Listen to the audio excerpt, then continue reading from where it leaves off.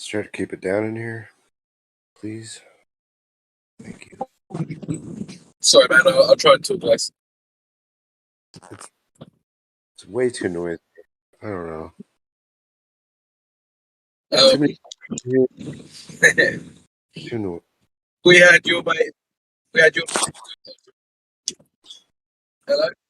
Hey, hello. Yeah, we had your mate Generally Shady in earlier. Oh, did you? my best friend. Yeah, your best mate. He was asking where you were. He was like, "Oh, I just love that snacks guy." Get the fuck out of here. Generally Shady? Get out of here. I don't even. He doesn't even know me that well. Oh, to be honest, he came in and I thought I could unmic, but then he's just gonna call me a fuckwit and it won't be worth it. So goodbye. Oh.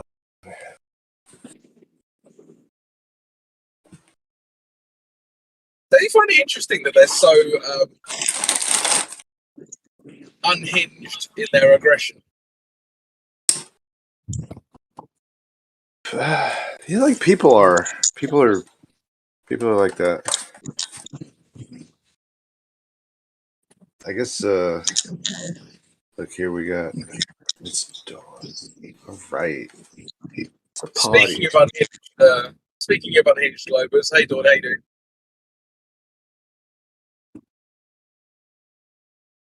Yeah, let's talk some globularity, man.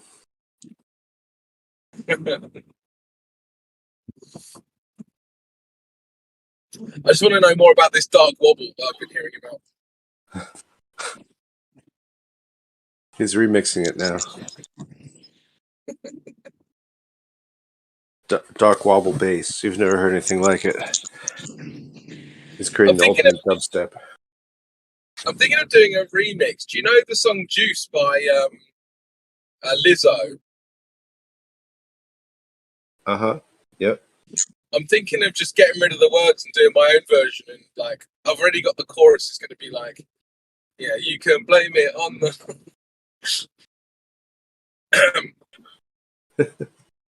you know who I'm talking about. But I don't know if it's worth even making the song. Yeah, no, I don't know. Forward the idea to Platypus. He might make something of it. I don't know. Oh, I'm a qualified music producer, right? So I did not know that. I actually have music up on Spotify, but I'm not going to be telling Globus what my profile is or whatever. So understand. That's cool. Yeah. And to be honest, it's why I've been reluctant to make Flat Earth music, because I don't want people to find a connection between the two. Do you know what I mean? Yeah. Oh, sure. I was thinking only last night about doing a cover of, well, not personally, but yeah, like, you know, the song "Time After Time," but oh yeah, but like space time after time, like space time, just like, but just like a sarcastic science cover. Yeah. I did have another idea for a song. Do you know the song "Blurred Lines"? Yeah. Robin Thicke. I was going to call it "Curved Lines." Just have it all about like the Odysee. What about? I was thinking it would be amazing is Elvis doing it's like "Glory, Glory, Hallelujah," but it's a "Glory, Glory, Revolution." You know what I mean? It's just like really Revolution. You know what I mean? Yeah. Oh, his ball is spinning on. It's just wonderful. It's just like, it's so sarcastic. Like, there's so many things you can do with this stuff. You know, like I was also thinking there's loads of Eminem songs that could be like globe themed as well. Like, I guess the idea is like it's so like the globe needs so much help that like we're trying to help, but it's like not even helping. You know what I mean? It's like bad global propaganda. Like, so funny about it. Yeah, Eminem's a great, for doing parody on, I imagine. I'd probably leave in, if I was going to do like the 8 Mile song, I'd probably leave in Snap Back to Reality, Oh There Goes Gravity, just because people would be like, oh, why didn't he change that lyric? It's like, well, what do you think?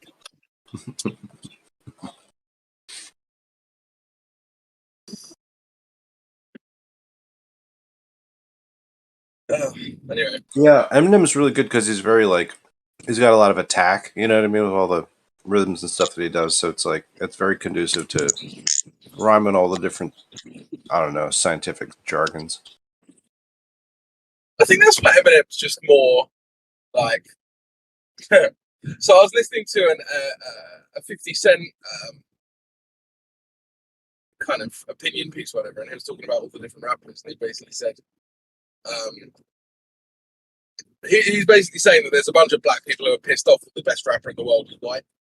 And he was saying, and this is 50 Cent saying it, right? And he looked salty when he was saying it. He was just like, it is what it is. And what was it he said specifically? Like, oh yeah, he was like, oh, you get your favorite black artist, any black artist you like, you put him in a room with Eminem, and he will eat that guy alive. He was like, it is what it is. So, but I think from my point of view, like, because I don't really like rap, and I think the reason is a lot of the themes are a bit boring. It's like how often can you rap about bitches and guns and cars and money before it just gets really samey? And I think what I like about Eminem is that a lot of his content's just like he just talks about whatever the fuck he wants, you know. Yeah, I think like sometime in the '90s. Well, it's interesting. Like, there's kind of different paths. There was positive rap too. It's not really well known, but in the like I don't know, that died pretty much, and in favor of gangster rap. But like, really think about how much music had to be produced, like just made. Like, it was just people trying to get money, get famous. You know what I mean? I think that was it. Sort of flooded the market, so yeah, it's kind of a victim of its own success. I think hip hop in the '90s. Yeah, you're probably right. And people often say like, I find it difficult because on the one hand, I know that the music industry is clearly run by Jews, right? I mean, I don't. Hopefully, I don't need to prove that to you. But at the same time, it's like, well, it's run by them, but it is consumed by everyone else, right? So, and people often can't come up with these like really like weird, abstract statements like, oh, the only reason that prisons or whatever is because they listen to gangster rap. You hear these really strange. It's like, but I listen to gangster. I'm a DJ. I listen to gangster rap every single day because I play it every single day. Why am I not in jail? Do you know what I mean? So, anyway, whatever. Like, that was a bit of a segue, but the whole idea that like, I just don't think positive rap has an audience. Is basically what I'm saying, because people like the kind Like, of edge of gangster rap. They just like that kind of edginess, I guess. yeah, if it doesn't have edge, then it's kind of like there's no elevator rap, you know. But it would be the same. Right. Yeah. And so it's just like, I mean, that's why metal is always great. Yeah. Because that's what the fans want. It's not that there's this. Let's put it this way, right? So if every single metal fan and every single rap fan wanted positive rap and no one was doing it, that would be the easiest thing in the world to do to then get mega famous quickly, right?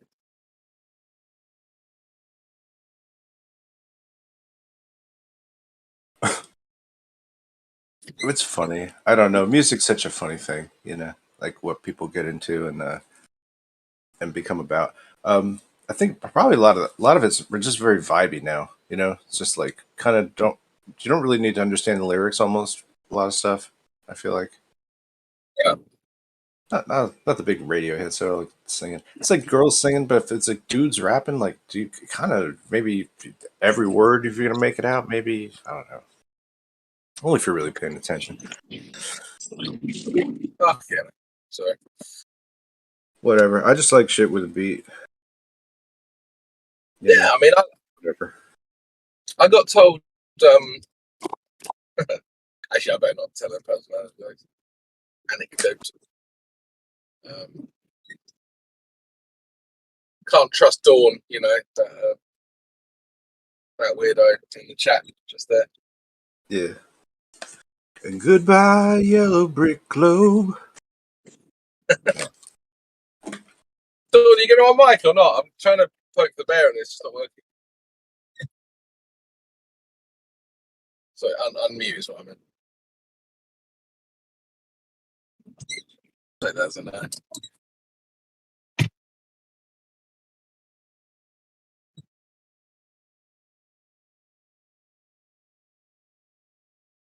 Yeah, I was thinking about the conglobulation, the great conglobulation that must have occurred from the Accretia.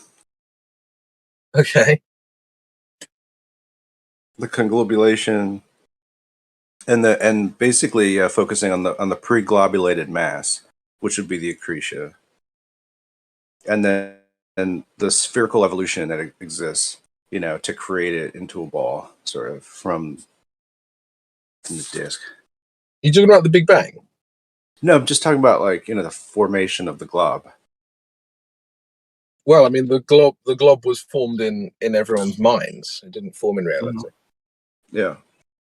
But we don't talk about the physics of conglobulation, the conglobulation of event that must have occurred in order to begin to sort of make the ball, you know. So I would like to hear some talk about this, conjecture at least a bit, you know. If we can think about the Big Bang, we should at least be able to formulate in our minds how somehow like a flat disk is going to ball, you know. The conglobulation of minute myriads of particles to one glob. I just like, it's silly. I just need to know like how that occurs. Like, I need some glob lies, and I'm just like, I'm fixing real bad. You know, I just need some answers. I can't. need it. I need the answers. I can't give you that fix. I'm afraid. I'm sorry. How does it glob though? I need to know, man. Those glob lines. Oh, man. I know you want them.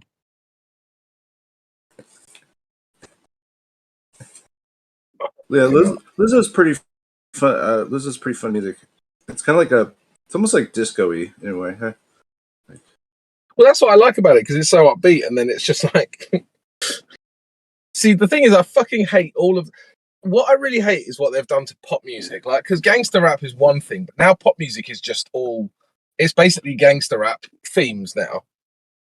Because it's like, all right, so you got this fat black woman, and she's going out getting pissed and shagging everyone. Right. Okay. So that's the theme, is it? Like, I mean, does she talk about anything else? Like, am I missing something? Lizzo is like a good time incarnate, I guess. I don't know. I mean, it's nothing new. It's just like, oh, it's not my fault. I'm out here getting drunk and just riding every dick I can find. Basically, it's like, wow, you're just. And, you know, I remember when that, you know, that song "Wet Ass Pussy" that came out a few years ago, Cardi B. I just remember thinking they've literally just run out of ideas. Yeah. Well, I feel like it signaled like when it's like yeah, I guess as a musician or whatever producer, right, you just feel like, oh, it's like the whole industry is like bottoming out right now. Like they have nothing. There's nothing to float it. Like this is totally the floor. This is total shit. It's run aground, right? You feel like that. But like I felt like that so many times, like listening to hip hop, and I'm just like, oh, because it's like, yeah, I think it what it what it means is it's going to change up. I think soon after that it starts to like find its some sort of decade. It finds it. We're just in the beginning of the 20s here. You know what I mean? We got Yeah, but music hasn't really changed in 20 years now, though. It's like I you know, thought, like yeah, the 60s had a distinct sound, and then the 70s had a very different distinct sound. Then the 80s again, that was when all the electronic stuff was really ugly. And then the 90s was when the electronic stuff kind of got merged into. It was a lot more. It just sounded better, basically. But then from the year 2000 onwards, I don't really think music sounds any different today. Like, if you listen to stuff that came out in like 2002, 2003, the production quality is exactly the same. The themes are very similar. The artists look similar. I don't really know what's changed in like 20, 25 years in music.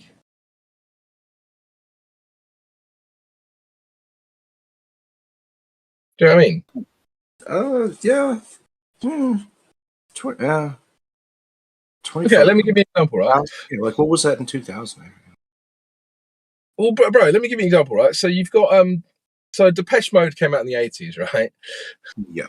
Just as an example, and Nirvana came out in 91. Well, I mean, Nirvana were around in the 80s as well. Oh, Policy of Truth sounds like it's ahead of time. Actually, what's it called?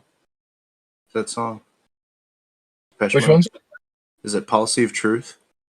Yeah. But you see what I'm saying? Policy of Truth. The way that the Great song. mode sound compared to the way Nirvana sound is like very distinct, very different. And Yeah, you but compare like, both of those to like a Guns N' Roses, and then you compare all of that to a Whitney Houston, and like there's so much variety.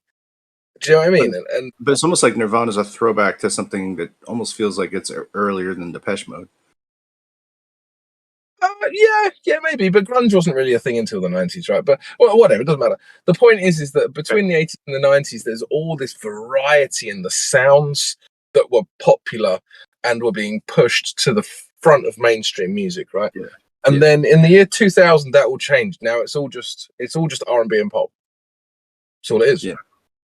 There's always like a shit wave before a new wave that happens, I think. But the shit waves used to last 1 or 2 years. This one's been 25 years. Well, yeah, because it's just like little waves that just sort of happen. There's nothing. Yeah, I don't know. But I don't know. Like those sounds are still out there. Like the '80s sound profile is still out there. You know, and you know, I think the Nirvana, like whatever that indie rock thing that continued on. You know, like that kind of whatever. Not so polished sound. I mean that, you know, if you want to call that grunge or whatever, but it still exists. You know, they just call it indie rock, or they probably don't even call it that anymore. I don't know. I hear a lot. There's pretty good diversity sounds out there now. I guess somehow. Not really. It's all owned by one company on the radio. Whatever. Well, that's the problem, isn't it? They got to take their cut, and we all know who's behind taking a cut. Gotta blame it on the, gotta blame it on the, baby.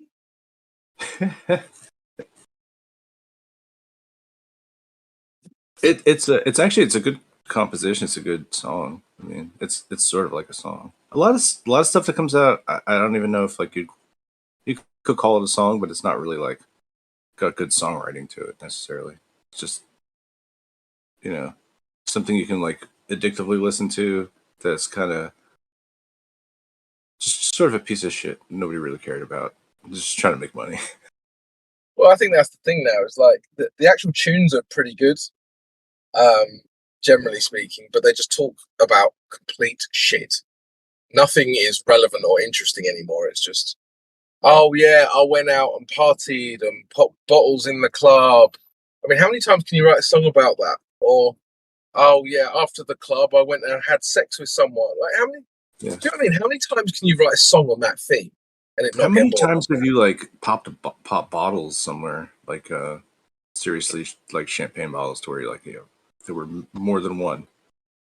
Well, no, of course not. Even But they're trying to. personally, like, I don't do that very much. I mean, it's funny how many songs, you know, talk about that and reference, but Yeah, you know, they're because probably they're popping trying beer to bottles. tell you. They're trying to demonstrate to you they've got this like really high class lifestyle and they got loads of money. Yeah, so the music becomes like this luxurious background to like kind of real life. Yeah. Yeah. They're all selling a lifestyle that none of them actually They're have. selling a lifestyle. You're right. Yeah. That just becomes like the sonic wallpaper to all this other shit. Yeah.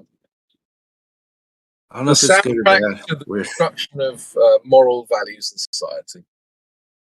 Yeah. Oh no, who's that? It's Fern Freeman.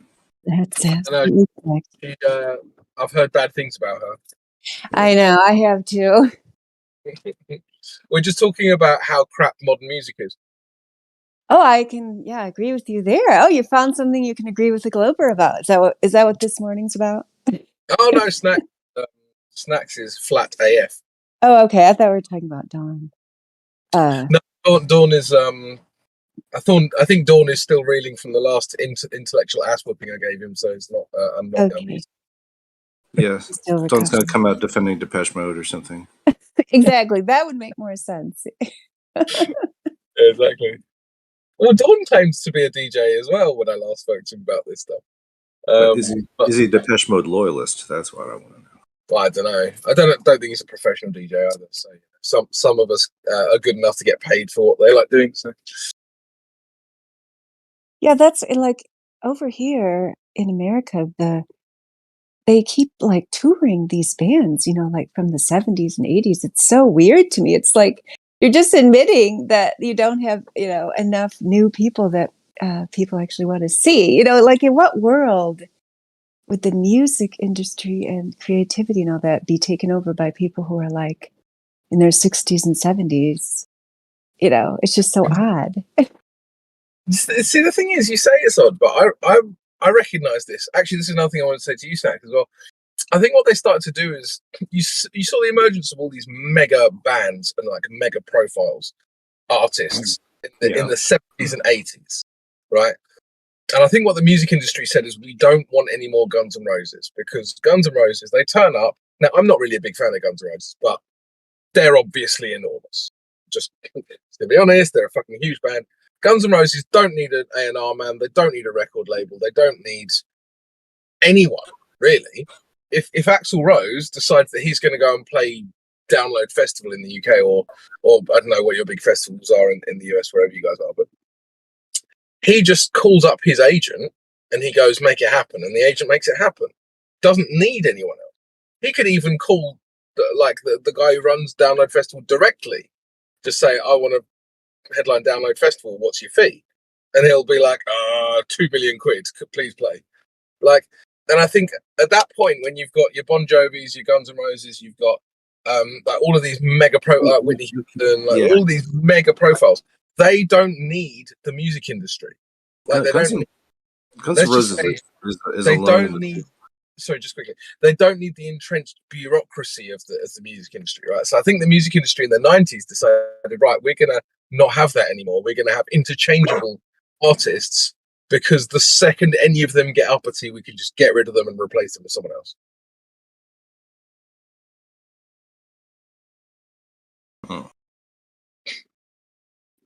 And I think that answers your question, Fern.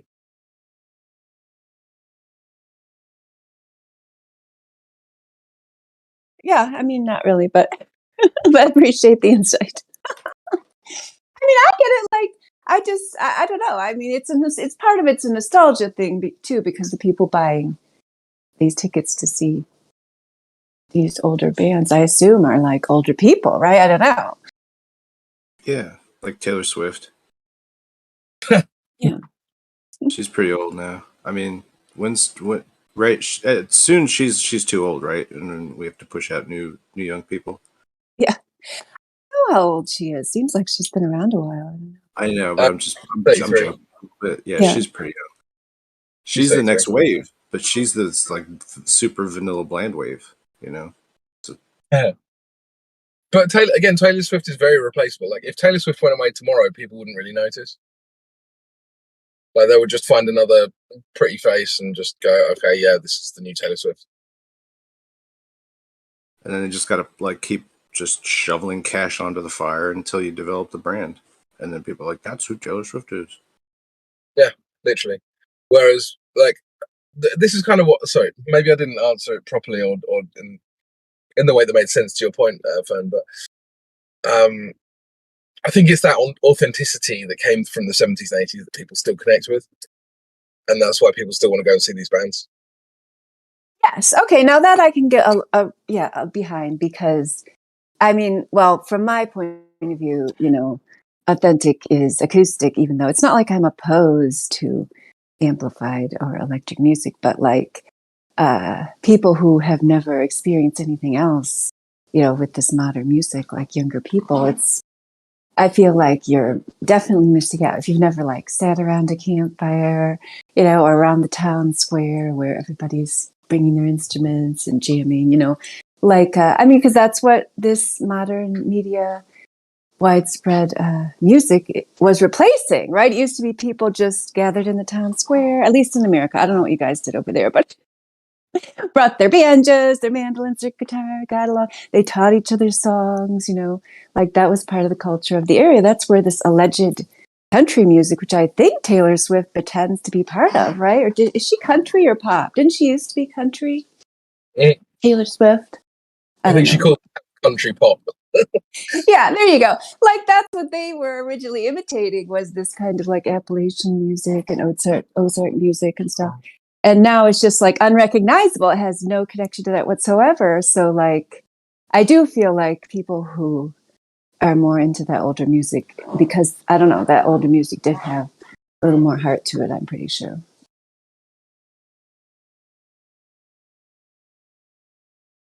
Yeah. And even people are into it, right? I mean, it's not just older people who like music from the 60s, 70s, and 80s. I mean, there's a No, I play music to sort of 18 to 30 crowd on a Friday and Saturday night. I can play ABBA any night that I want, you know. I can play Bon Jovi most nights, and normally towards the end of the night because they obviously see it as cheese or whatever. But I can play, yeah, loads of stuff from the 70s and 80s, and it's no problem. plus probably like those time frames, our culture was more uniform, you know, in terms of there just wasn't as much media available or like tangents to go down, you know, or ways to distract yourself or 700 different channels. Like when that music was coming out, you know, it's, you know, anybody from that time frame definitely heard that song, which I don't think you can say that about some of the more recent music. There's a lot more, you know, kind of niche areas for people to go in. I think you're treating Guns N' Roses unfairly. They're rock gods. Bon Jovi is a pale comparison. I think another thing that probably would get me a lot of hate in a different crowd, but probably you guys can accept that the point I'm making is that I think the diversification of music has made it disconnected from the average listener as well. Because the charts in the 70s and 80s were a fair representation of what the country actually wanted to listen to, and nowadays it's just a representation of what a few city A&R men deem has been cleansed of its racism.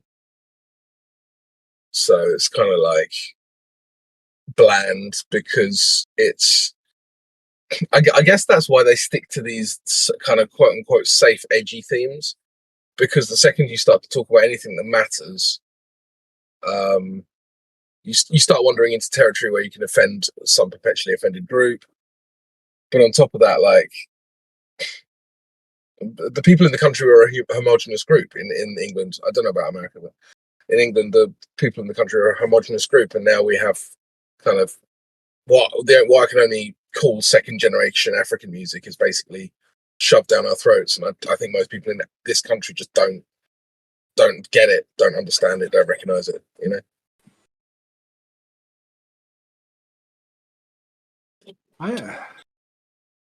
Yeah, it's weird. Well, it's sort of like co-opted a little bit because it's like it's basically like applying like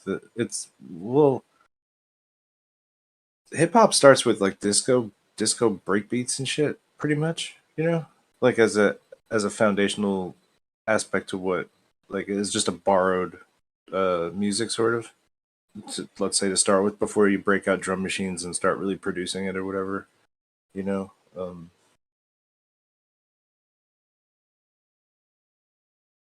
Like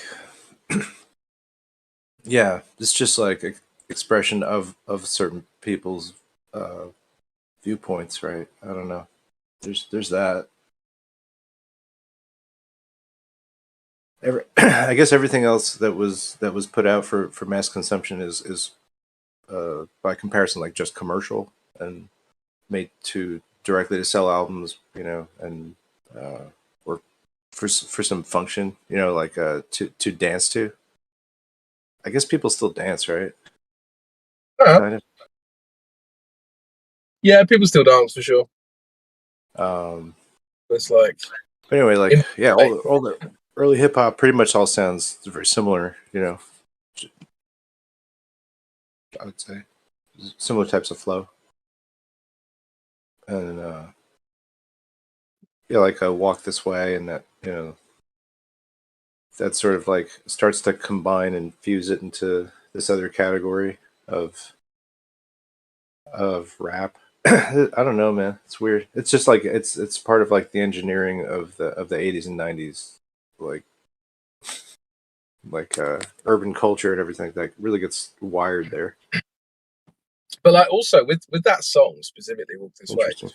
Yep. That was interesting because it was a fusion of two worlds that hadn't really been thrown together too much before. Right? So there wasn't really a cynicism to it. It was like, hey, we got this Aerosmith who are like a really big rock band. We got this Run DMC who are like really cool hip hop artists, whatever. Yeah. Let's fucking see what happens, right? Put them together. Right. And, what it does is it plays this concept of cult of personality, where it's like the Beastie Boys weren't looked at as like maybe like the most legit rappers, but they're definitely like there are three white guys that rap, and a lot of these like rap trios and stuff like that existed. So it's like weird where you have like Steven Tyler kind of influencing with the the previous form that was existing, like which was the rock, kind of guitar sort of that vibe. So mixing and matching that almost like adds like credibility to the white side, to say like, okay, we're all part of the same music here. It's not just your music, I guess, right? So I guess that's why it's helpful for Eminem to be all about being the best lyricist or whatever, because it makes it everybody's music and not just like, oh yeah, one black guy is the best ever. I don't know. But I think Black Thought is fucking one of the sickest rappers ever, and I don't think fucking Eminem has ever put anything on anything that sounds as good as some of the stuff he did with the Roots. But that's my opinion. So I mean, the point I was trying to get to with the fusion between Run DMC and Aerosmith is because again that was an authentic like mix of two artists who wanted to try something new, whereas now it's like very much some accountant has put the numbers onto a spreadsheet and gone, well, if we can diversify the fan bases of these two artists, then that'll be better for both of their income streams, right? So back then it was way more just about let's express ourselves and figure it out along the way, and now it's way more calculated and cynical. And again, I just think that's where the authenticity just gets lost. Right. At some point when like Jay-Z like holds the crown of hip hop, and Linkin Park, and like kind of that's sort of like a part two of like the metal world meets the rap world, I guess. Like something rap metal like becomes a thing later, like. Well, no, I mean rap metal was born in the year 2000. It was actually one of the few new music genres that were born sort of post 99. Okay. There was a bit of rap metal in the 90s, but it was way bigger. Yeah, after that. I just think it's a little bit interesting to think about like what composes a music genre. Like I don't know, like you could say like, oh, jazz is a type of music genre, but really swing is like a type of music genre, but it's like a dance too. It's like where genre and dance had to be kind of connected. I think that goes back, but we kind of abandoned that shit. That's like they don't have to have these real connections. So it's interesting and more speculative to think about what a genre is. Yeah, I see what you're saying. But undeniably, there are genres of music, right? So it's one of those things where, I mean, what is rap metal as distinct from metalcore? we have to start naming bands, and then you realize that a band can perform all three of those genres across its career. So then there is a blending there, which is interesting, but undeniably it's like a genre. It's like undeniable. Yeah, it's just, whatever. Yeah, the because listening to music, it doesn't necessarily have to center around a band, and because music's portable, it doesn't have to involve dancing or whatever. So, they're just decoupled. I think. I think the thing that really frustrates me about modern music as well is like, take a band like Trivium, for instance. Trivium are one of the biggest metalcore bands, probably in history now, but they're pretty big, right, regardless. They've done a lot of albums, they've made a lot of music, and a lot of fans and stuff. I don't know if you've ever heard of Trivium, but the guys from Trivium have got I have. I've heard a few of their tracks. They're really, really good. Yeah. The guys from Trivium are all unbelievably talented, and when you compare the talent levels and the dedication to being able to play instruments and sing and like all of the hours in addition to the level of talent, then you compare all of that to a guy like Stormzy, who I just think the gap in talent is just completely enormous, in a way that in any other elite field where people are getting paid millions, for instance, if you take elite baseball or elite American football, as I would call it, or you take any of these kind of elite sporting disciplines, the gap between talent levels of all the different teams is minute. And there's these razor thin margins that define whether you win the Super Bowl or if you lose the Super Bowl, right? They seem big margins during the game, but like they are razor thin, really. And if you were to interchange a couple of the players, you might find that the result changes. And then you look at like the talent levels of many different elite disciplines, and then you compare that to music, where Stormzy, I don't even know what he's talented at all, and then you compare it to a band like Trivium, where you've got four guys who are all more talented in virtually every single aspect of music than him, but Stormzy sells more records. It just seems strange to me that mediocrity is rewarded so heavily in music. Yeah, there's no magic bullet to finding what people will like most. Yeah, but I don't. Cause the thing about music is that, like you said, if you throw enough money at a brand, it just becomes famous, and people have a fan base then, no matter how mediocre they are. Yeah. But of course, the music industry could just push the more talented musicians, obviously, right? And they choose not to. So that's a decision by the music industry to do that. Well, yeah, but for these types like mega artists, like it makes sense that they want to have somebody that needs them. If you're just all super talent, like it's kind of like you can define your own path. You can kind of do what you want. Exactly. So that's the thing, isn't it? They need mediocre musicians because they can kind of say, "Oh, you need us more than we need you. You're not going to be able to do it on your own because you're basically a talentless hack, and we can replace you tomorrow with any bodybuilder down the gym. We can just throw him in front of a mic, auto-tune his voice. We've already written all the beats anyway, so do you know what I mean?" And that's why people talking about your singing career, Crypto. Yeah. So I think that's why people don't connect with modern music. It's so interchangeable, talentless, mediocre. It's just there's nothing to it. Just noise. It's just noise. It's just background noise. You might as well fucking listen to crickets chirping instead. Yeah. Well, that's what basically you're saying. Whatever. Welcome to the conversation. But it's like, what's happening, guys? How you doing, boys? Not bad.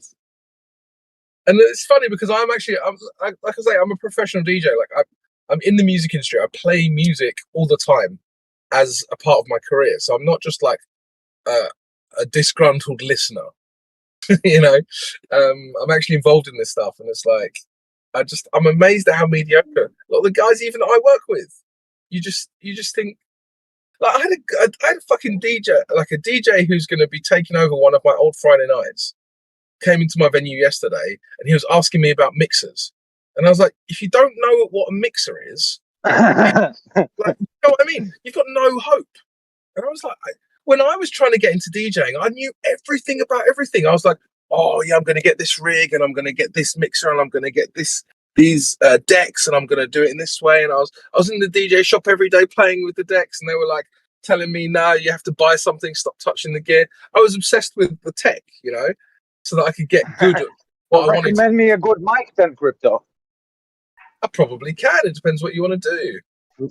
Please record music. I need something that's not too like super advanced studio mic. Just want to like hobby record some music, bro. Basically, and I've been looking at like there's so many different ones, but like in my own experience, it can vary a lot.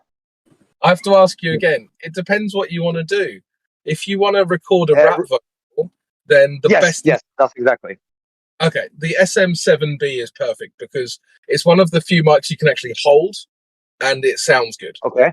I have to. Crypto, sorry. SM7B. I have to interrupt here when we talk about the SM7B, as I'm a user of this microphone, and the problem with this microphone is that it's a dynamic microphone and it has low input gain. So you need, in my opinion, another stage where you amplify the signal to get enough loudness, which you pick up from your interface. Because when you don't have a preamp, the mic is pretty quiet, and to gain it up with like the stock amps and the preamps in the interface, you will get a bad signal to noise ratio. I'm using this mic kind of on a daily basis, and I got a new amp, and since then it's really a good mic. But before it was a bit amateurish because of the signal to noise ratio, as it definitely needs an amp.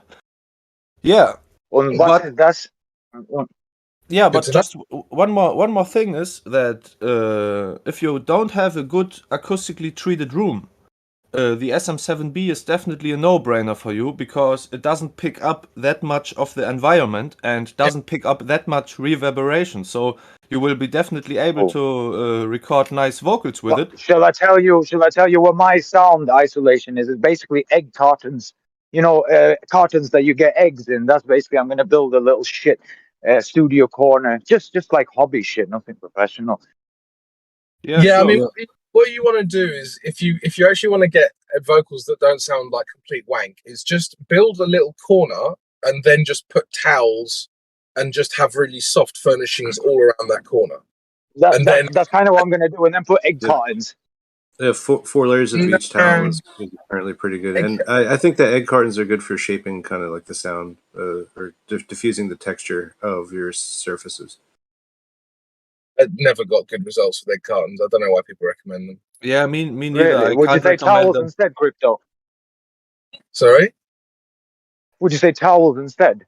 Just shitloads of towels, just soft furnishings. I kind of disagree with towels as well, because let me just try to explain it, okay?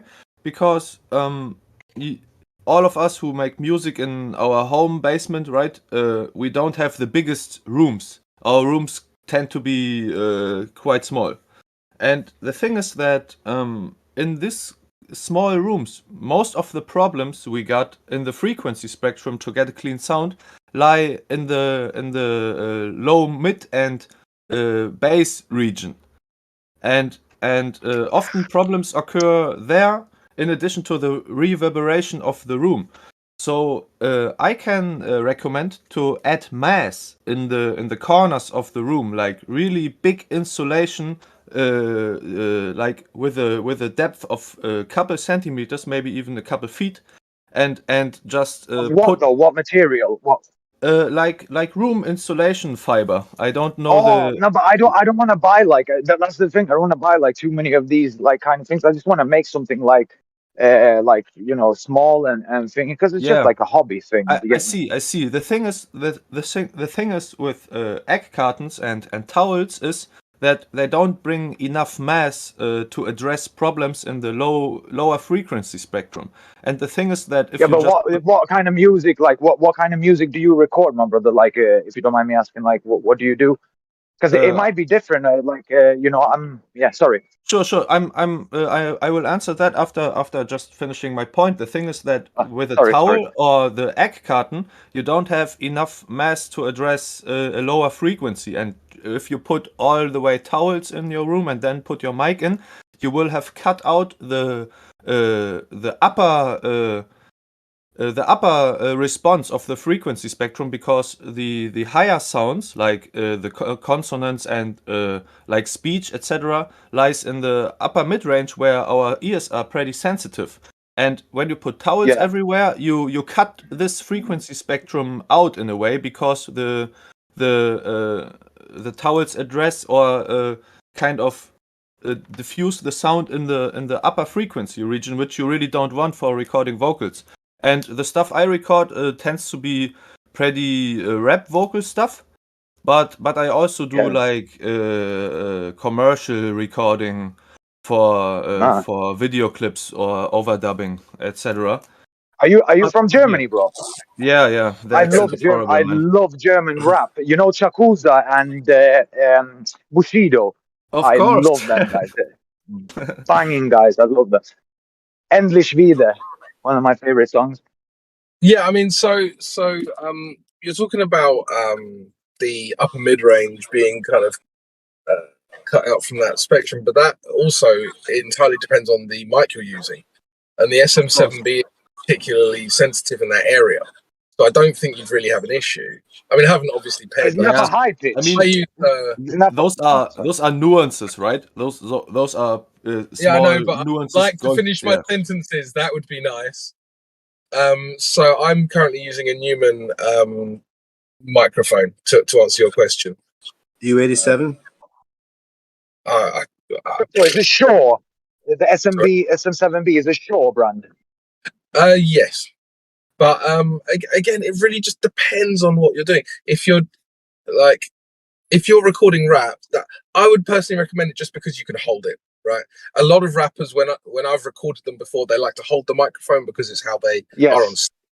And then, but with a lot of microphones, you can't hold them because because it's picking up all of those little jolts, things, and you just can't get rid of them. It just doesn't sound good. It sounds shit.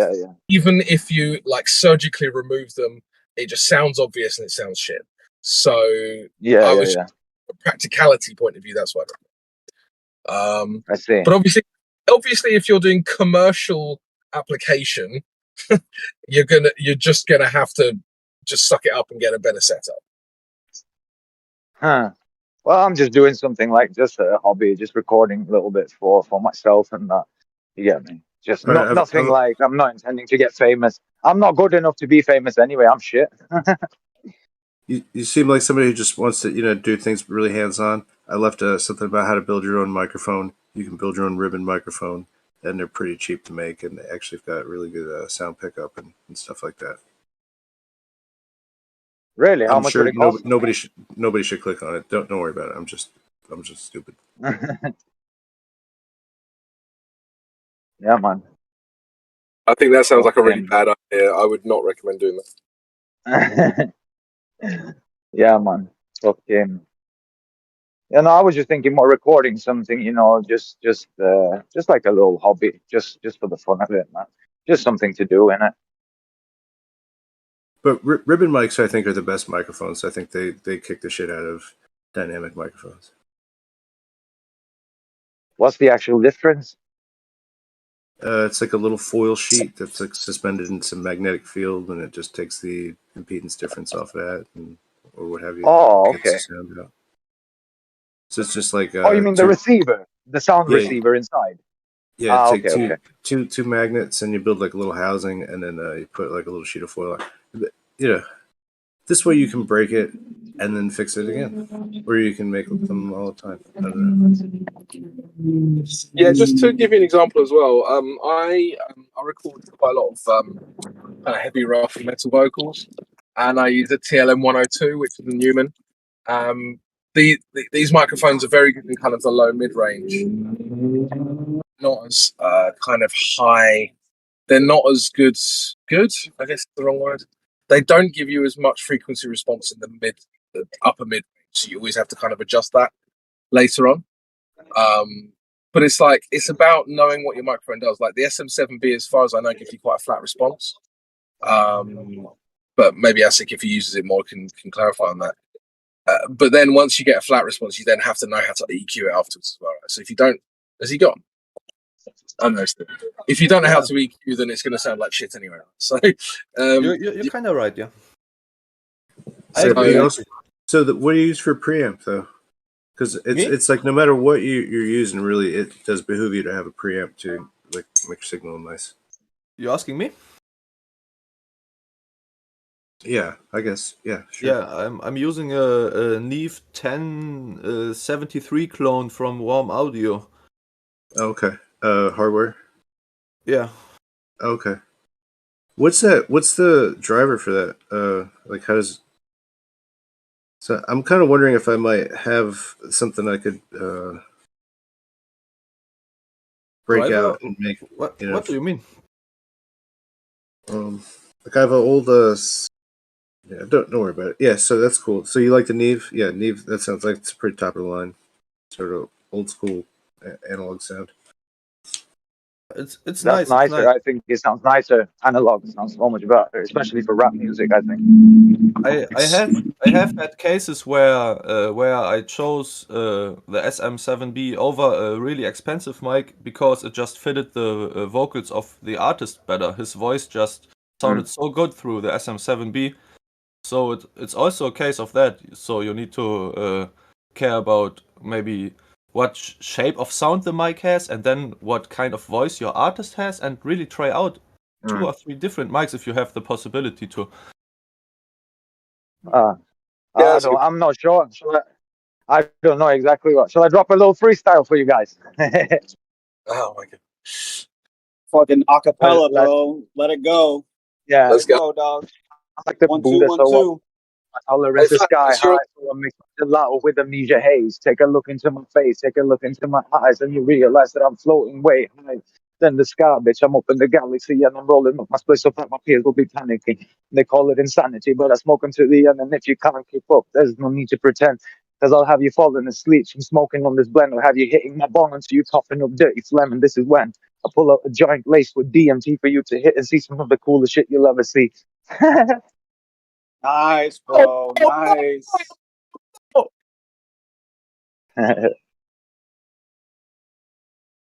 I'll let you know that it's okay to let go. NASA lied and you cried, man. There's a stupid hoe.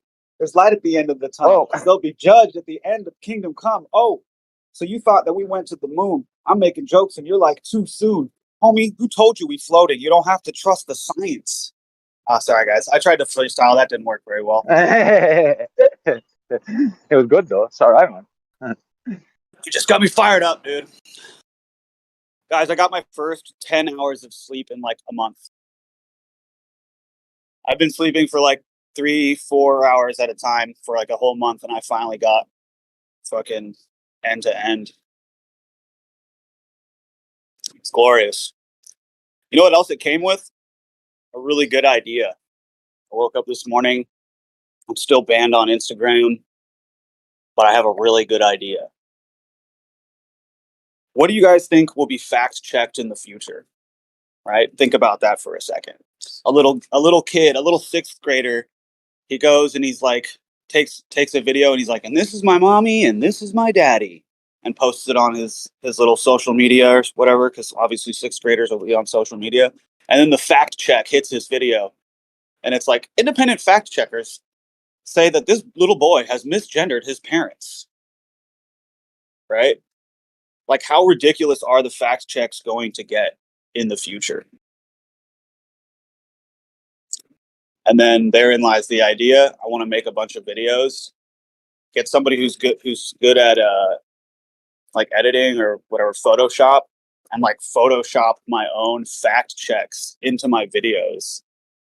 So I'll be like, "What's up, guys? 2027. You know, we're here doing a baptism.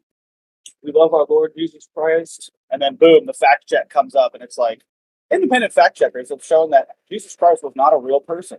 Christianity is actually an extremist religion. And then like I'll leave like a fake phone number you can call to like call the police on your neighbors or something. We just gotta. I want to drill into people like where this fact checking goes, where it ends. What do you guys think?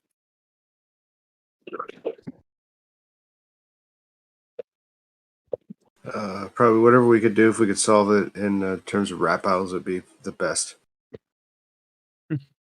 What happened to my boy Don over here? Why is he muted?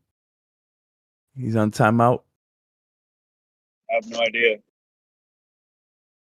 I just got here. I didn't do it. He's in perfect. Hey, check this out. Check this out. Check this chorus out. It goes like this.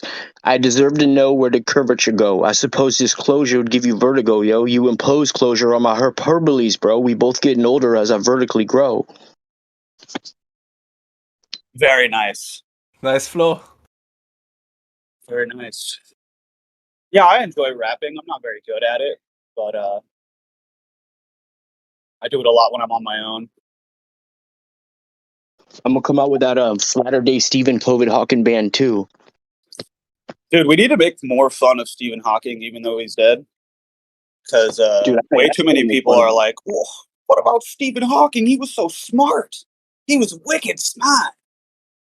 And I just want to be like, you guys, best case scenario, Stephen Hawking was like a slave and just couldn't, like, that chair was his prison cell.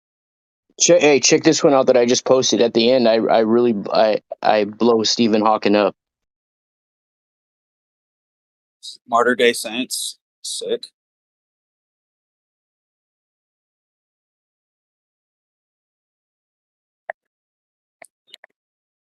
Okay, let's go. I'm listening to this right now. This is dope. Thank you.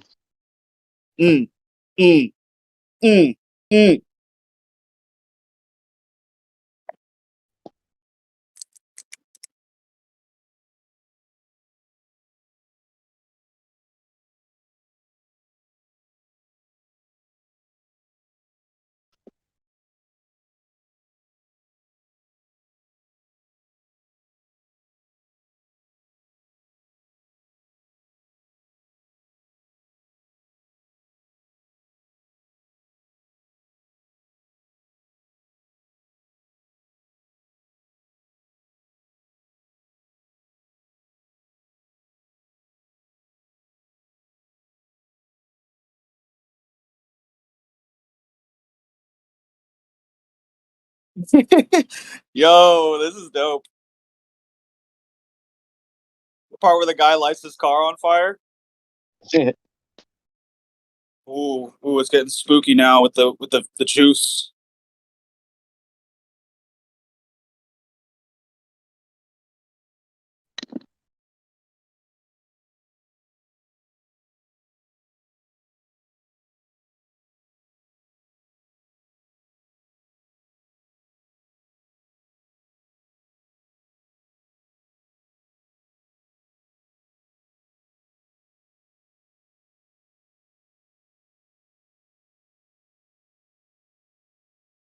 Dude, you need a chick to sing the chorus.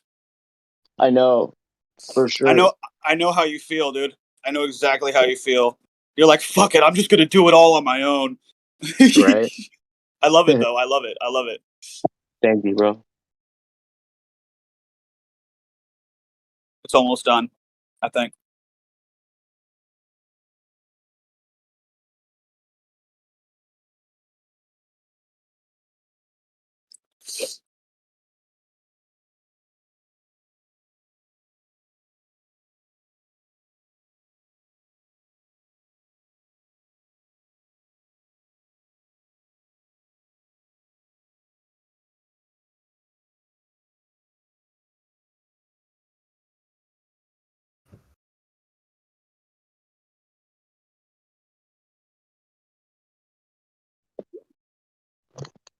Oh, yo, Don, I just saw your message. I'm sorry, dog. Yo, Flatter Day, that was tight. Thanks, bro.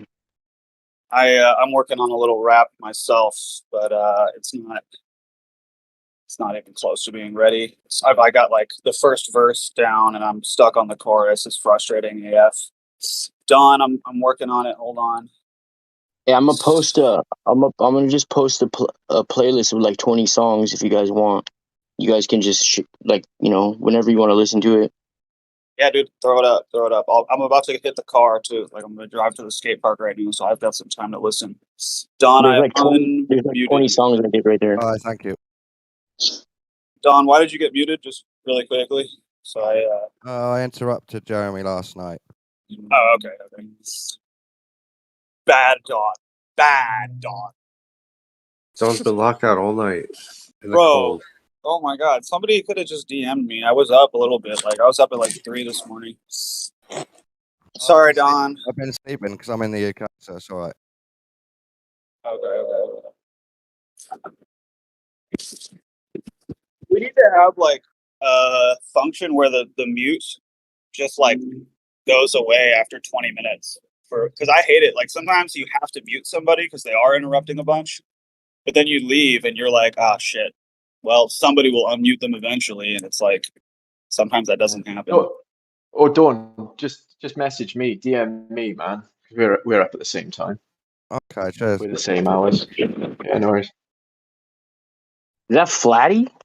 The fuck? Hell yeah. What's happening, brother? What up? How you been? What's up, Drew? Chilling. Wait. Cool. Latter-day Saints. Your name is Andrew? Drew. My name's Drew. Oh, Just Drew. Just Drew. Okay, Yeah. okay. Well, it's a derivative of Andrew. You know what that name means, right? Mm-mm. Oh yeah, Andrew in Greek means man, like the ideal, Oh, man, like strong, leader, a leader. It's a very, I didn't know. very strong name. Absolutely, yeah, dude. You. That's probably why they just named me Drew. No, it's like getting named like Rob or Bob, but you're like yours comes from Robert or something like that. Yeah. That's what I would say. That's Yeah. tight. My name is Drew as well. Really?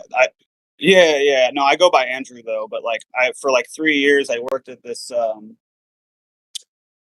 this Hispanic owned company, and everybody called me Drew Down. Is your real name just DREW? No. My real name is Andrew, but like I have like it's really funny. Mexicans call me Drew. Always. I don't know what it is. I'll introduce myself as Andrew and they're like, okay, what's up, Drew? I'm like, all right.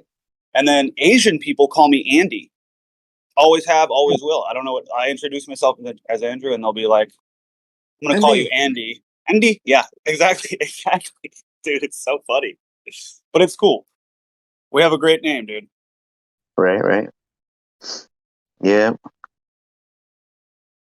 Actually, my best friend is also named Andrew, and we were neighbors for like 15 years. They used to call because I'm go ahead. I think you cut out. Go ahead. No, I was saying like I have bags under my eyes, so they always ever since I was in like, high school they call me Droopy. Oh, nice. But it just like it goes with my name, so. Do you know who the rapper Drew Down is though? Yeah. Yeah. Yeah. I don't know why I did have like long hair and like I did rap with them a couple times. I knew who Drew Down was. Oh yeah? Yeah, he's pretty good actually. What's that one song that I really liked? You sing that song "Pimp of the Year" or something like that. He does "Pimp of the Year." He does this other one though. It's like I was born in the 5. Fuck. Yeah. What is that song called? That's gonna drive me nuts. He's just from up north, right here, in Oakland, right? Mm-hmm. Yeah. Dude, a lot of my favorite rappers are from that area. Andre Nicotina. Yeah. He was huge when I was a kid. I wanted to go out to Filmo and like fucking see him at Are you from California? Are you from California? Yeah. Well, where? I was born on the East Coast, but I moved to Los Angeles when I was 4 years old. You still live there? Yeah, I'm here right now. I'm about to go to the Venice skate park. Oh, for real? I live in Ventura. Oh wow, Venice. Yo, bro, that's I do a little bit of work up in Ojai. Dude, I fucking grew up in Ojai, bro. I grew up in Ojai. Dude, I'm trying to start a fucking dairy farm out there. No shit, dude. I know a lot of my dad and stepmom work at Ojai Olive Oil, where they make the olive oil right there. Bro, we need to. I'm friends with you, right? I think so. I'm gonna add. Yeah, I just added you as a friend. Were you the one that I was talking to like a couple months ago, and I said, if you ever come up this way, I'll take you to with the Yes. Black Swan. It's like 15 minutes from my house. Yes, yeah, that was me. I've been up there a lot, actually, a lot more recently. Sorry, I got an ambulance out here, and I can't think when the fucking ambulance is like right next to me. Right. They do that. They do that on purpose, dude. It's setting such a gnarly frequency. Yeah, I know. It's part of the reason I can't sleep. I got sound bowls right here. I got all different sizes of those copper sound bowls, music bowls, whatever they called. You know what I'm talking about? Like I have one made of crystal, and the other ones are made of brass. They're all for cereal or what? No, music bowls. No, they're the ones with the little wooden thing, and you rub the wood on them, and then they start singing or whatever. Yes. Yep. Oh, that's cool, man. I have a bunch of different ones. I was a little kid, I would take my mom gave me a tuning fork, and I would just like carry that around in my pocket everywhere I went, and just like bang it on stuff and hold it next to my ear, and I would just like walk around like that. It was a lot of fun. Yeah. I can't really do that as an adult. People kind of look at you funny, but I would. I take my music bowls to the beach all the time, like right where the Black Swan is at, and just play them right there. That's dope. Yeah. Dude, I'm trying to get to the skate park before 7 a.m. You know, there's a really nice skate park right here. I don't know if you've ever been to the one in Santa Barbara. No, it's actually on the beach. It's on the beach. You can see the Black Swan oil derrick from the skate park.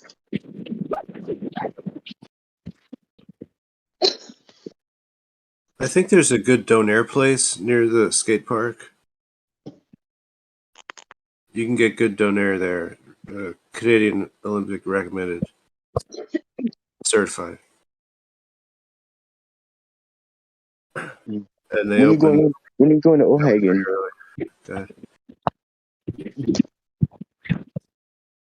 Hold on one sec. I'm just getting some stuff together. I'm just trying to give you some donair information, man. It's all right.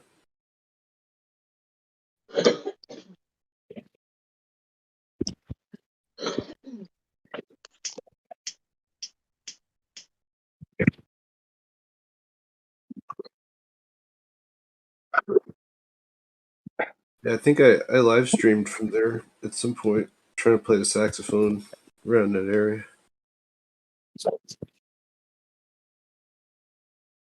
Hey, Platypus, if you message me, I'll give you my phone number if you ever come up this way. I got to get going right now, but send me a request or whatever.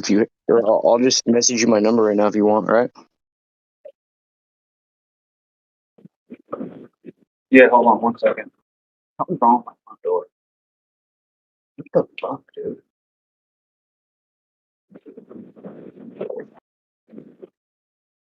$976 flat nasty. Right. 333 flat nasty. Can you still get 976 numbers? That'd be cool. Like just like for throwback. 976. Yeah, 976 evil. Jim Thiebaud, the skater, isn't it? Do you remember that film? Horror film sick. back in the... He's doing street plants in the toilets. You got it. Hey, Flat. Bees are coming out. Watch it. Hey, Flatty. What's up, bro? You remember who David Hogg is, right? David Hogg? Yeah. Sorry about that. Man. I lose Very service. talented young man. Check it out. I found his I found him David Hogg actually playing a different role. I made a video about it. I'll post it right now. Oh, okay, go on. One of your truth vids, yeah. Second. David Hogg. Dude, I am fucking having a very weird morning right now. My the key to my apartment, it's an electronic key. It doesn't work. So I don't know if I can like lock my shit. This is ridiculous. I fucking hate this crap.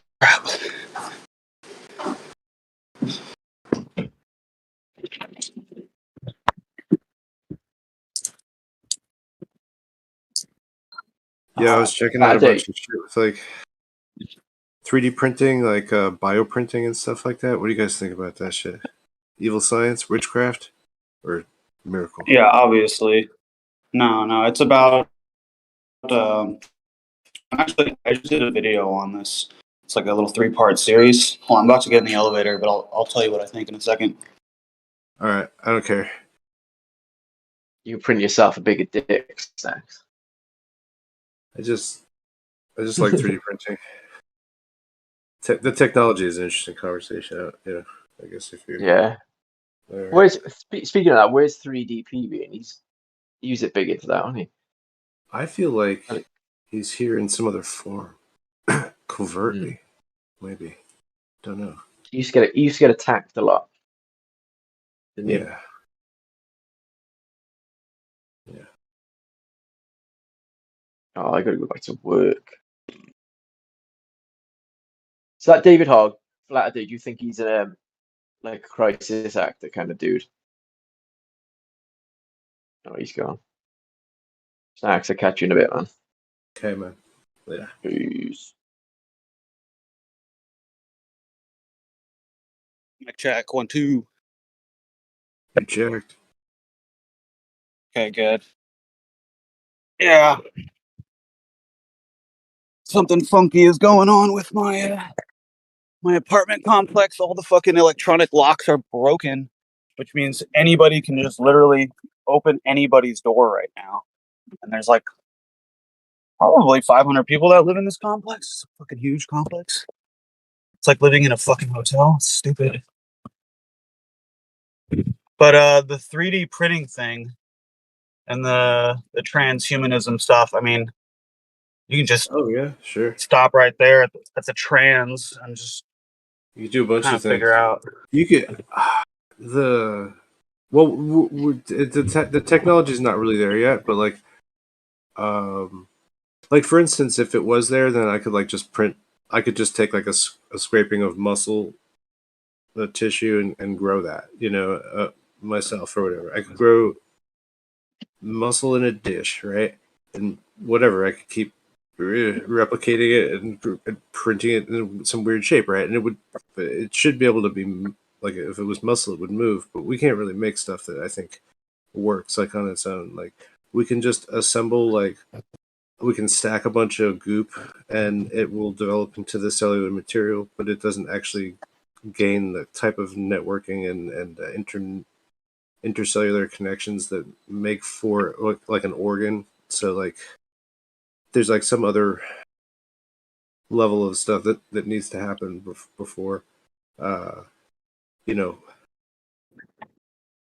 but before you can get to like printing like a heart or anything, or just a brain in a jar, or a brain attached to a foot, or whatever you might want to make, provided it's constructed.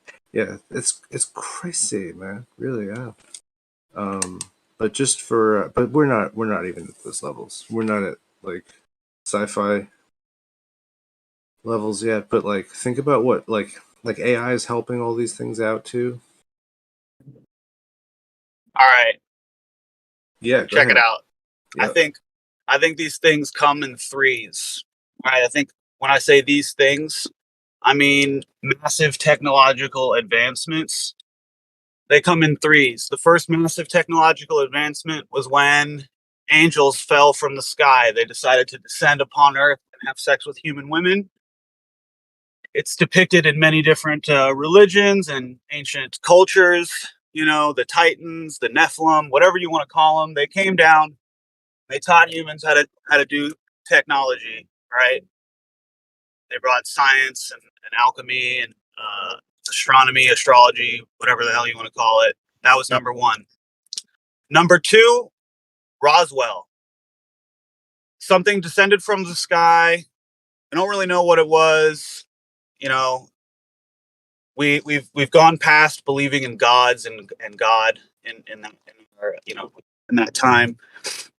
And shortly after Roswell, we had one of the most massive technological leaps. Somebody's hot micing really fucking bad. Something very unfortunate happening with your microphone, Barrel Rock. That's not mine. Yeah, okay, cool. He fell off his bike, down a hill off his push bike. We're over the hump there. Okay. Okay, yeah. I'm driving, so I can't like see who that was, and I can't mute. So if somebody else could, that'd be awesome. Yeah. So that was number 2, right? Now we're about to experience number 3, right? Now this is I'm not gonna die on this hill, guys. This is just something that I kind of have been putting together. So now we're at number 3. You know what AI stands for? It stands for alien invasion, right? So do you guys, has anyone ever seen Bill Clinton in 1991, I believe, giving a speech on the Apollo 11 anniversary? Maybe? No? Well, he says something very interesting. He says he's honoring the 3 astronauts that are on stage with him. And he says, these astronauts and men that came after him have done something amazing for the world or amazing for mankind. They've helped us step into a new world right here on Earth. It's kind of like a 20-minute speech. And it's just this one line, because I was listening to it on ×2 speed. I almost missed it. But he literally says, we've opened up a new world right here on Earth and stepped into it as of the Apollo missions. And it just kind of hit me. Is like, in order for a technological advancement to happen, you can't just drop the technology on people, whatever that technology may be, and then just have them start using it. Like, it's going to be chaos. There needs to be climate change first. You got to have the right climate. I would say, like, mentally in humanity, and that's exactly what they're doing right now. They're changing the climate so that there can be this AI, this alien invasion that's going to bring about new technology. I believe a lot of it is going to have to do with transhumanism. And yeah, that's kind of it. What do you think? Retarded or genius? Maybe a little somewhere in the middle.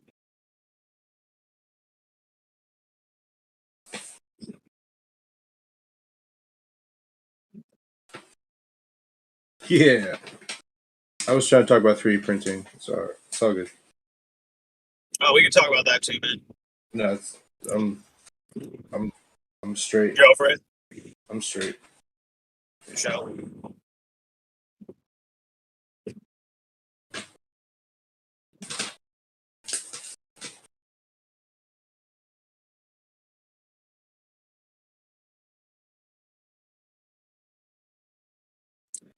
Well, we had one little sunny day here yesterday, and there was plenty of chemtrailing. And today, there is not a patch of blue to be seen. Just a gray blanket over my head.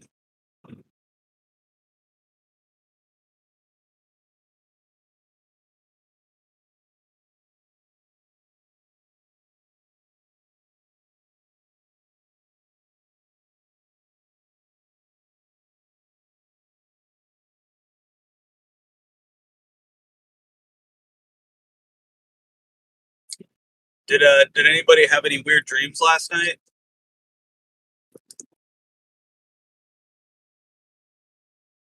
Because I had kind of a weird one about China.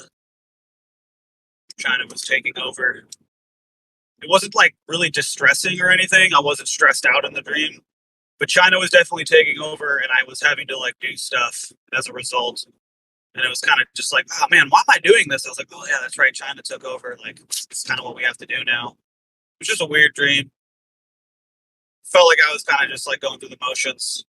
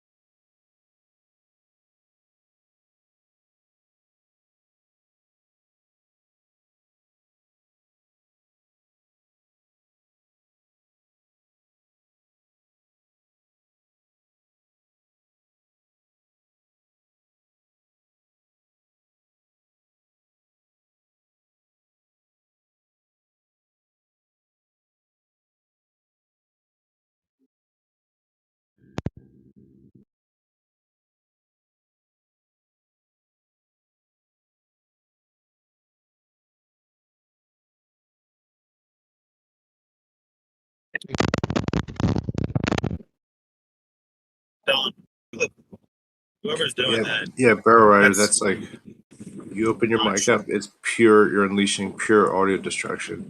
It's like the same sound as if would be captured on your microphone if like a Hiroshima blast was happening right then. That's what it sounds like.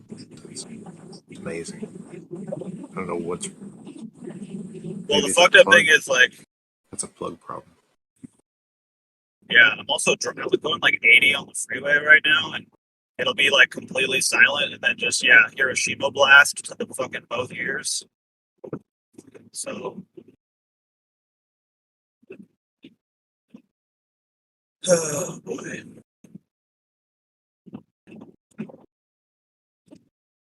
I know you're not doing it on purpose, Dylan. I'm just giving you a hard time. It's not Don. It's not Don. It's Barrel Rider. Oh, okay. Well, whoever, yeah. I'm not trying to give him a hard time. I'm in my relaxed studio with my dynamic microphone. I'm trying to have good mic etiquette. Your mic sounds amazing. You can just whisper sweet nothings into my ear, bro. It's all good.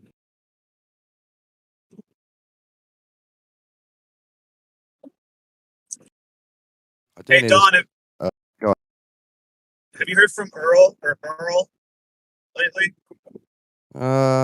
Not for a week or two. But you have heard. Yeah. That's good.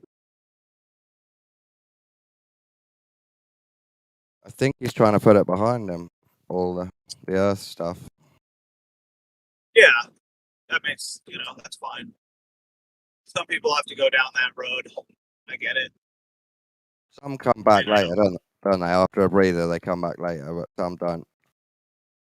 Well, it's exhausting, dude. Depending on how you throw yourself into the fray. And Merle certainly does throw him. I mean, was he still hanging out over at Gems? That's not a good place for him. You know what? I haven't checked. He used to sneak back to Gems while he was ignoring me, but I haven't checked recently. But yeah, Merle's he's got a good soul. People just fucking rub him the wrong way, like on purpose.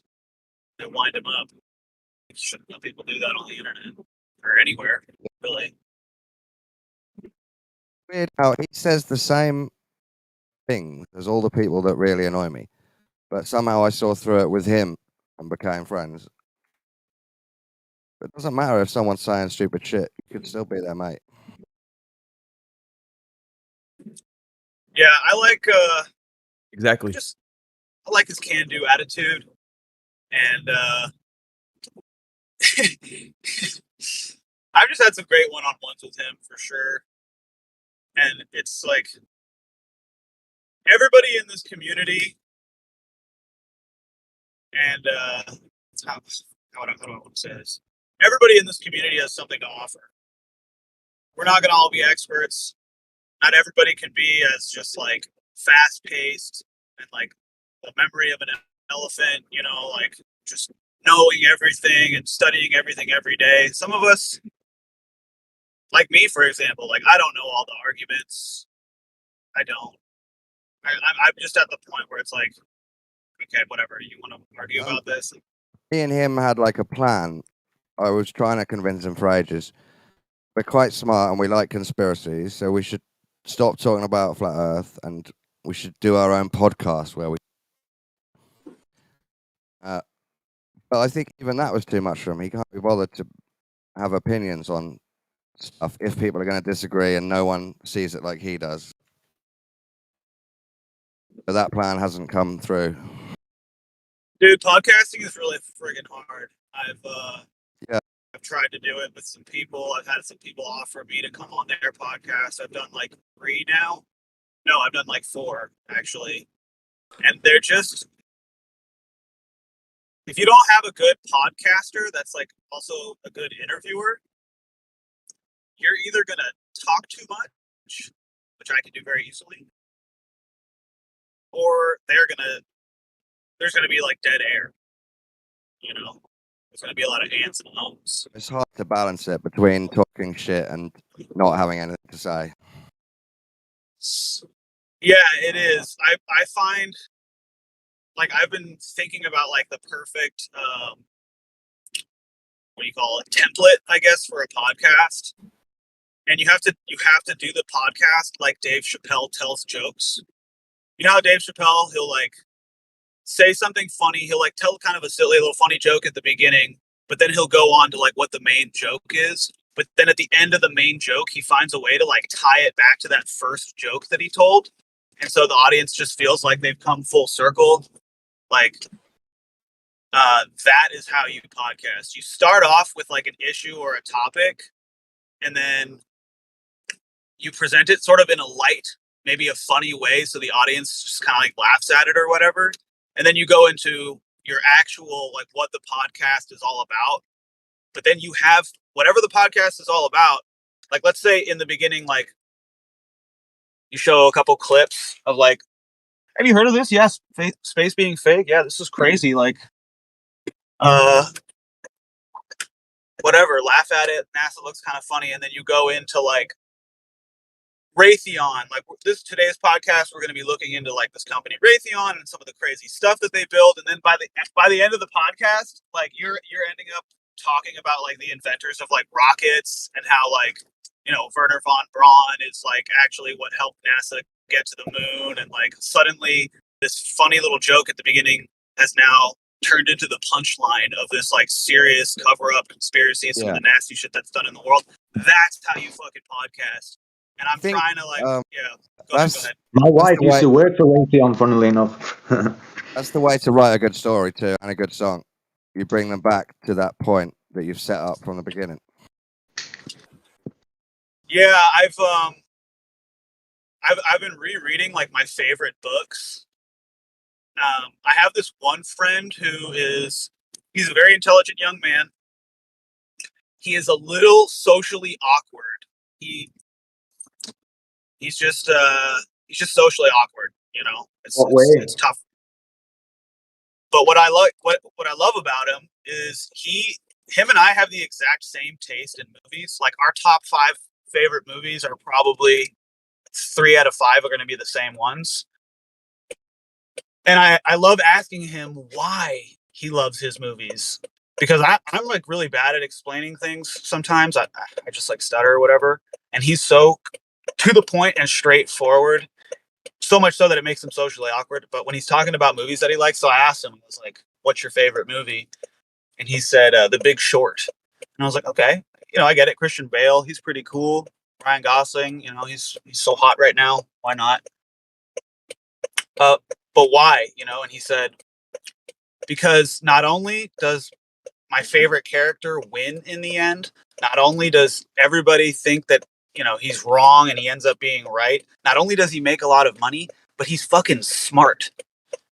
And so that right there was just like 4 points to make a good story. You have to have everybody doubt the main character. He's got to be fucking smart, and he's got to be fucking winning and right. Just everybody loves to see people being smart and winning. Underdog. Yeah, people love the underdog. Exactly. Especially if the underdog is like awkward and a bit nerdy, but secretly like a genius or something type of thing. You know, like kind of like Spider-Man. Like when he gets bitten, he's a nerd and thingy. Then he gets bitten by the spider, and now he's suddenly like the man. Absolutely. Yeah, absolutely. And I mean, I love the topic of what makes a good story and how to structure your content or whatever it is that you're trying to present in a way that just is, yeah, it is an art form. It absolutely is. What are your favorite movies then? Name your top 3. Okay. Master and Commander with Russell Crowe. Gladiator with Russell Crowe, and then it's going to have to be The Patriot with Mel Gibson, followed closely by The Last Samurai with Tom Cruise. That was just a fucking badass. I've seen all of them. They're all really good movies. All of them are really good. The Last Samurai is good, but I was 50-50 about it. It doesn't make top 5. I was just throwing out some other ones. Like another top 5 would definitely be Braveheart with Mel Gibson. Yeah, you know what? It's so funny when you said Mel Gibson Patriot. I was gonna say, what about Braveheart? The only reason why I chose The Patriot is because I saw that movie before I saw Braveheart, and I was like obsessed with it. I don't know. I was like a little kid. We had it on VHS, and I would just watch it over and over. I don't know what the hell my parents were letting me do and like watch that shit, but you know it happened. Like it's good. It's The Patriot. It's fine. You can watch it. Good movie. Yeah. But Master and Commander is probably my favorite movie. There's nothing like just a bunch of bros on a ship. Wait, dealing Master with and the Commander, is elements. that when they're like in the like 1800s and they're like on a not pirate ships, Yeah, but they're it's like HMS Bounty, isn't it? Or no, Yeah, no, yeah, it's yeah. not. Is it? Right. No, the bounty was different. This is the That's different. it's HMS Punch. Swifty or something like that. I can't remember what it is, but they're hunting down a French warship and they want to take her as a prize, and it's just a fucking good movie, you guys. It's so good. But I'm pulling up here at the skate park right now. I'm just parking, so I'll talk to you guys later. Hooray. you know what my Hang on. top 3 is for films. Go for it. I'd say number 1 is Fight Club. Okay, that's a good Number one. 2 is Equilibrium. Okay. And number 3 would probably be wait, what could number 3 be? I'd say The Matrix. Yeah. That's okay. It's a strong top 3. I don't know what Equilibrium is. What's that about? Equilibrium is probably the best dystopian like movie. It's basically set in a future society where everyone has to take this drug called EC10 that basically eliminates all your emotions. No anger, no happiness, all like stimulating materials like songs, paintings, books, everything is banned. And everyone just lives in this like really like boring like Big Brother society where they have to take this drug. And it centers like around this guy. He's like a grammaton clerk. That's kind of comparable to like the agents in Matrix, and he like hunts down sense offenders, i.e. people who don't take it. And then one day he by accident drops one of his doses and begins feeling. And I'm not going to tell you anymore. You need to watch it. Okay. Wait, I'll send you a link for one scene from the movie. That's not going to spoil anything for you. Then you'll kind of get yeah. It's one of my favorite scenes really in any movie. It's Christian Bale as well.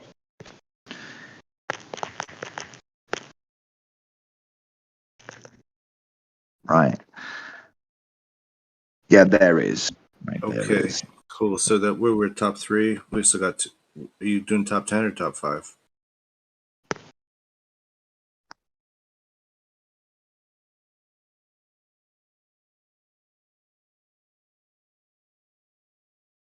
I posted something in the chat.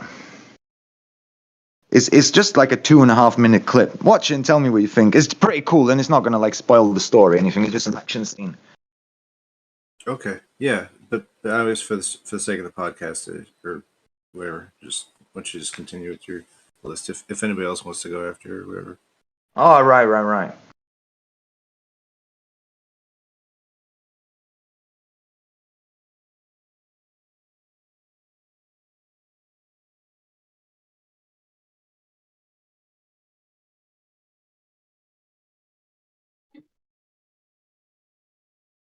How about Gattaca? Is that in there?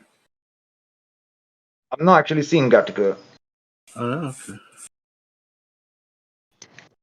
It's a bit before my time. Yeah, I think probably my movies are gonna be like a little dated somehow.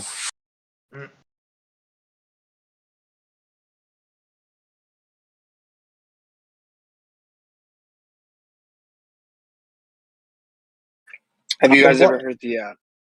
Sorry, go on. No, go well, ahead. So there's a music video by Grimes, and that's Elon Musk's like ex that she had a baby with. He had a baby with. Anyway, in her song, she says it's called "We Appreciate Power," and she says it over and over and over, like "We appreciate power," and then she says "Submit, submit, submit," and she says basically like we pray to the divinity, the keeper of the key. People think that we're insane, but AI will reward us when it rains. Come on, baby, upload your mind. That's creepy. Yeah, Capitulate. Capitulate. She said, yeah, she says, capitulate. What will it take to make you capitulate? And then she says, you're not even alive if you're not backed up on a drive. And then she says, this is relevant to what you guys are talking about, kind of. Then she says, we pledge allegiance to the world's most powerful computer. And if you notice that in the Matrix, the person that's giving him the information from the beginning is the computer. The Oracle. Well, but it's through a computer. Yes. Yeah. So I think these people literally use AI to get, and for a long time, long before they brought it out to us, to like actually formulate their plans and like get their orders. And I think they have like an incredibly powerful computer somewhere that's like huge, and they have it backed up with like 15 sources of energy. And they basically worship this thing, right? And that's where they get all their like orders on how to basically control the populace. And they're going to try to shift you over to like to like upload into that thing. Well, the military has a computer like this, and you know when they do like military drills and stuff, they've started doing a lot on computer. And what I've heard as well is that the American military as well, so say for example they want to like invade another country, they feed certain scenarios into the computer and then like simulate it to see like what the outcome is going to be. But apparently now, the whole defense system in the United States, apart from the nuclear bombs, I think, is connected to AI. So technically, AI could take over. Like, we don't know. It could be lying there lurking, just waiting for the right opportunity.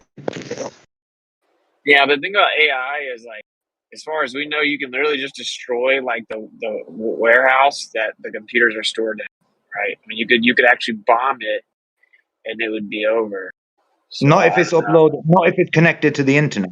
If it's connected to the internet, you'd have to destroy the entire grid on the whole planet, because it could just upload itself continuously, keep uploading itself. That's the dangers as well of connecting AI to the internet.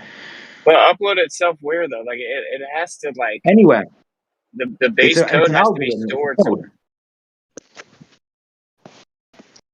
Well, anywhere where there's enough space to store it. Anywhere. Also, I want to just kind of like show. I hate to do this to you guys if you like the Matrix. The Matrix is actually super cryptic and it's like evil. So everyone like thinks the Matrix is like some truther movie about don't be a part of the Matrix.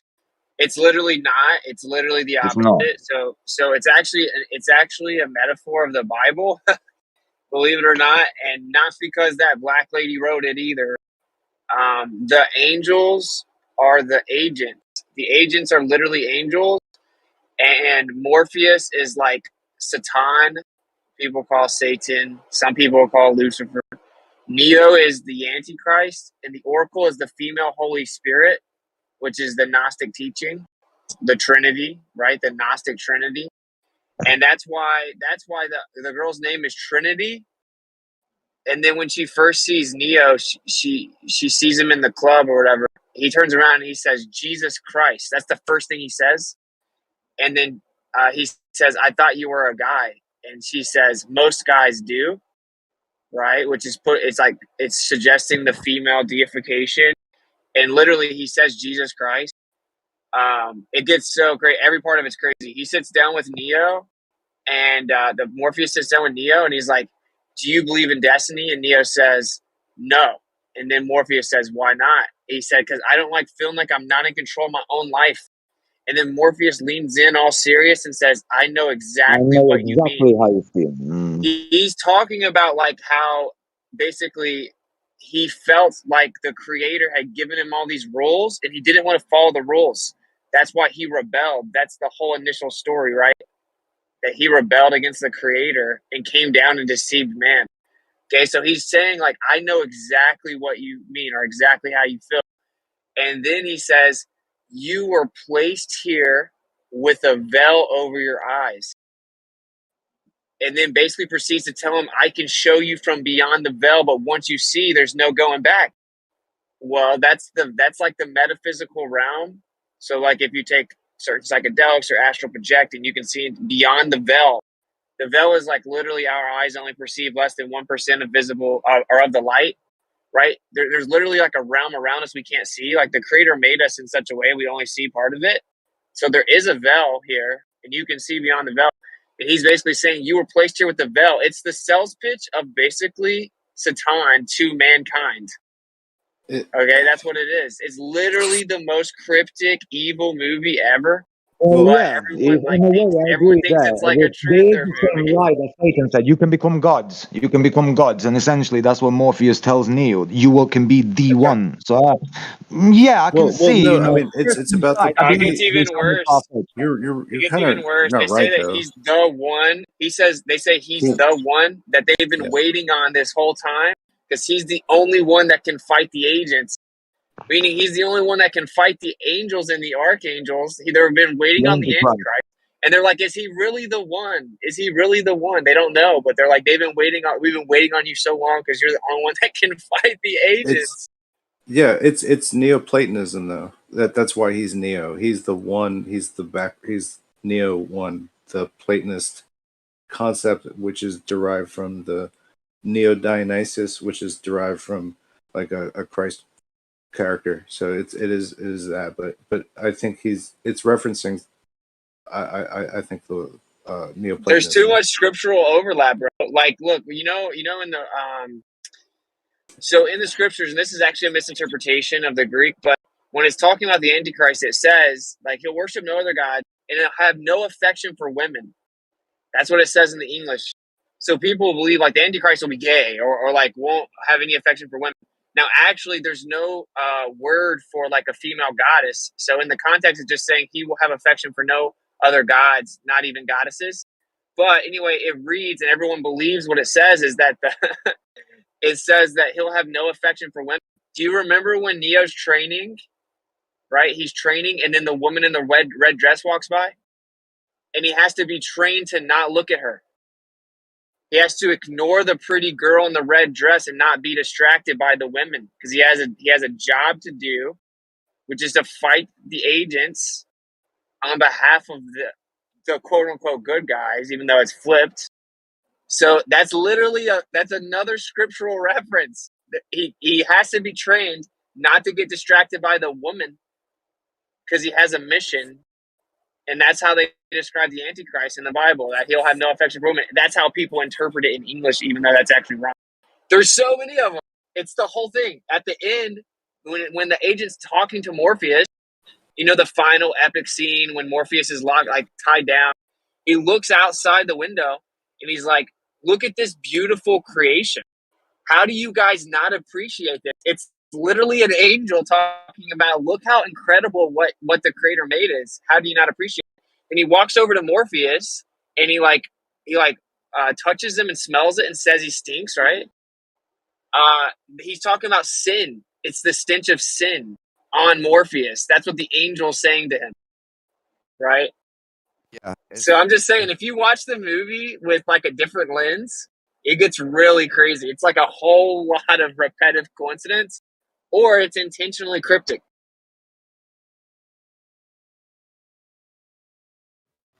Yeah, I remember the first time I saw that scene with where he was basically describing humankind as a cancer, and I felt that at the time when I watched it. I don't know if you only just recently watched it, Austin, but I watched it basically when it came out in 1999, and I remember it just comforted me a little bit. And I know how sick this sounds. Of course, I didn't realize at the time all the whatever you want to call it, Marxist propaganda, all the shit that was filling my head. But when I saw that scene, I was like, oh, someone else feels that way too.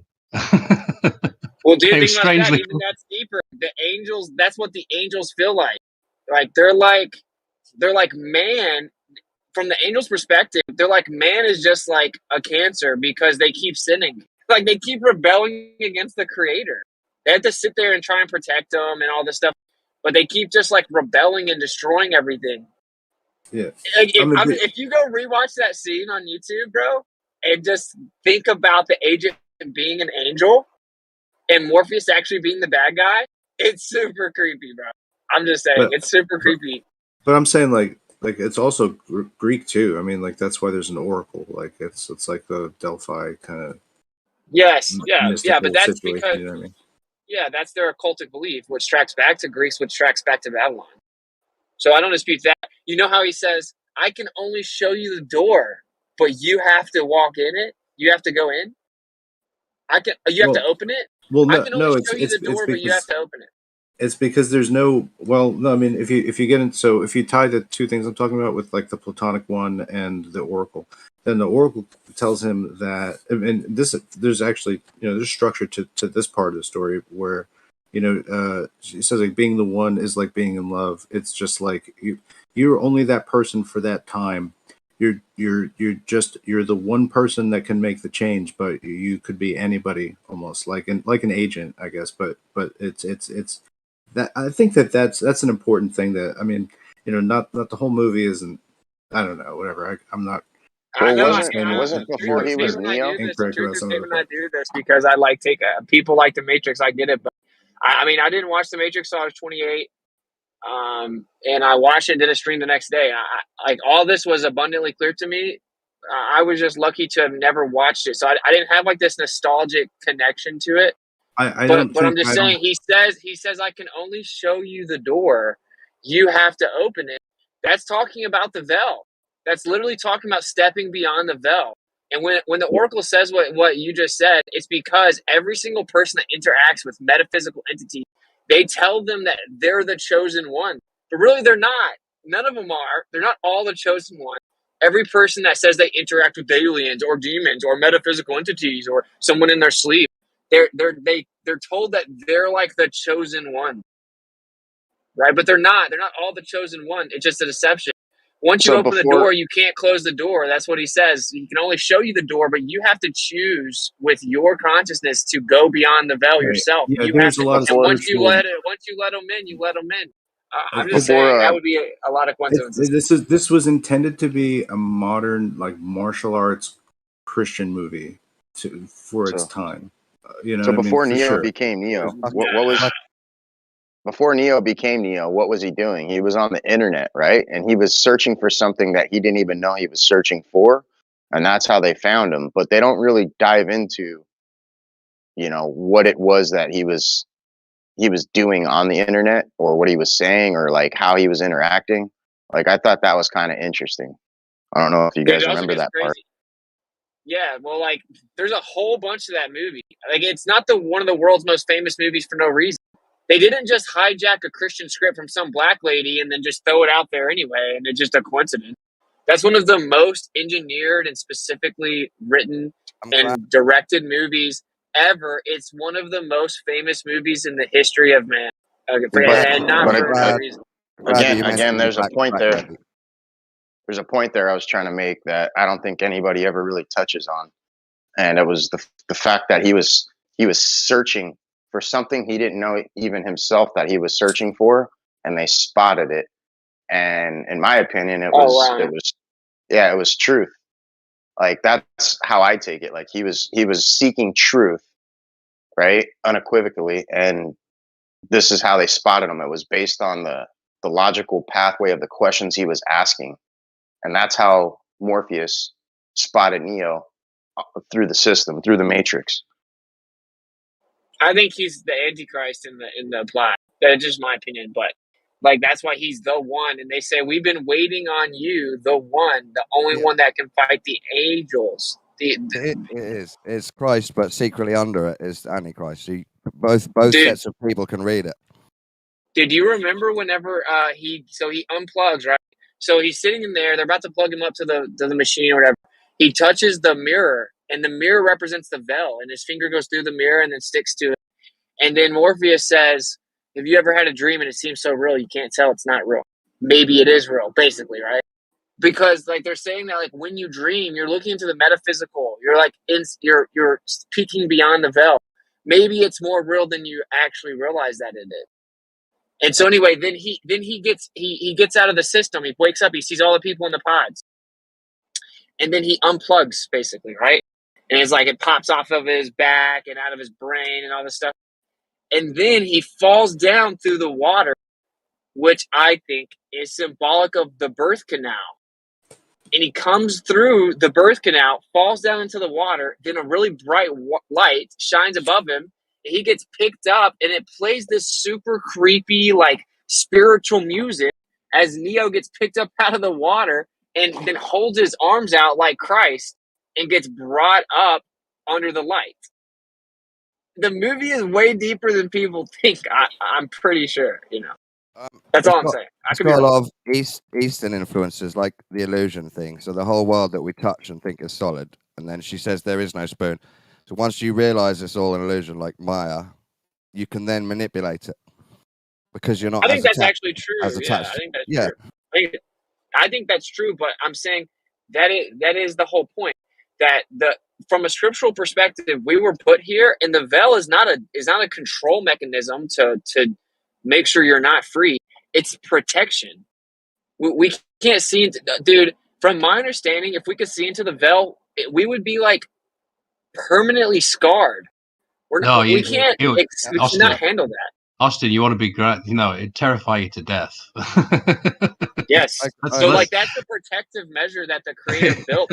He made our eyes only perceive a certain spectrum of vibration for a reason. If anyone thinks the creator just messed up and is incompetent and only made it where we can only see less than 1% of light on accident or just because he's a control freak, well, that is the Gnostic belief. The Gnostic belief is that the creator wants to control you and not let you get all the knowledge. And Morpheus is like, I'm going to show you beyond the veil. I'm going to show you all the knowledge. It's the sales pitch to man when it all first started, according to the scripture. I think you don't have to do a full negative reading. It's still positive, a new way to explain like the hero story of each man, and it's still a Christian story fighting against what is bad in the physical or in the thing that you thought was real. The Oracle is the female Holy Spirit, which I mean is interesting because it promotes New Age, but it's not all negative. I was just trying to say. I'm just saying I think that it is a cryptic brainwashing movie where people don't know what it says. Where's the Oracle in the Bible, though? Okay, so in the Bible, that's what I'm saying is this is actually promoting a Gnostic belief. But anyway, like the wisdom is described in Proverbs. Like Morpheus is the Greek god of dreams, right? You know that, right? So what? There's that. Morpheus is the Greek god of dreams. I don't dispute that it has tons of Greek undertone because that is the Gnostic belief. That's my whole point. They're pushing the Gnostic belief, the esoteric, occultic Gnostic belief in that movie. And it's a direct attack on the scriptures, which they're saying the Gnostic belief is that you're like a god. So there's a group of gods, and they teach you how to attain apotheosis, which is the state of being godlike. You have to learn all the secrets to attain your own state of godlike nature. Right. I think that's a misconception, though, to be honest. Like, I don't think true Gnosticism pertains to that. Well, Gnostic just means like to know. So Gnosticism isn't like a bad word in and of itself, but the occultic Gnostic belief is an apotheosis. That's literally what the Mount Rushmore statue is about. Those people were supposedly attained godlike status. Apotheosis. Like high-level Mason's right about this. It's the state of illumination, the state of enlightenment. And in order to attain this, you have to overcome the duality of life. Okay, well, that's why when Morpheus first wakes up, it's playing Britney Spears in his head, right? Because that's why the directors of the movie came out as transgender as soon as it was over. Because you have to overcome the duality of gender as well. Happy Father's Day, everyone. Well, again, like that's a misconception. Like essentially, Gnosticism teaches how man and woman will become one, but I think it's like stretched a little too far in the sense of being more metaphoric rather than literal. And I heard you kind of explain how the communion between you and your wife doesn't necessarily make you one, but in all essence, she's under your authority. Therefore, you guys are united under that commune. And I agree with that. But I'm united. We're united under the Father, though. That's the difference. Right. But Yeah.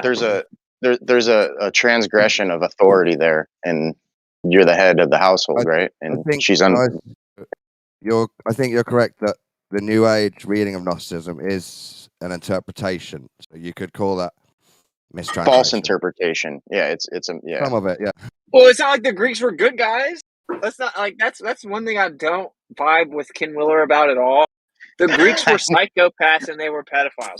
They were literally pedophiles. Like they thought that raping people at 7 gave them magical powers. Like their belief system was super weird. They all got in a room, had giant orgies, were pedophiles, like all talked to the oracle. I don't know how much of that's true though, bro. Like, you know what I'm saying? Like, I don't know how much of that is accurate. And to touch on that, because he does consider himself a Neoplatonist, and so I kind of wanted to ask Snacks what his interpretation of Neoplatonism was pertaining to, or because it's all he's trying to make coffee. No worries, but yeah, he's heavily considers himself, of that, and he touches on Gnostic or mystic Christians a lot, and he often says like there is no first cause or original sin. Like, so I'm just like really struggling to try to like understand spiritually where he's coming from in that sense, because it seems like he's kind of connected but separate from it all in some weird way that I can't really decipher. I like Ken Willer, man, but like I don't take anything he says spiritually seriously. I listen to him for magnetism, light, and electricity. I don't. When he starts talking about like he knows some basic truths. He knows that like you're not just your body. He knows that there's a spirit. He knows that your energy transforms. You don't just die and cease to exist. He's quoted the Bible several times in his videos, though, so that's why it's just like, so he knows scriptures to a degree. So it's like, this is probably why I can't let go of the ball. He's a Neoplatonist. But like, I have nothing but love for Ken Willer. I'm emailing him, but all I'm saying is, like from what we can tell, Greek philosophy it is weird. It tracks back to Babylon, right? So all roads don't lead to Rome; they lead to Babylon, and that's where they got all their beliefs from. So, but the powerful people do believe this. Powerful people are not atheists. The powerful people that run the world are not atheists, right? They know this. They know there's a veil, but their belief is like, but there's so much power to be attained in the beyond the veil. And the fact that someone made this place where I can't see beyond it is like they feel like they're being controlled. They think that's not fair, because why put this little? You just put this little finite human here, limited, where they can't see everything. They don't know what's all around them. That's not fair. Right? It's a bumper. It's a bumper, a rubber baby, buggy bumper. That's how I perceive it. It's just like a safety coating, essentially. It's something to be grateful for. Like the veil is actually a good thing, but it's demonized in the Matrix. But the Matrix is so masterfully done that a truther will watch it and they're like, look at this. Like the truther will interpret it as a revolutionary, like, message of a rebel, right? But it is the message of a rebel, but not the way that we as truthers interpreted it. I never even watched The Matrix, but I saw clips here and there, and I said red pill like my whole life. I said the red pill, blue pill thing long before it was popular the last 4 years or whatever. Like, I said it my whole life, but I never actually watched the full movie because I don't really watch movies. But my friend wanted me to watch it and I didn't. Long story short, I'm just saying that I think it may be deeper than people realize. It's not a coincidence. He says, I can only show you the door. You have to open it, because these entities can't just mess with you. You have to allow them to. That's what the scriptures say. So that's like coincidence number 500, that it says you have to open the door. What happens when you open the door? I can only show you the door. I can show you the veil. Here, I can show you psychedelics. Here, I can show you how to astral project. I can show you all this stuff, but you have to do it. You have to seek it out. Specifically says in the scriptures to not call on the dead. Like, we're not to like there's a certain way to mourn the loss of a loved one, right? And there's certain things to like not do. So Yeah. I don't know. It's Do a you little not vague, do but you see the analogy of the door? Right. It's like it yeah. is the door's the veil. So it says once you open it, you can't close it. Once you open it, you can't close it. Now, I actually don't believe that's true because, again, this is actually like Evil Intent that wrote that movie, and the creator can shut the door. The creator can shut the door. You're not hopeless. If you're alive, you have hope, right? But anyway, they believe that the ultimate divinity is feminine. When I say they, I mean like the powerful groups of people that run the world right now, according to their literature, according to their Gnostic interpretation. Again, Gnostic just means to know. It's not Well, bad. it's Pisto Sophia, Well, there you go. which is Sophia, a feminine, feminine deity, and it's a dualistic nature. So that's why I said like the longest standing battle still being fought today is the battle between monism versus dualism, and all battles are enshrouded within that. You know, it's Sophia is wisdom, means wisdom in Greek. Yeah. Yeah, and like, see, this is another one of those things that it has some truth to it, because like honestly, their whole belief has truth to it. That the powerful people that run the world don't believe it for no reason, bro. But like even in Proverbs, which is why I was going to answer the other guy's question, like where's the oracle in the Bible? It's not really that it's just a Bible script, though. It's their belief. But in Proverbs, it describes wisdom as feminine.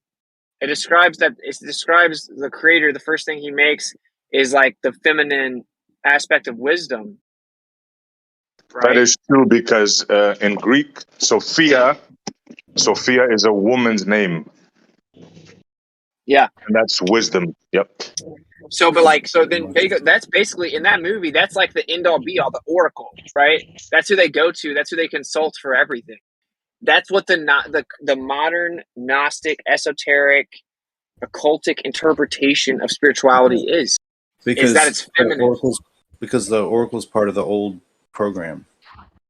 She's like part of the original part of it. But you have to understand that they're kind of using symbolism in movies and stuff sometimes. For whatever reason, wisdom was given to women for whatever reason. Yeah. And I think it even has like a splash of Isis and Osiris in there. You have the Trinity. What a coincidence! Her name is Trinity. Yeah. What a coincidence! With the ship that number 5,000. They're flying the Nebuchadnezzar. Dude, and then there's Zion. There's Zion. literally the location is Zion. Right. Yeah, and the Nebuchadnezzar is like the rebellious king, right? It's super crazy. 75% of the movie audience is going to be Christian. So you see why like these themes are money themes, really. So like, but it doesn't work for a Christian. Like who is this man then? Is Neo Jesus? Yeah. Like, doesn't he sacrifice himself to the robots at the end, and like he's formed into a cross as like the fucking movie ends? That's what I'm saying. What does Antichrist mean? What does Antichrist mean? It means imitation of Christ. That's what it literally means. Right? So can be Christ, but as an anti-hero. It's deep, bro. What? It can be Christ, but as an anti-hero. Anti doesn't have to be bad. No, anti means imitation. So what Antichrist actually means is imitation of Christ. So what the scriptures say, and I know a lot of people don't believe them, and I'm not in any way trying to proselytize people. I'm just saying that I think powerful people believe it. And what it says is that there will be a figure that comes and reigns over the world and will imitate Christ. It says that there will be a lot of people that try to imitate Christ in the end, but there will be one main figure that successfully deceives man by imitating Christ. I'm just saying. How do you get imitation from anti? That's what it actually means. They don't necessarily think Antichrist is a bad guy. They just replace their hero with another hero that's willing to do more, less pure. Like a real hero. They just replacing the hero character with it. Well, that's what the Platonic one is. Doesn't necessarily mean you're born to it. It just means you're like the right person for the right time to be in that situation and do the right thing. Yeah, but this anti-word, where do you get what's it? How do you come to the anti meaning what you said? Because anti, even in Greek, anti means the opposite, like not that. In the Bible, Okay, it obviously explains it as part imitation. That's part of the characteristic of the new hero, is that he might be imitating, whether that's good or bad. Like Christ might not come back, so we might need 1,000 Neos over 1,000 years, right? So wait. Fight Does an for us not what I before asked. Christ, mean before Not Christ what I comes asked. back. does an antichrist mean against, like anti Yes, against? exactly. Yes. Here, I'll get it for you in a second. It doesn't have to. No. So real It The means word quick. imitation anti of means Christ. opposing. Anti But in a means story, opposing. that's not really what it means. So as far as because we were just touching on the whole Gnostic thing, and at the end of Ken's definition list, he starts getting like spiritual, and he says in his last paragraph, of the absolute, it is spoken by the wise only in negative terms, via negativa, such that all positive appellations belong to the realm of phenomena. And then he says the divine darkness is the one, the unmoved mover, the unmanifest absolute, which is most perfect. The profane darkness is cast by forms and matter, which are the objects of desire for beings deep in ignorance and evil. Nobody can grasp the absolute without knowing principle and attribute are one. Seek never a first cause, for there is none. I don't know. It's just Okay. like, what the fuck? Look, that's weird. Let me answer this Right? question for SE. So it says Antichrist is translated from the combination of the two ancient Greek words. I obviously can't say them; they're Greek words. In Greek, I can read Greek. Christos in Greek, the Christos word means anointed one, and the word Christ derives from it. The other word means not only anti in the sense of against and opposite of, but also in place of. The word you're thinking in place When of, you I actually think it's translate it Bukhari. in context, it means in place of Christ. So like what imitation. what does anointed mean? Like the anointed one? Because I know When you there's like rub a someone down holy, in oil. Kings used to holy be rubbed down anointing. in oil and perfumes. That's what anointed Right. means. Someone rubbed in oil and perfumes, like. Well, no, I mean it's not just rubbing shit on you. It's like there's like a certain anointing oil which has like a specific recipe to it, and I know cannabis is like one of the main ingredients within that.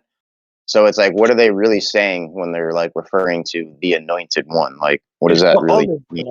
I think it's olive oil, if I'm not mistaken, with perfumes No, and you stuff, can, like herbs yeah, and stuff.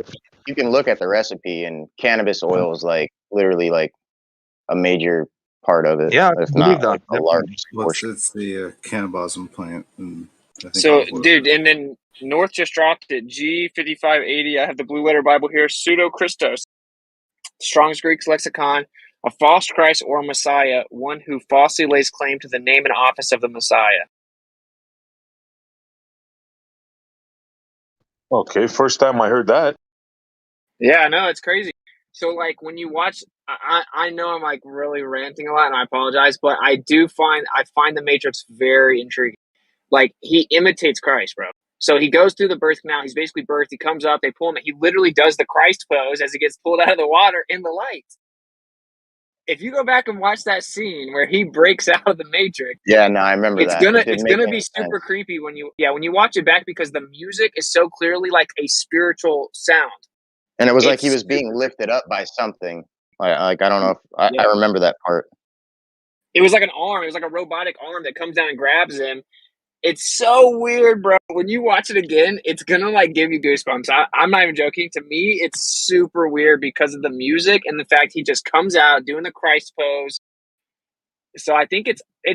I don't know how long it took them to make that movie, but it's like impressively cryptic, right? Like it's impressively cryptic. Yeah. Well, it's built on a lot of sci-fi kind of tropes, you know what I mean? But then they kind of put that skin of another story on top of it, I feel like, you know? They stole the story of someone else, and the person who had actually written the story originally had been working on it for a long time. Okay. Well, so there's a whole bunch about this, right? They're like, this black lady was a Christian. She wrote the script, and it's about God and stuff like that. And who knows if that's really where the script came from? But even if it is, they took the script and they made the movie. Okay, the movie is what everyone saw. People didn't go read the script; they watched the movie, and the movie is like mind-blowingly coincidental. And it actually has misinterpretations of the scriptures in there, but they're mainstream ones. Like the lady in the red dress. What does that even mean in the movie? What does that mean? Scarlet Woman, the Scarlet Woman, isn't it? Yeah. Well, why is the Well, it lady talks in the about red in the dress even part of scriptures. the movie? Why is that a part of the movie? Is it supposed to be In the the Whore of Babylon? scriptures, It's a reference to yeah, that, man. exactly. Yep. Wait, say again? She's gonna Like come. it's a She's gonna scriptural come anchor. riding a. Yeah, basically, it talks in the scriptures about a woman in a red dress who's gonna like fly in, The Whore of Babylon. representing. Yeah. Okay, that's right. But you also see the double entendre with it says, and this is misinterpretation again, but it says that the Antichrist will have no affection for women. What it actually says is he'll love no other gods but himself, not even goddesses. But since there's not a word for goddesses in English, it says he'll have no affection for women. So like all these mainstream preachers go around and they say the Antichrist will be gay. You know what I'm saying? Because it says no affection for women, but it's specifically saying like no affection for even goddesses, no gods outside himself. He will only worship himself. But it's interesting that Neo, the one that they've all been waiting for, the only one that can fight the angels, of course the demonic entities can't fight the archangels. Of course they need the Antichrist to do it. They get smoked every time. They don't want the smoke, bro. They need the Antichrist. Anyway, he's being trained, and he's like, don't be distracted by the lady. Don't get distracted. They have to be trained to ignore the woman. Now, if you look into some of their beliefs, they believe that that the Antichrist will be born of man. And they don't know who it's going to be. They do all these seances. They have all these conceptions and different type of rituals. And they don't know when he's going to be born. But they believe he's going to be born of a man. So that's why it gets really weird, right? Because they're like, we've been waiting on you. Is he really the one? Because they don't know. They don't know. Like, even in real life, they don't know who's actually going to be the one. They're just trying to do everything they can to get the one to come here. And that's weird, but I mean, it looks like even Elon was conceived that way. But you could even make just for your case, like you know, in the techno future, like he has no mother. Neo has no, like effectively everybody's like a virgin birth in some way, probably just harvested from robots. Oh, that's a trip. Interesting thing. And I will say this also: I didn't watch the following movies or anything. I heard that some of this is touched on and maybe addressed in the. I guess the rest of the movies are much more like dialogue. I don't care though. I just watched the first one. I was 28, you know. So I was already a truther when I watched it. It's like a pretty good movie. I don't think it's like that.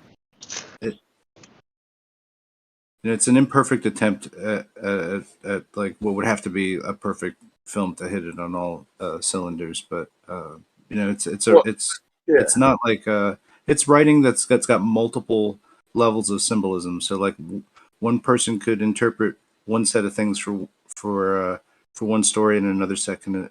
You know, it's writing with multi-level story, but using the same objects to do it. So yeah, whatever. But don't you think that they had an intention?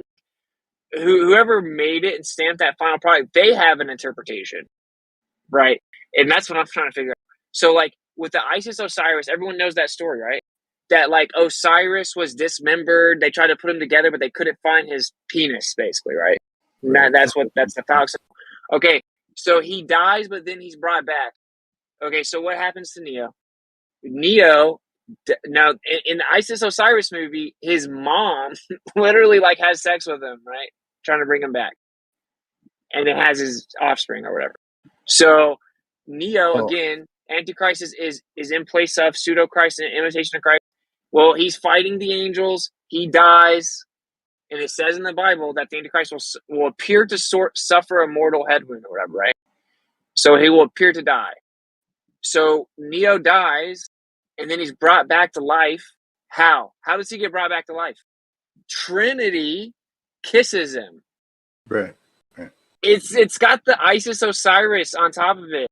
So it's super weird to me, bro, because I honestly was just gonna watch The Matrix and just like tie it to like the red pill type thing because everyone's begging me to watch it and then cover it. Yeah. And when I watched it, I saw this the whole time. It clicked with me so quickly. So I'm not saying I'm right. I actually like to hear people's pushback, but we have to admit that I've already laid out a good amount of coincidences, right? A good amount of coincidences where actually the angels would be, or the agents would be the good guy, but everyone watches it and cheers for the bad guy. So then the one guy that turns his back on them, and then he starts eating the steak in the Matrix, right? The guy that turns his back on, that's like in the That's my story hero. that would be one of the rebellious angels, one of the watchers that rebel, like regretting it and then trying to make up for it, right? Like trying to cooperate with Yah, basically. Like he rebelled, but then he turns his back on them. Right, but he's like the Judas to the Jesus story. So like, yeah, I get a lot that. to it, The whole and thing is imitation, maybe, right? Like that's why it's so tricky.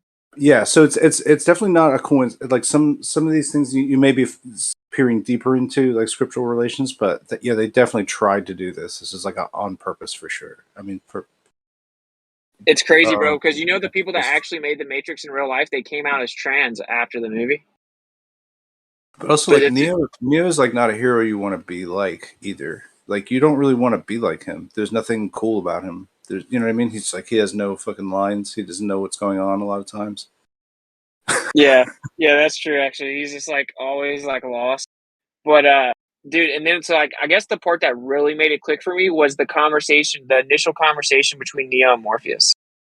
It is like the sales pitch to man.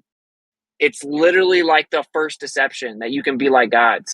It's like you were put here controlled and in the dark, and the person that put you here didn't allow you to see everything that's here. You were put here with a veil over your eyes.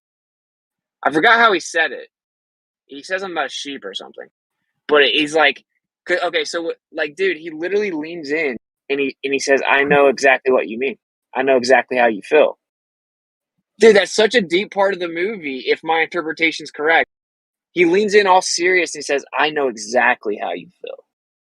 Because people call it Lucifer, whatever, right? The angels were in the celestial state, in the heavenly estate, and they rebelled. They thought that they were controlled. They're like, why don't I get to choose what I do? Why don't I get to go make mistakes? Why don't I get to go take women as wives?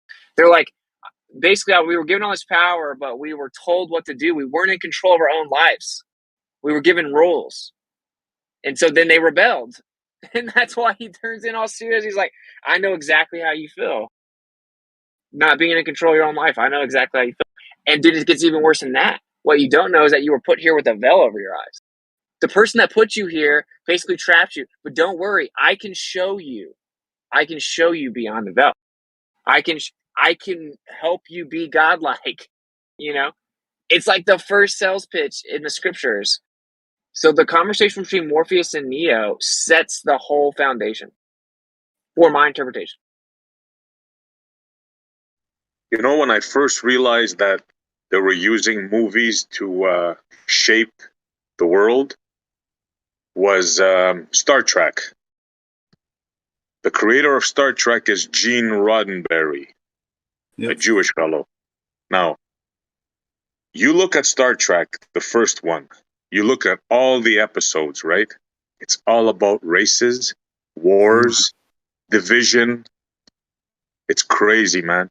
He was banging over. These people have accumulated such a big enterprise to pull the wool over the people's eyes. It's never been done in history, bro. They have the Bible and they have movies. It's like they're leading the world to destruction. And it's amazing. It's right in front of our eyes, but we just don't see it, right? Just think of all the wars that America fought in the past 50 years. They lead back to one country. I'm telling you, man, you're being manipulated big time. Big time. All right. I'm not trying to get into the whole like the Bible sucks thing. But that's why I say I'm not trying to proselytize anyone either. And I'll stop ranting if people don't want to talk about this anymore. But I just want to say one more thing, at least. Like, you remember when the agent is looking out the window and he's describing existence. And he talks about how beautiful and ordered and perfect it is. And he's like, what is wrong with you people? Like, how do you not appreciate this? We watched the movie and we're like, oh, it's the bad agent talking about how good the fake Matrix world is, right? Because that's how they perceive it. They perceive this real world as the fake world. In a way, that's true because there's a metaphysical realm. This isn't the full real world, right? Yeah, this is a Maya of sorts, isn't it? And what he actually says is, we made it perfect for you, but you wouldn't accept it. Exactly. So the angels look at us and they're just like, what are you guys doing? You know, but then we look at the angels that rebelled and we're like, what are you guys doing? So, but the angels are like looking at man from the metaphysical and they're like, are you guys serious? Like, look how amazing what Yah made you is. You can literally put your anatomy inside of a female and make a mini you. You can take a potato and stick it in the ground and it grows 100 potatoes. Look at all the fruits. You guys were made to love and enjoy food, and there's all kinds of incredible food there. There's all kinds of incredible nature there. Like, why? Like, how do you guys not see how beautiful that place is made for you? It's like perfect, and you guys are just like ruining it. And then he literally goes and smells Neo and tells him that he smells bad. Like, he says that he can smell the stench on him, and that's the sin. So I don't know. I just thought that was pretty crazy. Yeah, it's interesting. I'm watching that stream, Austin, and that's the first time I saw that headset, that Apple headset. That's fucking nuts. Oh yeah, it's crazy, bro. Yeah, that will be the chip. That'll be the chip in the head, and that's that's what I was saying to someone the other day. I was saying, when I'll be considered weird because I don't take the chip, they'd be like, "What, bro, dude? What do you mean you're not taking the chip?" Yeah, exactly, dude. That's why I think Apple may team up with Elon somehow.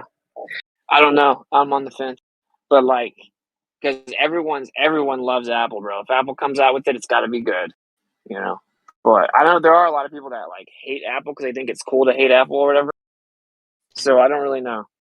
I don't know what's gonna happen, but I do think that that's just like I don't think that's the mark or anything like it. I just think that well, it's something like it. It's just like getting us used to living in a virtual reality where they'll eventually just like boop boop, just upload it into you and then you're good. Yeah. Do you think it's weird that the Apple logo is a bite of an apple? That's what I'm saying. Like if they ended up integrating with like the Apple Neuralink, if they ended up rolling out the mark, would it really be surprising? Everyone would be like, of course. Of course it's Apple. It's right in front of us. The apple symbolizes knowledge in the Garden of Eden. Yeah, I mean the whole that it's an Apple thing is just kind of like, yeah, it's just kind of made up, but yeah. But that's what I'm saying. That's what this whole sales pitch is about. That's what Gnosticism is. That means to know. The idea is like, bro, aren't you mad that the creator made you and put you here like confined? And they know what the earth is, right? It's like you're here confined physically and metaphysically. And you can't even see. There's all this stuff going on around you at all times that you're not even allowed to see. Like, aren't you mad about that? Don't you feel like you're being controlled? Don't you feel like the creator's like playing games with you and like put you here where you're like trapped and you can't see what's going on around you? You can't know what's really going on. Don't you want to pursue that knowledge and figure out? That's the first sales pitch. Yeah. Do you think personally, I don't. I'm glad that there's a veil. I consider it a blessing. I've had crazy experiences in my life. I know it's a blessing. I know we would die if we saw inside of that realm, dude. We would literally have like heart attacks. No doubt. So. I thought that as well. I thought, imagine being God for a day, and then I thought, fucking hell, I wouldn't even last a minute. Imagine 1 minute feeling and seeing all the suffering everywhere simultaneously. You'd be scarred for 1,000 lifetimes. Well, you'd be able to stop it if you were God for one day, no? No, but I just don't. Why impose like a human thing on that? I just don't. You like emotions, and it's just weird to me, anyway. This is going to start the conversation we've had a million times, man, right? Like, yeah. Let's just summarize it. Either you can think, okay, God doesn't care, is apathetic or something because he doesn't intervene.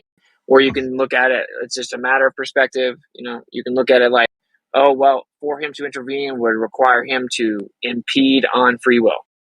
So or there's a third option. There's a third option. There is no God.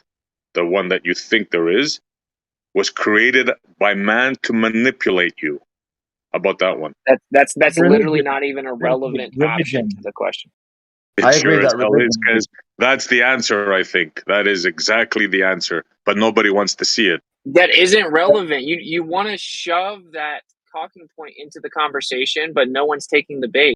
We don't want to have like this confrontational conversation about how we know that you don't believe in the Bible and you think that religion's used to control people. Like, we get it. I agree with you. Religion sucks. We disagree on if the creator of the scripture is real, right? But that wasn't it started with, why do bad things happen? Basically, couldn't he intervene? It's the age-old question. It's not some like new profound question that people in Discord came up with. It's literally been asked since the beginning of time. And you have two perspectives. One is that he either is apathetic, or he doesn't care, or he's evil, or that's why he doesn't stop it. Or the other option is that it would require him to impede on free will, and it's just an inevitable product of free will. Third option of the God that I specifically believe in isn't true. That's not really relevant. We're not talking about any specific God. We're just talking about if there is a God and bad things happen. And I'm not actually trying to talk about that. I was making a point that we can stop it right now and I've heard summarize a the lot whole of thing. atheists say this a lot of time, that, oh, if God exists, why does bad things happen and all this? And my wife said something that was really smart. It was very deep. She said, the teacher is always quiet during the test. Oh, wow. There you So go. you're being tested. You're being tested now. Well, that's what I mean. I don't know. I don't believe. I think religion is a bag of shit. But I believe in God, though. I believe in a creator. I just don't know what the creator is, and I don't want to claim that I know either, because I believe that claiming you know anything about God for sure, other than the fact that there is a God, is kind of arrogant. I think, because we couldn't know. How could we know?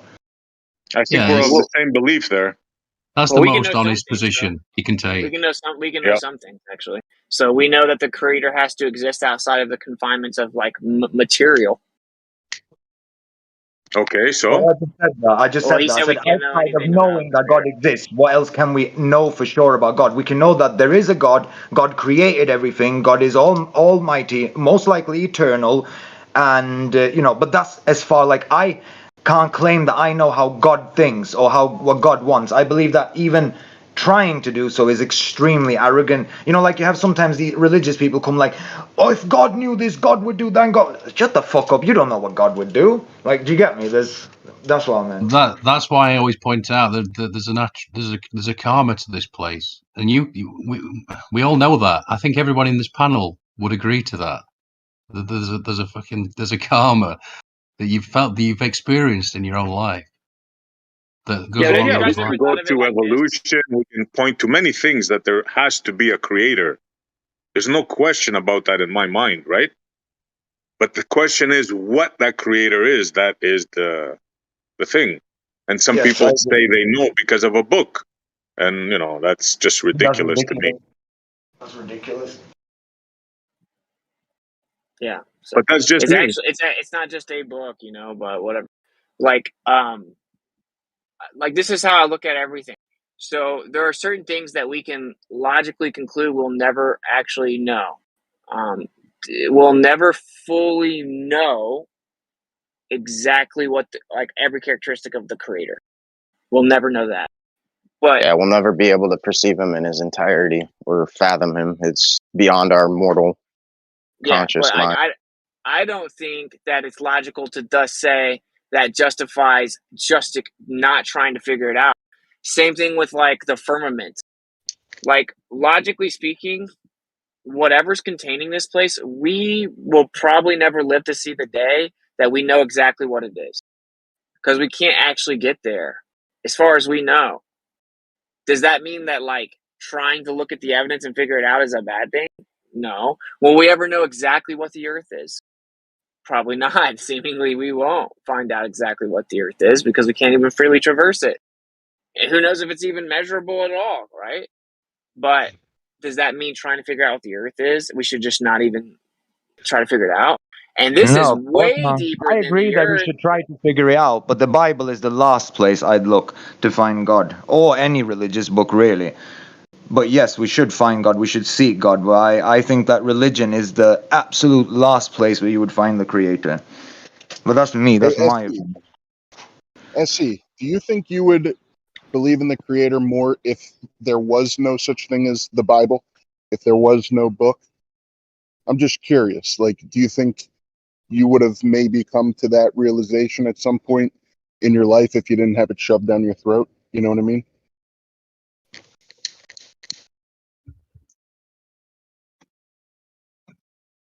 You there, SC?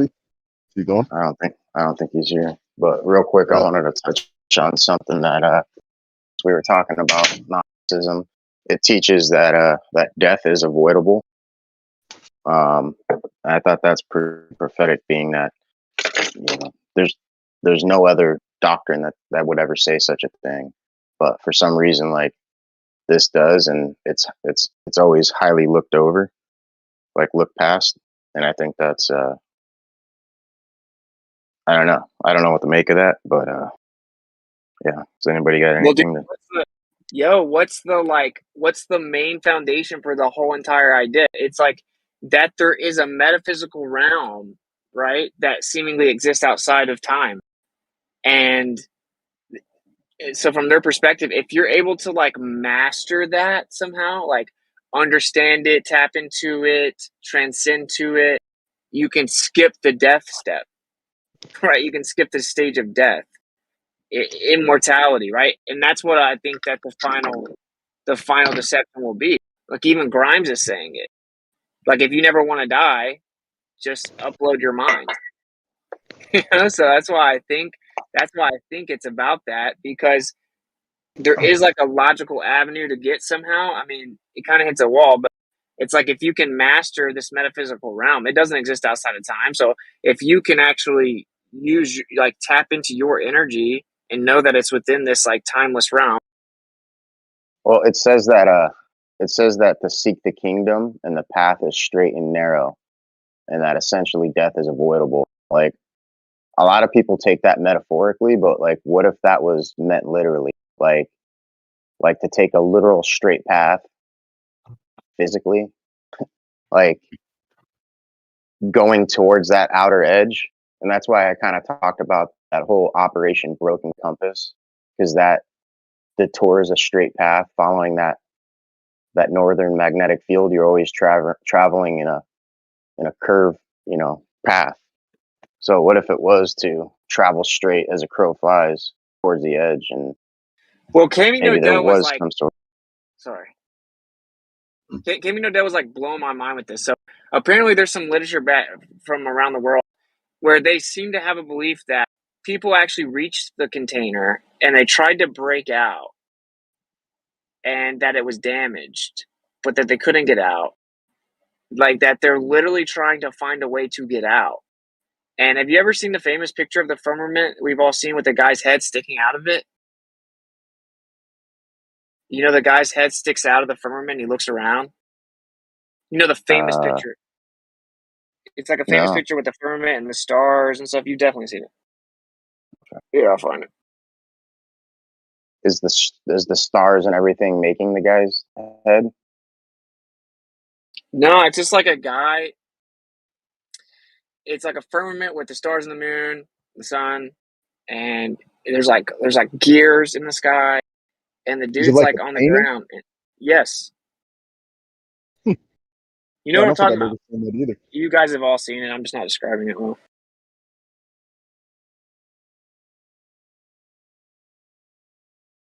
Well, what's the relevancy behind it? He's like sticking his head out of the firmament. So I'm saying, like, I think that they want to get out of this place. It's the same goal they had in Babylon. But I mean, if you really think about it, like the whole heliocentric model implies that it's it's preponderous to even try to escape physically, because you'll just end up in the same spot you once were, being that the Earth's a globe. But if you were to know that the Earth was flat, then it's no different than an animal or anything being in a cage, like wanting to see what the cage was. You know what I'm saying? And to be stuck in one place, you're never going to go and see what's confining you. And there's the that's picture. the whole point. Like if you were to approach that, let's just say we were to reach the edge, dude, and realize that we can't escape, what would that logically imply? Creator, I've right? seen that. That would be definitive proof of God. Let me see what you're talking about. Yeah, you I guys never have all noticed seen it, but the did you ever dude's notice head. he's sticking? Exactly. He's sticking out of it. And dude, like Cammy was blowing my mind, bro. She's like, so these people, they try to get out, they think that they can glitch the system, and that there's maybe an escape. There's a portal in the middle that you maybe can escape or whatever. I don't know, but and that there's certain ways to maybe get out of that from the outside. But that what would really happen once you get out, ironically, if people are able to get out, because they think that they have it, according to their stories, like if you reach a certain state of apotheosis, you can get out. But that the ironic part is that once they get out, they're trapped in a density layer. They can't ascend, so they're just stuck there, which is kind of crazy. But they can't come back and tell you, you know. So like everyone's like, "Oh, he got out. I want to get out," and then they all just get stuck. Supposedly there's a pathway that opens up on like the summer solstice, like every so often, where the ice breaks apart. There's like a small pathway. Summer's Gate. Summer's So Gate. maybe the controllers are good deceivers. Maybe they're deceiving us to save us from that. Yeah, well, I've It's heard that, but it seems like they're actually deceiving us because they want to be the only ones to get out. They think that we'll just ruin it. What if it's not getting out? What if it's like meeting the creator? There's like a certain path you can take to physically approach the creator. Kind of like the tabernacle, but in a physical format. I'll tell you what, that would take some damn faith, wouldn't it? To actually be up against that portal and actually have the balls to walk through it not knowing, you know? It's kind of like that movie with Atreyu. Remember that?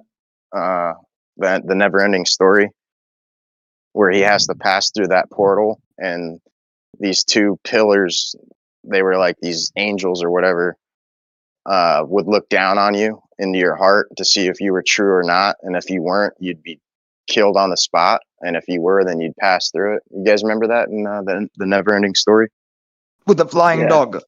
The dog I saw dragon. it when I was so young. Yeah, but there's a certain pathway he took in that movie that he had to make in order to achieve whatever it was he was doing. And Dude, that's super interesting. That's crazy. Because what you were saying about like taking a straight path, that's pretty interesting. I wouldn't go through it, dude. I like that's so dangerously close to like not getting the creator's permission. Like that's just not something I would do. Well, but that's the whole point. Like what if that was our purpose, was to make this one particular homage at a certain time in our life, and never given those instructions because we were deceived. Mankind's in a fallen state of deception, and in all actuality, we're supposed to make this pilgrimage or homage or whatever you want to call it through this certain pathway. And depending on how you lived your life up until that point is going to determine whether you make it through or not. And I don't know. What if you could avoid death? The only way I don't to know. heaven? I'm just saying I wouldn't do it. Like because I don't think that's the like. In fact, I think it's in Enoch. Like they're like he's like worried.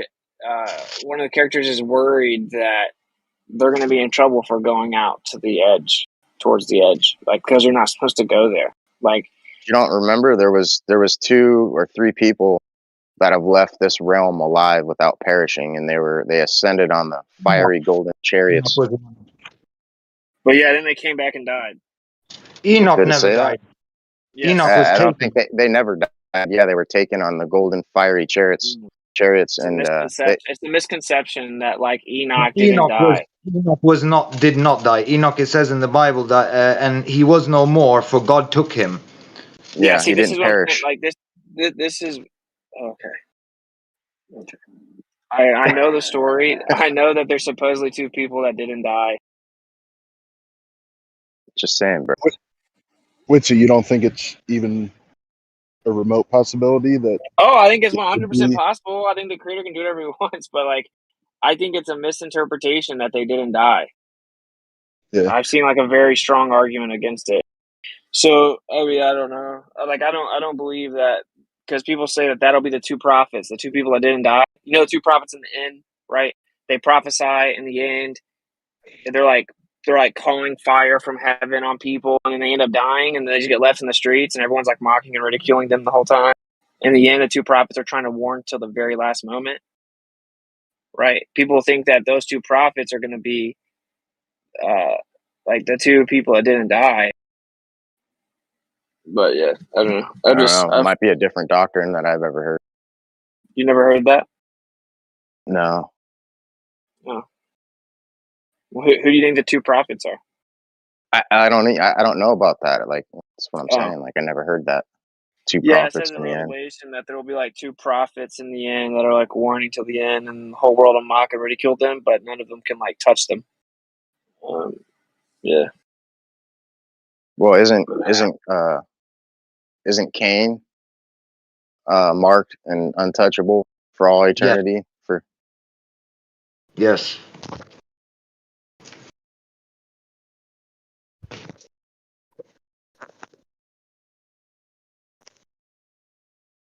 In the Sumerian story, in the Epic of Gilgamesh, and the only reason I mention it is because Utnapishtim, who's mentioned in that story, is the biblical Noah. In the Sumerian story, his name's Utnapishtim, and in the Epic of Gilgamesh, Gilgamesh goes and visits Utnapishtim to ask him for the secret behind immortality, and Utnapishtim supposedly was granted immortality by the gods after he survived the flood, and he tells him that to get immortality, he must go and obtain this particular plant. So he goes and finally obtains this plant, but then he falls asleep because he's like tired, and as he falls asleep, a snake comes and eats this plant up, and he wakes up just as the snake has finished eating it, and he sees how the snake sheds its skin and like becomes young again. Yeah, so this is like I'm just trying to point this out. So they say it's like Enoch and Elijah, but I'm just saying that like what it basically says is like Enoch, from my understanding, it's like Enoch didn't actually experience the death. Well, there's actually a third, if you account for Moses, who was arisen after he died. And there's like several scriptures that account for him appearing after his physical death, because he was resurrected. But he actually did perish, where these other two never perished. Yeah, but so people say like he took him means that he didn't die, but like no, he didn't experience the death. But your material body can't go to heaven, so it specifically says that. So yeah, like but the point in all is, intents and purposes, his body died. Like yeah, but he left his body. the point is death never seeked him, right? It's different, I think, when God takes you instead of actually physically perishing by death finding you, because yeah, that is a thing. So yeah, I mean, there's definitely a point, that you're making that I align with, in the sense that, yeah, he's not physically in body, but at the same time, he never perished, meaning God did whatever God does, probably beyond our human conception, but at the end of the day, he never died in the same sense that all of us will eventually. Well, I think it's But actually in Hebrews. In Hebrews, it actually refers to Enoch, and it says like these all died in faith, not having received the things promised, but having seen them. I don't know. I can't remember, but they all They're all died not dead. having exactly. they're considered asleep or dead, some would say, but you can't use word like perish. Perish is a different word than dead. There's so many things to consider, but the two prophets in the future are not going to be Moses, Elijah, or Enoch. And if you'll consider things like even the disciples said, well, we heard Elijah has to come first, right? And Messiah said, well, if you'll hear it, if you'll understand what I'm saying to you, John was Elijah. And it's that he has the spirit of Elijah. It's not the same person. But. Yeah, I agree. I agree that the prophets are not them, and that it says that they all died in faith, not having received the things promised.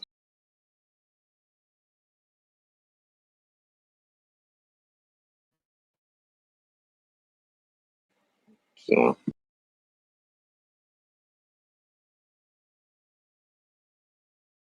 I think it's funny that so many people are drawn to music like Bob Marley, people who write songs and they get a lot of the phrases from the scripture.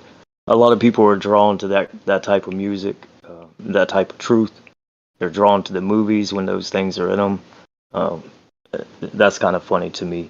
A lot of people take those those two prophets they speak of in Revelation, and they'll use the word witnesses, and that is used in that same chapter, early in the chapter.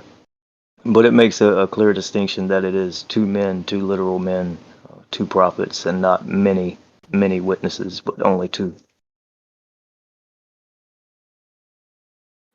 Yeah, Dysol, I think it's crazy. Never heard that because it's pretty crazy. North, can you kind of like give a quick synopsis of what the two prophets do in the end? Yeah, the two prophets prophesy for the 1,260 days, the 3.5 years of the Great Tribulation. Now, this is only spoken about 5 times in Scripture. It's in Daniel 7:25. It's in Daniel chapter 12. It's in Revelation chapter 11 with the two prophets. It's in Revelation 13 with the beast system that is in place for the 42 months. That would be chapter 13, verse 5. And also in chapter 12 with the woman fleeing into the wilderness. So there's many things to consider. At the same time the woman is fleeing into the wilderness, you have these two prophets prophesying against the beast system that is in place at that time. And at the end of their prophecy, during the prophecy, that they're prophesying, if anyone tries to kill them, they'll be killed in the same manner. And the two prophets have much power to do many things. Now, at the end of their prophesying, they are killed, and they lay in the streets 3 days, and they are resurrected at the seventh trumpet, along with those who are resurrected at the seventh trumpet. So it's very important to consider that. A lot of people don't consider at what time they're resurrected, but it is at the seventh trumpet. And once that seventh trumpet blows, the kingdoms of this world become the Christ. They become his kingdoms. And then you can start talking about everyone's different interpretation of Revelation. But Revelation is not as hard as people try to make it. A quick synopsis, huh? That was fairly quick, man. I mean, I could go into more detail. That was fairly quick. I don't think I went more than 2.5 minutes. You're good, brother. I was busting Yeah. your balls, man. Yeah, I get it. I'll tell you There's one like that's a really lot to the prophets though. I couldn't have done that. one that's really interesting, guys. Everyone here knows that numbers and chapters wasn't in the original, right? But here's something very interesting. When you get to the book of Revelation, whoever put these chapters and verses there, they knew what they were doing. You look at the 144,000, for example. It's in chapter 7. 7 times 2 is 14. The 144,000 come up again in chapter 14. Then you look in chapter 21. 7 times 3 is 21. You get into chapter 21, you talk about the wall there of the New Jerusalem, the cubits being, or the furlongs being 12,000, and the cubits being 144, that according to the man or according to the angel. So you have those multiples that kind of give you a easy way to remember some things. And you also have like the trumpet start in chapter 8. Well, what's 8 times 2? 16. In chapter 16, the vials start. So there's a lot of interesting things that people put those chapters and verses in specific places, and it looks like for a reason for people to try to decode. But It's not about numerology. It's just a very simple way to remember things.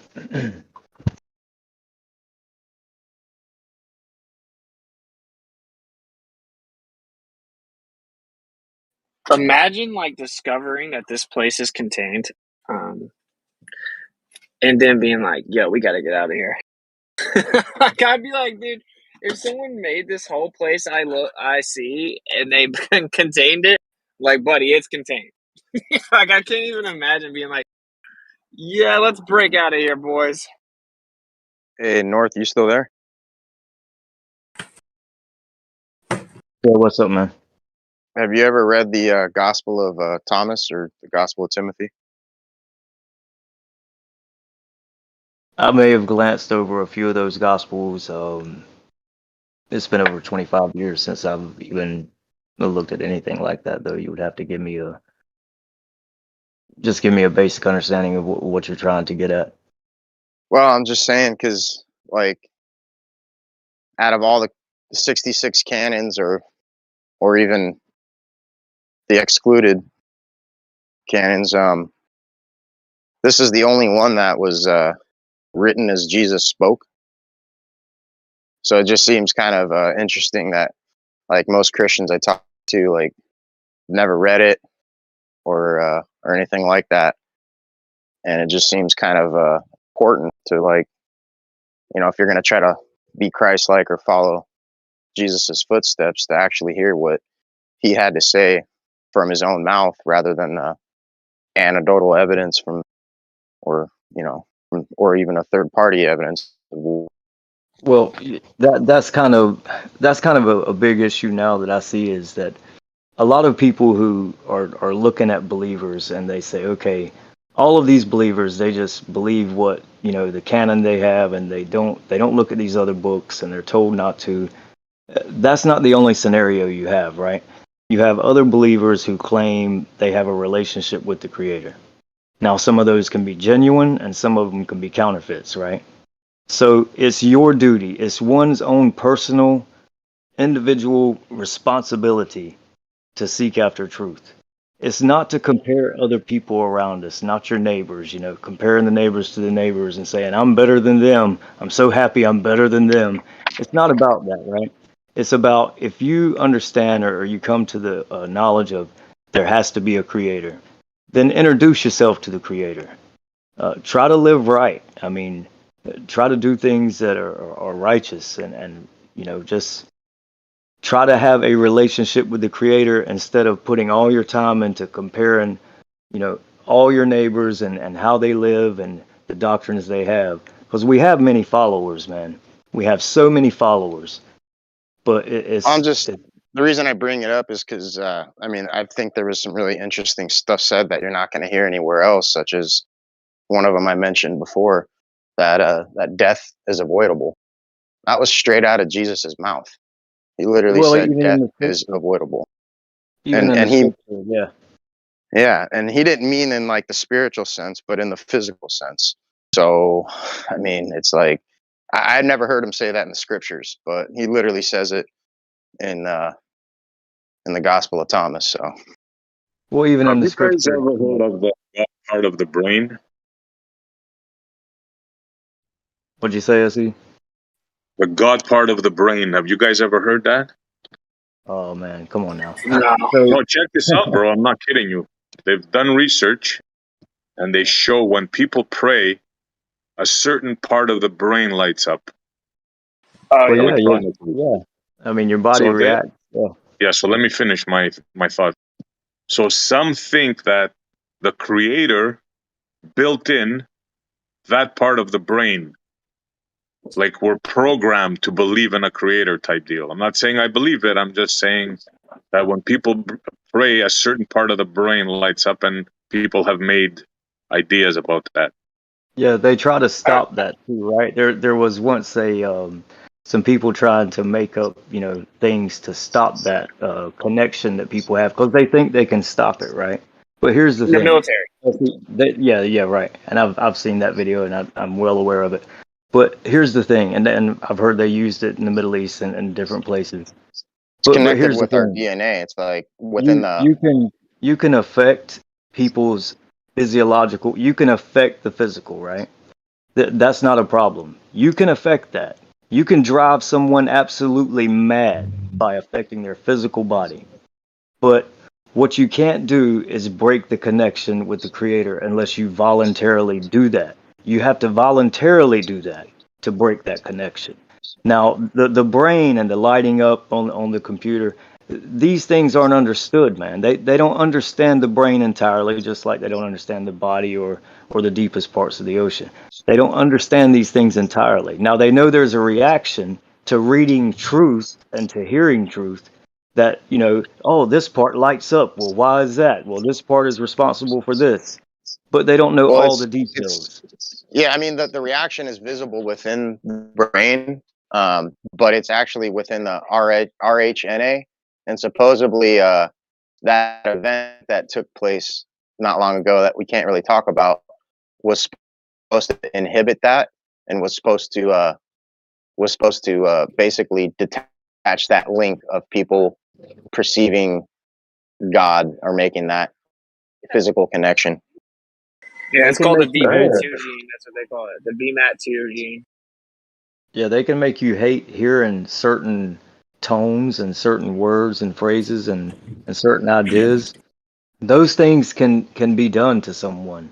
But to say that you're gonna, you know, break the connection of the creator, um, that's a lot of power, man. You have to voluntarily, you know, just like Well, Witsit said earlier.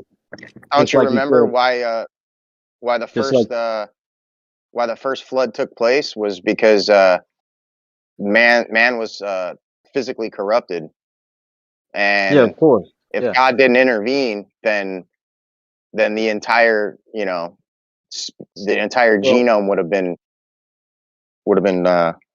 infected with whatever was going on at that point. So I'm just well, saying, like, who's to say that that wasn't necessarily what we're touching on right now, repeating itself all over again? Oh just to well, finish up, okay. like Witsit said earlier, you have to, you know, voluntarily allow the demons to come in. This is a voluntarily thing, and see, they made a choice. Eve made a choice, right? She chose something uh, before the fall of creation. She chose something, But so that's there's a not choice. fair, bro. She was tempted. So that's really not fair for a creator to do such a thing.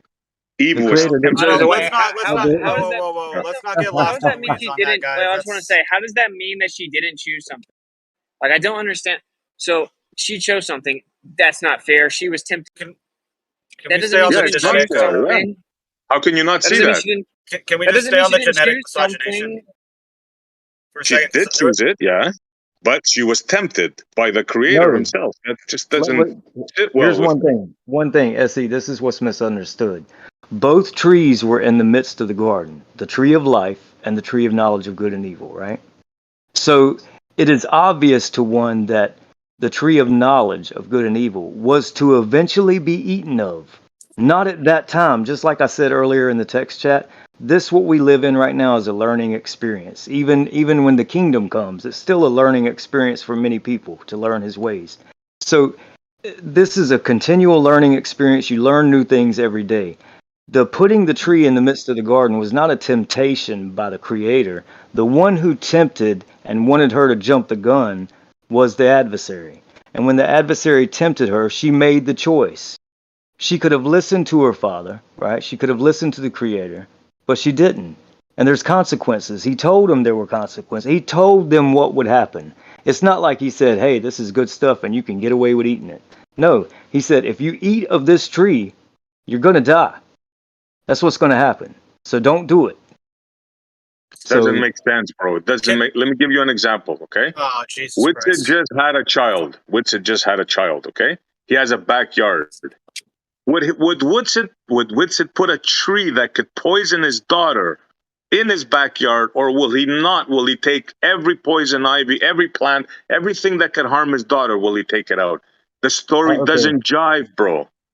Okay. You're I not. got, It's not even. okay. You're not even listening. He's saying that maybe eventually it was supposed to be eaten of, just not at that time. Maybe they were supposed to gain a certain amount of knowledge or understanding or experience prior to eating that. So like we It don't know makes stuff no like that, and sense. that's why the analogy doesn't make any sense. And honestly, like I was pretty interested in this whole idea that there's some type of like genetic connection that could be manipulated and thus shut you off. Because I agree with North that you have to choose it. Chose to go get that jab, for example, and it does say in the end. I'm not saying that's the mark. I think specifically it's not, but it says in the end that when you take the mark, that you'll no longer hear the voice of the bridegroom. The light will no longer shine within thee. So there does seem to be some type of way to cut that off physically, Here's one thing but you have to with choose it. to do it. With it, here's one thing, and I wanted to bring this up with you many times. When you read that about the bridegroom, right? And I agree with you in the sense that there's going to come a time when those people receive the mark to themselves, they're damned. There's no coming back. You're damned. Now, if it's forced upon you and you take it out, that's different. But if you receive it to yourself, then you're damned forever. That's it. That's what you put your loyalty into, that system. But here's the thing with chapter 18 in Revelation, when you speak about the voice of the bridegroom, the musicians, the harpers, no domesticated animals, it'll be a desolate forever. When you're speaking about that, that is the literal land of Babylon. Those same words are used in Isaiah chapter 13. It's the proclamation against the land of the Chaldeans, the land of Babylon.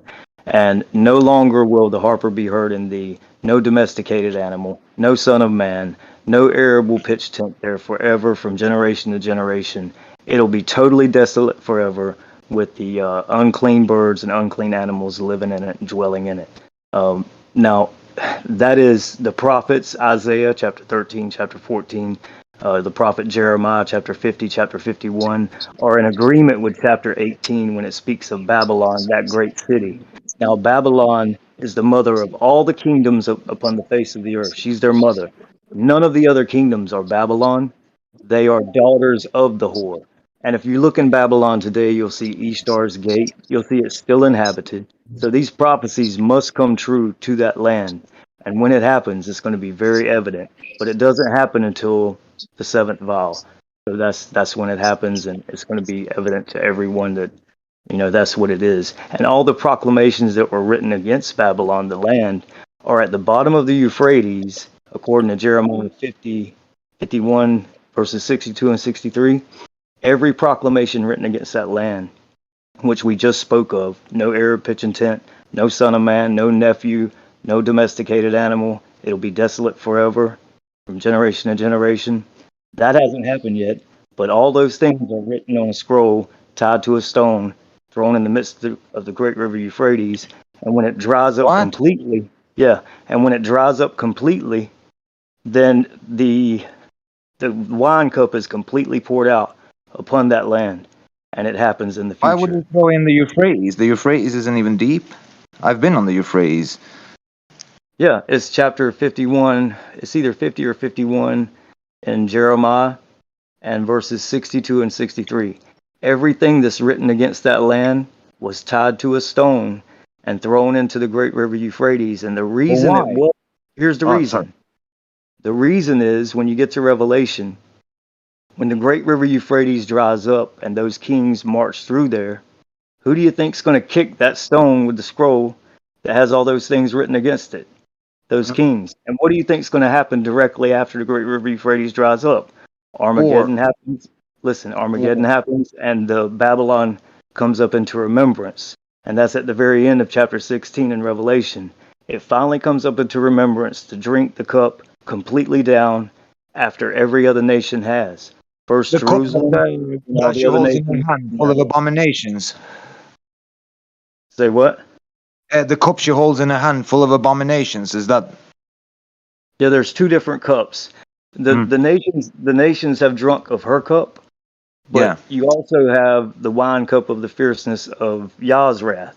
So Jeremiah speaks of it. He speaks of the chronological order in which the nations drink of the cup, just like Revelation does in chapter 16.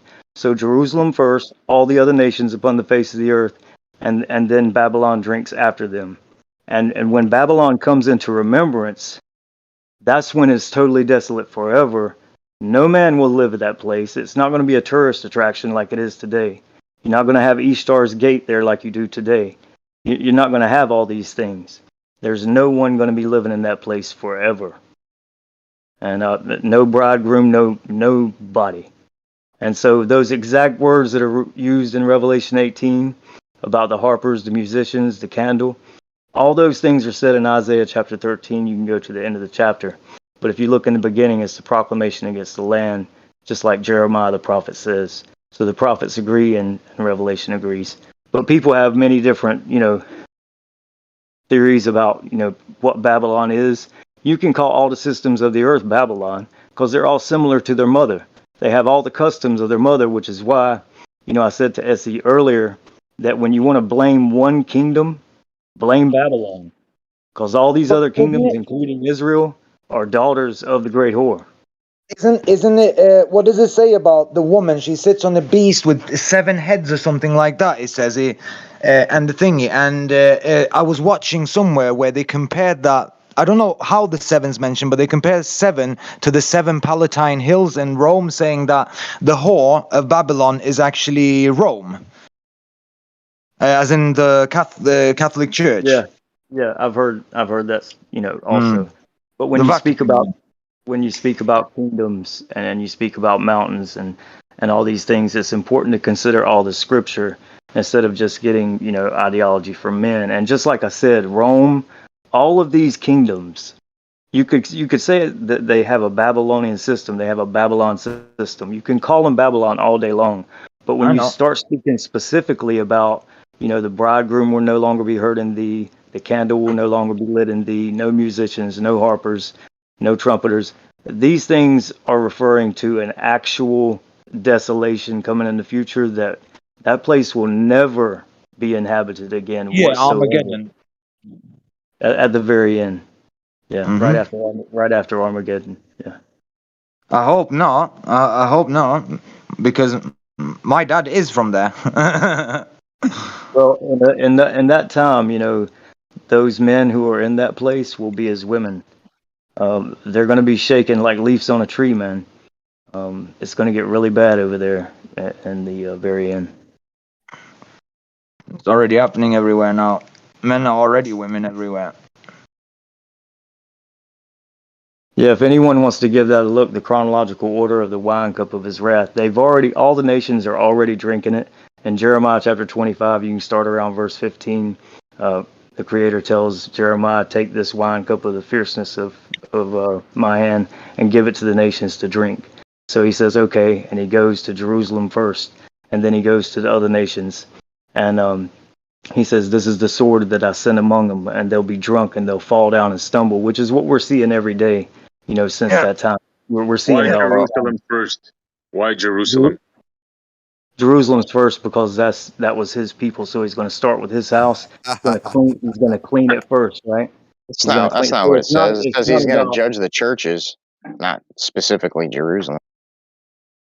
Well, if you look at what happened in Jerusalem in 70 AD, what happened? Okay, the temple was destroyed.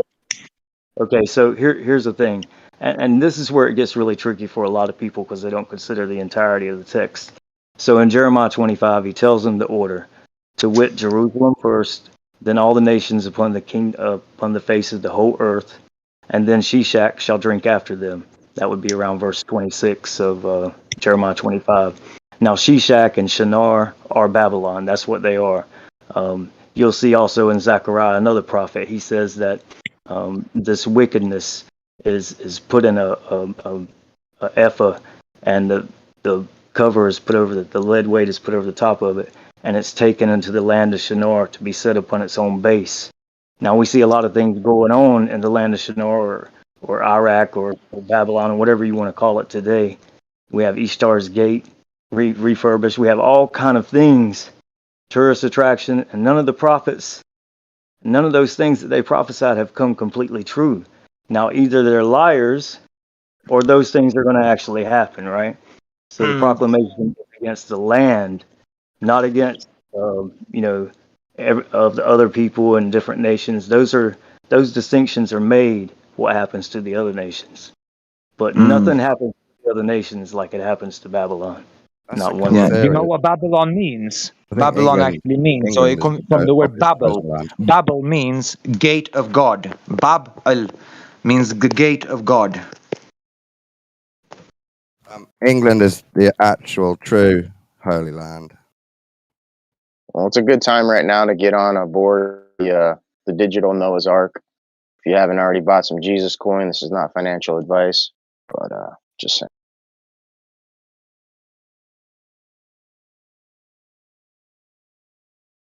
I think Babel is 2 words for the ancient Satan. Well, Bab El is means gate of God. Bab means door. El means God. El. Bab El means gate of God. Yeah, you're right. And I like to say, you know, Babylon, Babylon. But you gate know. of the bad Satan God, right? In the Christian paradigm. Have you guys heard of the Byzantium Empire? Obviously. After they Byzantium. made Christianity official, they lasted for 100 years. Yes. Sorry, 1,000 years. I misspoke. After King Constantine made Christianity official, that empire lasted for 1,000 years. Only in the east. In the east, the Western Empire fell not long after that, actually. But in the east, yes. That's right. Yep. In the east, it lasted until about 1450 something, until the Turks, the Ottomans, took over Constantinople. But in the west, they actually collapsed about 100 years after Constantine made the empire Christian. Yes. Guess who helped it collapse, though?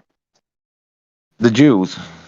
No, their brothers in the West, the Christians. Oh, they right. attacked first. Yeah. What do you mean? Have a look at history. Oh, you mean right. the Templar. Byzantium. Yeah. Yes, Yeah. because they were rivals. Yeah. Yeah, of course they couldn't allow that they had to be in power. It's all about power. Yes, and they did such a good job. How many people here heard of the Byzantine Empire? And how many people know it lasted for 1,000 years defending Christianity? And they were the first to officially make Christianity in the Eastern Roman Empire. How many people know that? I do. Mm-hmm. Everything is about power. They used religion to gain power, and that's what they've been doing through millennia. It's as simple as that. Yeah, I agree. People use truth to gain power, but they'll only use half truths, or, you know, like I said before, the most dangerous lie is the one with the most truth in it, because that's the one you fall for, right? And so when people want to gain control over other men, yeah, they'll use the creator. I mean, there have been men always wanted to do this. There were men who wanted to buy the power that the disciples had, but it's not to be bought, right? But it's one of the best ways to control people. Also to tell people that I can save you from death or you can live eternally. That's one of the best ways to frighten people into submission, I think. well, of course, the fear of eternal hell. What's better than that? Yeah, they Yeah, used too to bad teach it them. Believe didn't in work. this, you will burn in hell forever. Yeah, they used to teach them that, you know, they could buy their family out of purgatory if they would help build St. Peter's Basilica. Indulgences. In fact, St. Peter's Yeah. Basilica was built with money from indulgences. Yeah, and that's what Yeah, I'm you would saying. pay to And have your sins forgiven. Yeah.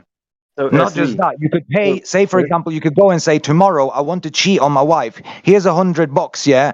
Forgive me for tomorrow. Yeah. And so here's the problem. SE, those things are not found in the text. Those are the things the men misrepresented and diluted the text and try to get these people to follow them and not the text. So the problem is not with the text. The problem is with the people who want to rule over other people. And if you think that's not out there around you, it's everywhere around you, bro. People want to lord over other people. So it's your own individual obligation to approach a creator in a humble way and ask him to reveal himself to you, other than, you know, judging all these other people and condemning all these other people for what they do, although they do wrong. You do better if you took my advice. Think of it, bro. It's the ultimate scam. Convince the people that this guy called the Pope is the vicar of Christ. He's second in command to God. So whatever he says goes. It's the ultimate scam. How could you go against God? It's the ultimate scam. Yeah, SE, people all over Italy are kvetching right now. I know. Spears are being thrown at me right now. I know, I could feel it. But somebody has to say the truth, bro. If it's me, it's me. Maybe God gave this thing to me. Maybe God appointed me to do this. I don't know, but I feel strongly about this, man. So If See, I'd only be you gotta deal see, with careful. me, I guess. I'd be if only you careful. could I've carry seen this on Christians through to gathering your firewood outside. Yeah, like pretty much every truth around here has been calling out the Catholic Church for a long time, I think. Yeah, SE, I think you find that God made us all autistic so we can spread the truth more efficiently. Yeah. Obviously, that's tongue in cheek, but there is an element to it where sort of autistic people have an advantage in that they don't really care about social norms, and so there've been loads of studies done on autists, so they don't really like advertising just doesn't work on them. Just as an example, like if you advertise to an autistic person, it just doesn't work. That's not true, Crypto. That's not true. This is well known, bro. What are you talking about? My brother-in-law is autistic, bro. My brother-in-law is autistic. He's not. There's different grades of autism. I mean, it depends on how autistic you are. Of course, look, bro. I never said that every single autistic person is an identikit version of every other. Like, I never said anything like that. All I'm No, saying but you is, said you can't advertise to autistic people. That's generalizing. well, yeah, because they're a group. How are you going to make a statement about a group that isn't general? Some autistic people. Yeah, but, oh, come on, man. You can't advertise to most. Sorry. Like, of course, if you're making a statement about a group, of course, it's going to be a general statement that doesn't apply to everyone. That is surely going to have to go without saying. Do I have to say that before making a statement about a group? Good. So anyway, when they've done studies on autistic people, they found they just don't really, like, advertising doesn't work on them as well as the general population. That's just generally true for that group. Don't know what else to tell you. I get what you're saying.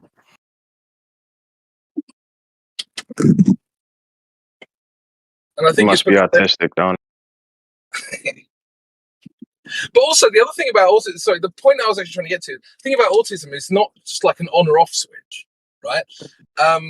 People all over the world have different kind of, and bear in mind, this is just an expression of psychology that we have chosen to call autism, right? So that's the first thing to understand. The second thing is that this expression represents itself within all sorts of different people, in all sorts of different flavors, and also at different intensities. So there's going to be many people in this group that are going to have similar psychological makeups as kind of your typical autistic person, but maybe only at 10% of the intensity, right? You know who was autistic, bro? That kind of person will then not care as much about social norms. That's the point I'm trying to get to, which is what, because SE was talking about, maybe God gave me this ability to just say this thing, whatever. That's what makes the truth community so interesting, is that we don't give a shit about social norms. Yeah, like I don't think I'm autistic. Maybe a touch. Maybe you're onto something there. You know who was autistic? That blows my mind. The man that invented AC power, Tesla. Now check this out. What he said he had the ability to do, and a lot of autistic. You know, like the movie when the guy saw the mathematical things in front of his eyes and solved them in front of them. Rain Man. Well, apparently, check this out. Yeah. Tesla apparently had the ability to construct a machine Yes, in his head. To do drawing in his mind. In his mind, put the gears where they should be, make things work, and leave the machine function, and then come back and see like did something break or he could run it. Yeah, he could run it as well. Like, that's amazing, man. I don't if it's true, that is. It is true. So imagine running a schematic in your brain, like you have a program, running it and fixing stuff in your brain, and then like leaving, coming back. Like, how do you do that? Like, that's something. So that's one spectrum of autism there. The thing is, And social skills all are men lacking. fall somewhere under the autistic umbrella, slightly. All men, and that's kind of what makes us like so poorly, like in touch with our emotions as compared to women. Like women seem to be so much more socially intelligent than us men, and yeah. So apparently, like all men fall somewhere under the autistic umbrella, slightly. Like, that's what I read. I don't know if it's true or not. If men This is what the separate, mainstream. if men separate their actions from their beliefs, that's the point when they're no longer men. Um, if you truly believe something, you're truly convinced, your actions should show it, right? So to separate those things and to ask people to separate those things is asinine in my opinion. Yeah, I think you should always step away from your beliefs and really look at how logical they are to make sure that you're following a proper pursuit of what you're asserting yourself on. Good point, bro. Very wise words right there. Yeah, but in the midst of climbing a cliff or a mountain, your experience, your belief, um, you've been fully convinced of how to take that route. The first time you took it. If you start thinking outside of the box, and thinking maybe I was wrong, maybe I won't put my toe there. I'll put my nose No, there. that's not belief. That's when you have problems. Experience isn't belief. Those are separate things. Well, you believe things. I believe the stove is hot when it's glowing red because I've had the experience of burning Let's my look into hand, that. right? So I'm trying to, What is trying to give you an example. So when the stove is hot and glowing, right, and I've had experience of touching it and being blistered on my hand, I've been fully convinced so that I believe. My believing is an action word. This you can't separate the believe from the action. Maybe some people who live in America today think that's possible and think that is wise, that they should do those things throughout the course of their life. But once you've been fully convinced of something, to go against that would be detrimental to your health and maybe others around you. Yes, always question what you believe. You should question the building before you walk into it. You should know what you're walking into. I'm not speaking from the aspect of someone who claims that they have truth without an experience or a relationship. I'm one who says I have a relationship and I have experience and I'm fully convinced. So Yeah, but you don't need to believe in walking, through confidence of putting one foot in front of the another. You just do it. A belief is like something that you're going to question because it requires questioning. So I think we're like kind of misconstruing the word belief for, common sense and confidence in something, in the sense that you know it to be through experience rather than something you've never experienced, then you have to question. And within that questioning, like, you have to essentially believe it because there might not be any verifiability or falsibility within what it is you're accepting to believe in. And that's what I'm addressing. yeah, I'm looking at the old way to look at the word believe and what it actually means and all that it entails. You're kind of looking at the new way, the new age way of what believe means.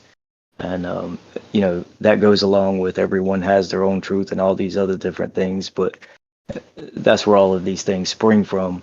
But I'm just looking at it from, believe is an action word. To believe on him, right? Scripturally speaking, coming from the aspect I'm coming from, this action is implied. It's not just a thought. I just wanted to address something that Warped said about women have greater emotional intelligence. This is something I hear bandied about a lot, but I don't really see a lot of evidence for it. I think men and women tend to communicate in very different ways. And I think men and women tend to process their emotions in very different ways. But I think, first of all, you need to define, first of all, what emotional intelligence even is. And I'd have a couple of ideas on how you define it. But then second of all, you'd have to have some metric by which to measure it to then say, well, group A or group B is better by the metric that I've set, right? So I was wondering if you could flesh that out a little bit for me, how you come to that conclusion.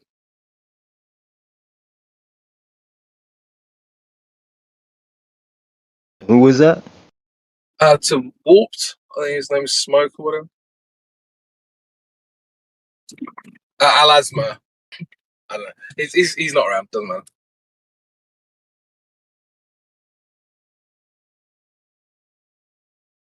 I thought that was something they just made up.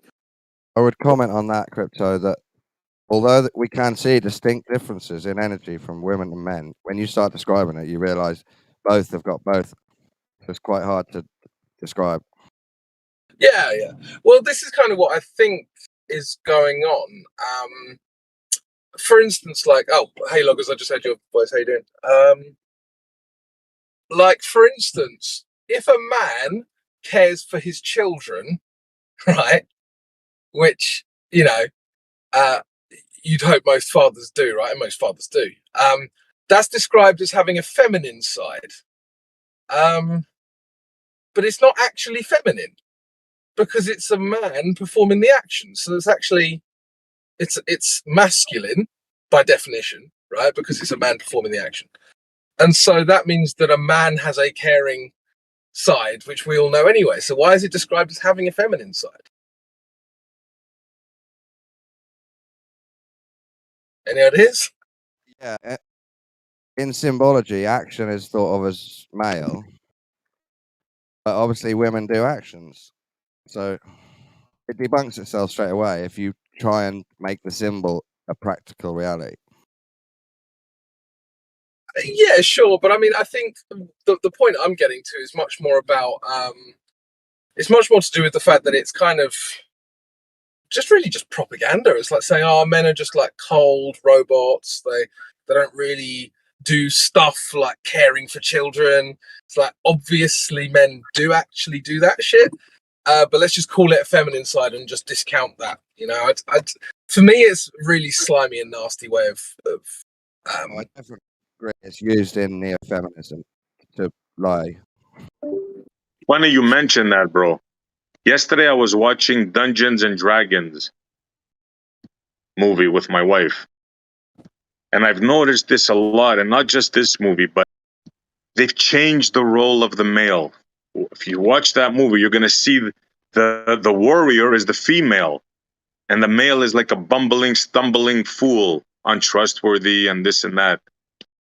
It's like they're reversing the roles. Our civilization is in grave danger, man. I'm not saying that or they're lightly. putting every white woman with a black man, every white guy with a black woman, a Chinese, and they're mixing it up. Yes. Or there's always the white guy is always nerdy or gay. The black guy is always like the strong one, and the woman is the warrior now, and the man is like a little pussy. I mentioned it the other day, dude. Look at all the modern Doritos commercials, and it's always you said, a nerdy I white saw guy. the one that you talked about. I saw the one that you talked about licking fingers. What the fuck, man? Well, there's not just one. There's not just one. There's multiple Doritos commercials with a white guy licking the cheese off a black man's fingers and just acting like a weirdo idiot. Yeah, it's pretty creepy. bad. It's creepy and nasty because it's not just because it's not like typical behavior, but because it's actually taking the piss out of you. It's like, oh, look what we can present to you, and there's nothing you can do about it. It's actually nasty and slimy. You know. You remember Married with Children? Oh yeah. The father is an idiot. The mother is running the show, and the daughter is a hoe. The daughter's a ditz. Yeah. And I mean, it was. But I like that show. The show was. But obviously, what's going on is that this is like a direct attack on our culture, and we have to recognize it as such. Yes, brother. Yes. You have to understand that's what's going on. This isn't coincidence. Everything is curated to be this way. Yeah, but if you look at who's pushing that whole narrative, it's the ones we're not allowed to talk about. That's my whole point. Finally, somebody spotted it. Thank you. We all know, trust me. We all know. Yeah. Avatar, bro. I think I'm aware.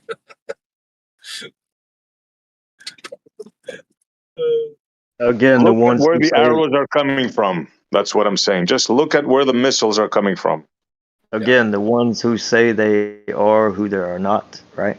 Just like we spoke of earlier, the problem is not with the text. The problem is with the people claiming this is what the There's three gods from ancient Egypt. There's Isis, there's God, Ra, man, and why there's is it every time I'm speaking, bro? Everybody else Yeah, has. warped. You gotta chill out, bro. Notice you've been interrupting a lot, dude. Just wait your turn, brother. You're gonna get in. Sorry, bro. I think I'm having fucking what's it called? Like lag is coming through a bit late. Sorry, I'll mute my mic. Sorry. Yeah, just like Go ahead. earlier when we were talking about, people having a problem with the text when the issue really is with the people who claim that this is what the text says when it doesn't. Now we have the issue of people claiming they are a certain group of people when they're clearly not, even according to the text itself. Again, which is why, most people think people followed said people is because they followed the text, which they clearly do not. So again, the problem is not with the text or the creator. The problem is with your fellow man. There is a problem with the Yeah, text it's too. always been the problem. Yeah, agreed. There's a problem with people and the Absolutely. text. Well, it's the people manipulating the text, is what it is, and it could be any text. It could have been. It could be the Muslim book. It could be any book, But if right? the book was Yeah. from God, then it wouldn't be able to be manipulated, would it? Exactly. Did you hear about the president of Mexico identifying Palestine as a state? Yeah, bro. I heard that. That's really something. Just recently. That's gangster. Yeah. I'm wondering if there's going to be any repercussions coming from that. He'll be dead soon. Yeah, suddenly Mexico doesn't have any trade agreements with USA. Where did we get, If by magic. where did we get that word Palestine or Palestinia? Who coined that phrase? Was it the Romans? And what does it mean? I don't know. Yeah, I don't know. We went over that before, right? So I don't know. So Tell the us. Romans, I'm from Philistine. yeah, the land of the Philistines is what the Romans called it when they plowed They were it good, under. right? Yeah, when they plowed it Philistines under. were good. They themselves call themselves Canaanites. Canaan. Were they good north or were they bad?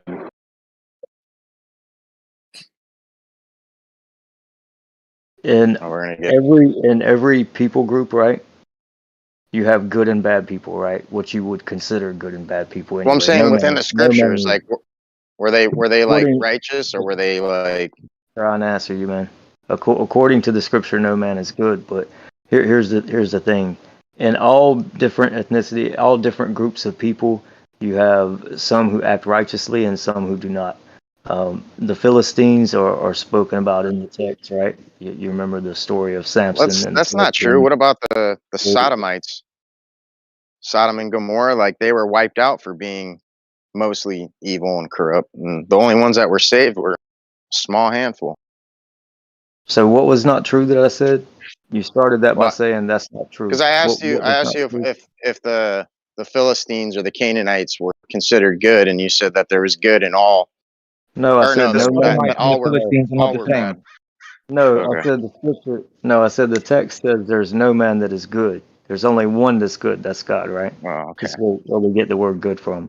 So it's not that people are good. It's that you have people who have righteous behavior and people who act wicked in every group of people. So when you just make a broad brush and say, were the Philistines good or bad? I can't say, well, all the Philistines were bad and all the Philistines were good. Yeah, I get you. I can't give you that. But what I can give you is a little detail on history and what happened and where the term comes from, Palestine. I can give you that, right? And we can come to those conclusions. But yeah, you're asking for things that you can't receive. It's not possible to answer. All right, fair enough. I do find it kind of frustrating when you make a statement about a group and then instantly some genius always pipes up with, not all members of the group are X, and you're like, right, yeah. I'm just looking for the general. Yeah, it's like, like what what color are we to perceive Oh, them in? okay. So yeah, there'll no longer be any Canaanite in the land. So if you want to speak of Okay. Canaanite in the term of someone who is an unrighteous person, an actual wicked person who turns and transgresses against the Creator, then yeah, there will no longer be any Canaanite in the land in the very end. So And it's kind of Canaanites like it's like a and the spirit. Philistines are the same? Yes. Okay. It's not. Palestinians are bad. No, it's not in the sense that you can use the word where it's used as a Canaanite being in the land, what I just referred to. It's not that none of them can be saved. That's not what the text is saying at all. And it takes a bit longer, if you want to get into the specific verses and words and defining the words and getting into the context. But it's not going to be said, cleared up in like 5 seconds. Oh, all the Philistines are bad, all the Canaanites are bad, only the Jewish people are good. Yeah. No, that's just a narrative that you've been hearing forever, and it's against the text. So. No, can I ask you a quick question? Really, really quick question. Because you seem to know the Bible really well. Where is this? When the prophet talks to the king, the Babylonian king, and he talks about this whole kingdom of iron and kingdom of gold, and that. Do you know what I'm on about? Daniel chapter 2, yeah. Daniel, thank you. Daniel chapter 2, thank you. That's what I needed. Thank you. Yeah, what's interesting about that, is when you come to the end of the kingdoms, we all see they all came from Babylon, but the interesting thing is they shall mingle themselves with the seed of men, and that's the last kingdom. Who are the they? We know who the seed of men is. The fallen ones? Who are the they? The fallen angels, right? It's always been an interesting topic, and that would be a conversation that would go on quite a while, I believe, because there's many different theories. They're referring to the Nephilim, though. I'm not trying to start the conversation. I'm just saying. I think it would be the Raphaim, not necessarily the Nephilim. What's the difference between Raphaim and Nephilim? I remember the answer to that, but I totally touch on it.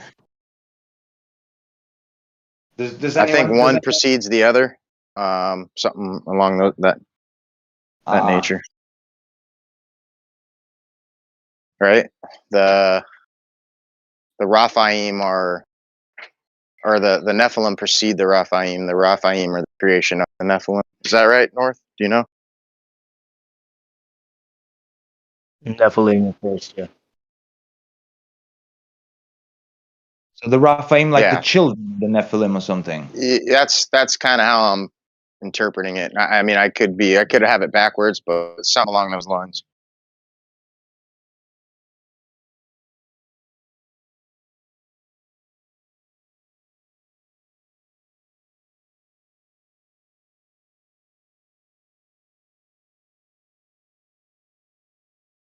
What does the word Nephilim actually mean? Does anyone know? Well, that's what I'm saying. Like, I think it's the fallen ones, and then the Raphaim are the offspring of the fallen ones after they intermingled with the daughters of man. That's how I perceived it. But I mean the literal meaning of the word, like the interpretation. Doesn't Nephilim actually mean fallen one? It means National Football League. Does it mean your mom's pussy as well? Oh shit. No, I just hear a lot of like mainstream ideas of the Bible, which is interesting in this truther group because you guys have gone so deep into poking holes into the globe, and I would just encourage you to open the Bible and do the same thing. Try to poke the holes in it. It asks you to test it. So all I hear is repeated like Joel Osteen stuff. It's weird. Did you hear what Mark Twain said? Mark Twain said the best cure for Christianity is reading the Bible. Nah, I don't know, bro. I said some shit that has never really been stated on here or many other places, dude. No, I agree. I wasn't saying you were, Tesla. Can I just make an extremely ignorant statement that might wind up a few people in here, but I don't mean it. I don't mean it to wind people up, but I do mean the statement. So you've got this concept of like godly angelic beings from a faraway place mating with the daughters of man. Does that not have like massive overtones of cuckolding to you guys? And if that's the case, are you not suspicious of that story? Yeah, it's definitely a strange story, man. It definitely is. I see a lot of it depicted in Marvel movies and stuff like that. So, like, where'd they get that idea from?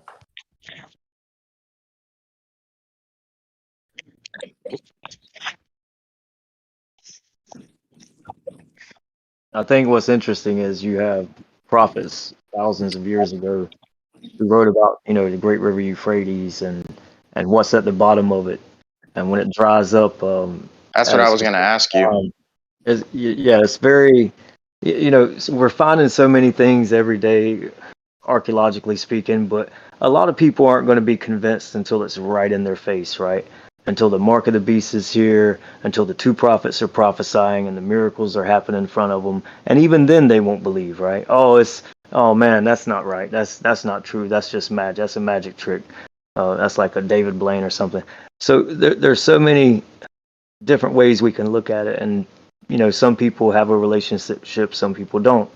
But a lot of people, they criticize these believers, and you can't lump all believers into one group. And I know it's silly for someone to say that you can't lump everyone in the group and into one ideology or character, but that's the truth of the matter, right? So I think it's very interesting that there's so many things in the scripture people just discount and don't even look at. For example, that stone with the scroll tied to it, and when it's obvious that it's there and what's going to happen directly after it's unveiled, so to say, or the water dries up and you can see it.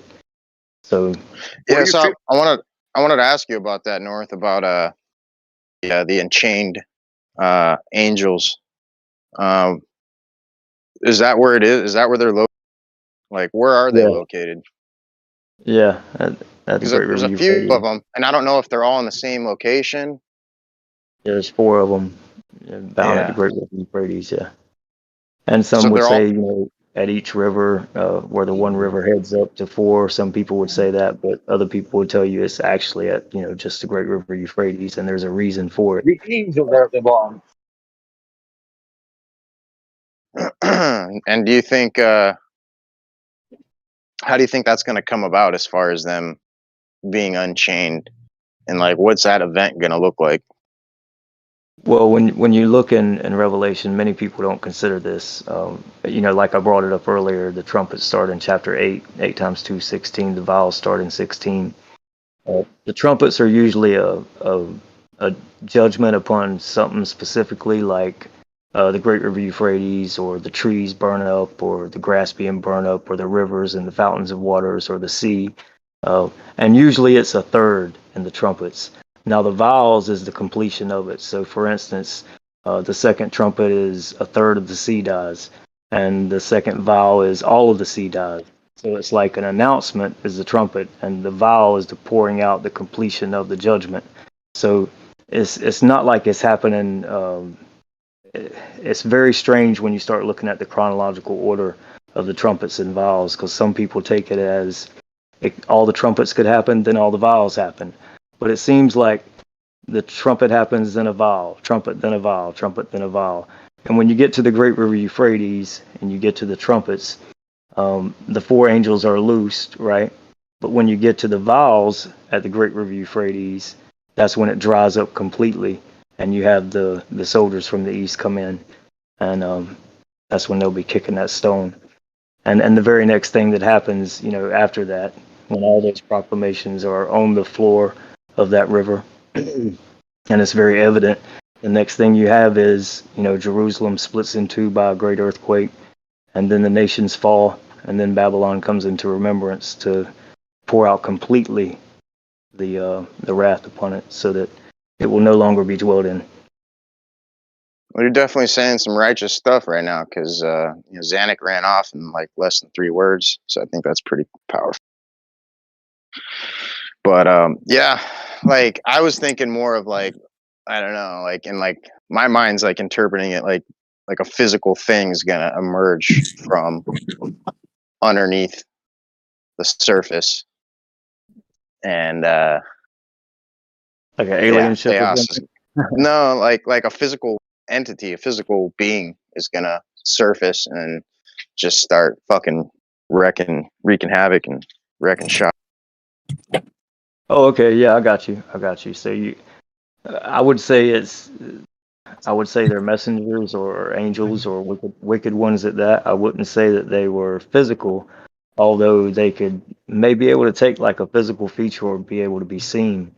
Um, yeah, most of these wicked spirits that people speak of, today it's not really. It doesn't seem possible for them to take an actual human form and have every part of the body. They need a vessel, so they roam around seeking a vessel to inhabit, and Well, what about that's the Antichrist? So that's the thing. Like I was perceiving it there, they were already within a vessel from the ancient times, like potentially one of these giants spoken of, and they're well physically then enchained down there, and they're going to be released surface, and it's well going to be they, pretty undeniable when you've got this like giant freaking humanoid looking thing just literally playing Godzilla. well they can you can see them if they want you to, right? Even the ones that you think are invisible now, the spirits, so to say. Uh, if they want you to see them, you're going to see them. Um, and a lot of people don't know that, and but that happens. But here's the other part of it is that if those four angels which are bound at the great river Euphrates, if they were in fact Nephilim or sons of gods, then it should be said so, right? But it doesn't seem that way. It just seems like they are spirit beings or messengers or angels, however you want to put it. Yeah, but to be in chain kind of contradicts it not being physical. Well, chains, no, because even Satan is chained and bound for 1,000 years. So, when people speak of chains, chains exist in the spiritual realm too. Um, But isn't Satan physical? Isn't he an angel, a fallen I angel? was going to ask you. well, he's a And the spirit, right? Antichrist as well. The Antichrist, isn't he also a person, like physical? Or, Well, So do the we got I pseudo. three suppose, isn't that what the characters? Do we Bible got says? three different characters here? Do we have the Antichrist, Satan, and Lucifer as being three different things? You got the pseudo Christ, right? And Wesley tried to cover that earlier, and he covered it. So you got the pseudo Christ. You have many antichrists. Many people are against Christ, but you have one pseudo Christ, one who's going to take the place of, or say he is Christ. And then you have, of course, his false prophet, and you have the armies. But when you're speaking of the adversary, the spirit, you're speaking of a spirit. You're not speaking of something physical. So, yeah, the angels are not physical. Now, the sons of the angels who fell, those are physical in a way, but not in the same way that people are. So there were all kind of things going on back then, but bestiality, sea creatures, all kind of things. But when you start going into Revelation and you're speaking about specific words like angels, which are bound, it doesn't lend to them being physical. Um, when you consider the rest of the text, it doesn't lend to that. What about the Antichrist? Like, Well, of the way course, it's described is like he's a physical person, isn't he? Like a man. of course. So there's a man, right? And then who's going to want that man to be his vessel? Who else, right?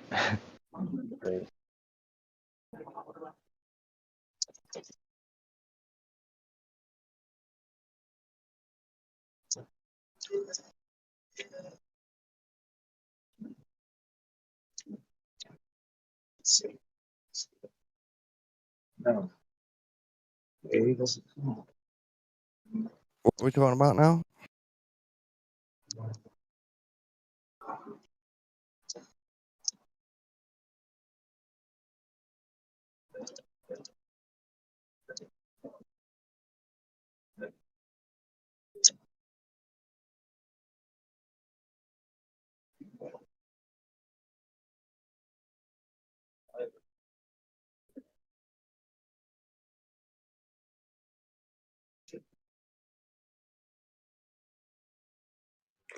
That's so cool. You guys ever heard about True C? You know, that kind of idea of like the perfect sound. What? The true what? It's like I heard it from like a black keyboard player. It was a church guy, and it was like the idea of the how to create C, and the idea that the instruments that we have are not tuned to proper C, and so because of that, they would play in A flat, and A flat allows you to imagine C. So like it kind of creates the proper C by giving you the first and the fifth, and your mind fills in the blank of the major third, which is the C. You know, that's why like gospel, that kind of vibes has vibes. Remember that brainstorm green needle thing where your brain fills it in? Is it like that? Yeah, like I'm not quite sure what you're referencing, but it's kind of a You familiar never idea. heard that green needle brainstorm thing? Maybe, you gotta but I don't know if I YouTube know. it. YouTube it. It's dope, bro. Depending on what word you're thinking of, that's what you hear, and it works. It's crazy, bro. Oh, you It's know what? I've fucking seen it with crazy. yeah. I have seen that. I know what you're talking about, and it's like doing the dishes or something, and they'll have a list of the term. Yeah, man, that shit is so No, cool. no, no, no. It's 2 words. It's No, 2 I words, and oh they only make a weird sound. They don't actually say either of the words or anything that even. I don't know. It's crazy. YouTube it, bro. Green needle brains. I've heard that. Well, like, have you ever seen like the videos where like it's like it'll have a popular song with like a particular lick or a particular thing that they're saying, and like depending how you interpret what they're saying, you could hear so many different things out of it. Like, I wish I could Yeah, think of I've an heard example, that. This man. is something else. This is something else, though. And I've played it to people without telling them the words green needle or brainstorm, and they don't hear anything. It's nuts, bro. I'm telling you. You know, I read, or there's like some stat where it's like 50% of the population or more has no internal dialogue. Isn't that fucking weird? What's that, NPC shit? Yeah. I mean, are you basically an shit right NPC if there. you have no internal dialogue? I was gonna say that don't sound that can't be, man. What were you? What they saying that people are not thinking? Well, actually, yeah. To be honest, I can Well, believe it. Yeah, yeah. I actually, mean, now is that I it think that of hard to believe, bro? it, now that you say it, it makes perfect sense. They're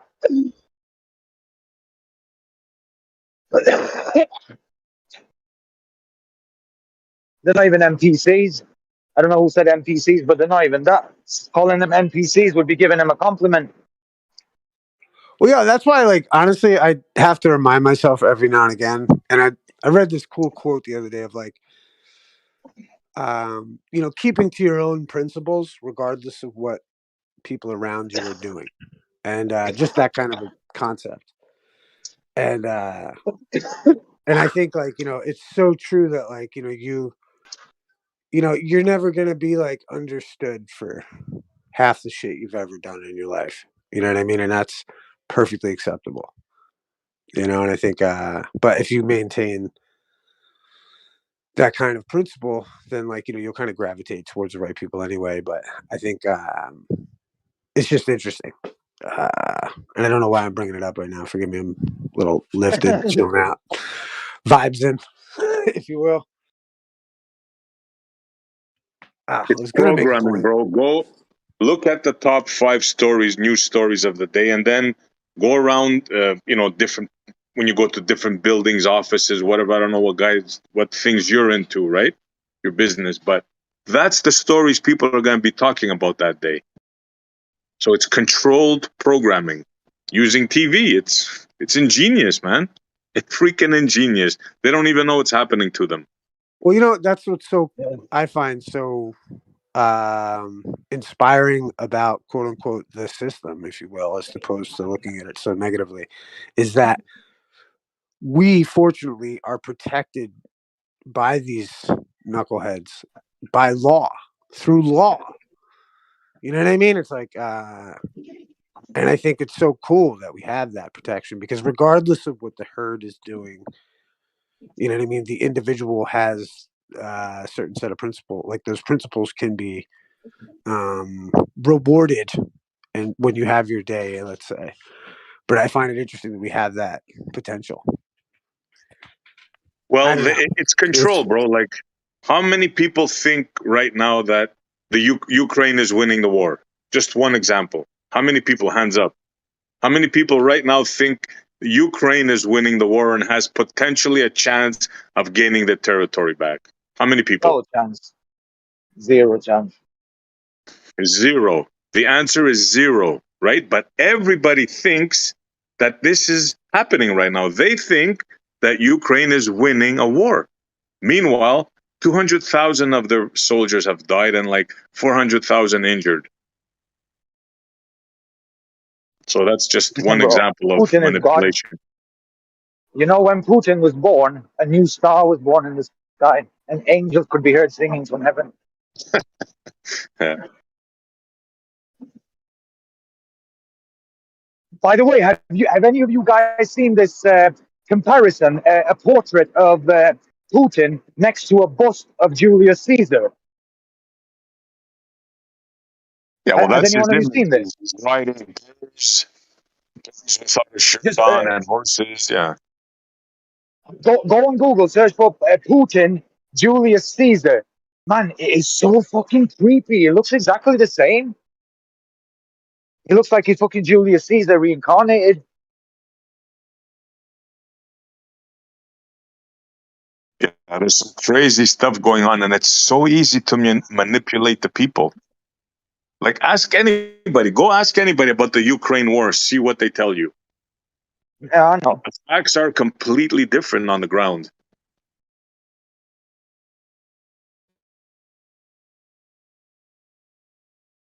Yo, SC, look at this. I'm gonna post a picture in the chat. This is fucking crazy. This way.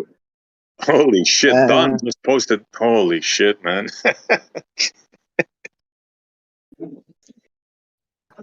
Yeah, that's yeah. I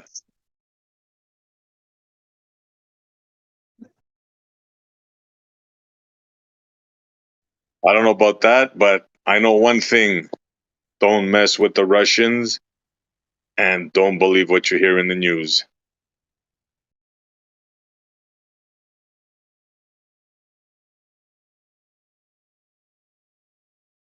They look really different. Like still a striking image, even though they look really different.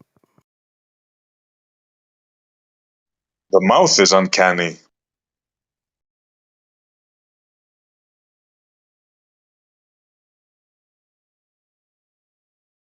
Yeah, you guys are gonna end up invoking Pete Shea back into the room.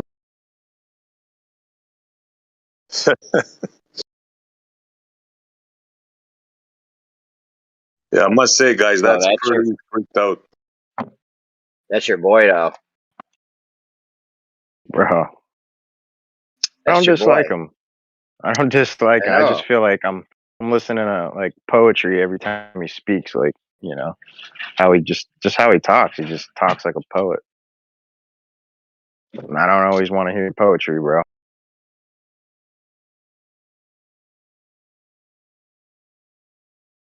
But that is what it is.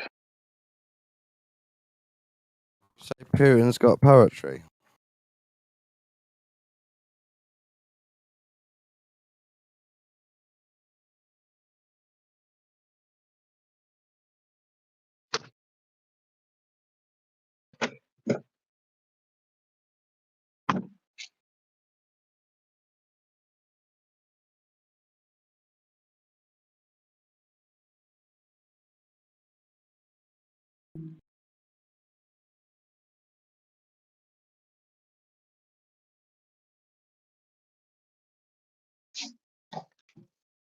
Did you buy more Jesus coin, Jeremy?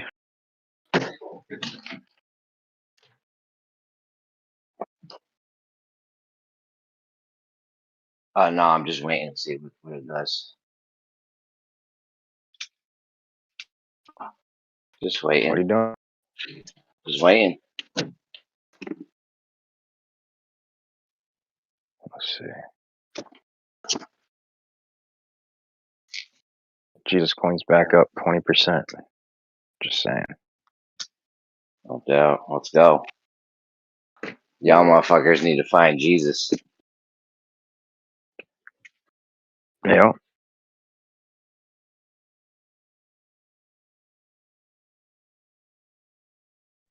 Have you guys been keeping up on the BRICS and the Petro-Yuan?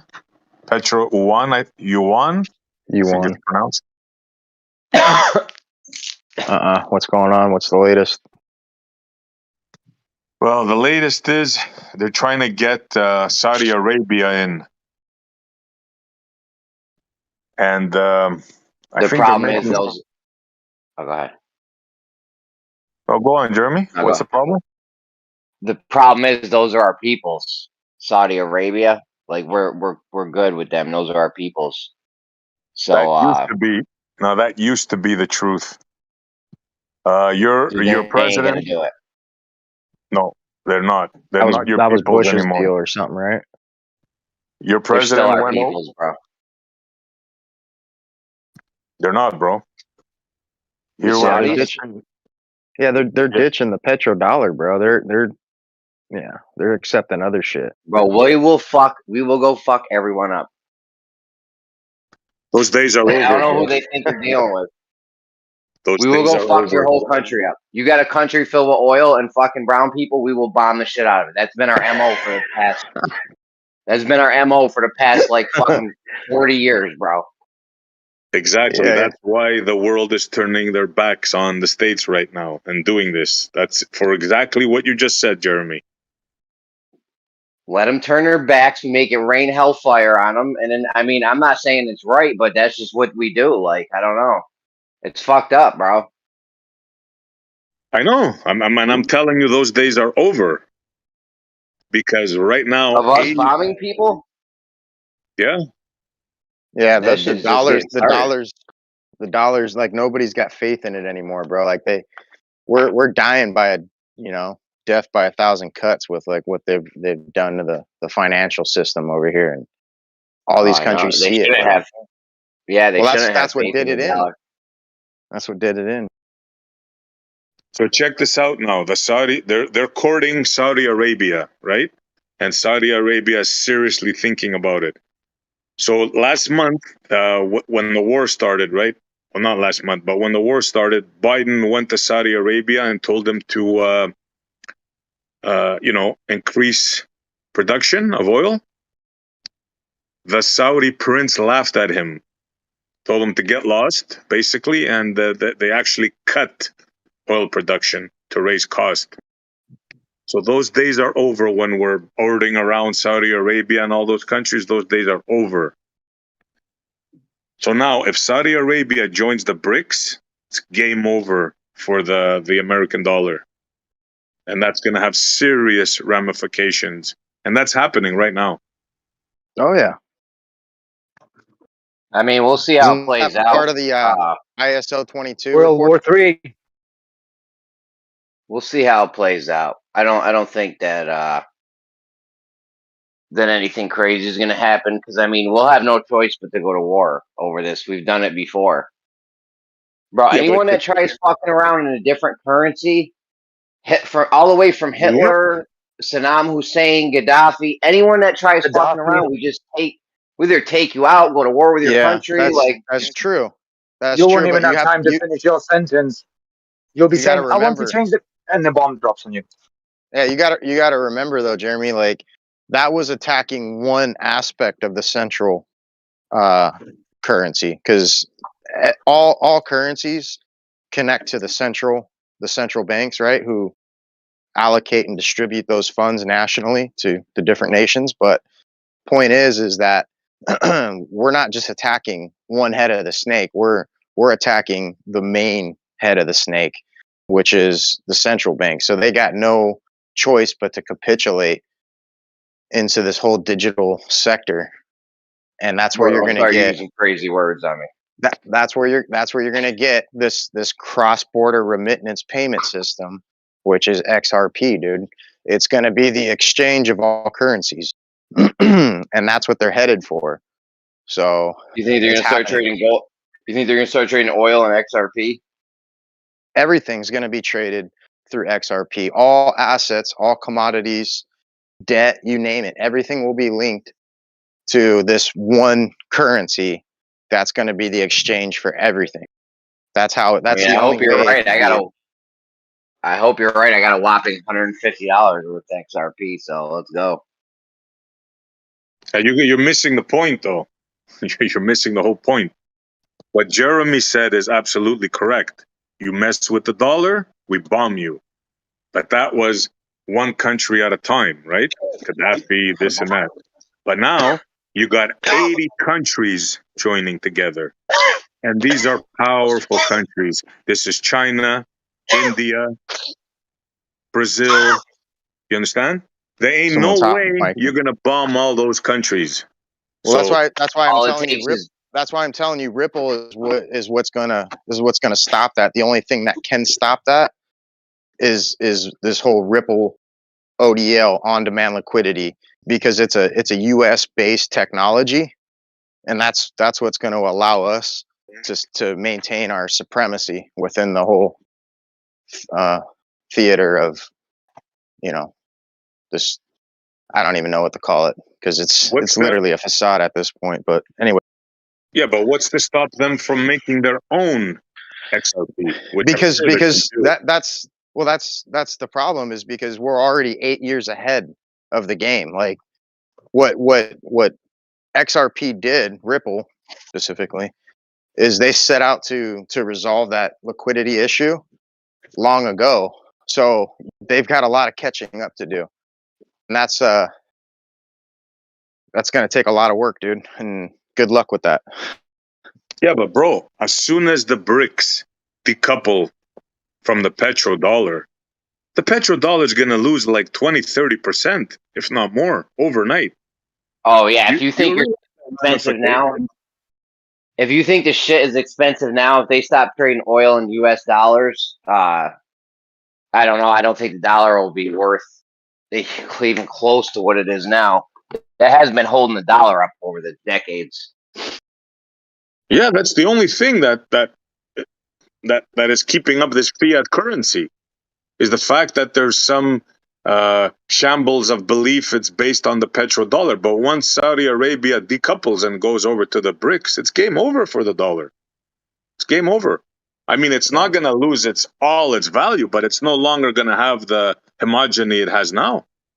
It's going to lose value. Man, just because they told Biden they weren't going to amp up or whatever the oil production, they're still our peoples, bro. They're just not taking direct orders from us. But when it comes down to it, they're not gonna stop trading it in a dollar, bro. I mean, I could be wrong, but I highly doubt it. They already are, dude. France purchased like how many millions of natural gas from Saudi Arabia and the yuan? They're not using the fucking petrodollar. That nobody wants it, bro. Why would you accept a currency that's on a downward trend over the last fucking 100 years? It makes no sense, bro. And not only that, the sheer hate of America. You guys got to understand this, man. Everybody hates America, those countries, because America has done dirty deeds to them in the past. I'm not talking about you guys, Americans. I'm talking about the government. You got to understand this. It's not just financial. They hate the American government with passion, bro. I know. I didn't know they were already trading it with other currencies. Yeah. It's fucked up. Well, we're about to bring it to them probably. I don't know. We'll see. No, bro, those days are over. That's what I'm trying to tell you. There's a big change coming about. There's a big wind blowing from the east. The East is gonna take. I mean, dude, they're doing awesome fucking shit, bro. If they build that straight line city, that's fire. It's super safe over there. I mean, they've been getting oil money every year. It's the biggest change of wealth in the history of the world from the oil money. It's like $10 trillion a year we're giving to these people for oil. So There's only one chance. The Americans have to change gunboat diplomacy, and they gotta follow what China is doing. China is building bridges, going into partnerships with businesses. They're not raping the country of their resources. So you gotta change course now, or else it's over for America, man. I'm telling you, it's over. That's hilarious. That's a fact, bro. I'm sure the Romans were laughing when the extremities were burning and the people in the middle were dancing. But that's what's happening right now, bro. I hate to be the one. It's unfortunate. It's unfortunate, but what he's saying is definitely true. Yeah, China does the carrot and America does the stick. And he has to, it doesn't work anymore. The stick doesn't work anymore. Yeah, that's the thing you need to realize, bro. It's all a dog and pony show, and that's what I was like trying to hint at earlier. But yeah, it's not red versus blue, China versus America anymore, bro. It's the world powers against the free citizens. People, yes, them against us. Look at empire. Look at the history of empire in the world, right? How do empires rise? They attack other countries. They become strong. How do they fall? Well, those other countries all get together and ramble them at the end. And Bro, another power takes over. Yeah, but that's the theater of it all, dude. That's just the facade of it all, dude. Like in all essence, dude, they're one and the same, dude. They meet in secrecy. They're on the same page. They just want you to be perceived that they're against each other so that they can cull the herd, without ever being noticed. Well, yeah, then there's that outlook, of course. Yeah, there's always that outlook, like it's all a pony show, and they're all linked. But whatever the case is, the people still suffer. So all the even if leaders. That's why the people suffer, because they're still under the perception that it's nationalism. Oh, we've got to defend our nation, prideful and arrogant of who we are, to the point where they're not seeing the big picture. And they run head first and off a cliff, pridefully. Yep, and religion is one of the tools they use. Yeah, absolutely. So it can be true if it's said that the kings of the earth or the leaders, they all sit at one table and they take counsel together, not only against the Creator, but against people who want to live by what the Creator has planned for us in the beginning. So yeah, they take counsel together, man. Yeah, we have proof of that. Antarctica, right? Yep. We have proof of that. We wrestle against not flesh and blood, but against principalities or something rather of the spiritual. North can probably put it in verbatim, but we wrestle not against flesh and blood, but against principalities in high places. Right. Yeah, powers and principalities in high places. Yeah. So it appears the powers that be, they see the winds blowing from the east, and they're just gonna leave the west behind like dirty shoes. Don't think they have any loyalty. They'll leave you behind like dirty old shoes. Well, that's kind of the I could go on and say as it is written. I mean, you got to look in that territory for the future, for things that are going to make the biggest differences in our future are going to happen over there. And some question that, but this is going to be the first time in history where an empire voluntarily gave its power away by greed. That would be the United States of America and the business elite. It's going to go down in history as a country giving its wealth away voluntarily because of greedy corporations. What's that? Yeah. Essie, what is that? That's why. What is that they're building in Saudi Arabia? How many Empire State Buildings is it equivalent to? And I think the line. The line. Yeah. I was just going to mention. Mention that. Yeah, 20% of it's done, right?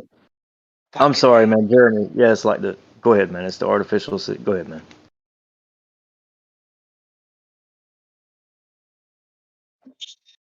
Damn, man, I've been trying to get in for like 5 minutes. I was just gonna mention that city they're building. That's probably why they're building it, because they see what issues we're having with all this whole oil thing, and if you don't need all the oil, because everything's going to be in walking distance in the city they're building. There's no cars. You don't need cars anymore. Like, just make the shit happen where you need it to happen, so no one has to fucking drive anywhere. It's stupid to drive anywhere. It's unnecessary. Maybe have a train at the most. How many plumb lines you got in a line there? How many kilometers? How many miles is it? Well, I don't get know if they're building Jeremy back on the plums, bro. Jeremy, you're a pro 15-minute city, bro. I'm all for efficiency, and if we can make humans as efficient as possible. So, like, yeah, if you have everything within walking distance, like, that just seems like super efficient. You get rid of the oil and all the cars and all. You don't even need to build cars anymore. Think of how much time goes into people. There's people that work their whole lives and all they do is sell the cars. And there's other people all they do is slaving build for it. somebody else, though, man. Jeremy, dude, this dude drank the Kool-Aid, man. Someone go get Big him. time, dude. Yeah. But We're trying to holy rescue shit, him. man! You definitely just like to be slave to somebody else, dude. Just get yourself land, get yourself cows, get you some cattle, all kinds of things that you can What do they make your call it? An own life, bro. intervention? An intervention? I mean, Sorry. bro, if I just think it's good if you can get rid of unnecessary shit. Like, I don't know, do we really need cars? We have the ability to make everything where we need it. So, Have you guys seen those huge fields of brand new EVs sitting in China? Like, they were like literally mass producing these things to try and skew the narrative that they're competing with Tesla and other American car manufacturers. EV demand, electric vehicle demand. But they've got these, like, I don't even know how many, dude. I would say probably in the hundreds of thousands, if not millions of these things just rotting away, dude, not even being used. dude, you know how much it costs to drive? I wish I could walk everywhere I had to go, to the grocery market, to work. It cost me like $500-600 a month just to operate a vehicle, between insurance, gas, all the car shit. Jeremy, a car, in my opinion, is the ultimate expression of freedom, bro. Next to a plane, right? You can It's get just in the your modern car and house. go anywhere you want, bro. Just about. Have you seen that I hear new you. I'm not one saying coming get out? rid of cars. What I am saying is it's the way we use them is absolutely wildly inefficient. I drive Can a we make a new 2-ton. roll for Jeremy? Like, drink the Kool-Aid? Can we make a drink the Kool-Aid roll?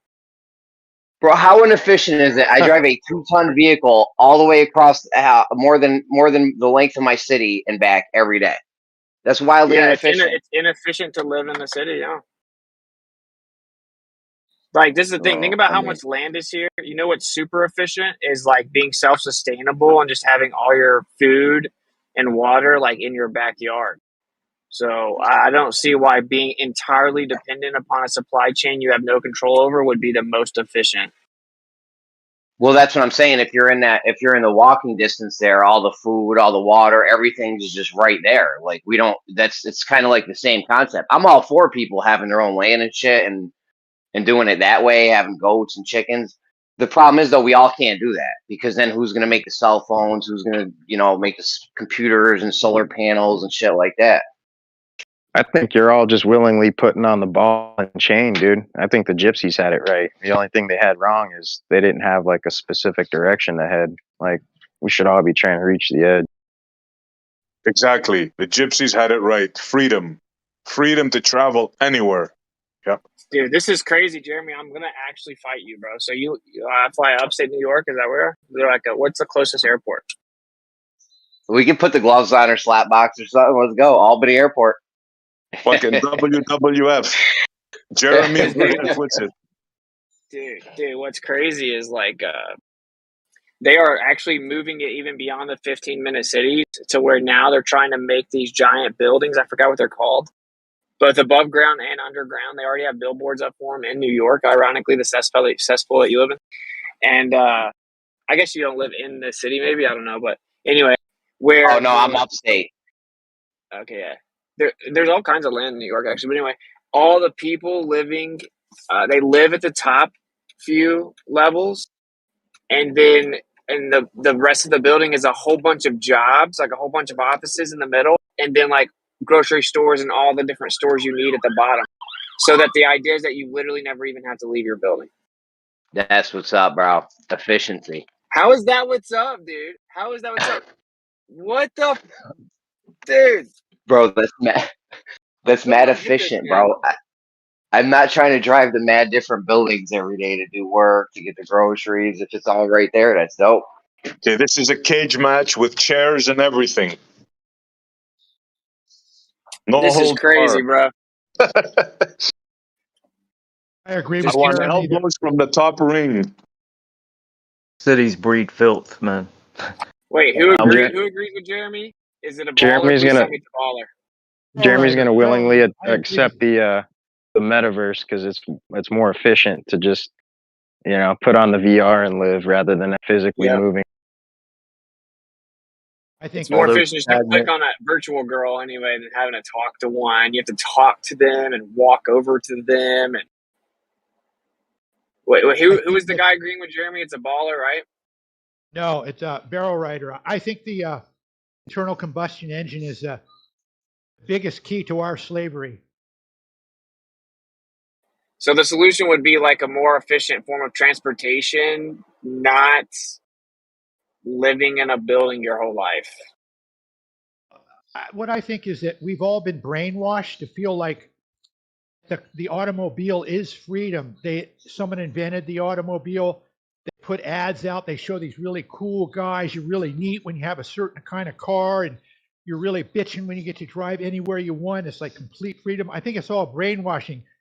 We should be satisfied with where we're at. I mean, it's good to travel and go see things, but I think people put some kind of like prize. They think their happiness is going to come from getting in a car and being able to travel to some place, and in the process, they're spewing out all these pollutants that are killing, the whole the planet. I said the planet. I shouldn't have said that, but yeah, because you're talking about ruining. brainwash. That's why you said planet. He's the kind of guy that buy an Right, AI exactly, sex bot, bro, because it's less of a carbon footprint. You just said a propaganda talking point that driving the cars is killing the planet. What's next, bro? Are you gonna change your profile picture to Greta Thunberg? Oh fuck! Pollution from cars is polluting our environment that we live in, and we don't need to have cars to be happy. I think we could have a more efficient way of travel. We could have, invented one with all our technology and made it easier on the environment. You realize that one burp from a volcano puts off like way more carbon footprint than like a U.S. annual amount of automobile responsibility of carbon. Wait, don't forget the cows. Bad? Wait, when is carbon bad? I thought carbon is like good. You know what's really crazy, man? I'm not talking about carbon. I'm talking about stuff you see in puddles. It's like this sheet of oil on the top of puddles, and then you see a bird dipping his beak in there and getting a drink of water. Bro. Chemtrails. Well, look at under your car. Change your oil. I mean, no matter what you do, you're going to drop some of that petroleum onto the ground. It's going to move around and get into our. I got it bubbling out of the ground over here where I live. How is the solution? How is the solution to demonize transportation? Like, you're saying that we could have had like better transportation. I think every truther would agree that the fact that we still use the combustion engine the way we do, that's not even fuel efficient. Even just using the combustion engine could be more efficient. You could use water. You could use like the background energy, like the electromagnetic radiation everywhere to power everything. There's no doubt that we've been deceived with that. The solution is not to not leave. If I wanted to run the world and I had a bunch of slaves, you know what I would want them to do? I want them to stay in one place so I can easily monitor and control them.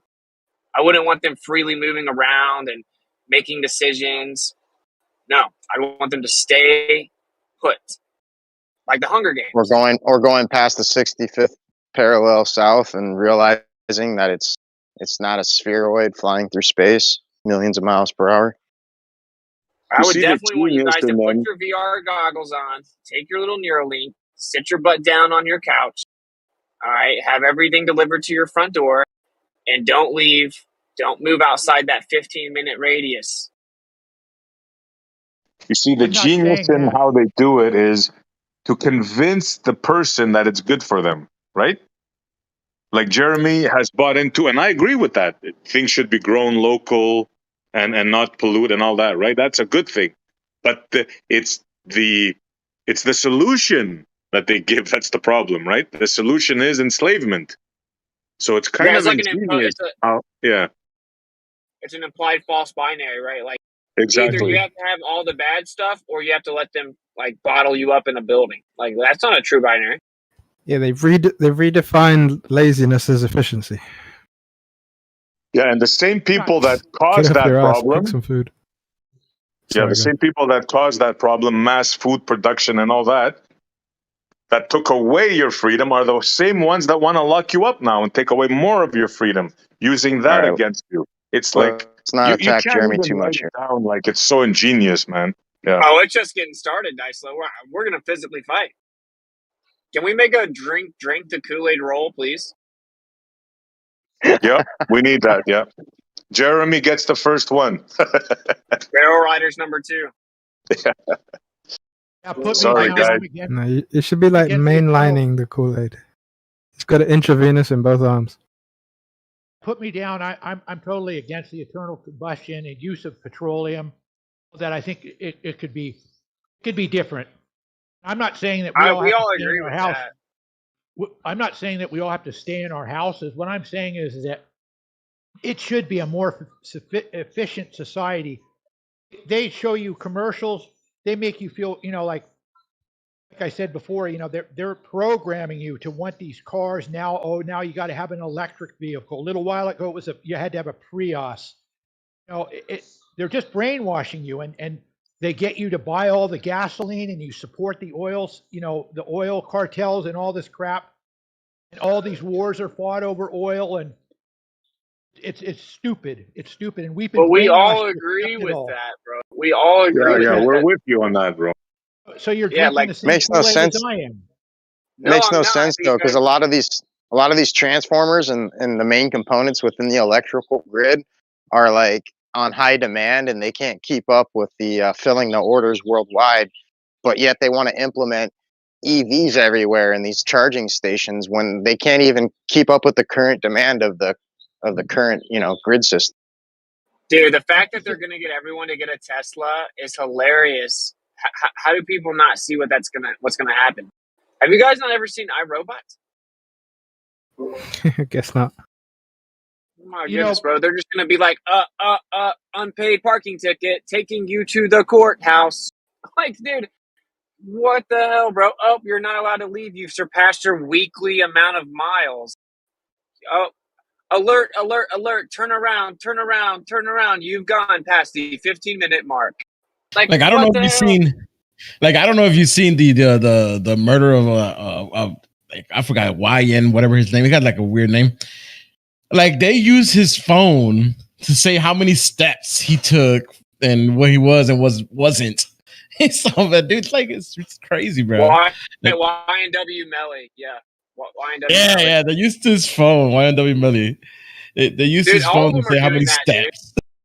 Dude, that's what I think that's like the new thing that they're gonna do is get everyone to stay in their house and get climate lockdown, and then they're just gonna show us all kinds of court cases all the time because they are very captivating. So they're like showing us the YNW Melly. They're using his phone. They're showing this girl that poisoned her husband using her phone because they track your health data now, so they know your steps. They did this for the Alec Murdoch case where he like murdered his wife and son. They basically found him guilty because of the electronic data. And they also stripped the car data now, the computer data from the car that shows where it's driving. So it's like, oh, you supposedly just found your loved one's dead, but then why did you take 1,372 steps in a matter of 7 minutes? Or why did it take you 13 minutes to call? Or you opened your phone and closed it at this time. So yeah, that's like literally how they're gonna catch YNW Melly is they caught where he really was because of his phone. So it's already ridiculous. Why would we want to feed into it? I don't, dude, I'd ride a freaking horse around the whole country before I agree to a 15-minute city, bro. Yeah, I can hear the And they Amish already laughing have at that. everyone in this chat right now. Bro, I went on vacation a few years back, and then I was looking at my photos. Bro, there was a map of every location that I was in the Dominican Republic. Everywhere I went. They even had side things of hotels and places, to rest, and it was uncanny, bro. This is already here. If you have a phone, they know every minute of the day where you've been. And like, honestly, for me, I don't really care in the sense that like, I don't commit crimes, right? So I'm not going to go murder someone. And so for them knowing where I'm at, I don't really care. You know, like I trust in Yah, but I think it's just the principle of it, the principle that they already track you everywhere.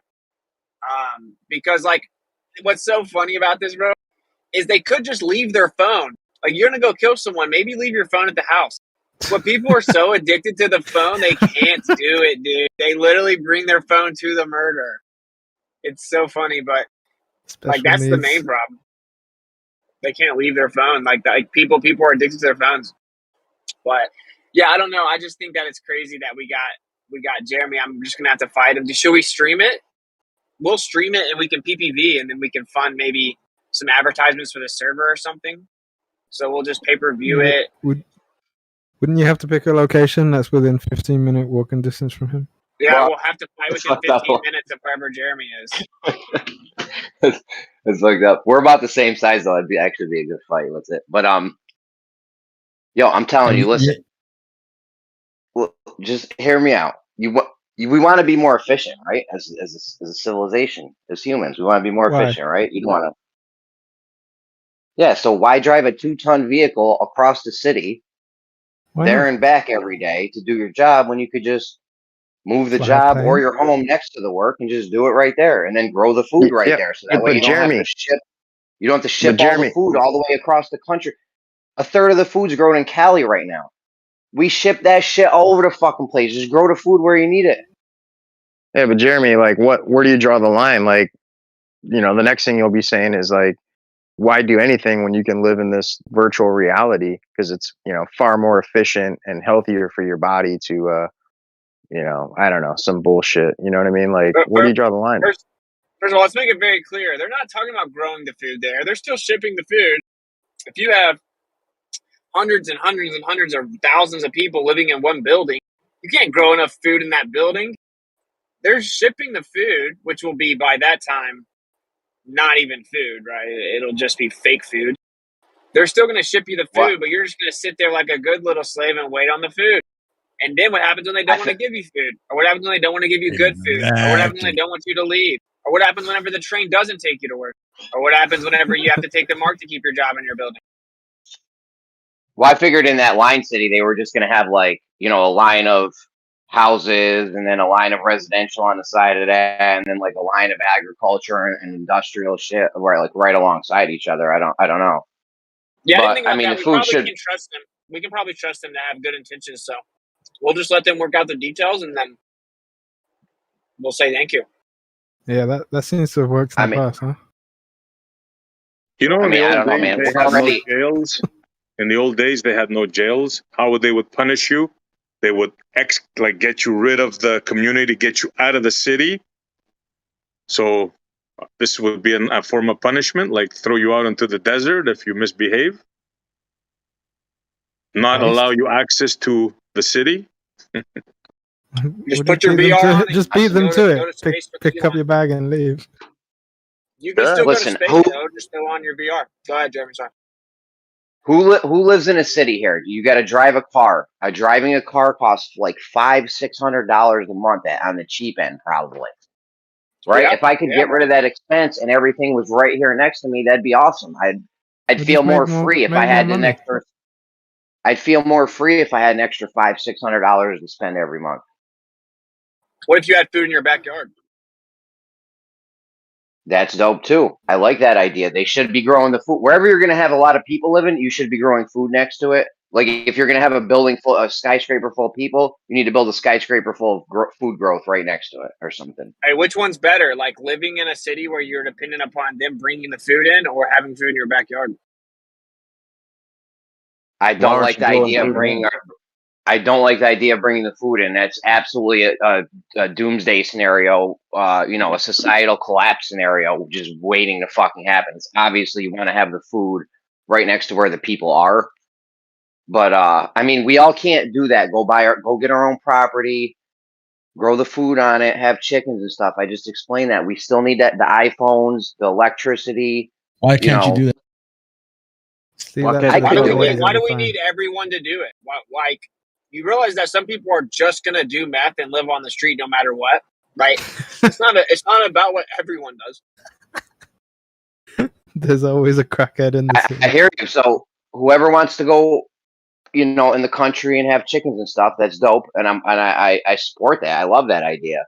But you still need the people in the cities, and we might as well have the people in the cities living as efficient as possible. You know what I'm saying? How much money do you waste on food? I think you're a little confused, Jeremy.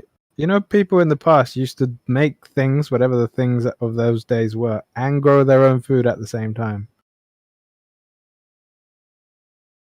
Dude, the guy that goes around and hooks the internet up, the guy that goes and fixes the power lines for 12 hours a day, and the guy that goes and hooks the internet up for 8 hours a day, and the guy that goes and assembles the iPhone, whatever the fuck, all this technical shit. That guy can't be growing his own food and shit. Why not? That takes a lot of fucking work. Because he's fixing the powers and the sewers all day. You could do No, both. can't a robot do that? Yo, at this point, since we're just drinking the Kool-Aid, like, let's just let the robots do all that.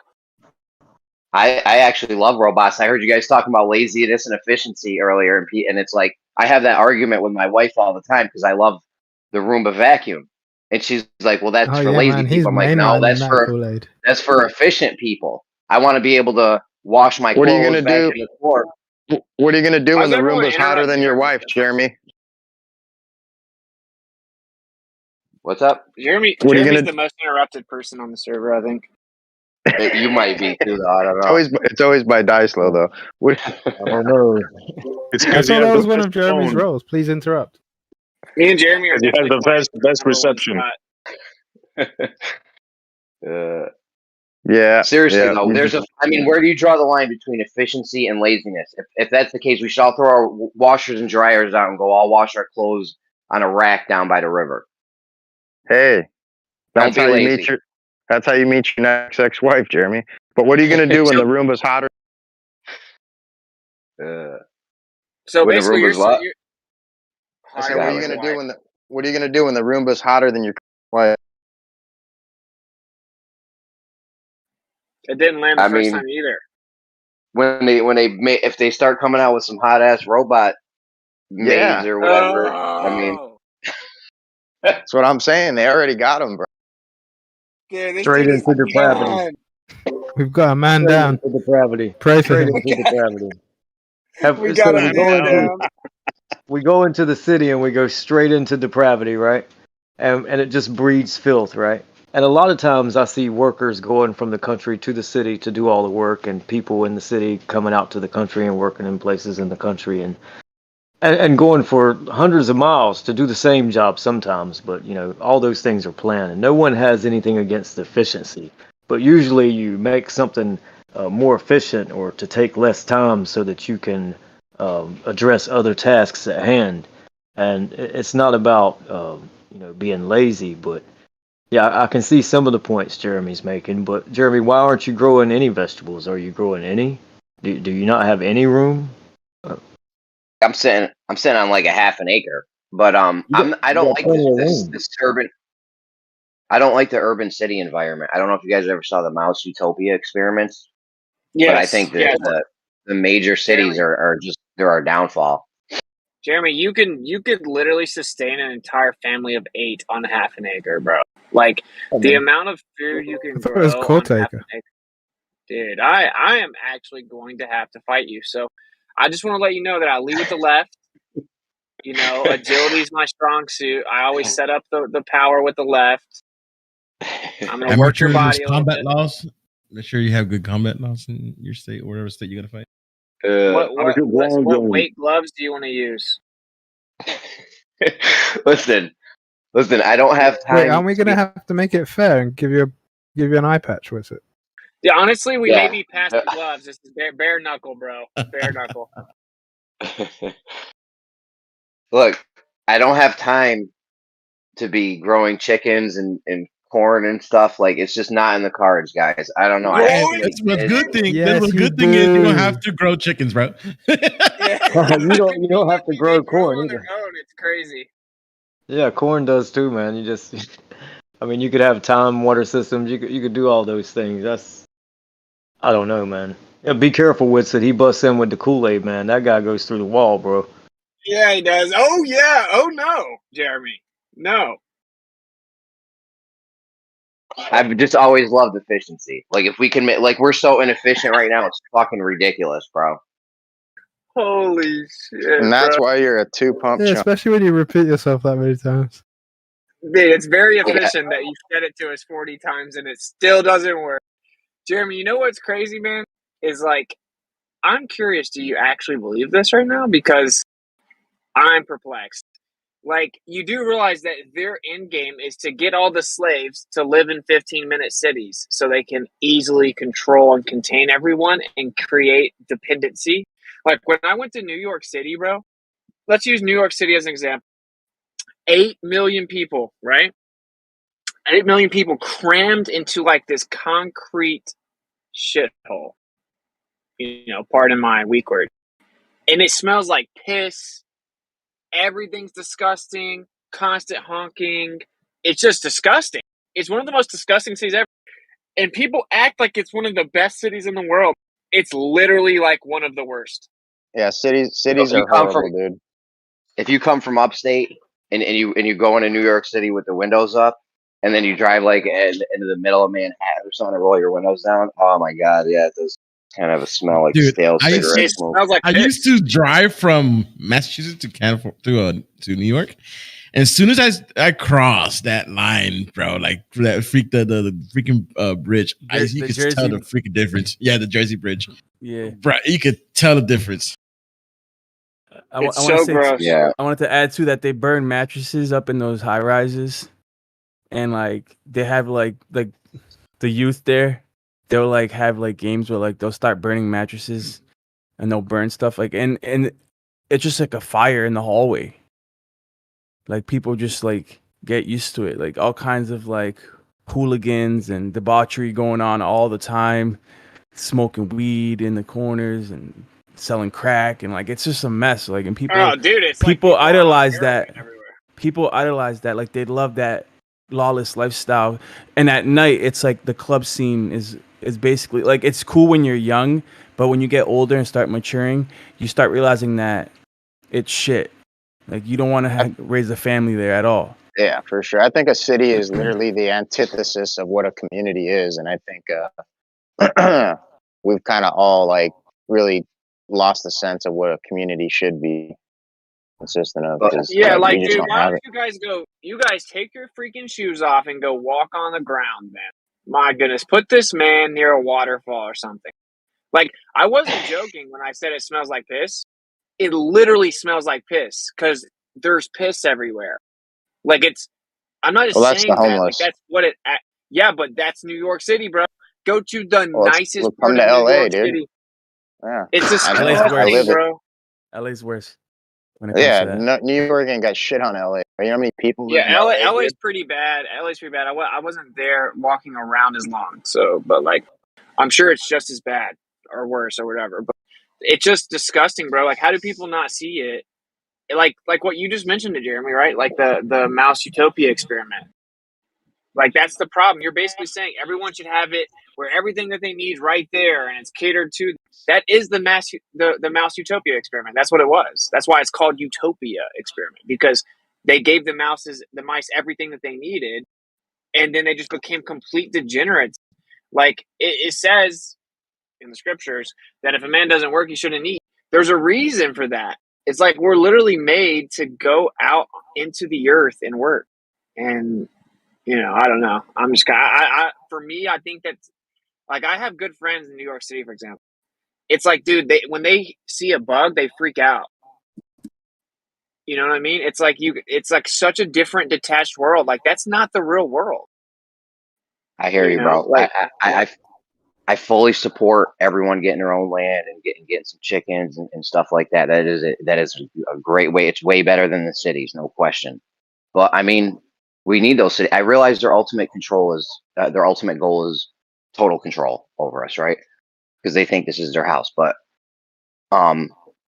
yeah, I'm not for like cramming everyone into this little space. That's not a good idea. But have everything on like one road or something. Like we're so spread out crazy. Like if we had one road through America, there'd still be enough land for everyone to like do their thing on that one road. How about we just put all the ballers and the atheists, we let them live in 15-minute cities, and all the truthers just get plots of land and grow food and make babies. That sounds good. Why do you keep saying we need cities, Jeremy? Why do we need them? Well, I mean, I don't know if we need them. We need places where things get manufactured, right? We got to make stuff like cell phones and shit. What, like your garage? So that takes a lot of like cooperation. Every man ever just says yes outside in my shed. Yeah, you don't need cities for that, Jeremy. Well, I know. I don't know. I don't know what we need. Can you tell me of a cell phone that gets made here in the States in the city? The only thing you need a city for is to control people and breed disease, man. That's what and you need. degeneracy. Yeah, and degeneracy. Yeah, exactly. Well, this is why I like the Dubai model, because I don't know if you guys have been to Dubai, but I go there all the time. They do have these cities, but the cities are incredibly clean and they're mad clean. They only allow people in who are actually there to benefit the society. There's no degeneracy. The degeneracy is literally outlawed. So if you're going to do a city, then you have to do the Dubai model of city. Otherwise, it just doesn't work. So you gotta have cultural transfer, It has to basically. be vetted. It's like Because even in sorry, I'll be quick. Even in London, you got this example of outer London and then inner city London or whatever that mile squared is called. That place is pristine because it's got private security, and you ain't allowed to be there unless you're allowed to be there. Yeah, the banksters own it. Disgusting. yeah. So you have like what Crypto is talking about. You have an example of that, and you'll have that in some of your places. And I think DC's like that. I think has the same type of model. But yeah, if it's vetted, if it's controlled, if it's got some structure, then it can be good. But without that, then it's just a cesspool where everyone just does. The cities that are run now, it's corrupt as fuck. There's crime. It's filthy. Like the Dubai model, Crypto's right. That Dubai model is dope as fuck. Brand new. It's brand new. A brand new restaurant's going to be clean. Give it a year. Give it a year, man. So wasn't Dubai the one with they had to truck out the waste these tall buildings? What wasn't it? A daily thing. What happens when the trucks don't come, right? And to say it's pristine and it's clean, what are you doing to make it clean like that? What are you putting on the the products, and what are you putting on the ground? Exactly. Now Dubai has cameras everywhere. Clean, and to make it so clean. I see people on the day. Just real quick, I'll be quick. I see people on the daily, older people especially, spraying Roundup and all these different things right around their little garden that they grow, right? They all get old and they want to go back to those ways, and they grow a little garden with peppers and tomatoes, and they're spraying all these chemicals and different things, and without being aware of what those things do to them. And they call it pristine. Yeah, the weed killer kill the weeds, but maybe you need some of those weeds, what you call weeds. But yeah, it's weird what people think is clean. And those weeds are edible? Yeah, that's the point. They're really edible and they're really the good. big man designed it. I don't understand why people don't get that. Yeah, what is it, Bayer? That makes the heart medication, but they also make the Roundup to kill the dandelions, which is very good for your heart or something. But yeah, any system where you got to ship shit in or ship shit out for the civilization to be able to survive, you're waiting for something bad to happen. Because if the trucks ever stop, like the way we live now, if the trucks would ever stop bringing food into the cities, it would be a societal collapse, which is what you don't want. Which is why I totally support having the food. Like New York City, they probably could grow, if we wanted to as humans, we could grow enough food inside New York City to support all of the people in New York City. We have that capability right now. Yeah, I think they're called hydroponic farming, isn't it? Where you can farm upwards rather than outwards. But I mean, regardless, the point I was making about the Dubai model is that it was designed like that to start with, right? So the cities like London and New York, these cities were built outwards on the ground level, and then you added high rises later, and the infrastructure doesn't really support it, and then you've got the problem of degeneracy and all this other shit, right? The Dubai model works because they actually built a city out of nothing. They just went, right, this was sand, now it's going to be. And also the other thing about Dubai, I don't know if you guys actually ever do go, but there's a lot of water and there's a lot of grass around the areas. Now, I don't actually like the idea of cities per se, but I'm just saying if you're going to have a city, it needs to be done that way.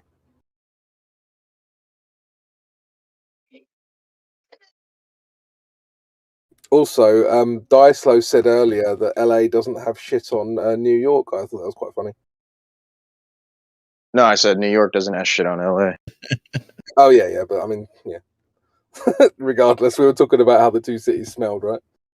Oh yeah. Yeah, I think they both Really just bad. shit on each other, don't they? Yeah, probably. To be fair, London's actually pretty decent, and like, if you avoid the south central and north central areas, London's actually pretty decent. Otherwise,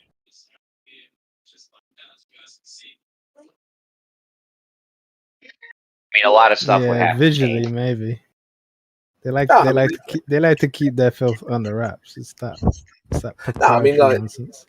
I mean, like Richmond Park's in London, right? And Richmond Park's enormous, and it's a wonderful place to be. You know, surrounded by all that grass and deer, and yeah, it's lovely.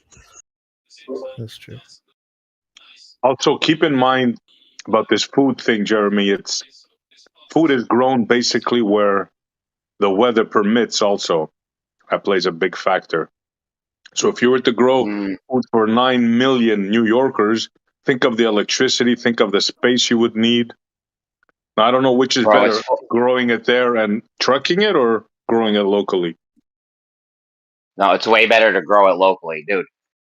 I think like a third of the food or some shit, some crazy amount of food is grown in like Cali, which means they got to ship it all the way across the fucking country, dude. And if those shipments ever stop coming, we're fucked.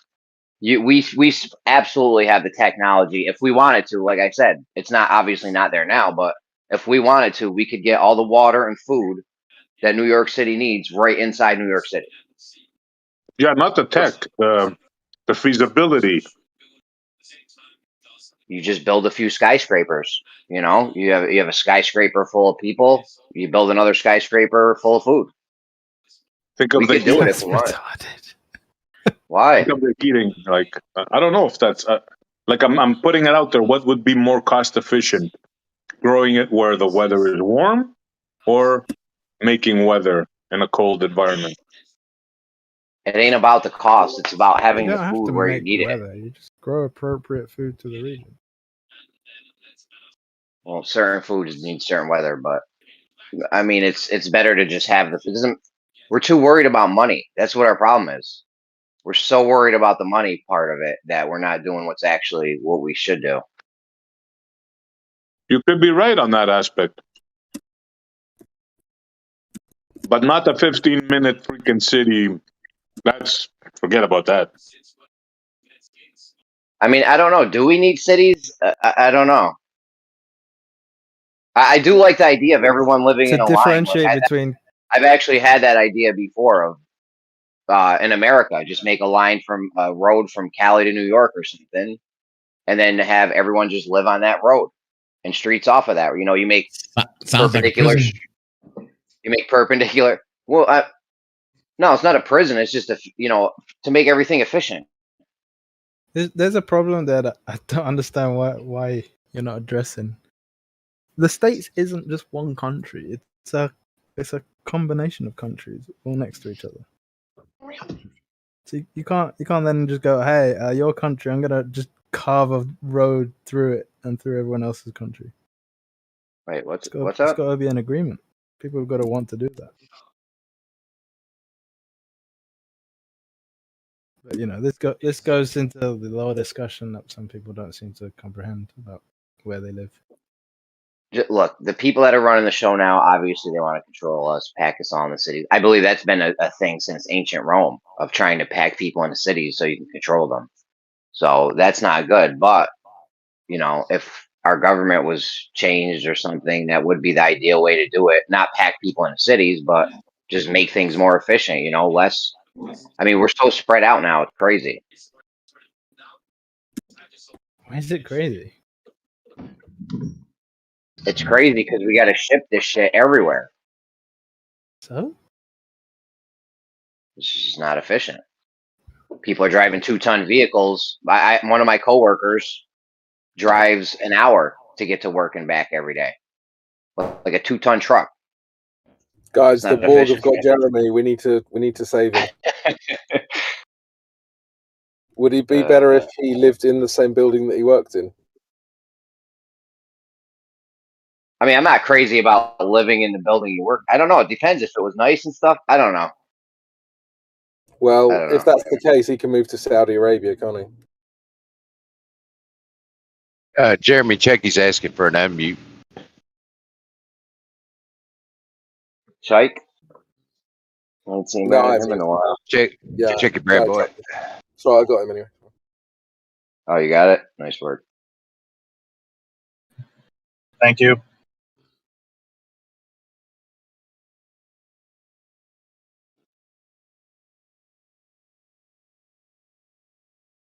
Yeah, I mean, surely something we can all agree on as flurfs and glurfs is that nature is good for us, and if we respect nature, it will respect us. Yeah, and I mean, as a civilization right now, with our inefficiency, we're definitely not respecting it. Look at all the trash and shit we put in, all the pollutants we put in the air from driving these giant vehicles to work every day. Yeah, but I mean, keep in mind, Jeremy, it's part of the plan, right? You will own nothing and be happy. That's part of the plan, bro. To keep you in a 200 square Plans foot. of mice and men often fail, don't they? I mean, ultimately, you don't own anything right now. You know, you're just holding on to it till you die. So, how is that in any way equivalent? but, well, even your land, I know, even your land in America. Are you talking to a girl right now? Even your land in America, though. I mean, you buy a piece of land, you don't own that. That's not your shit.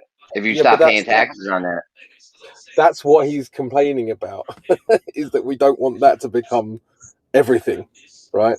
Where you don't own your own kitchen pots and pans and shit, yeah. Right. So you want to go the other way, and you say, well, when I buy a piece of land, I actually do own that shit.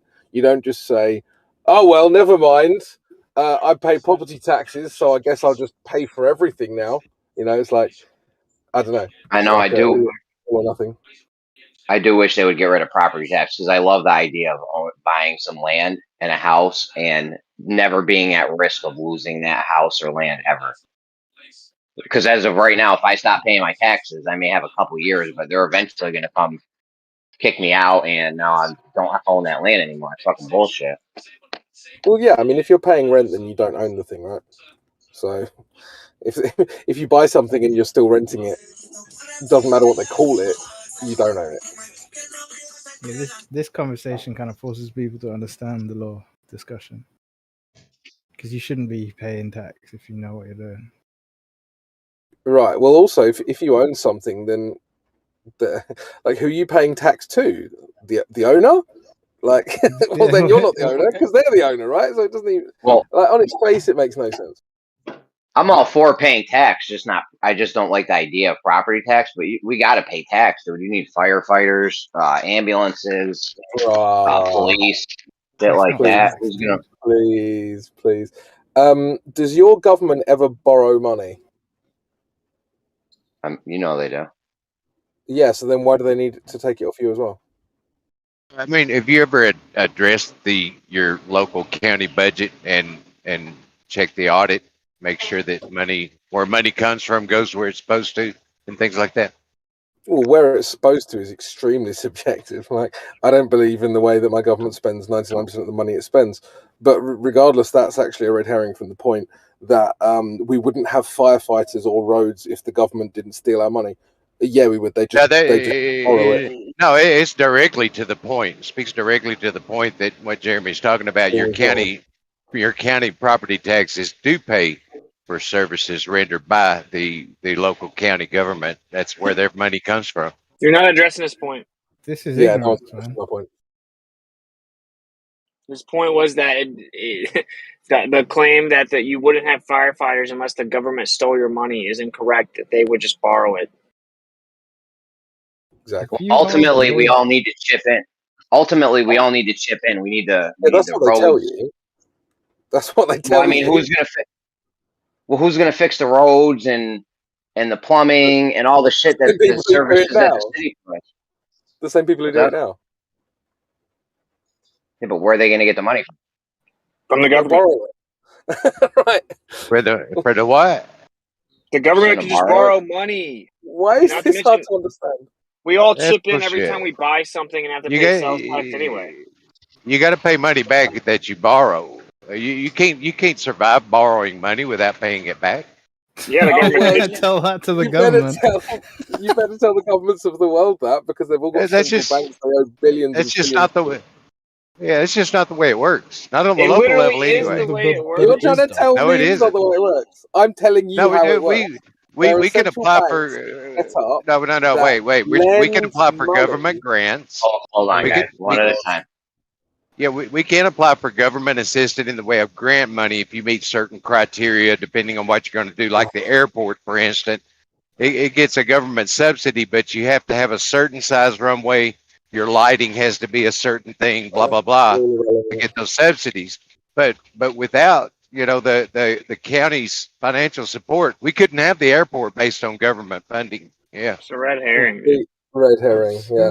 So, where does the central governments, the American government, the British government, where do they get their money from, other than when it's stolen from the citizens?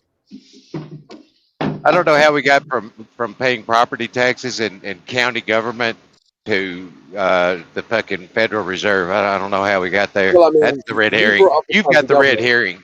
You've got No, the I mean, red herring, not me. No, you brought up the county government as a complete red herring to the actual point, which was Jeremy's point, that if we didn't pay tax, they wouldn't be firefighters.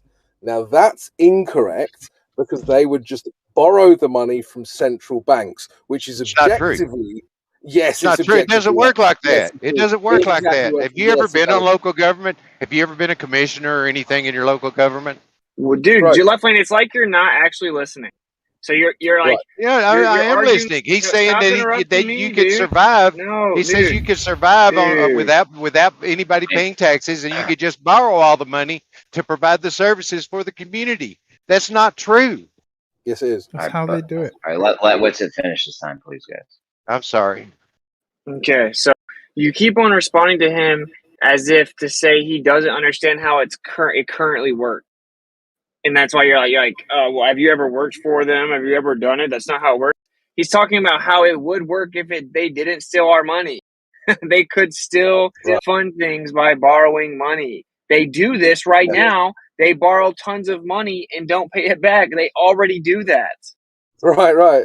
Yeah, I'm glad you picked up on that, because that's literally the point, isn't it? That's why America has a debt, right? So there's one really critical thing that people often confuse: the debt and the deficit, right? So the deficit is the amount of money that your government borrowed this year or in the last financial year. The debt is the accumulation of all of the deficits over the years. So that's a key thing to understand. Now, America's debt has two portions to it. So it's this year's deficit, on which I don't think interest is paid on the deficit for this year, but you're paying interest on every other piece of borrowing previously. But that is never paid back, and that's why the debt keeps growing, right? You understand this? So who is that owed to? Well, primarily investors and central banks, who charge you interest, okay? So this is why you're in this issue at the moment, is that you've borrowed all this money that you're telling me doesn't happen, and now you're paying interest on all of this borrowed money. Well, So much it's compounded interest too at that. Yeah, exactly. Well, that's the whole point, isn't it? It's compounded interest for an investor is wonderful because you lend money once and then it's an income stream forever. But the point that I'm getting to is that they could just borrow more. Central banks just invent money out of nowhere, give it to you, and then charge you interest. There would be no difference. It's a fraud. Of course it's a fraud, but it's like then they say, oh, we need to take some of your money. The reason they're taking your money is to pay the interest on the borrowings that they've already made. They're not taking your money and investing it in firefighters. That's nonsense. Yeah. For the audience sake, what both of these guys just said is not true. Yeah, according to you. That is a solid rebuttal. Yes, for the audience sake, this guy has said it, thus it is true. That was just a bold nuh-uh, bro. No! Yeah, exactly. Yeah. How does it work, Left Lane? No, are you gonna do that? County Sparrow? county landowners pay property taxes and other taxes within the community, which fund the local government for community development, be it developing a farmer's market or city parks or county parks or different things that benefit the community, keeping the roads in good shape. There are lots of things that the county does that they operate off of tax money. It's categorically incorrect because a landowner doesn't pay tax. The reason people pay property tax is because they don't own the land. Yeah, you're wrong about that. I hold the deed to two pieces If you hold of property. the Lodio title, you don't pay tax. The reason Jeremy and everyone else has to pay property taxes is because they and the system and the population have been duped and have accepted it. And now they don't actually own it. They only own a certificate. They possess a certificate of ownership, which is Fugazi. It contradicts what it means to own something if you're going to continuously pay for it, doesn't it? Yeah, like that pocket knife that you have in your pocket, or those pair of shoes. Do you go around paying Nike or whoever the taxes on that? Of course you don't. Yeah, there's definitely a difference. So there's definitely a difference. If you don't understand what real ownership is, then maybe you shouldn't be talking. Right. There's definitely for a instance, difference. everyone here is on a device. You're either on a MacBook or a PC or a phone, whatever you're on. Is anyone here paying a tax on the device that they're currently using to be in this? That's such a red herring. It's not even the same thing. No. Just because you say it's a red herring doesn't make it so, dude. Right. Yeah, you're calling. Allow yourself to not interrupt other people and to actually learn something. Yeah, I'm trying to speak and you started over me, but you're comparing goods like computers and shoes to owning property within a community. It's not the same thing. Yeah, Dude, because it's one's literally real the same ownership. thing. Property ownership, by definition. Yeah, Carry on, Crypto. Elijah, do you mind if I just ask you, what device are you currently accessing this call on? PC. It's on a PC, right? So, do you pay PC taxes on a yearly basis? No, Okay, why is that? because it's mine. Exactly. But if he stops paying his Wi-Fi bill, his computer will still turn on, but he won't be able to access Discord anymore. Yeah, but that's everyone. No one claims that they own the internet, Jeremy. You have to pay for the service. Jeremy, your contribution's unnecessary. Why'd you do that? It's an example, bro. Fuck off, dude. It's an example of a service that you have to pay, that you have to keep paying for, otherwise the service stops. Just like but we're the talking service about they do on the property, road. not service. Elijah, stop interrupting me. Your interruptions are not necessary. Okay, sure, but we were talking about Oh, property. thanks. So let me just finish then, please. So we need the services. Somebody's got to pay for them, right? Or are we just they're just gonna happen for free? Well, ultimately, you end up paying regardless via interest anyway, by the inflation the interest causes on the economy. But you pay that anyway, so I don't know what you think. I know. I'm just saying we get services; they have to be paid for, right? I mean, are we gonna just print the money for free forever and just that's how it's gonna happen, or? But they do that anyway. But they don't. They take some of the money we pay for taxes and put it to those services, like fixing the roads and firefighters and shit like that, building bridges. Oh dear. No, the money that's taken from you goes directly to paying the interest on the debt they've already accrued. If the money that you were paying as a tax was enough to fund all of the illegal wars and all the other shit they wanted to do, there wouldn't be a debt in the first place.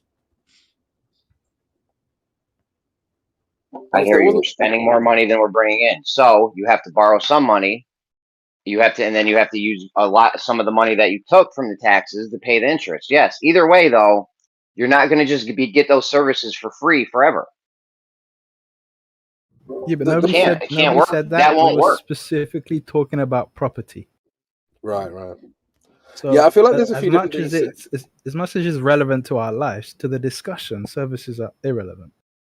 Well, let's look at it this way, right? So we can compare it to my car. Maybe car ownership's a better example here, right? So I own a car, paid for it cash, don't have to pay any taxes on it, right? I do pay road tax because I use the road as a service, but I'm not paying road tax on my car. I'm paying the road tax on the road. Do you understand the difference? Hold on. How do you pay road tax? Nuance with vehicles, Crypto. Maybe that. Okay. That shit comes out of every gallon of gas that gets sold here. How do you guys do it there? I don't think this really should need explaining, like the difference between owning a property and then applying a service to that property. Okay, another example would be if I own a house, right? No, because then there's property taxes, which is, I don't know. It's actually quite difficult to pass this out. But virtually anything you own, you don't pay taxes on. The second you apply a service to that thing, of course you're then going to pay for that service, right? Of course you're paying for Wi-Fi. But the Wi-Fi isn't the PC. Surely you understand that. Yeah, well, I mean, the services that we need are for the people. You know what I mean? I mean, yeah, you need services for the house, but it's for the people in the house ultimately. I mean, it's all property of the state, whether it's your vehicle, your child, your house, your land. It's all property of the state. You're just commandeering it entirely. Yeah, and that's part of the deception as to why people don't actually, for the most part, they don't actually own the things that they think they own. Your kid, yeah, your kid. You think it's your kid, but it's really property of the state. You're literally just being a custodian within facilitating a child's development. That's how they perceive it. Yeah, I'm not for the property tax. I don't like the idea of not owning your property outright forever and ever. That's fucking bullshit. And I feel like they've implemented that on purpose so that they can end up getting your land eventually someday, because that's probably what they want, is the owner of the land. Anyways, yeah, this hasn't woken up. Sorry, good. I just want to say, like, you got to get money from somewhere to pay for these services that we do need. We need these services. Roads fixed. We need firefighters, police, sewers, all that shit. We need all that shit fixed. So that money's got to come from somewhere. You can't just keep borrowing it and never paying it back. If you borrow it and never paying it back, I don't know if that's called borrowing anymore. Well, but that's the whole point that we were talking about. The way we can't address the Federal Reserve though, that without actually explaining this, because the dollars that you hold aren't the actual money. That's the note, a promissory note towards the actual money, which is what's paying the debt. And then when you realize that actual currency isn't quite valid, then you start to see the big picture that it's all funny money. There is no real value. Yeah. No doubt, our money's all fucked up, absolutely. But even the term borrowing isn't really true. Like, because if I borrow your shoes from you for a week because I'm hiking or whatever, and I need some hiking boots, I can give them back to you, and they were actual physical shoes. But as Crypto's talked about with the inflation and all of this stuff, if you're borrowing stuff that wasn't there 2 years ago, then you're not really borrowing it. You're committing fraud, and it's a fugazi. Yep. But that's a slightly more complicated argument, isn't it?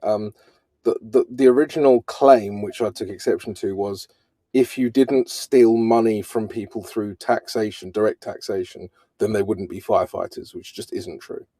Right. Because Well, if we didn't collectively before they pitch ever in, did that, if we it didn't was fine. collectively pitch in, oh, Christ, don't respond after everything everyone says, please. If we didn't collectively pitch in, then who's going to pay for the stuff that we need to pitch in on, like firefighters and roads and shit like that? How does that money get? How do those services come? Just for free or voluntary? A number of different systems you can use. We're just talking about the current, like, so the current system is that the government will have X amount of borrowing, debt, whatever. They'll then take a bunch of money off of the taxpayers. They'll also borrow a bunch of money. They'll then take that money and do whatever the fuck they want with it. And if you don't like it, you vote for another bunch of pricks that does exactly the same with your money. So there's actually no choice, right? So that's the first thing to address there, is that there's absolutely no I know choice our systems how your our money is system's very fucked up, yes. yeah, okay, we agree on that. But then it's just this kind of cucking to, oh, we must pay taxes because there'll be consequences otherwise. No, there's many different systems where we could just not pay tax, not give them money to fund illegal wars and a bunch of other degeneracy around the world, where we would still have all of the services we require. How is that? Give me an example of a Private system that membership would work. associations are a really good example. A voluntary system. In Voluntary Oregon, we have system. a system. But the In thing is, you're Oregon- good. Your equipment, your vehicles, your paving equipment, the mowing machines, all this stuff costs money. You can't volunteer equipment. Right. So if the how do I explain this? If you I just were posted a video in spending- the text chat on why the IRS created taxes. You guys should all check it out. Yeah. Okay, this is the simplest way I can explain it. If you as the population were able to directly fund these things and not have the burden of interest payments on debt that the government borrowed on your behalf to do a bunch of things you don't approve of, then the money would be way more efficiently spent. Okay, now you're talking about Absolutely. Our volunteer. system right now Are is you so gonna fuck- are Go ahead, you gonna Left-Hand. volunteer? Are you gonna volunteer 80 hours a week of your time to the duties of being the county commissioner or the county executive and work for free? And if I don't do that, does that make my point invalid?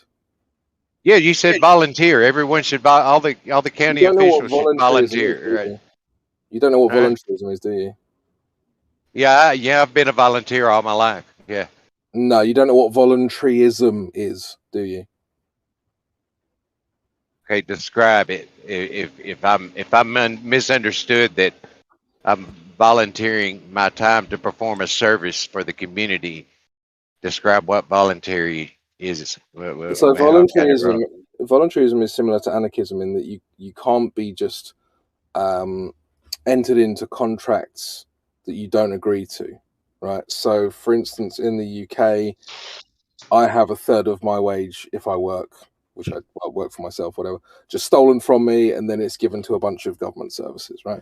I don't have the option to opt out of any of those government services. I don't have the option to say, I don't want my money being spent in this way or that way. So that's voluntarism, is a system where you can actually opt in and opt out of whatever you actually want to be funding.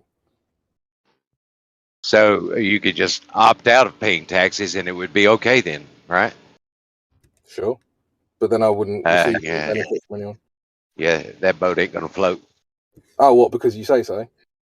No, it's on his face. It's easy to see that's not going to work. You can't Why? just opt out of Why? your responsibilities and get by with it. Why am I responsible for having the government steal a third of my income? If you own a piece of property within a community and you operate under the guidelines of that community, under the laws that govern the community, then you'll have to break the laws to keep from paying property tax. Well, no, because if you voluntarily entered into that agreement, you would then honor that agreement, obviously. Yeah, nobody's going to say, okay, crypto, it's okay for you to own this 100-acre plot of land, but you don't have to pay taxes. But your neighbors on either side of you do have to pay taxes. How is that fair? You're definitely not listening to what I'm saying at all. Yeah, So what it else is doesn't new make in any crypto? He sense. does this all the time. Yeah, you're just not. It doesn't make any sense. It makes Of no course, sense. because you're not paying attention. You don't want to pay attention, man. Yeah. If you listen I to don't the know, y'all context get- of what he said, he proposed another system, right? Another option, and it had context. It had a bit of definition. it it had a makes bit of no example. Had a bit of example. You're doing it again, right? But you just jump on something and say that's not going to fly, without actually embodying or internalizing anything he said. And then you expect us to then somehow Reading- justify why we're wrong because you reading weren't the paying attention. implications. And you're Reading the doing it again. implications You don't of know. what he You don't know said what you're right on doing. his face, and you just keep You fucking don't going. know what you're doing because you speak through people. Fucking going. You keep Yo, fucking one going. at a listen time, to guys. your own Please, yo, voice. yo, yo. Left lane, you're gonna go next, so no one's I just gonna want to say interrupt. this real quick. Hold God on, gave you man. 2 ears. Dude, hold on. Elijah, are you finished? Yeah, my point is pretty clear, even though he couldn't handle it. Okay, left God lane gave and you 2 die ears. slow. Hold on, left lane and die slow.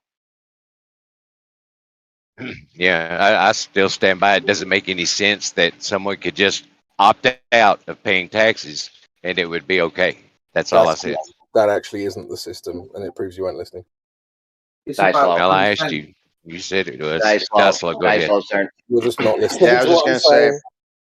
God gave you 2 ears to listen twice as much, you know. And I feel like you're always like waiting to say what you got to say rather than listening what's being said. With Yeah, okay. left lane. Thank you for It's that. about consent and it's about options.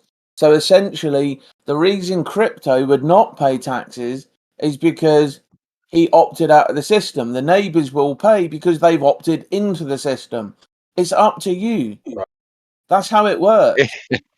No, it isn't how it works. Yes, Well, it It's that not is. an isn't how it option. works now. It's not an option. Of It's not course an it's an option for you just option. to not pay Left lane says taxes. so. Yeah, it Otherwise, isn't an You option don't in have this that tyranny. option. system. Yeah, of course it's not an option in this system. That's the system we're saying doesn't work. And there's a reason that the system doesn't work is because it's not an option. You don't seem to understand. You have tyranny Yeah, if you but don't have options, left lane. well, it goes back to what if everyone said, "Oh, we've got this option not to pay taxes." Then what Everybody happens won't do to the that, though. That's the government point, left community? lane. It's Oh, like so once some you would talk to opt out. people about travelling, they say, "Oh, everyone's going to go 1,000 miles an hour." No, because it makes you more responsible, Let me right? ask you this, Left Lane: do It you ain't think gonna we're a work. democracy or do you think we're a republic? Yeah, we're a blend. I think the lines have been blurred between all these definitive It's a types non-answer. of government, and I don't think the Democrats are. I think we got a big old mess. Is what I think.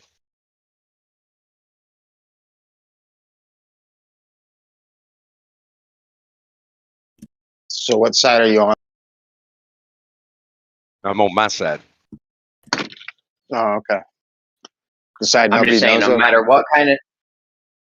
what kind of system we got, you're gonna need people to all chip in to get stuff done for the community, roads, shit like that, right? Essential stuff that everyone's gonna use, public stuff.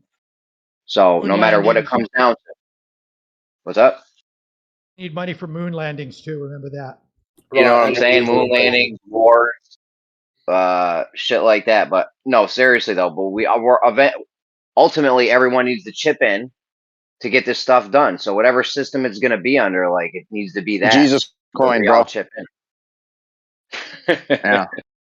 I'm just saying, bro, like, you know what I mean? Like that's the community right there, bro. That's what it's for. It's a charitable utility of like-minded people, you know, transacting amongst each other. And that's what we Like need I'm to not do. We need to against start our own community. like I'm not against chipping in to get services done as long as it's done in a fair manner and there's not like wild corruption going on and shit. I realize right now it's totally fucked.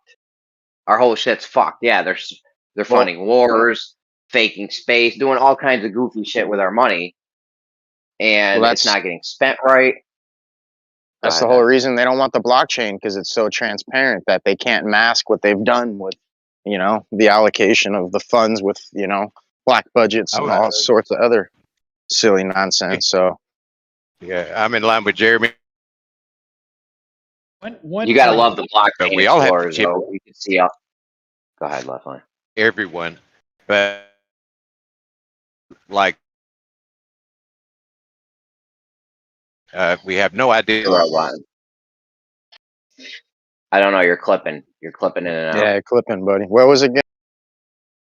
In our system, Yeah, we're forced out to, of we're it, forced to pay and corruption is the problem. we're forced to pay taxes, and if we don't pay them, they come and take whatever away from us, or they throw us in jail. Well, I mean, think about real quick, Beryl. like high school. Like, wait a minute, hold on, just a Not second. actually. Think about like how people raise money for other things. Like say at my grandson's school, they needed something. They made a bake sale so that people bake stuff, and then people could buy that stuff knowing they were contributing to a certain fund for a certain thing to happen. So there are alternate Boy, means this is long. of creating money for different projects and services other than making it illegal not to pay all these taxes And also, and stuff like that. you can basically Well, real quick. self-interest. Sorry, go real ahead. quick, because I was waiting after Beryl. Left Lane said something pretty important. He said that there's corruption. He's willing to concede to that, but I'm just concerned. Where do you draw the line of what's not been corrupted? Because I mean, right now I'm seeing corruption and like within everything, like academia, the government, like the financial sectors, like you name it. I'm not seeing anywhere where corruption isn't. But for you, Left Lane, you seem like you accept the mainstream narrative to a certain degree, or to a large degree. So I'm just He's a trying to see, Glover, like, dude. What do you expect? no, I understand that, and that's why I'm saying, like, if you're willing to see the corruption within this one aspect, like, how are you not seeing it within everything? And just to make my point quickly, if it was voluntarism, people would actually do it out of their own self-interest for the good of the community, because you actually think about other people. You're less selfish. So because you wish to survive, you will actually, do things to help that end, help that goal. I mean, people do all this stuff even when the survival isn't on the line, right? So Exactly. Of course, they're going to do it more when the survival is on the line.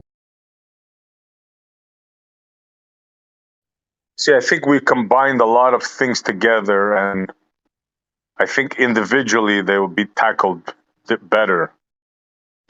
For example, of course, the community has to pitch in and pay for stuff like roads, waterworks, police, and all that stuff, right? But now there's a fine line when you're asked to donate a little bit of your salary, let's say, for the well-being of the community and the musts of the community, to where they have made it now where they literally own 30% of every business and just the profit without putting any money into it. And also, so it's a raping, really, of the society is what's happening. Exactly. And the other factor is that the money that is going to pay things like road taxes are not fixing roads. The roads are the worst they've ever seen. So why are people paying taxes for roads and it's not being paid on roads? You stop paying the tax because you're saying to people, look, I've been paying this road tax 50 years. The roads have got more potholes now than any ever before. I'm going to stop paying it until you start actually fixing the roads. Why pay for a service if you don't receive it? Ridiculous. See what you did, Jeremy? With your whole fire department bullshit. I mean, bro, we gotta have those. We gotta have those services. Like, if my house catches on fire, I need someone to come put that shit out. Just ask your neighbor. Well, what do you think about a majority of fire departments being stripped of their defibrillators? My buddy's uncle was exposing the corruption within the fire departments and how they're like receiving these crazy pensions and bonuses. There's like a whole bunch of shit, dude. He's like been getting death threats for years. But what about we got defibrillators right in the? Don't a lot of firefighters volunteer anyway? Yeah. What about women firefighters who can't break down doors or carry people out? Why are they there? Well, I mean, this is all part of the centralization of funding that's then just distributed as according to their political leanings, right? So, you know, if someone said to me, "Well, do you support the fire service?" I could then, and I was actually the paying customer, I could say, "Well, yes, but not in this form, and this is the problem I have with it, and I'm not going to pay for it until you fix that," right? But right now it's just, oh, we take your money, we spend it how we like, and if you don't like it, well, who cares? Right. And the thing is that when they're paying people who are incompetent and can't actually do the job, like women, why are they paid the same? Why do they get the same pension? They can't do the same work or the same job. And this is the point. It's like, if you claim that you have to pay taxes, then you fall into this paying of corruption and this waste of money. You don't have to pay taxes. It is an opt-in and opt-out system. It's just that most people are not aware of their rights. And so they just think, oh, government said it, I've got to do it. It's so slave mind. It's sickening. Yeah, but what do you think would happen if? Well, what do you think would happen if we all stop paying taxes right now? Like, let's all stop paying property, income, and sales tax. I don't even think you can buy things without paying sales tax. So we all stop paying tax. Nobody buys anything or sells anything, or we don't pay tax anymore. How do you see that? How do you see that playing out in the future? This is the problem that you're doing now. What if nobody pay? See, that's the stupidest argument ever. It's not about what if nobody You're does telling X. us we don't have to pay taxes. Okay, fine. Let's all stop paying taxes right now since we don't have to do it. Then how do you see that playing out in the future?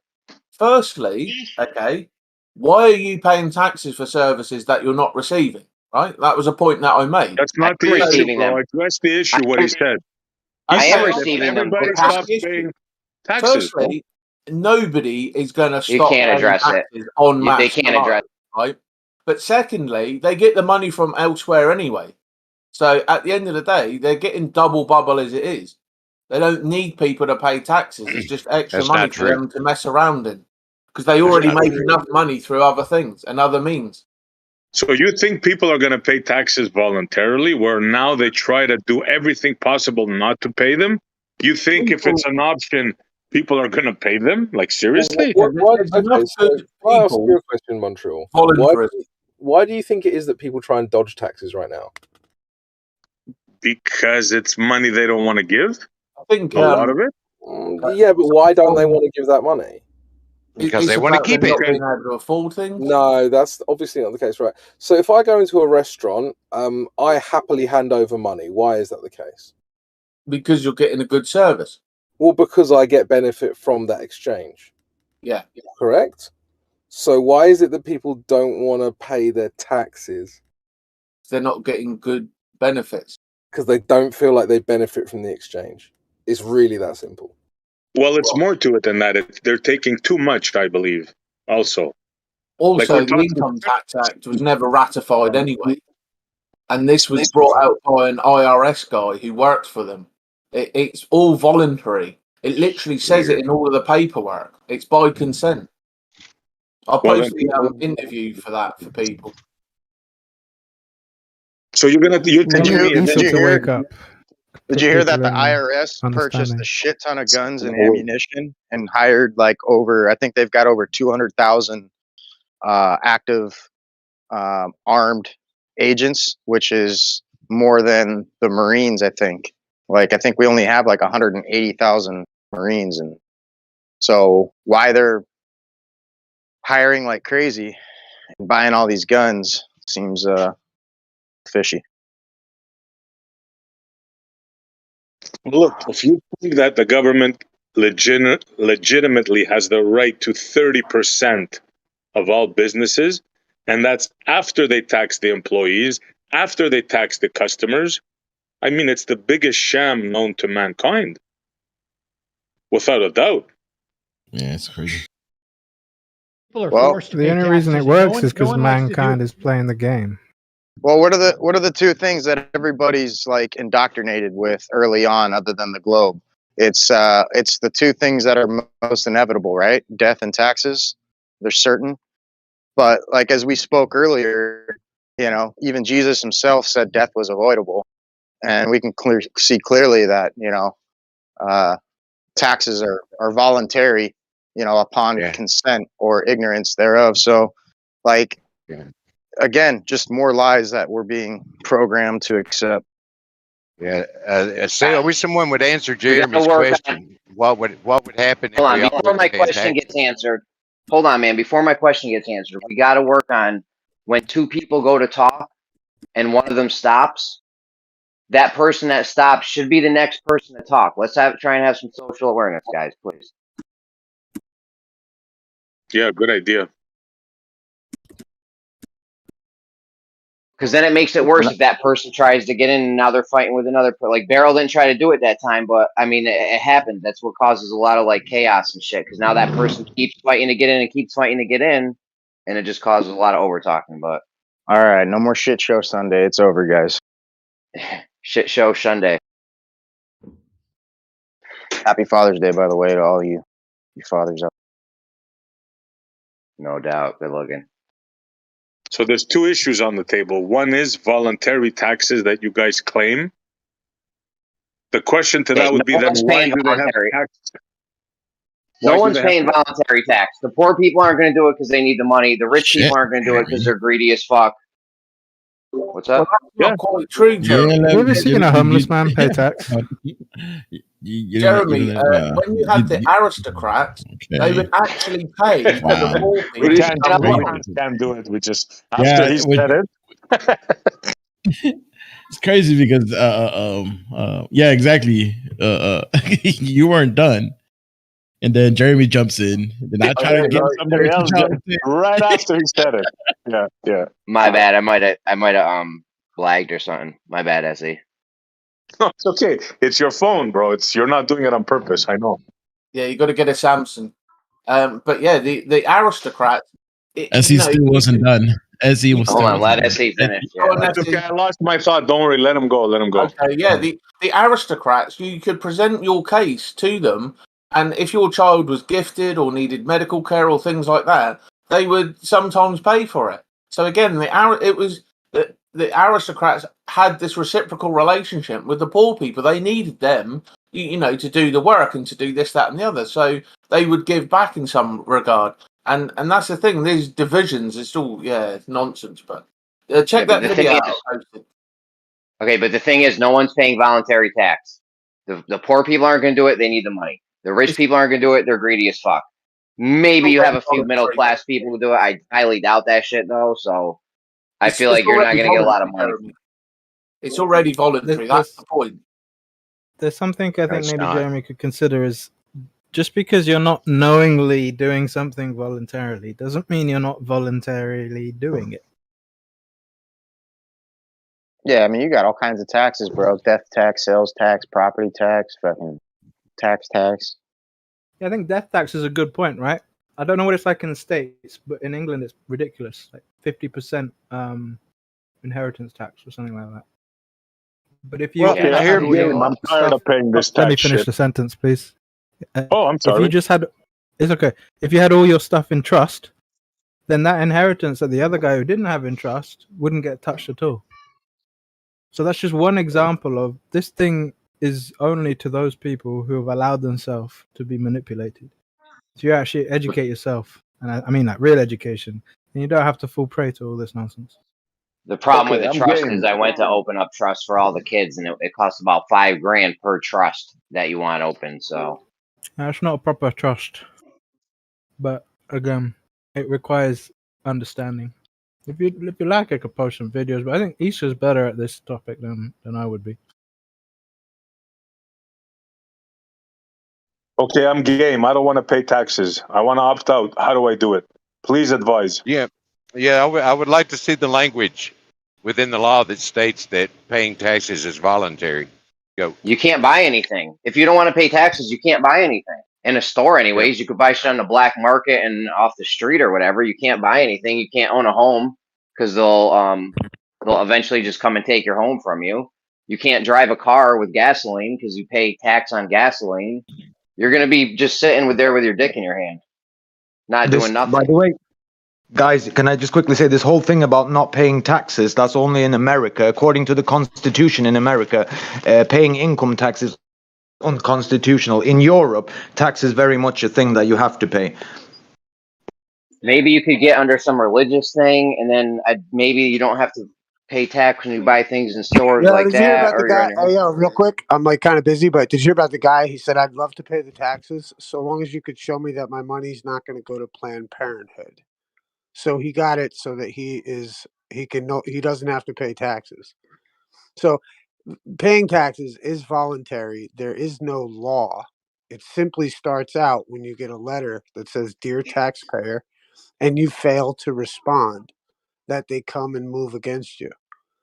I know, but Because Issa, well, how do you envision that playing out if we all did that and we all stopped paying taxes in America?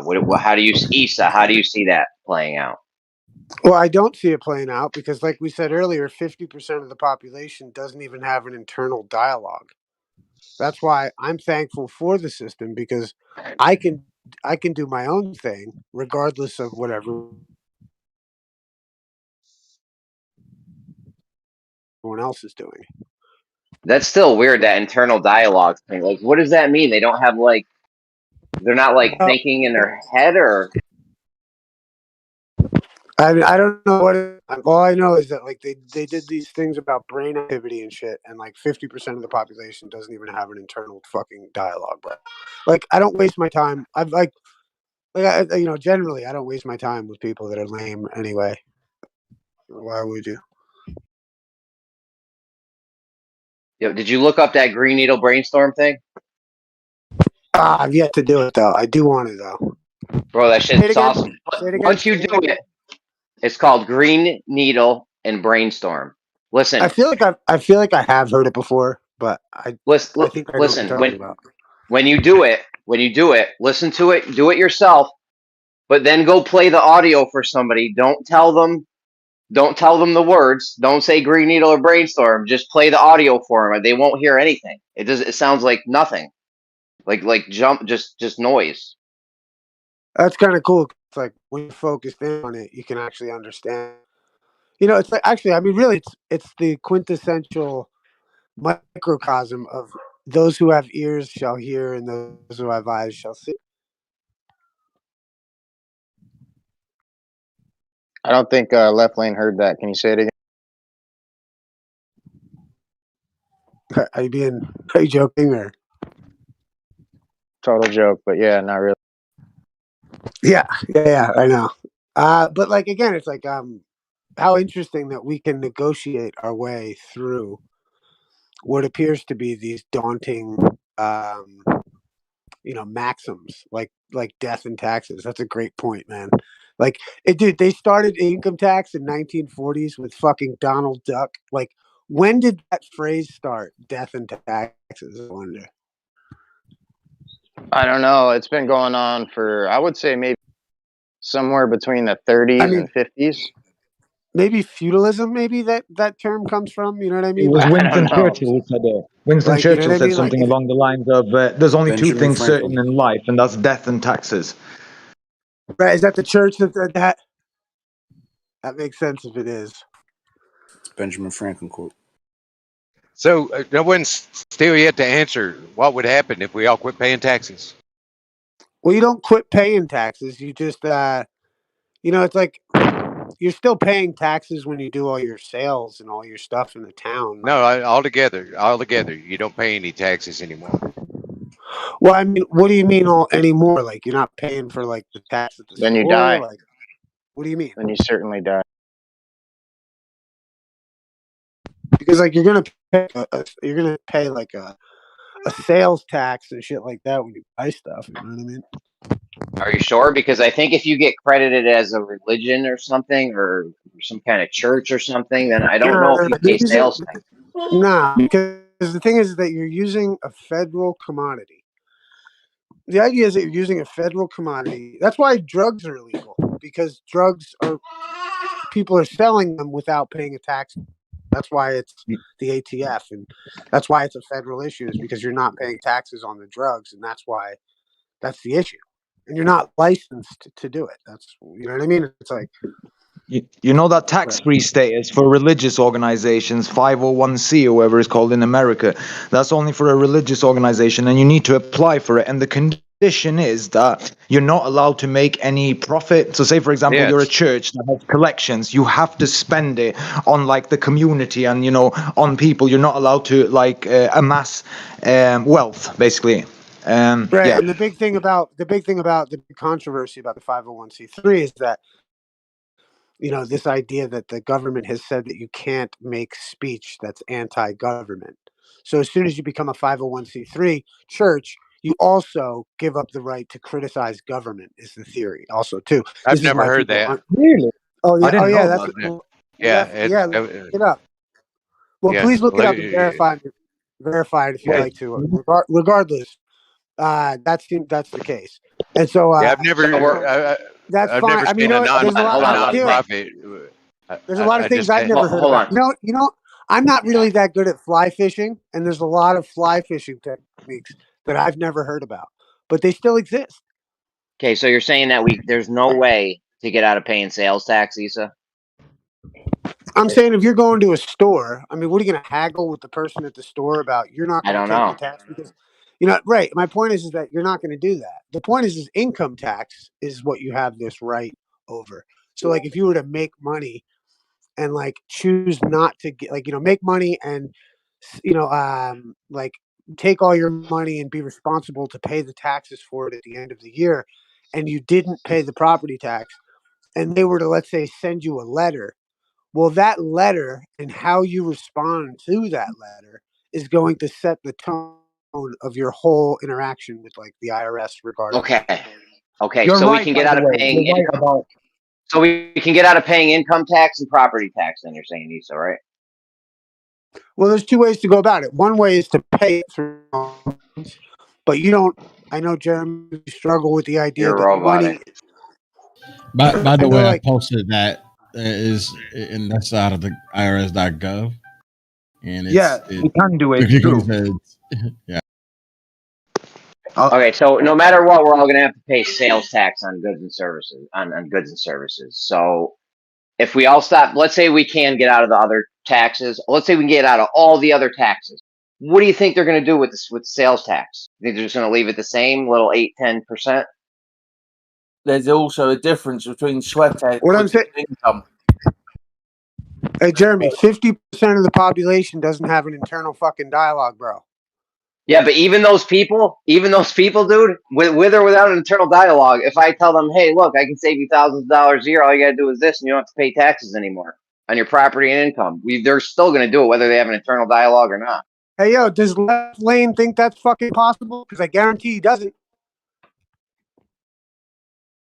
You don't pay sales tax in Oregon. The same in Nevada. I know where we're all moving then. Well, well, if they stop collecting taxes from your property and your income, they might start a sales tax. They haven't yet. All communists here. That's because everyone's still paying their income and their property tax. If that ever stopped, they might going to need to think of some other ways to get money to keep the roads and Okay. firefighters. Okay, I found what Issa's talking about in the 501c3 limits your ability to take in a partisan manner.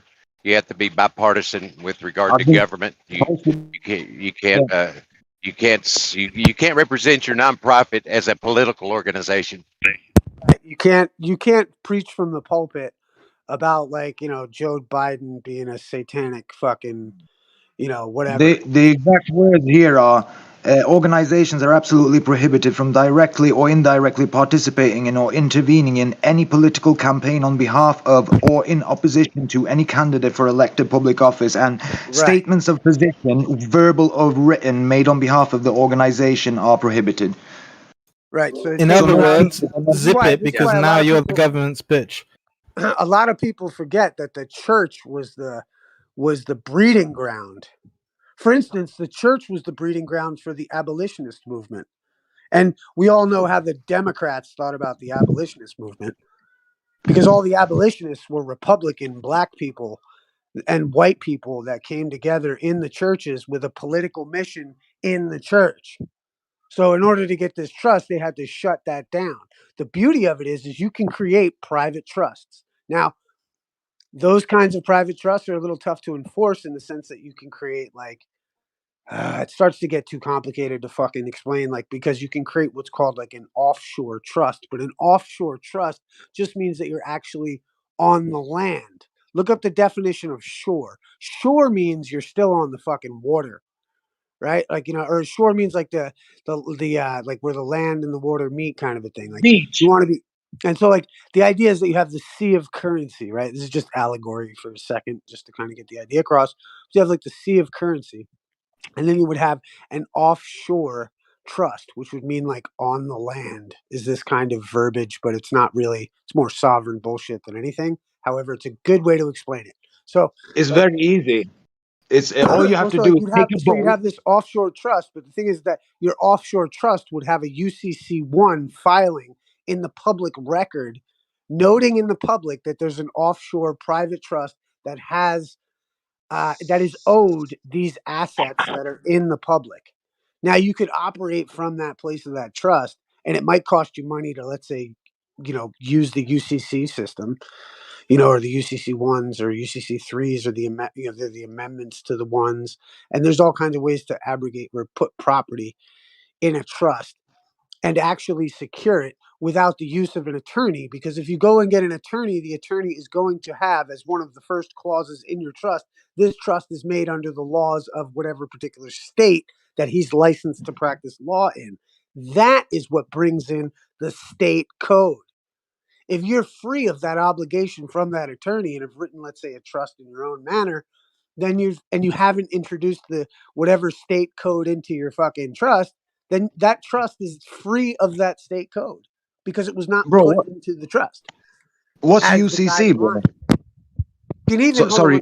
one second. You can even draw up your own rules of the trust and put them into the trust. Is that hard to do, Issa? It's complicated and difficult. Yes, it's not easy, man. Like, you know, it's not easy in the sense that, like, you know, it's like there's a couple of terms that are on UCC1 documents that you need to understand. There's a way to fill out a UCC1 document. There's a way. Where do I There's a get way that to document? real quick. Hold on. There's security agreements, and then there's the UCC1. The security agreement never gets fucking filed. Everyone tries to file that for some fucking reason. The point is the security agreement doesn't get filed. The UCC1 just is notice to the public that this property has an interest outside, you know, somewhere. Someone has a priority security interest over this property. Now, some people have gone so far as to do this with their own name, which I think is silly and stupid. And I think you already have the capacity to understand that you are what is titled the priority security interest holder of your stuff that the United States gave to you because you gave them something first. So, like, you know, but understanding that, you know, you already are this priority security interest holder, which the trust would be. The trust would be the priority security interest holder over the stuff you put in a UCC1 and gave notice to the public that there's an interest. Sorry. I own a house free and clear, and I want to make a trust and give it to my kids. Right on, man. Good. I mean, yes. Fuck yeah. You know, if that's Yeah, I because mean, if like, you fuck around, but I mean, if you like, you know, fucked around and have, oh, go on. God, No, you're good, brother. now I was just say if you own a house and you fuck around and have to go into a nursing home later in life and you can't pay for it outright, they're gonna take your house. Well, they can move on the house, but let's say there's an outside security agreement, they would have to settle the interests of the priority lien holder. And that's where this idea of what's called the priority of liens comes in. And this is where you can kind of like stonewall these people because of those issues. And then the issue is that the new school, the real move, was to pay the debt using the violations that the bank has incurred by their continual attempt to get paid on a debt that's been previously settled. So you create an obligation that they fulfill by their failure to do certain things. And then the paperwork that you've created is actually the bond that becomes the value of the instrument pursuant to the face value number on the document. I don't know if that makes any fucking sense to anyone, but like an instrument is as good as its face value. It's like I've said to you before, like Jeremy, if I say I'm going to bring you 2 bananas on Tuesday, and if I don't bring them to you, then I owe you $1 million. And then on Tuesday, you know, and I give you a piece of paper with my signature on it that says I'm going to give them to you with no, you know, whatever. If Tuesday rolls around and I've never given you the bananas, then how much is that document worth?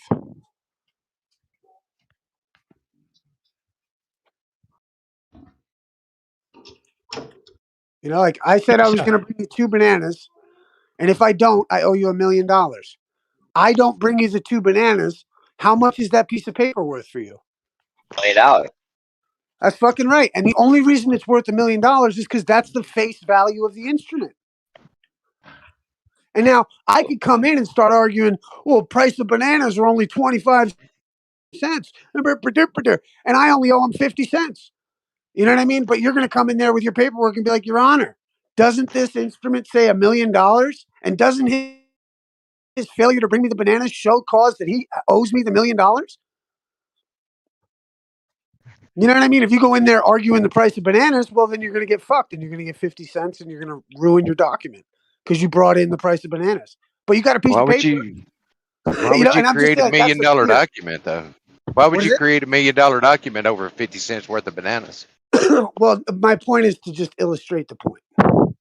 The idea that the face value of that instrument becomes $1 million because I failed to bring the bananas. And so all I'm trying to show is that obligation creates currency. And like obligation creates currency if there's failure in the obligation.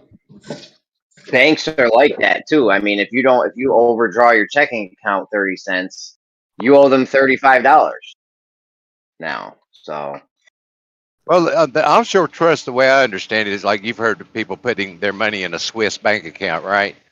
They enlist a trustee in Switzerland, and they have their cash that they send over there, and now Switzerland has control of his money, and the United States can't touch it, regardless of his indebtedness. Right, and you can do that by yourself without, let's say, the Swiss bank.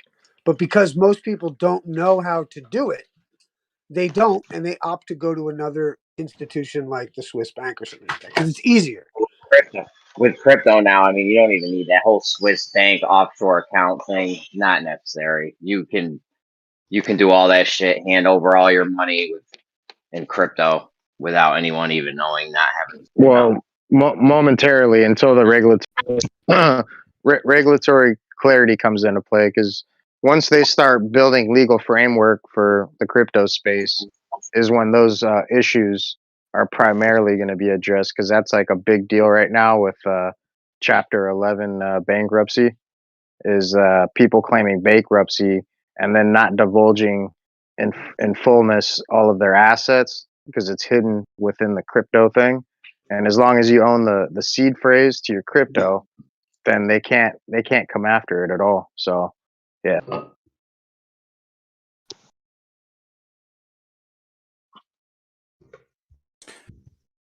So I want to open up a trust for my, I got a house and I want to put it in a trust for my children. What would be the first step that I would do to do that? I know I could probably Google it, but. Well, yeah, I honestly, I mean, one of the easiest ways, especially if you're not like savvy to any of the shit that I'm talking about, like the easiest way is to just honestly go get a local attorney or a local CPA that would help you out to create one. You could go to LegalZoom. You could go that route. There's nothing. I'm not for like what I'm talking about is the only way to do this, and you can't do it any other way. Like, you know, I'm not saying that. Like, I think to be honest, like if you have like, your family and you've worked your whole fucking life, like I would say, you'd want to go and create a traditional trust, you know what I mean? Or an irrevocable trust, you know what I mean? And do it that way. The idea of going and being able to do it yourself is just as efficient, but I think it just takes more intensive effort. Hold on one second. Punk. If you found a real estate agent worth their salt, they'd be able to navigate you and give you some options in that. Yeah, I mean, like there's the overt way to do it, which is good. and really, there's nothing wrong in that. This other way is like more like you could do it on your own.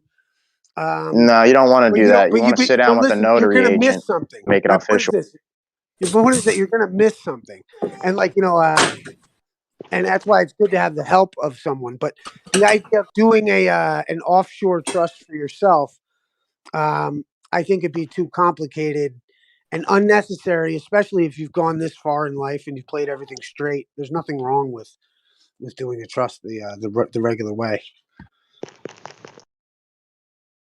I would just recommend having a third party notary agent there to like make it all completely official. Like the whole legal Zoom and all this extra stuff is, I don't know, potentially risky when it comes down to being challenged.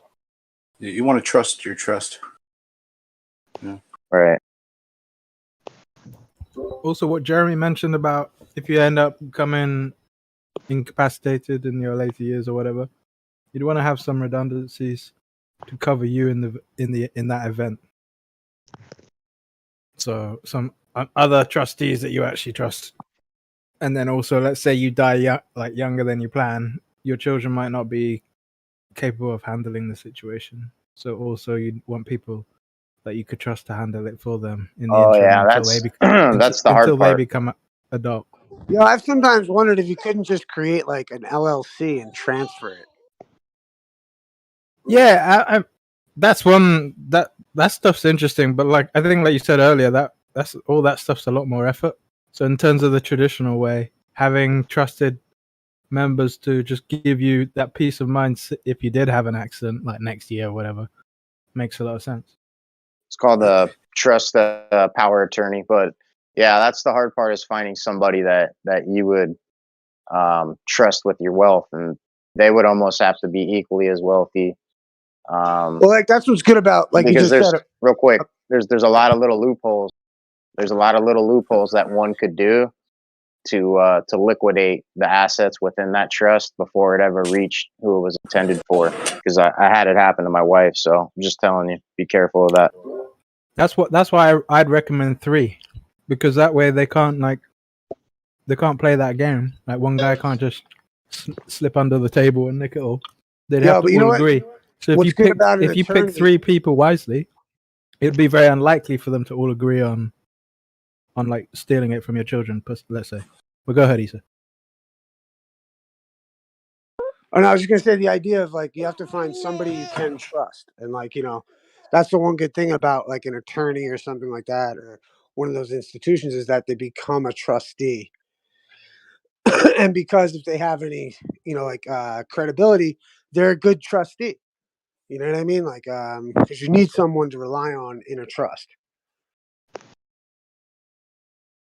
Yeah, but you got to remember that a trust is for the long haul duration of time, right? And people change and over time, like every 5 years, So you really got to know through and through who it is you're handing that over to, because you know what I mean. Like, given enough time, that person could not be the same person that you knew. Well, that's why that's why the beauty of a trust in the sense of using like a bank, or if you're using someone like that as a trustee, is that you're dealing with an institution. So that institution potentially will outlive whoever you've maybe assigned. You know what I mean? Like that's just You would hope so. You would hope so, because a lot of those institutions even get bought out depending on their ratings and such. But the other thing too is, for protection, is create stipulations within the trust that funds can only be, allocated upon certain criteria being met, and that could be a way to create some potential corruption from taking But place yeah, in the I near think future. if you had it in the guidelines of a trust, like an offshore trust, let's say you wanted to hand down a house or something, like and you had your house in a trust, then you would assign it that these people would be the beneficiaries of that trust, and that let's say like the trust would absolve upon your death, so as though what I mean, or the trust would continue, what I mean, after your death, and like even then the children would never own the property, like Rockefeller said, own nothing, control everything. Yeah, but like I said, there's ways to legal loopholes to liquidate those assets, and you got to have certain protocol in place to kind of audit those things from happening through like stipulations and stuff, the guidelines like of the trust. specifics.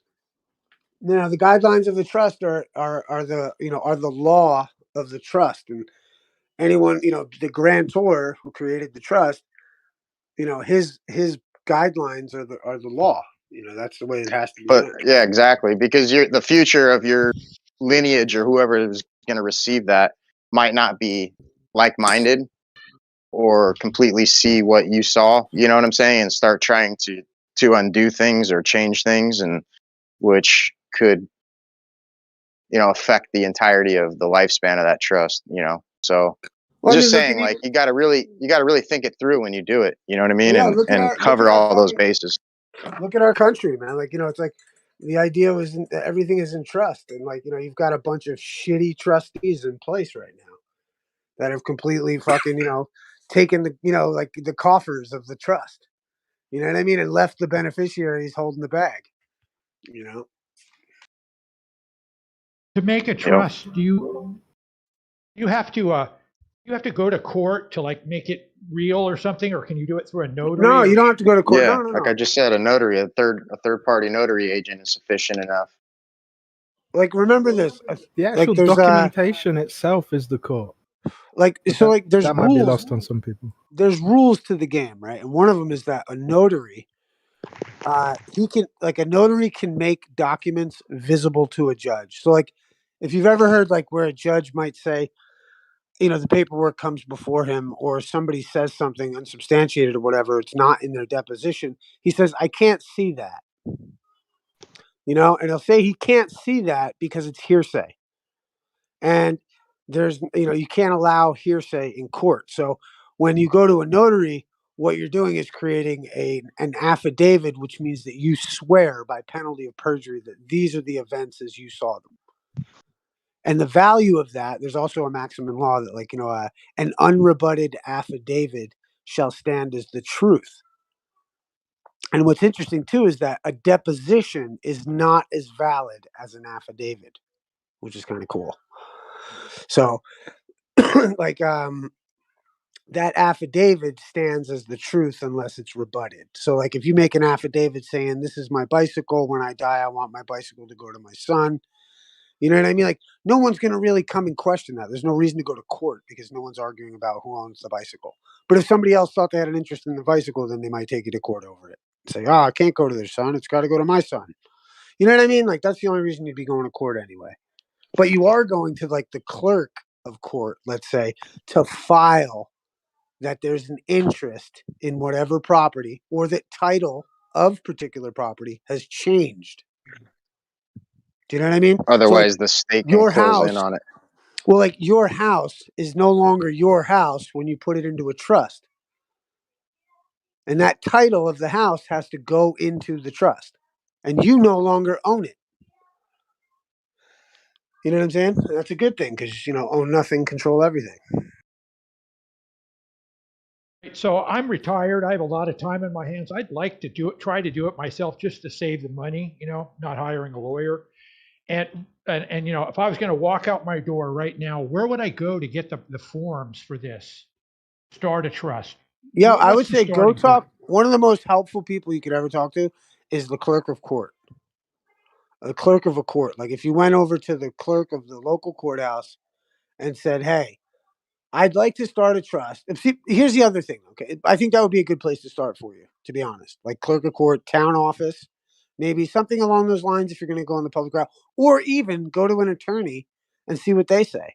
Or you could even go to fucking LegalZoom.com or whatever and create a trust, just so you know.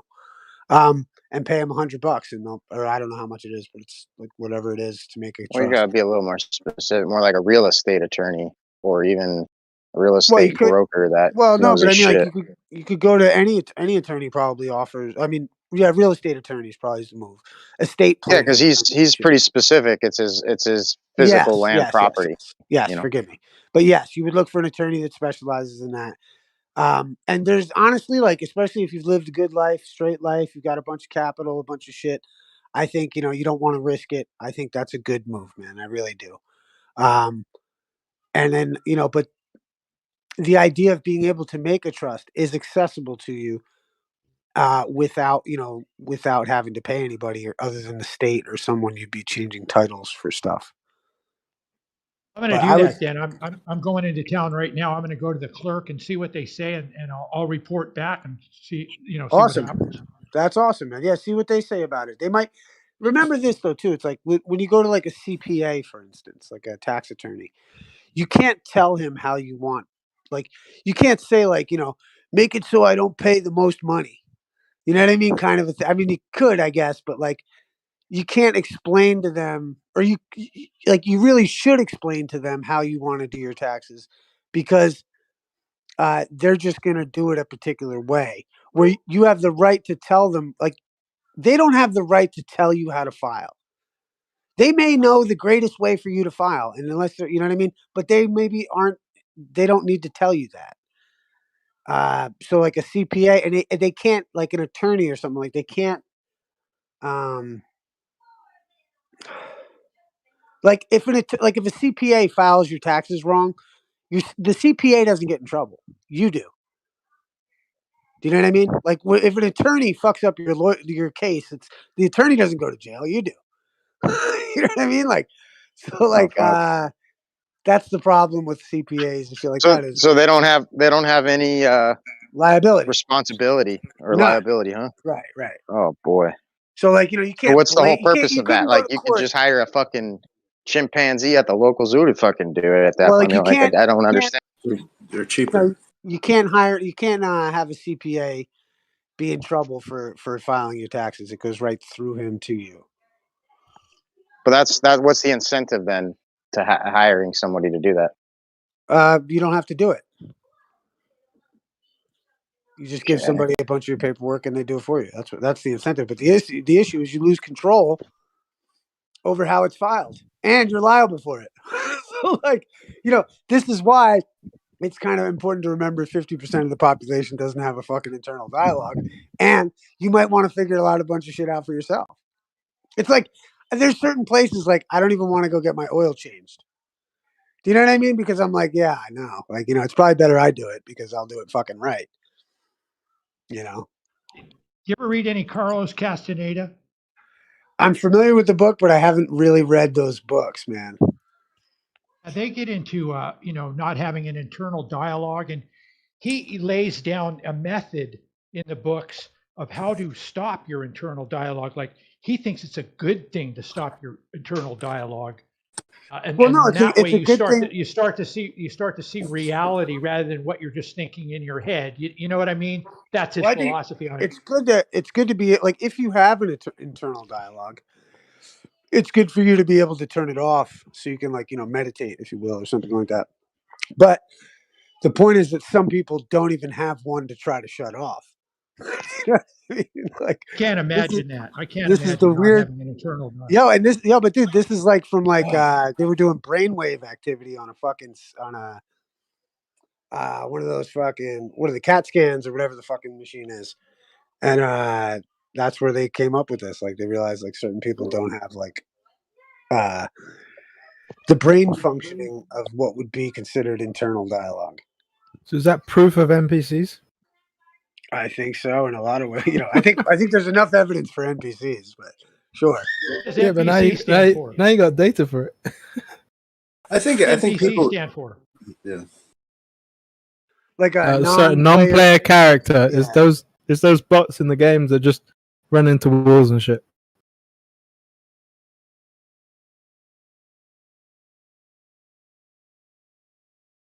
It's like never questioning, you know, like like when you the question guy on the things, bus who that's still part of wears a internal. mask, even though there's nothing to wear a mask for.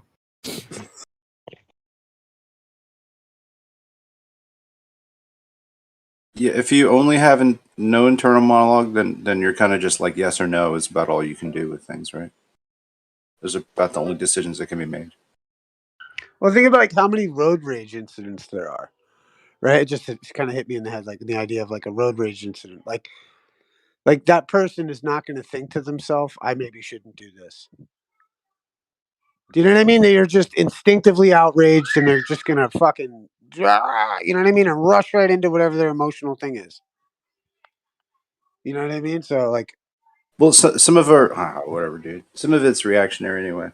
Like, even just the choice of like, hey, how about I'll give you a beautiful steak dinner, and here's a lobster, and now pick which one. Like, are you thinking like, oh, I like lobster, but I don't like getting my hands messy because of the butter and then the bibs and stuff like that. I think I'll go with this thing. That's internal, right? But that can happen so quickly as to, I don't know, like. Yeah, I mean, I wonder the extent of it. Encoded as reaction, sort of. Yeah. Right, like I wonder the extent of it.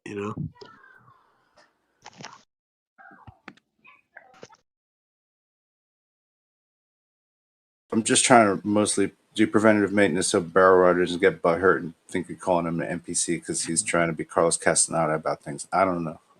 But did you catch the thing that I sent you, man, on a 50C38, which I'd never heard about until just before when I looked it up? And that's the description for lodges. Ah, interesting.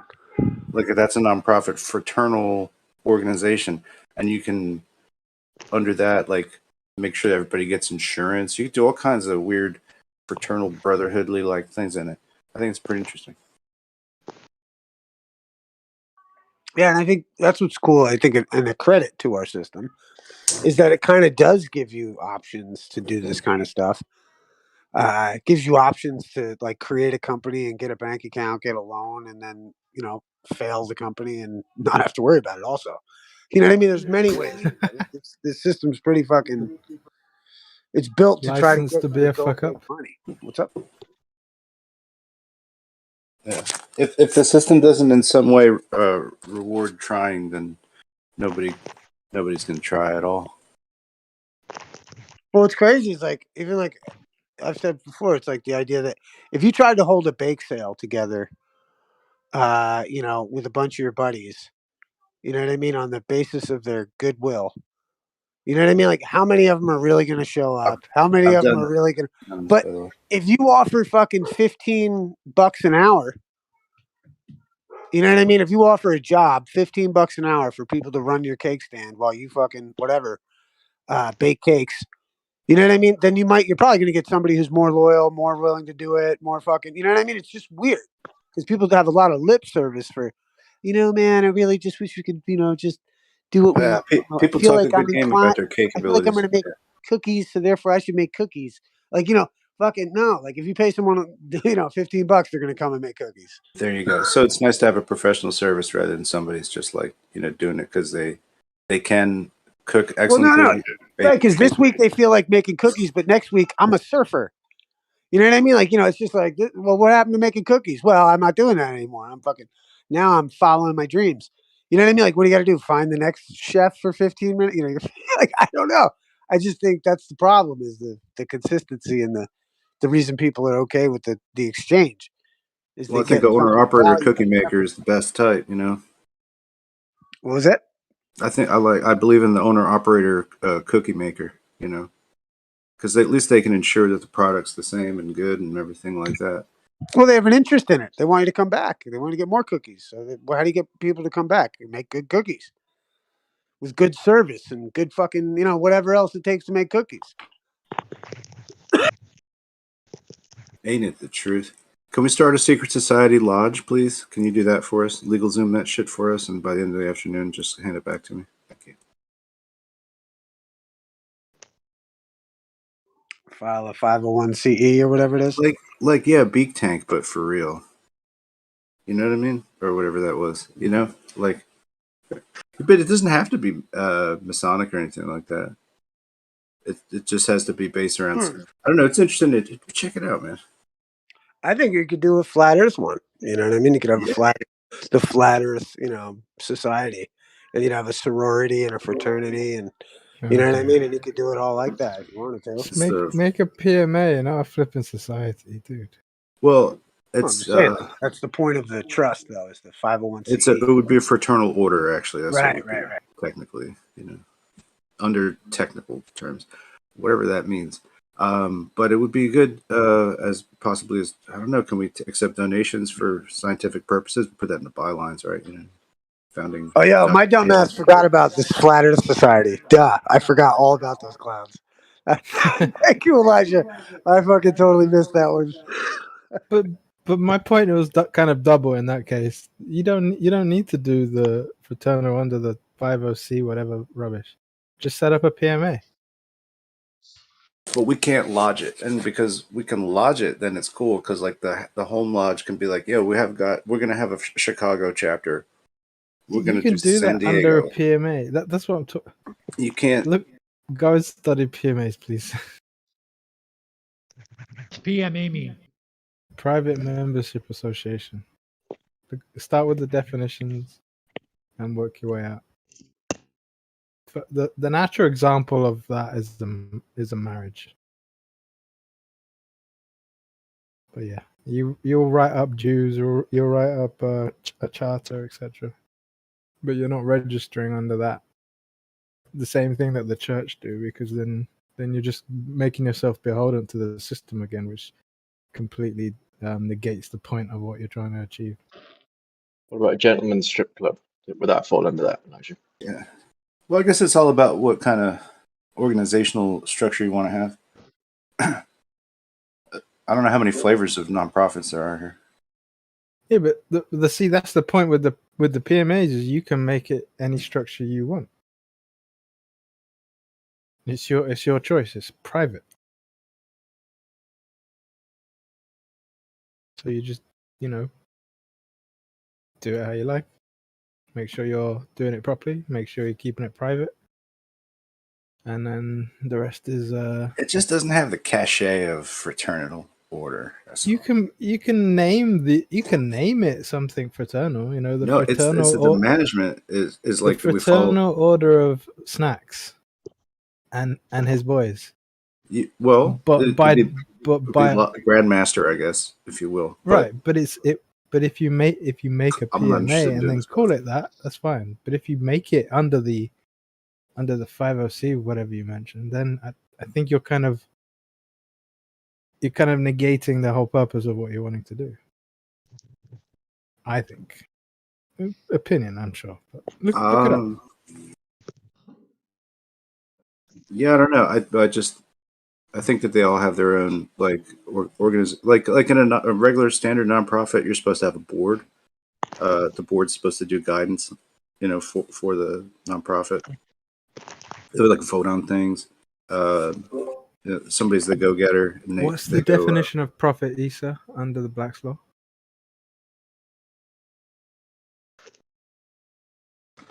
What was that? What's the definition of profit under Black's Law? Proper? Profit. Oh, profit. I don't know. Do you have one in front of you? No, I thought you might be able to do it. No. Because I think this whole non-profit thing it's interesting. Because I think I know where Snacks is going with it. Right? I kind of get the gist of why he's mentioning it. But it brings up the definition. If you're going to deal with the money stuff and the law stuff, you're going to have to make sure you got your definitions in order. I'm just saying, like, a fraternal order is something that everybody would be equally kind of down with, right? But like in the standard nonprofit, it's going to be like a board of people that you like select that accept it, that they're like not paid or they're paid, and that like basically it's one driver that executes things somewhat like a CEO would. Like, let's say like Witsit would be the pilot of his own CEO, like trying to get some funding going for something he believes like we can get some lasers or whatever. And then there's like a fundraising goal to be made there, that could be done under the provisions of what that is. And then other people could like also like vote on that. And then like collaboratively an effort is made to, sort of execute the plan as designed by that person. But that's different than I think other formats, just as far as how things happen, That's all. They're just different mechanics to it. I'm not familiar with all of them, but. Well, yeah, it's all about the bylaws of whatever institution you're making, and what it falls under in regards to the tax code or something like that. That's all that it is. It's just an identifier to say what kind of institution is it. and what best describes your institution. What best, because you're creating an institution, it's going to have an EIN number, right? Just like a social security account number for a person, right? Person just means corporation. So you're creating another person, right? This corporation, and its social identifier number is going to be what's, the EIN number. And so because it has an EIN number, it has to be classified in the United States system under a particular section. And so it's all about just being able to meticulously bookkeep what an institution is, and then what it's, what it does, and its bylaws. Okay. I'm So glad you mentioned that, because that was the distinction I was trying to make for Snacks and everyone else, is that if you're doing a private membership association, you're not creating a person, so you don't have to register it in that way.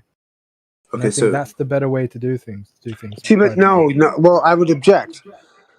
I would object, because then that takes away you from getting, like, a bank account under that institution, maybe.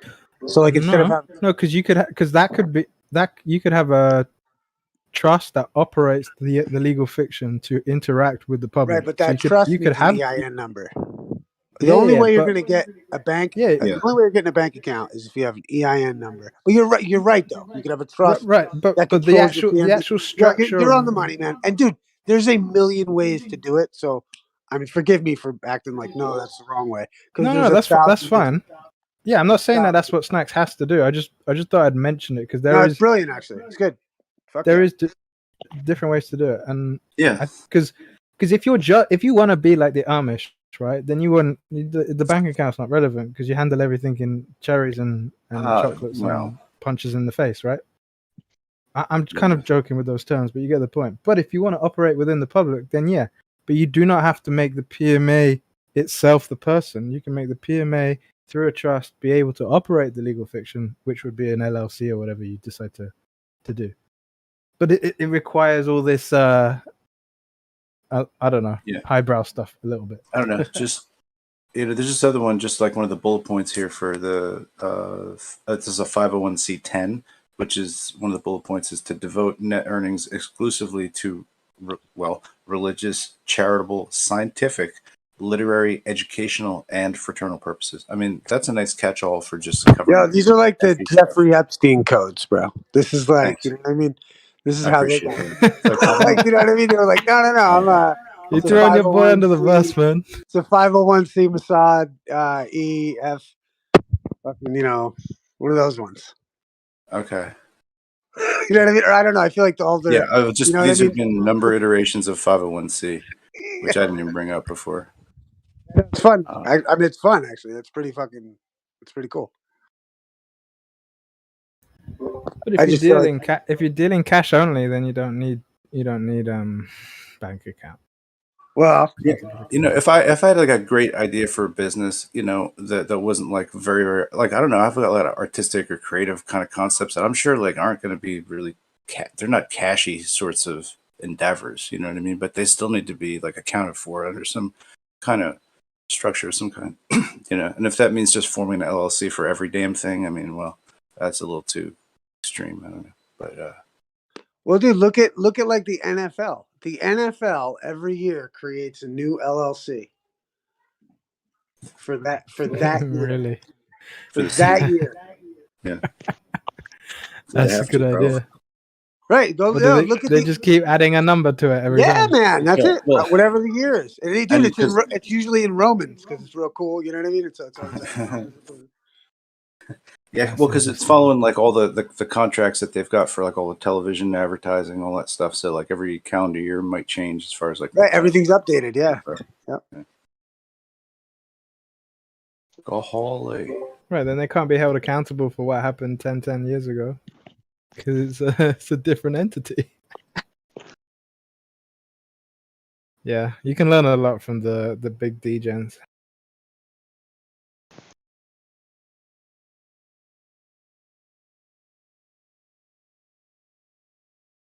I guess the biggest game they've played Easter on people is that only the rich can do this.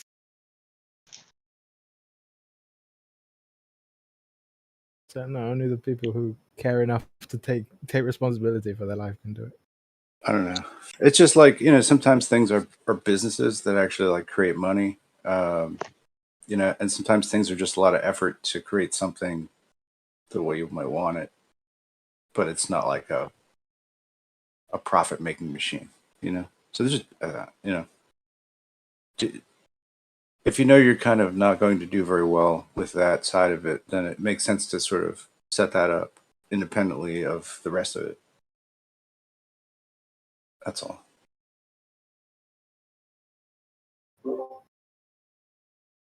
Yeah, another way you can learn about it is also like these, all these fancy rich sports clubs. They're private membership associations. It's a good model. I think the first time I actually thought about this without actually understanding all the implications was when in England they changed the law. I'm not sure if you're aware of this, Issa or Snacks, but they changed the law at some point, or the quote unquote law. You can't smoke in public houses anymore. So they did that. I don't know, like 15 years ago or something. Like a lot of radio stations, they're like, I think that they're nonprofits because they're always asking for money. I wouldn't know. Like the jazz stations I listen to, they're always like, they've got funding drives and stuff.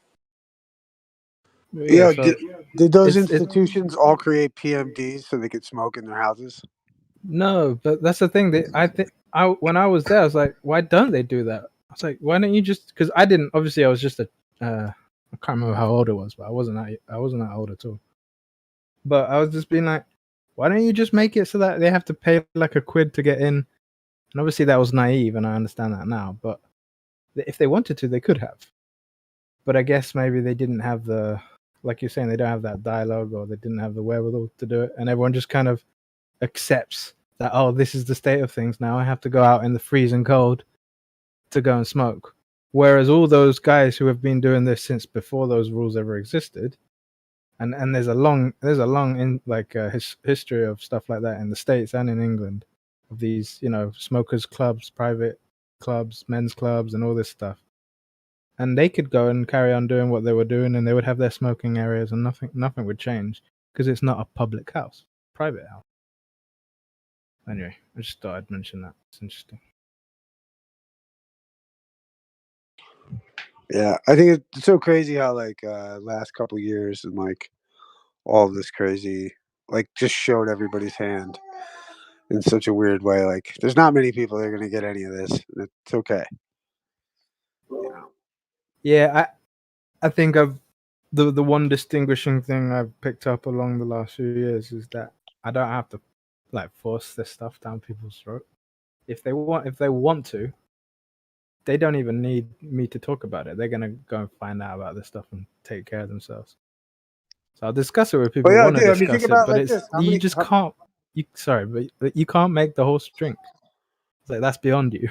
They have to want to drink. Right, no, dude, you're gonna be blue in the face telling somebody how thimerosal and all kinds of experimental fucking things in your fucking bloodstream aren't good for you, and they're still gonna go, really? Oh, okay, I got a doctor's appointment. I'm going to CVS for mine. You know what I mean? It's just like, okay, man, cool. But what's cool is that our morality, our principles do not have to be their principles, and we have just as much right in law under the system as it is to be able to institute and perform our, you know what I mean, and affirm our rights, and yeah, and exercise our rights.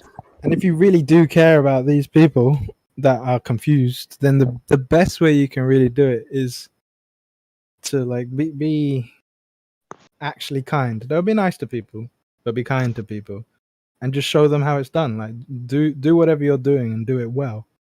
And if they're ever inclined, if their capacity ever changes from the slavery that they're stuck in, they'll remember you, or they'll see how you're doing it, and they'll be attracted to it. Well, I think be nice, but then also, and at the same time. No, I disagree with nice because of the definition, but well, okay, fair enough. Kind, if you want to go there, yeah, you want to be all granola about it.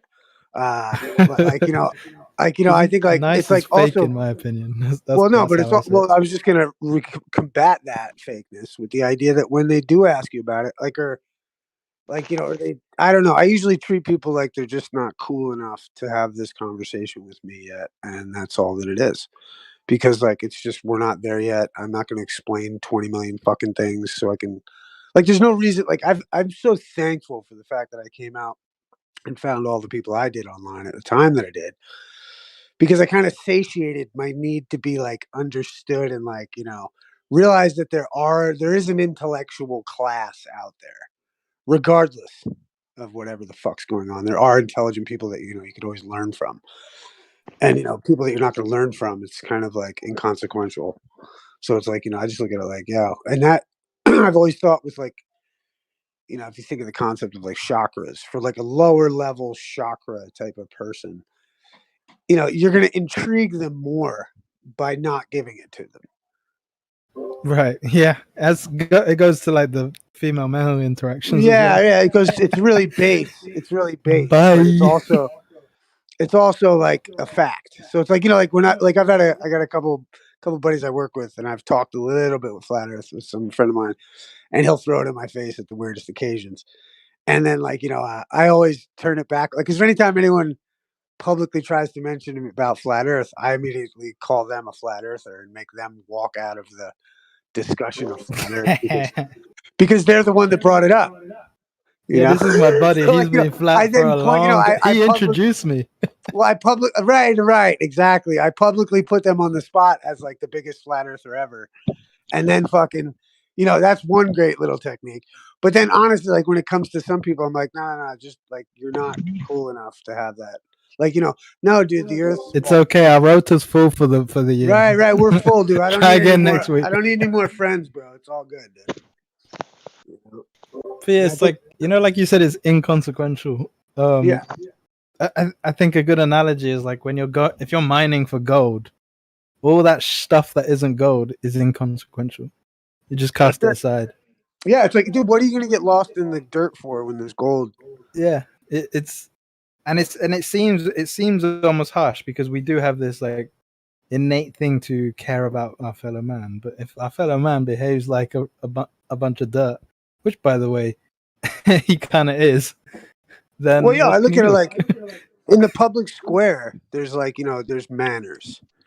And I've always said, like, you know, people get, or you know, I've always felt like if you don't have manners, I don't want to hear what the fuck you have to say anyway.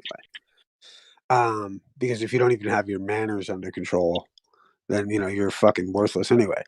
Like, in my, you know what I mean, or whatever. So like, but, and then the other side of it is that I only offer 15 minutes of manners. You know what I mean? Like, yes. I'm only going to put up with so much for so long before, you know, or either I'm going to leave or it's like, you know, I may be nice and whatever, but like, you know, I don't think you could handle my opinion of what I Right, actually. you've only got two cheeks, so once you're done turning, then well, right, yeah, and it's shit's about to go down, son. Yeah, and you know, it's just like, you know, but I also don't have the like, dude. I was in this. I don't know if I've told you, so I was playing at this open mic, right? And there was like a total lefty joint, right?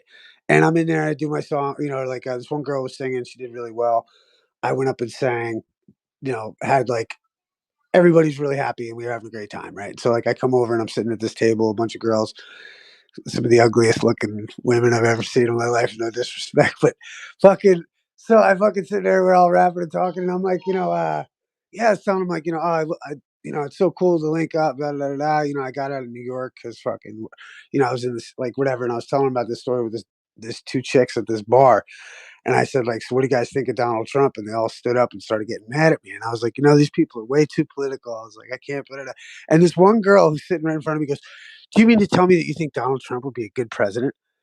And I was like, oh my God, it's happening again. Like, people are becoming like, you know, like, so she got all political fucking, before I knew it, I put my hands in the air. Dude, I turn over, right? There's a guy standing there. And I was like, what's up, bud? And he's like, I'm just monitoring the conversation. Like, they went fully leftoid robot mode. And it was so weird, dude. And I just was like, I put my hands up in the air and I was like, I'm an artist. And I just turned around and walked away and left the fucking bar. because I was just like, this is so fucking crazy. Like, Yeah. you know what I mean? Like, you can't even handle. Like, I tried to be real with you for 2 minutes, and this is what I get. You know what I mean? And it's like I can't even like. Yeah, some bugs are just not worth squashing. Well, you know, yeah, I mean, especially like, dude, I was about to throw this kid over a fucking bar, and oh my god, like I was just, you're monitoring my conversation. I'm gonna fucking like, what are you, fucking Hitler? You It's fucking, like, what, you do know you what I want mean? me Like, to oh my monitor god, dude. I almost just your blasted state him, and of I was health? just like, I got to get the fuck out of here. I was like, Yeah. I'm gonna get in trouble. They're But yeah, nuts, I was man. like, holy shit, dude, what the fuck? So I mean, like, that's the other thing is, can they handle your fucking opinion? Like, I'm trying to learn to just shut the fuck up and not, not deal with it. People are retarded. Let them find out on their own. Yeah, wisdom is for the wise. Right, and what's cool is there are wise people. You know what I mean? Like, you don't have to have these, like, I have to waste, I suppose many people, but like, you waste your energy on people that, like we said, are inconsequential.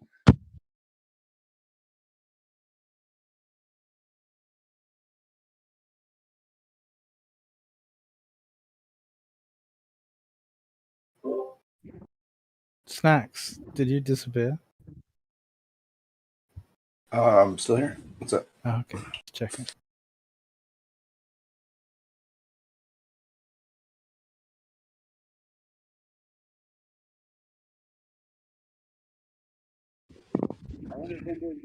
Court. Say again, you're muffled. The one guy who was going to go to the clerk of court and talk about trusts. Yeah, the barrel rider himself. It'll be interesting if he comes back while I'm still. Yeah, I'd love to hear. What he gets. Like, okay, I just jogged to the courthouse. I'm a little out of breath. Hold on. Now you said I got a what?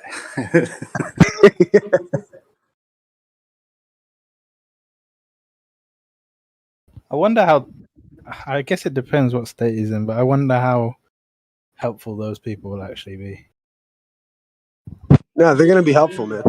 You think? Oh, I know it. No, it's just a matter of whether or not he's got to wait in a long line or not. Because if he's in a small town, he won't. If he's in a big city, he will. So, because I'm not familiar with how it works exactly. You said was it the clerk of the court? Yeah, clerk of court. Like that's who's So going to be. what does somebody in that position do on a day to day? They just organize the business of the clerk of the court. Like there could be a clerk of the actual courtroom that's in the courtroom with the case, with the judge, and then there'd be like the lady at the desk. They're all clerks of the court. You know what I mean? And they're there to help you, but they're not really there to. They're not there to give you legal advice. That's for sure. And they're not but you can get forms from them. Like if you know what you want, they're the person who's going to get them for you. Like me and my buddy. Anytime we've ever, they're your best friend. They are your best friend. They can put a word into the judge for you. They're the republic. They're the public. And remember, there's the republic. There's two things to this: the public and the private. The public and the republic. The republic. That means private. So or the democracy is the public, the republic is the private, and the idea is that the democracy is always seeking to get what the republic has, because the democracy doesn't make shit, and the republic is always hiding its shit that it makes. So you have the public, you have the public and the private. So the public says you can't ask the clerk of court to go to the judge for anything. You can't ask the clerk of court to tell the judge, and you know what I mean, that this is what happened and this is but if you get friendly with the clerk of court and you're fucking handing in documents and everything's good, she'd be like, I'll notify, I'll tell the judge. And when she sees the judge, she might be like, this kid's great. He's freaking da da da. You know what I mean? And that's completely not allowed in the public side, but in the republic, the private side, she's like, I think he's a good kid.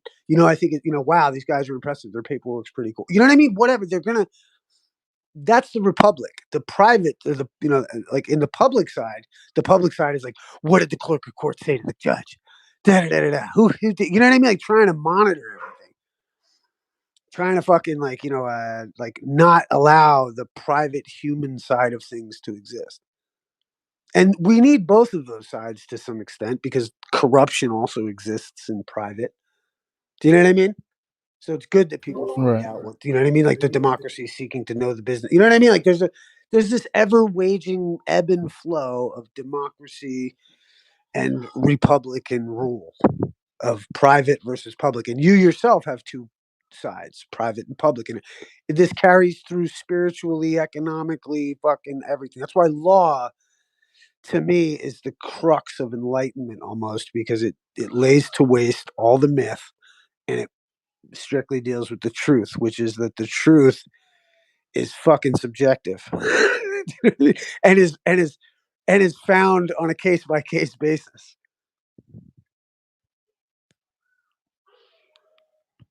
You know what I mean? Yeah, but if you say that in the wrong venue, they won't get the nuance of what you just said. And you get people saying that they can just make reality whatever they feel like. Well, it's like the idea of like a court case can, like, let's say, and like two different attorneys could be given the identical case to defend or to prosecute, and they could end up in different results because of the way that they were talked about, the way that it was dealt with, the manner with which it was dealt. The facts are almost irrelevant. It's how did you deal with the facts? Right. How did you present the facts? How did you know what I mean? Like this is why it matters. This is why what one man might go through and he's going to turn around and say the judges are corrupt and nobody can ever get through. The next guy's going to walk right through with breeze and go have lunch with the fucking judge afterwards. So what it's not what Well, because he goes to the same lodge. Yeah, it's right. Well, I mean, you're the lodge of intelligent men. By your fruits you shall know them. If you have intelligence, they shall respect you, man. Like, you know what I mean? They understand the difference. Like, I'm of the opinion judges are the smartest people in the world. They get over on a lot of people. Sure, there's backroom deals, right? They're pretty fucking smart. They've been knowing how to make a living off of it and get rich. But they also know when a motherfucker comes with a great case and understands how to make a claim and is there to discharge, settle all differences, is the priority security interest holder appearing specially, not generally, is when all of those things are at play, that smart motherfucking judge is going to get his I's dotted and his T's crossed, and he's going to respect you.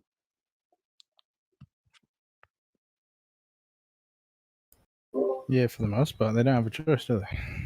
Well, you're bringing them to account on what the record is. And then remember, is the best part about some of this stuff is that when you're coming in there as a priority security interest holder, you have firsthand knowledge and you've got an affidavit and all your paperwork should already be done.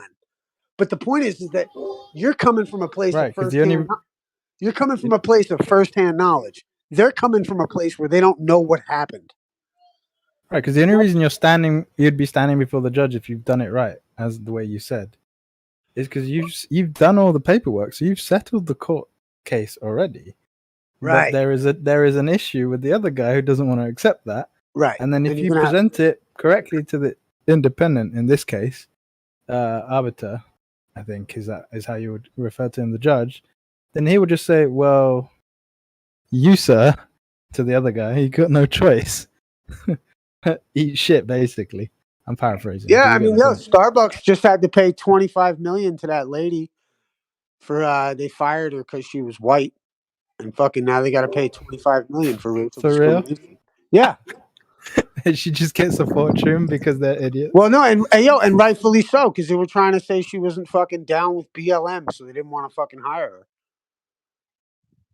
So she had the right to sue them, and that's why my thing is like, you got, I can't physically fight these people. You can't physically fight these. You can't physically do it, but you do have the right to take their whole fucking lunch. Yeah, they want to make that decision, and I've said, the other officers on the side of the road, like, hey, brother, I can't physically stop you, but the beautiful thing is that the court has allowed me to sue you. Therefore, I'm going to notify you that, if you'd like to do this and that, you agree that, you owe me 10 grand for deprivation of rights under the color of law. And you agree I can file a UCC 1 in the counties where you live in. And I'm going to need that dash cam footage wherein you're now confirming your agreement for me to do so. So, but yeah, you want to do this XYZ? Go right ahead. It just if you do, let the record show you denying equal protection due process of law for making a traffic stop without probable cause of a crime having been committed. That's why the best thing you could ever ask an officer when they turn the lights on and pull you over is say, "Is there an emergency, officer?" Because you speeding is not an emergency, and them putting their lights on indicates that there's an emergency. So where's the emergency? That's a great little hiccup. If you had a great fucking attorney, I mean, I often think an attorney could fucking take that and fucking run with it because he said, you say to the guy, what's the emergency? Well, you were speeding. Is speeding an emergency?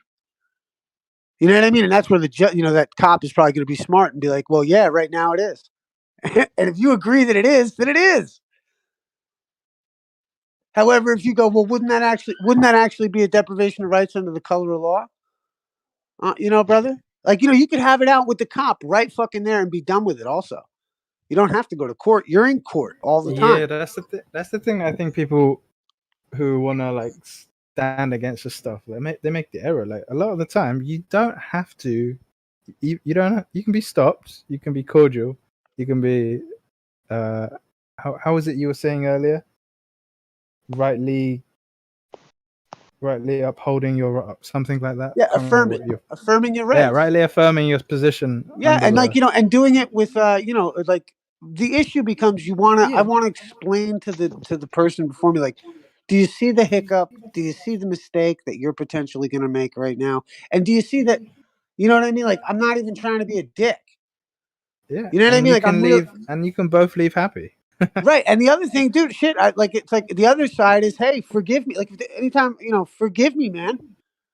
And that's biblical. Saying I'm sorry is not biblical.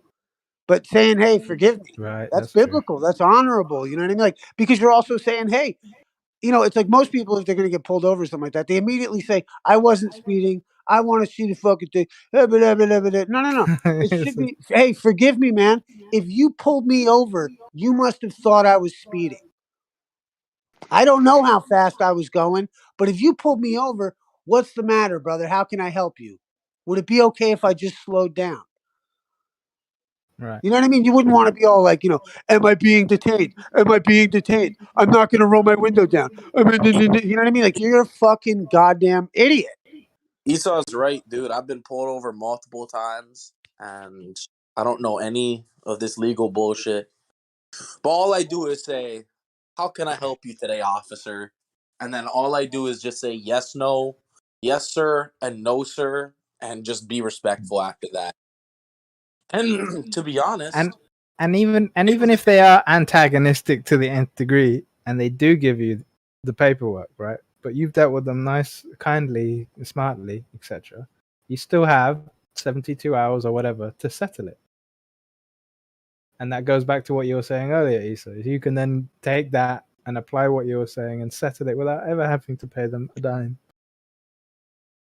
So it's the whole thing completed. But please, if you have something else. Well, yeah, I would say never. I would recommend this real quick. Is that never do, let's say, discharge shit that I don't know if people have misunderstood me about that, but the idea of you would never do that with traffic shit.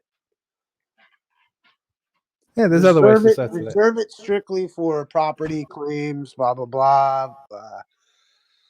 I could show people even different ways to deal with the other side of the court, but the idea is that you would reserve discharge of debt for property and shit like that. You know what I mean? You wouldn't want to do it with your traffic ticket, especially if you've got a license for your person and all that stuff. And I recommend, there's nothing wrong with those things. I think personally, I mean, I can see why people get pissed off, and you do have the right to travel, and you could make a real big stink about it, but it's also easier to just register your car and go about your business with a driver, with your person having a driver's license. There's nothing wrong. The problem is I did it. When I first learned about this shit, I wanted everything out. I wanted fucking my name destroyed almost. You know what I mean? But that's not the intelligent way. That's not the way to do it. It's a child, the rejection of everything or I always used to like. I used to quote Tessarian. I don't know if you listen to Michael. You ever listen to Michael Tessarian, Elijah? Rings a bell. I think you would. I think of all people, you would really appreciate him. This guy Michael Tessarian, but he said like how we have to learn how to say no as a society, and it's a great point. However, I think to say no it's like an adolescent response to an adult problem, and the real way is the conditional acceptance. Because like in law, there's a maxim: he who does deny admits. So, and also in law, if you're going back and forth between two parties are going back and forth in front of a judge, the first party that says no loses. Right. I think Yeshua gave a good example of this. Pharisees were asking him by what authority he did something, and he says, "I'll tell you if you answer me this." So he said yes, but if you do this. Oh, dude, I love that's conditional acceptance right there. When they said to him, "Are you the king of the Jews?" What did he say? Oh, that's when he was in the Roman situation there, so he just said, "As you said it." Well, no. But I think I forget whether it's John or I forget maybe Matthew, but like he says, "Is it you that says that, or did somebody tell you?" Oh yeah, that's true. And then so, another dude, time, think of like what a great conditional acceptance. Right, and another thing he said is, remember this. Hold on. My kingdom is not of this world. If it was, I would do this and this. And remember, they released Barabbas. And Barabbas in Hebrew means son of the Father. Christ was let go, man. And they crucified the myth and introduced their pagan religion, dude. I think that's where you and I differ. But well, dude, look it up. I ain't starting that now because I was just about. Was Jesus? I was just about to say I gotta go. 1 second, Elisha. Was Jesus the son of the Father? And on top of that, how about this? Look up right now for me. What does Bar Abbas mean in Hebrew? Please look it up. What does Bar Abbas mean in Hebrew? Does it mean thief? Does it mean fucking awful person? What does it mean? What does Bar Abbas mean in Hebrew? And they let him go, man. And they let it like the blind think they saw the fucking crucifixion, man. What does Bar Abbas mean in Hebrew, brother?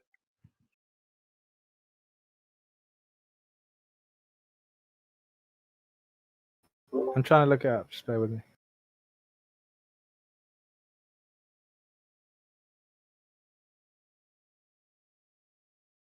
But yeah, Let me think about it, bro. I do have to go, but you said something else before this that was interesting, so I wanted to follow up. But I will have to go in a couple minutes.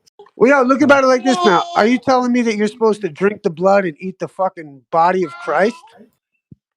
What does see when you take it like that? It sounds crazy, but yeah, dude. And then they got saints and everything else. Yo, the pantheon of their pagan religion, bro. They put down. But that's because the context has been like messed with completely. Yeah. Well, right? what is the context? What does Bar Abbas mean? What does Bar? Look it up, brother. What does Bar Abbas mean? I found it. According to the new. Oh, hold on. Related. Why is it doing it? All right. So yeah, son of the Father, son of Abba, which is the Father. Right. That's why, alhamdulillah, I love Islam.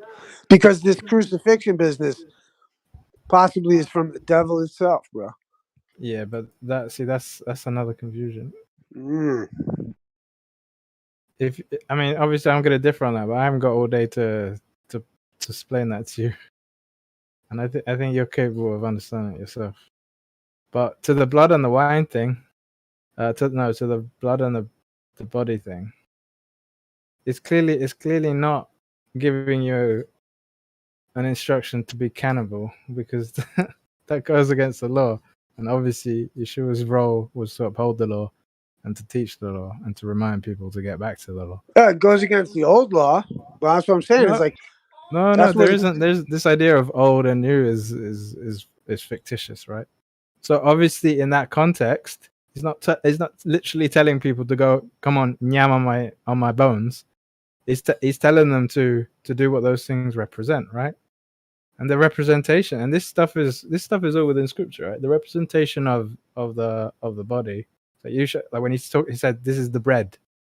He's like, "You shall not live by bread alone, but by every word that proceeds from the mouth of Yahweh." So he's telling people to consume the word, right? Because this is the problem, and the reason so many people walked away when he said that is because it was heavy for them to really take their faith seriously. And then the life one is the blood is, sorry, I kind of jumped the gun there. The blood relates to life, and the life is to live it. So you gotta hear, and then you gotta do, and that's what it's talking about. And I know where you're coming from in terms of people will take that and look at this Kabbalistic, Catholic nonsense, Gnostic nonsense. But when you actually go down and break this stuff down, there isn't this idea of those ideas don't actually line up. And just because Barabbas means son of the father, that was his name, but he was held up to account because he was a murderer, and they let a murderer off, and then they murdered an innocent man, and that's the important part. But I understand why you might come to that conclusion. We can obviously have this conversation at another time at length, but I don't want to go now. I don't want to go because it's fun talking with you, but I do have prior engagement. So just say your piece, and then I'll say ciao. No, I was just gonna kind of reiterate just the idea that it's like this notion that the story of the Christ is possibly more esoteric in a lot of ways, like the idea of this, like in light of the idea of they released the Christ, and they crucified the image of the Christ, and just that there's allegory in that to parse. But we will catch up again next time, man. Maybe consider this stuff. Yeah, will do, man. Have a good talks, man. I love talking with you, bro. Yeah, you too. Peace.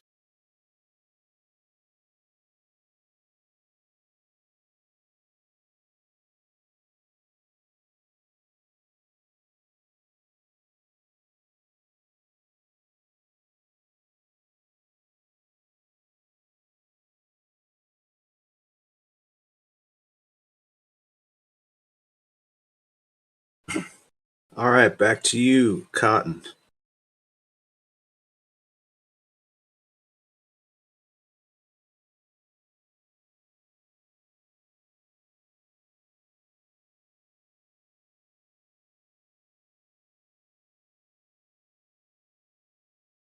Did you try to say something about Christ? Called you on it, Doctor?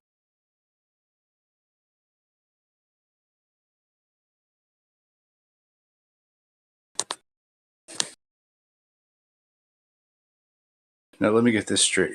You put the lime in the coconut?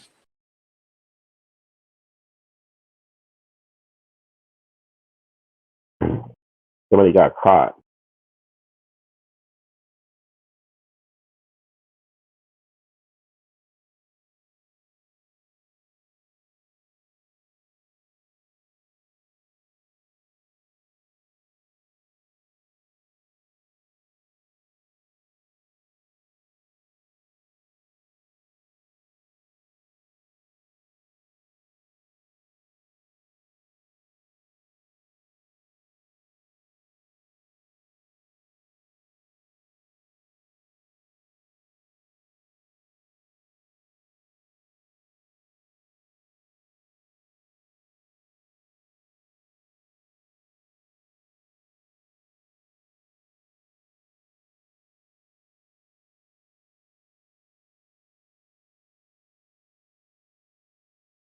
I started my phone farming back up again.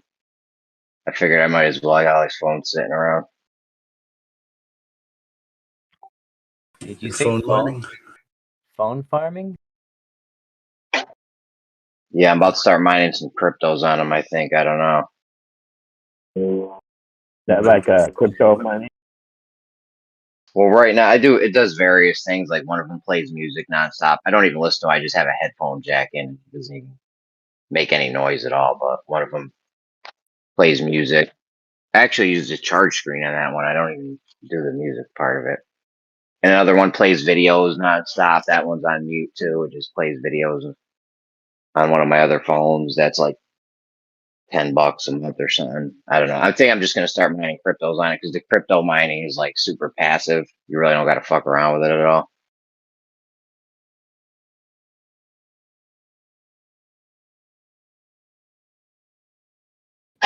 Like I got like 20 cell phones, give or take. So you're crypto mining on old, broken cell phones. They're not broke. They're legit. I went and bought them all like when was it? Like last year, I think. Might have been like last year. I just started buying a whole bunch of phones from like Walmart and Target and shit. $50 brand new phones. They're not obviously not like great quality phones, but they're straight.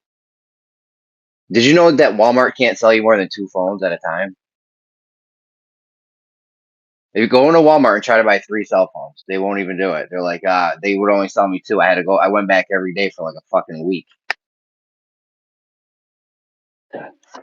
I'm like, what if I had a family and we needed 3 cell phones? They're like, I don't know. It's our policy.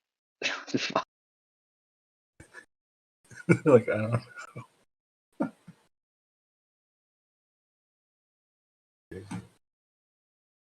At the end, the lady was like, fuck it. I'll cash you out for 2 phones and I'll have my coworker cash you out for 2 phones. I was like, oh, all right. Here we go. Let's go.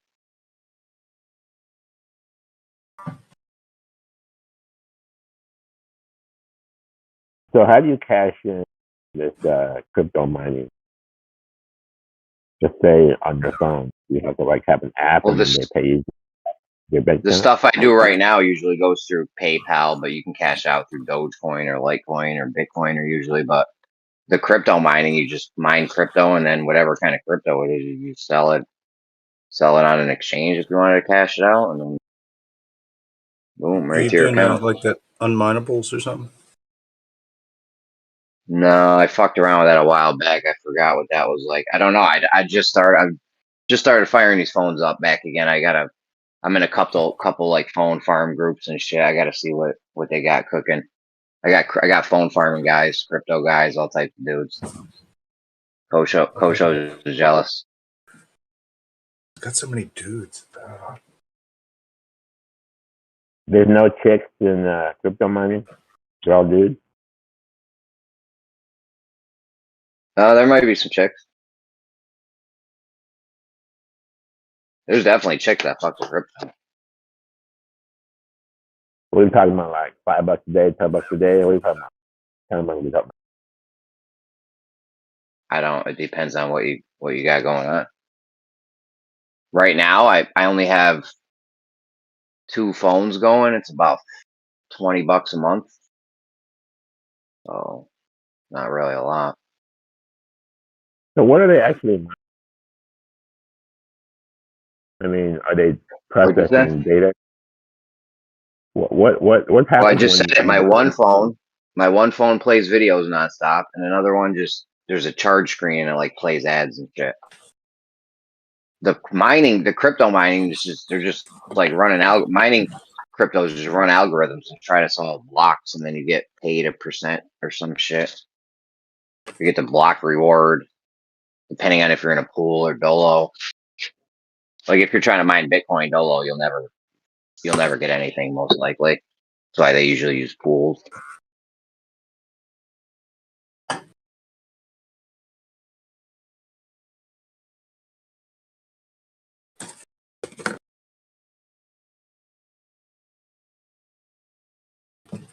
Yo, Die Slow, is that Jesus coin mineable?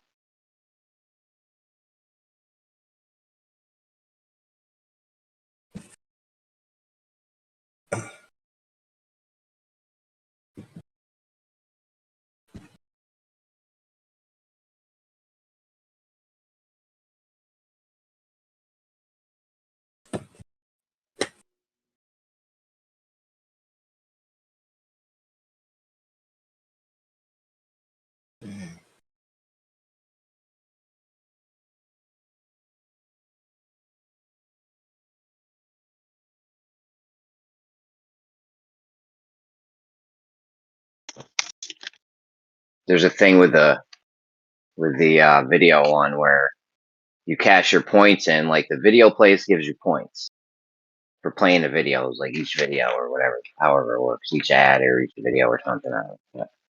Then you take those points and you send them to a site. The site I send them to allows you to.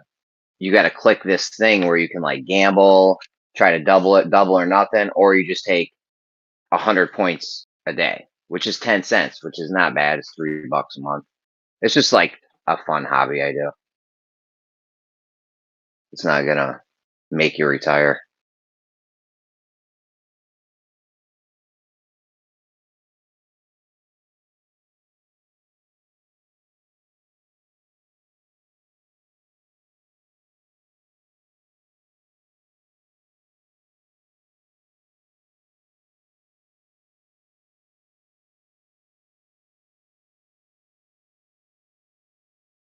You could make serious money at it if you had a huge following and got only a few people. You know, you got a nice chunk of people to do it, like through the referral system.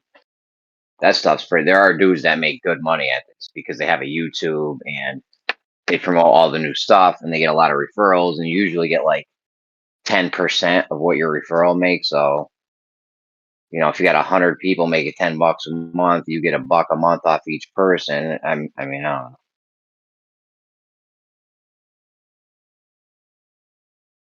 The crypto mining thing could bubble if you're mining some bullshit shitcoin, and then that coin bubbles and goes way up. That's how you could make good money at it, at the mining thing. Yeah, I'm not worried about it, bro. I'm just a hodler, bro. I'm saying, yo, can you mine that? Is that Jesus coin mineable, or is it work some other way? Like I said, bro, I don't get into the technicals of it all, dude. All I care about, dude, is buying, holding, selling when it's at its fucking, making the money. I don't give a fuck about anything else. No, I hear that. Yeah, I'm not trying to do all this funny business shit, bro. I'm just I'm in waiting all for it to kinds of pump. funny business. Funny business is my specialty. I know, bro. Like you trying to do all that rapping and delegating and all that. I mean, I don't know, bro. Shit's crazy. It's technical.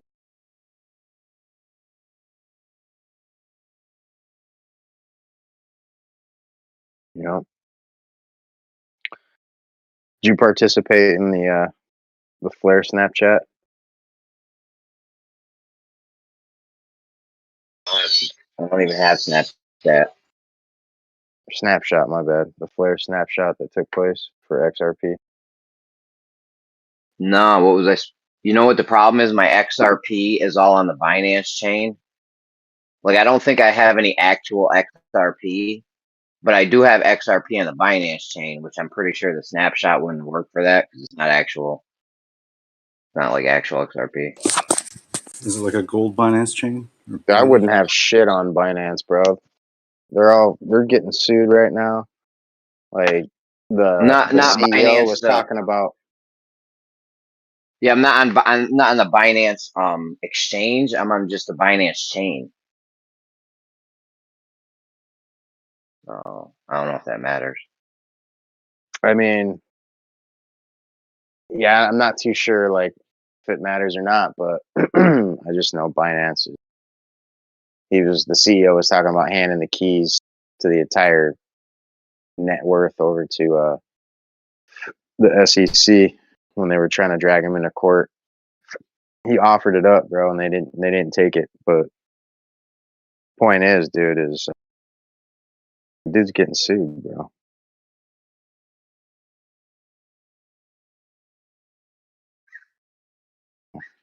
Coinbase, Binance.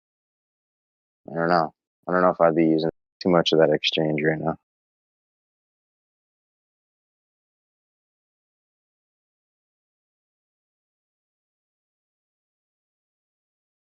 I mean, bro, I can't use Binance, can't use Coinbase, can't use fucking Atomic Wallet. I'm running out of options, bro.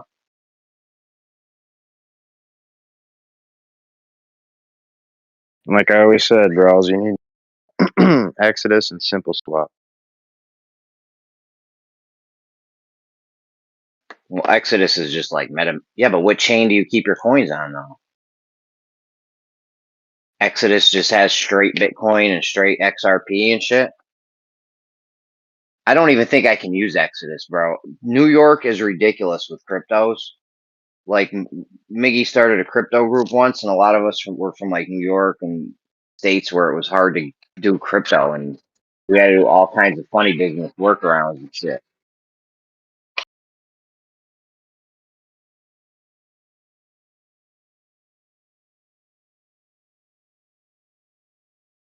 I don't know. I'm taking an online test right now.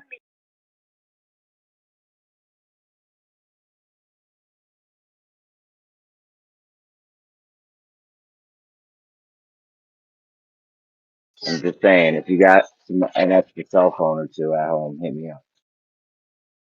So what are you gonna mine? Or I guess it doesn't matter, right? You just cash out on whatever you feel like.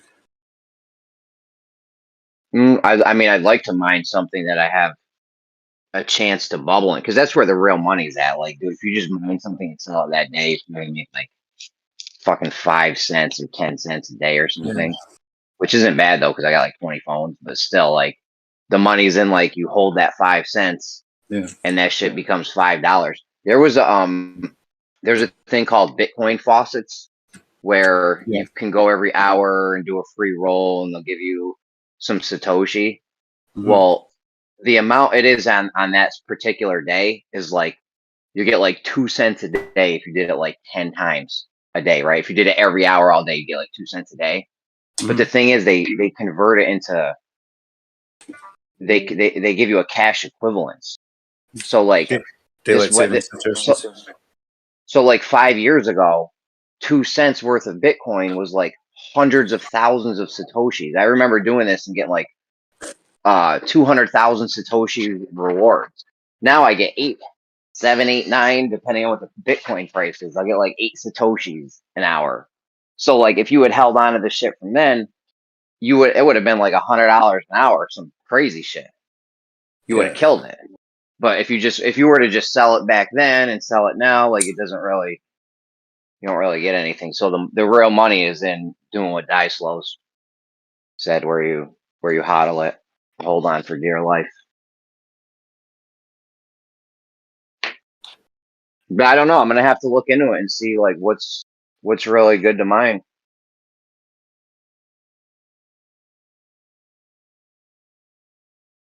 Well, yeah, like different processors, different graphics cards, they sort of mine different coins better or worse.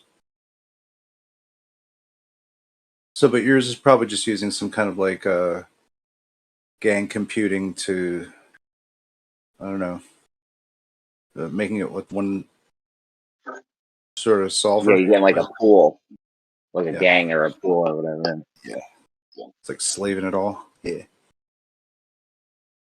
But yeah. What about coins that like are possible to be mined that people were mining like towards the end, or that can mine now with stuff that they already had, like stuff like Raven coin? I think it was pretty popular for miners anyway. like I said, yeah, I don't know what's really good. I got people that do this for a living that I talk to. A couple Discord groups where there's some guys, like I said, there's guys that do make an income off of some of this shit, but they'll know what to mine. I'll get the scoop.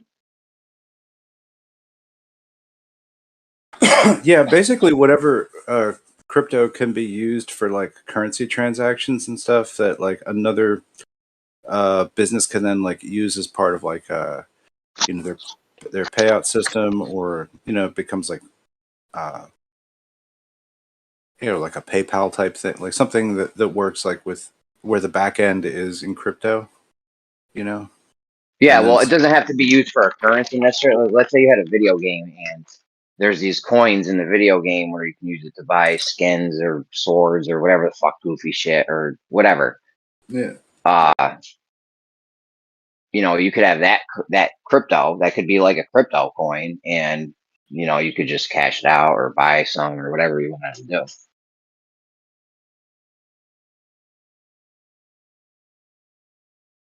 It has to do something though. Yeah, I feel like the crypto, like it has to actually do something. Like in that case, that would be like, it actually does something. It allows Yeah. you to buy the skins and shit in these video games. Or Yeah, like a Roblox coin. Might even, yeah, that would be something you could. Whew. Yeah, that might even. Well, I don't know, man. It's a world where like Super Mario Brothers 2 mint in box, like certified gem mint 10 goes for like, I don't know, nearly $1 million or over $1 million. You know, so you know. what was that on chat thing? They had the first Super Mario in box. They wanted like a mil for it or some shit. Yeah, I think that sold for $1 million. I mean, sounds crazy, right? But I mean, the next thing was going to be VHS. So like, that's the next media that they might buy. So you could speculatively buy, let's say, copies of like almost unwatched or sealed in plastic of Predator. It could be worth like a lot of money, if the tape played and everything like that. Crazy. Or coins. Coins are pretty nuts too. I don't know. I don't think anybody's really doing a lot of speculative, crazy, fucking harebrained investment though. Yeah, you got to be kind of eccentric to buy like a high value coin, or yeah. What kind of cryptos really like have functionality that actually made them valuable though? Like Ethereum, pretty much in that art bubble. I mean, a lot of people accept Bitcoin as straight up payments, like vendors, and you can actually buy goods and services with Bitcoin. So, there's that. Right. Well, that's true, but that's like an asset you'd never want to get rid of.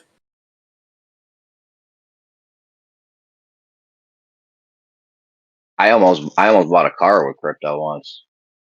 Some guy in, I think it was Vermont or Virginia or some state near me was like, yeah, I'm accepting Bitcoin. And I just had a bunch of Bitcoin at the time. I was like, yo, I should go buy a car with this shit right now while I got the money.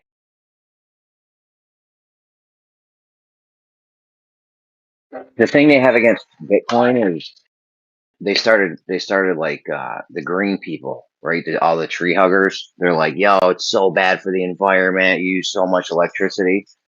What they don't understand is though, I almost guarantee, bro, there's no way you could ever do the math on this, but I almost guarantee that if you put all the electricity it costs to mine Bitcoin, and then you put all the electricity the current banking system uses, it wouldn't even be fucking close. Like I guarantee the banking system we use now, the money we use now, the dollars, uses way more electricity. There's no way. They got armored trucks, Brinks trucks and shit rolling around, buildings in every city. They got to heat, cool, maintain. People got to drive to them every day. Like it's uncalculable. Uncalculable. You can't calculate the shit. The amount of electricity that even fucking goes into this whole dollar system we use now.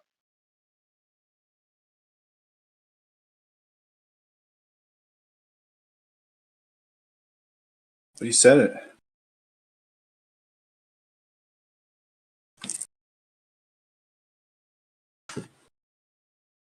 Like that's why Elon stopped taking crypto for his shit because they were started to sweat him about the electricity he uses.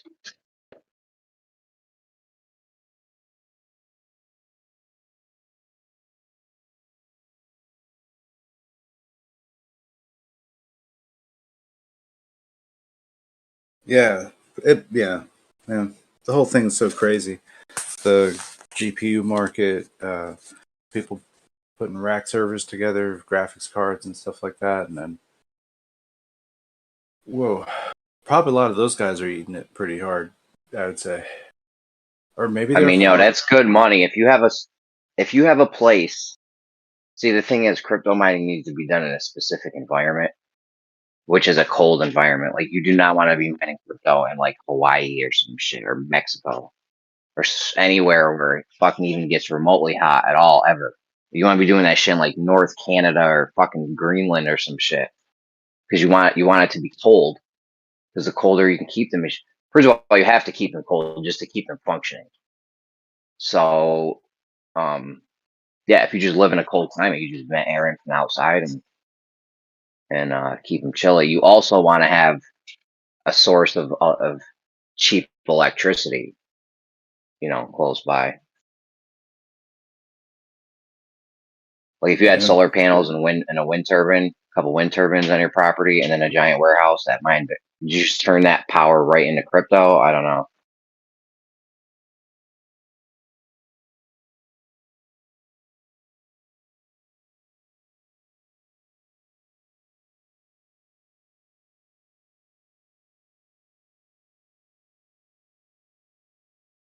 Yeah. The problem is like, yeah, if you're in a northern latitude, you're not going to get sun all year round. If you wanted sun Yeah, to like drive, where I am, it gets freezing. I have cheap electricity. It gets freezing for 6 months.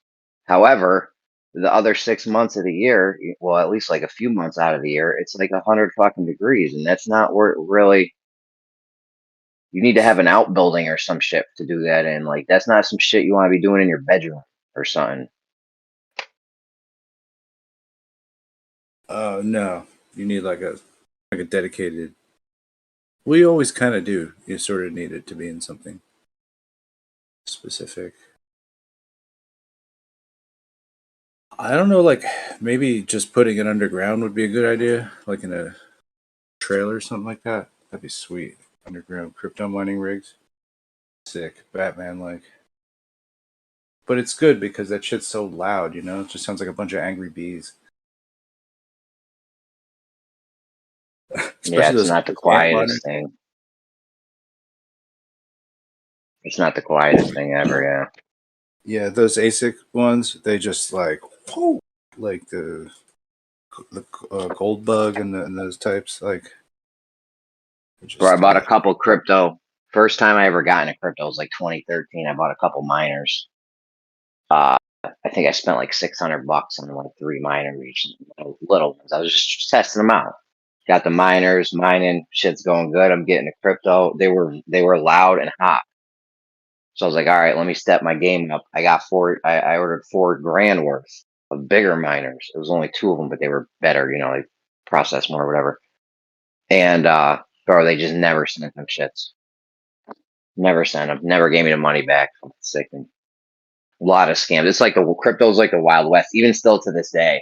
It's gotten a little better, but it's still kind of like the Wild West out there. Yeah. The risk to reward ratio for like being an early adopter or getting like even just like signing up to a list, like a waiting list sometimes, like to get on the shit. Like, I mean, that can be the difference. Making 30,000 or not, I mean, the return on investment is sick. Even right now, like if you were to go buy a good Bitcoin miner, the ROI at the current, if you have to use the current price though, so it's speculative that it's going to stay like that or get better. But I mean, the current price, I think the ROI on some of these machines is like 30, 45, maybe 60 days top. So like that's not really bad, bro. Really? You ROI, you can't invest in anything in ROI in fucking 90 days. 60 days? 60 days. Get out here. I don't believe the numbers. No, I'm telling you, they ROI fast, even with after you factor in electricity and everything. Yeah, I guess you could probably those 4090s are very fast cards. Well, I was talking about the ASIC. Not ASIC. What's it called? Yeah, SHA-2. SHA-256 Bitcoin. Is that it? The SHA-2. Yeah, I think they use the ASIC miners or whatever. But those ROI, like, I don't know. Last time I checked, they were ROIing pretty nicely. I feel like 2-3 months you would have had your money back. Like I said, it's actually, I'll speculative. tell you what. It's so the decibel level and the heat and stuff like that, man. It is a lot, actually. What it's They're doing. noisy. Yeah, it's probably Like I said, I only had 3 small ones. I only had 3 little ones. Yeah. What's that? All right. Yeah. 3 little ones. Cool. I had 3 little ones, and they were very noisy and very hot. That room got fucking hot, bro. What were you saying though? Yeah, I was just saying they mess up the ether, but I was just joking around, you know. Because they just make it the wherever you are, like you have to contain the sound and treat the heat and stuff like that. So yeah, it's kind of a. There is like a cloth that's got like woven silica in it that basically generates piezoelectricity from acoustic energy. So yeah, like if you had some kind of reloop system where you absorb the sound and then turn that back into energy, that'd be pretty neat too. And then the heat, you could do Peltier junction, maybe. That'd be some kind of thermoelectric exchange system. Yeah. Another thing is with the miners, they get mad dusty, like crazy dusty, bro, because they're filtering through so much air that they were just my miners were just constantly you had to dust them like fucking once a week. Okay. So we'll hook like a liquid vortex vacuum system to suck the air out and take the particulate matter out. We'll just change this every 6 hours with a automated pump system. Cool. It's easy.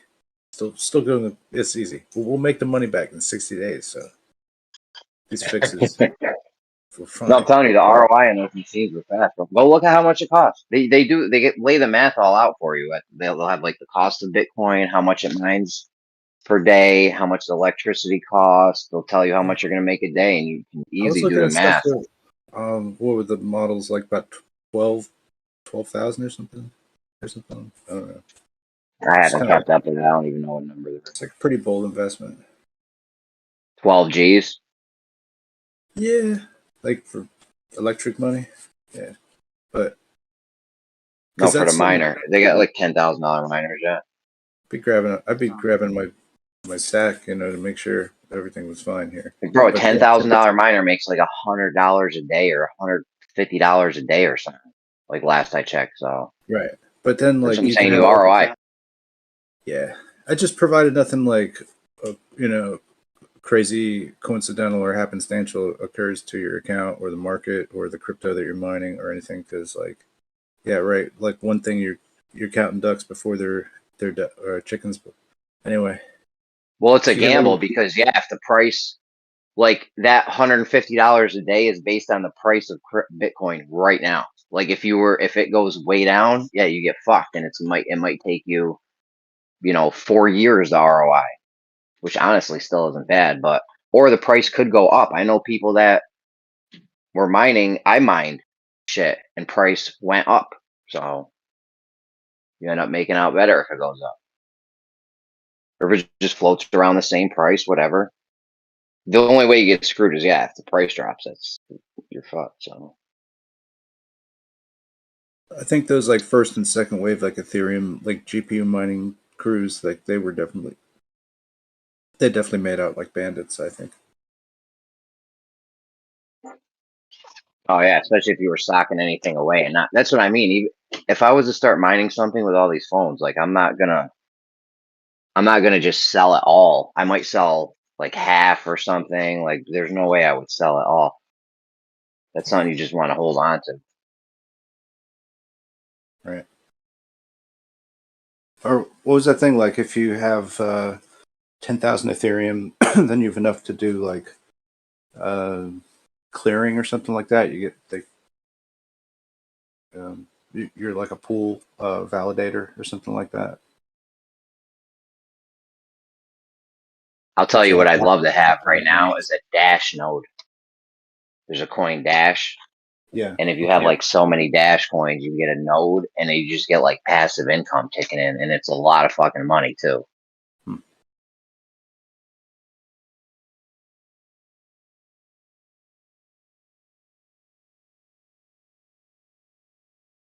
Okay.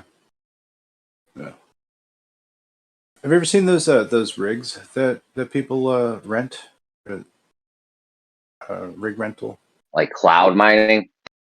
Forget the name of the Dude, site, cloud but- mining is so shady. I've lost so much money in cloud mining. It's unbelievable. One time I bought a whole bunch, and these are from some of the bigger sites, like Genesis was one of the bigger ones. And I remember at Genesis, I bought like $1,000 worth, and then in like a month or two, they were like, "Oh, the rigs you bought were no longer viable to keep on because electricity or something." So they just shut them shits down.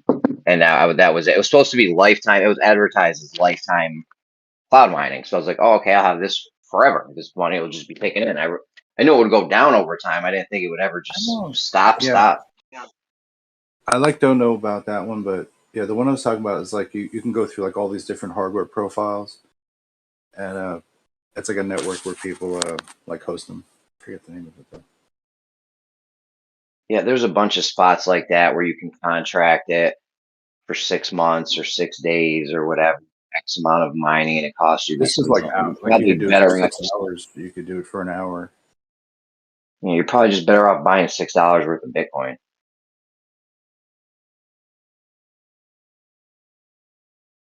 Solo mining for Bitcoin? Yeah.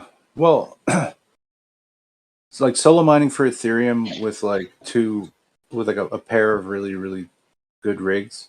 You might be able to get lucky. Maybe. No, nobody solo mines for Bitcoin unless you Not got like some new high tech quantum shit or a zillion fucking computers. I don't really. Yeah, honestly, I think that the whole thing is that the way that they try to hash SHA-256. So like, there's no like you could AI model like I guess to like Bitcoin transaction like receipts out, and if AI like had to look at it, it could like make better predictions for what the Bitcoin outputs could be rather than just like running it like rudimentally, like where it just like goes down a list of everything. Like it just does an iterative change up. That's how the that's how they're processing the shit out. It's like, try step 1, step 2, step 3, but it doesn't make any kind of prediction because it can't really, but I don't know. Like what I tell the guys at my school in the tech department, I tell them all the time, like, yo, man, you guys got to turn, because they just got stacks and stacks of there's so many fucking computers in the school. I'm like, you guys got to get some mining shit going with these. Well, it's not a lot if you just mine on one computer. You might get like 10 cents a day or some shit. Yeah. All I'm just saying Go ahead. Yeah, they don't guess really. It's just like if you had like there's got to be a certain amount of guesses made to actually hit the solve for the SHA-256. So if you had like 10 people all just like reading a list of successive numbers, it's going to take a certain amount of time. But if you had a bunch of 10 other people just guessing these numbers, then you might have a higher chance at striking gold. So I think that probably huge that this will happen. Somebody else is thinking of this and is already doing it right now. I'm sure they're working with AI modeling and crypto solving. Anyway, sorry.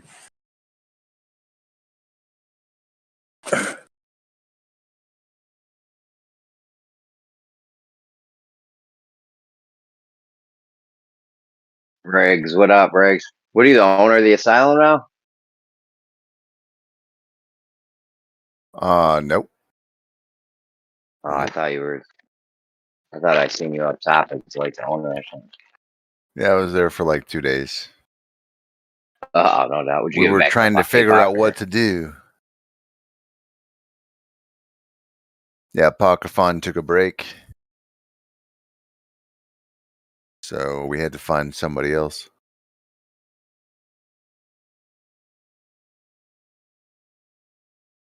Is he going to focus strictly on getting drunk now? Probably.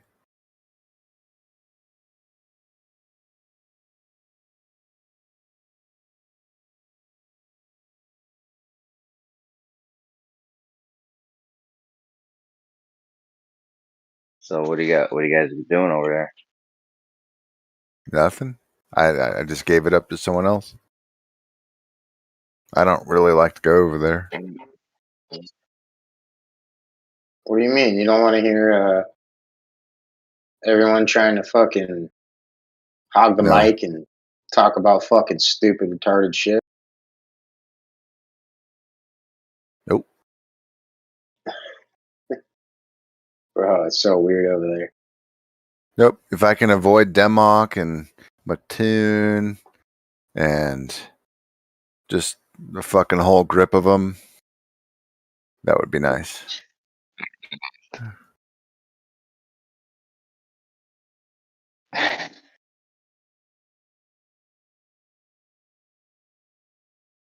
Jeremy's a big fan of DMOC. I don't know. I'm just gonna stay silent on this one. But yeah, no doubt. I hear you.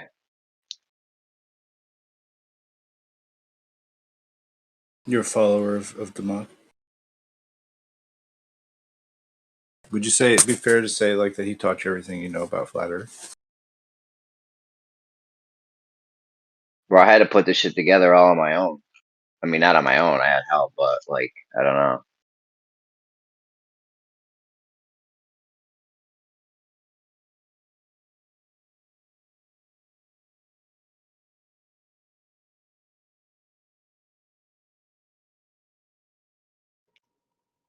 DMOC showed Jeremy demonstrations, and now Jeremy's a flat earther. I mean, I'd love to get a tangible demonstration of something, some definitive shit that would show us if it's planar or non-planar. That'd be fucking fire.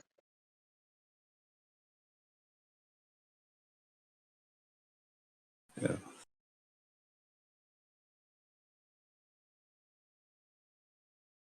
Something tangible though. I mean, this optical shit is like willy nilly. Who knows? You know, I wouldn't go off anything based on anything that has to do with anything about refraction at this point. Boggin.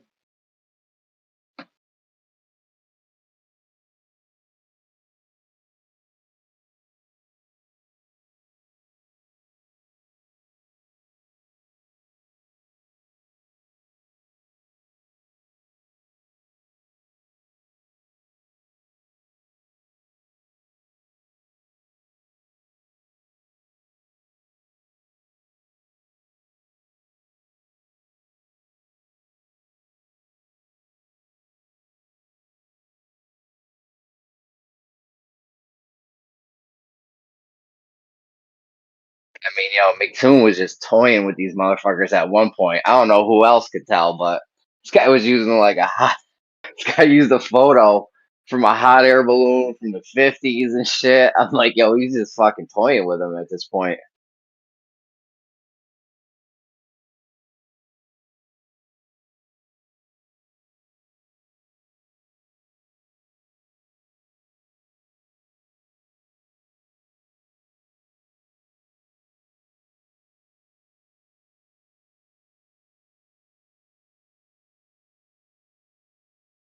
I thought his title was pretty good. I'm going to visit Sin Cleanser at the asylum and a few other inmates. All right, let me not.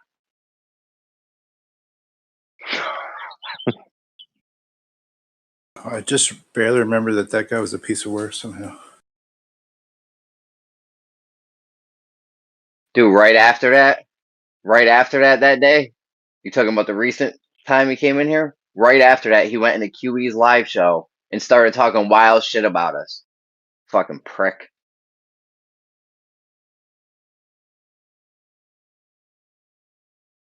Yeah, what a cheap way out. He's just appealing to he's trying to get in good.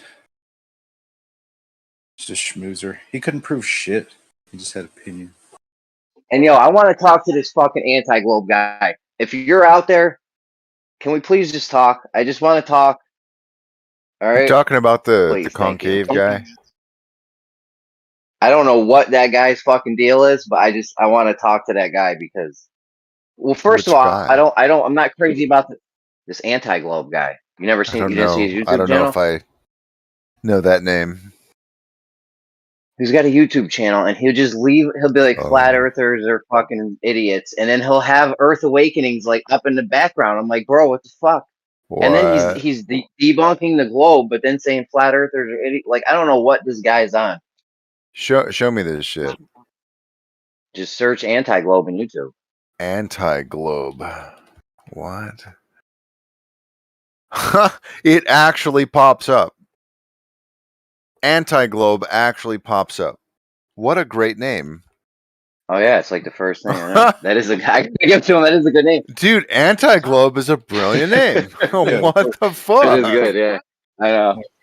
It not only pops up, but the channel pops up first, and then the videos pop up right after. Like, what? This is perfect. He's Instant sub. infatuated.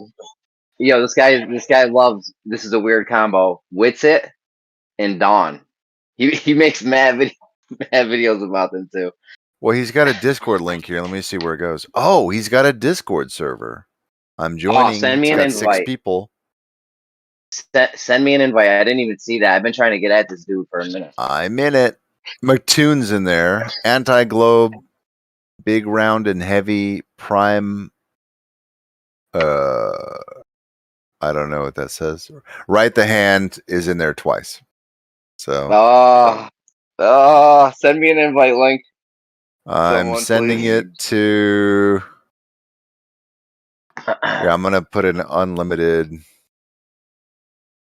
generate link. Okay, I'm just gonna drop it in the. Wait, can I drop it in the chat, or you can do it? Whatever. I don't know if I want to promote this guy. I don't. Okay, Like, yeah, dude, do whatever you want. There you first of go. all, good looking. First of all, he goes around debunking the globe, but sometimes he's using arguments that are just brutal. One of his arguments was terrible. It was Okay. about the sun. Anyways, I don't know what this guy's on. Is he a concaver? Because he disses flat earthers, and then he calls, but then he's dissing the heliocentrists too, debunking the globe.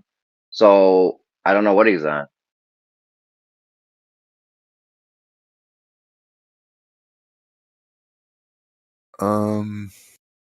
Will a real flat earther please stand up? So he's got a bunch. He's even using flat earth in the fucking title. He still gets in the search result. That's crazy. Bro, half his videos has the Earth Awakening. Like, I wouldn't care if he just wants to talk shit It's about because people, but like, he's got globe in his fucking title name. That's why he gets promoted. Damn. It is brilliant. I should make an account called like Globe Destroyers or something like that.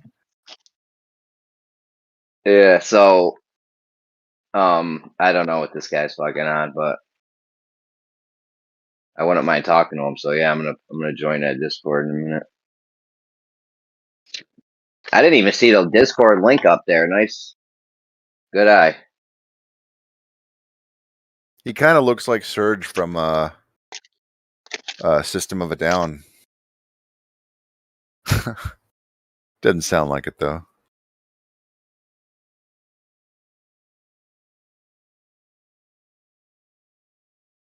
Okay. I mean, he's organized definitely by a fan of us popular. because he's definitely a fan of us because he's always got the Earth Yeah. Awakenings thing on his screen and in a lot of his fucking videos. I think he's Sometimes friends he's not with even Right the making Hand. points. Oh, he loves Right the Hand, yeah. Oh, does he?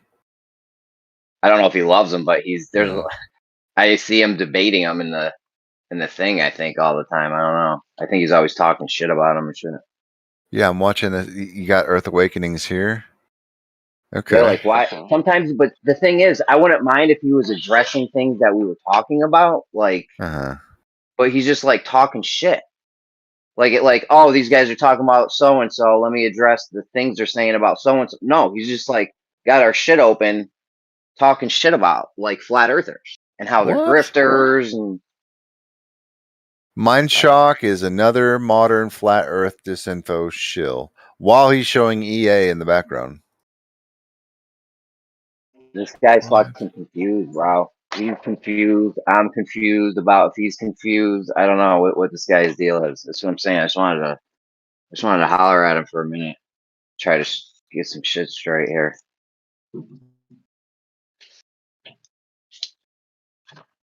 Huh. Oh wow, that's funny.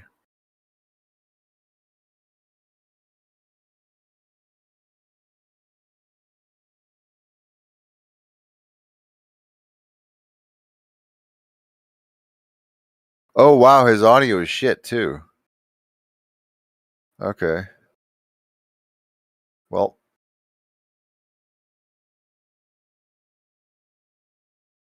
He makes so many videos. What the fuck? He does like what? 3 videos a day? He ain't fucking What playing. I the know. fuck? I Does he know. not have friends? Like how? Like who does that? Dude's got a lot of time on their hands. Dude, I got a lot of time on my hands. I don't make 3 videos a day. The fuck?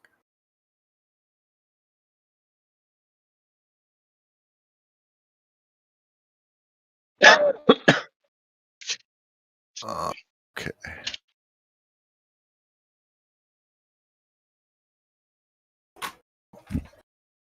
Ooga chaka. I mean, I can tell you right now, he's seriously confused about the globe model because he thinks that Okay. that high noon should switch over the course of 6 months because he doesn't understand the sidereal day and the solar day So and the heliocentric model. I Obviously. never attacked that argument. This whole like you should be looking the other way after 6 months. I don't really there's a funny thing that happens with when you have like multiple motions and stuff. So I could be just as right as I could be wrong. So I just never go after those.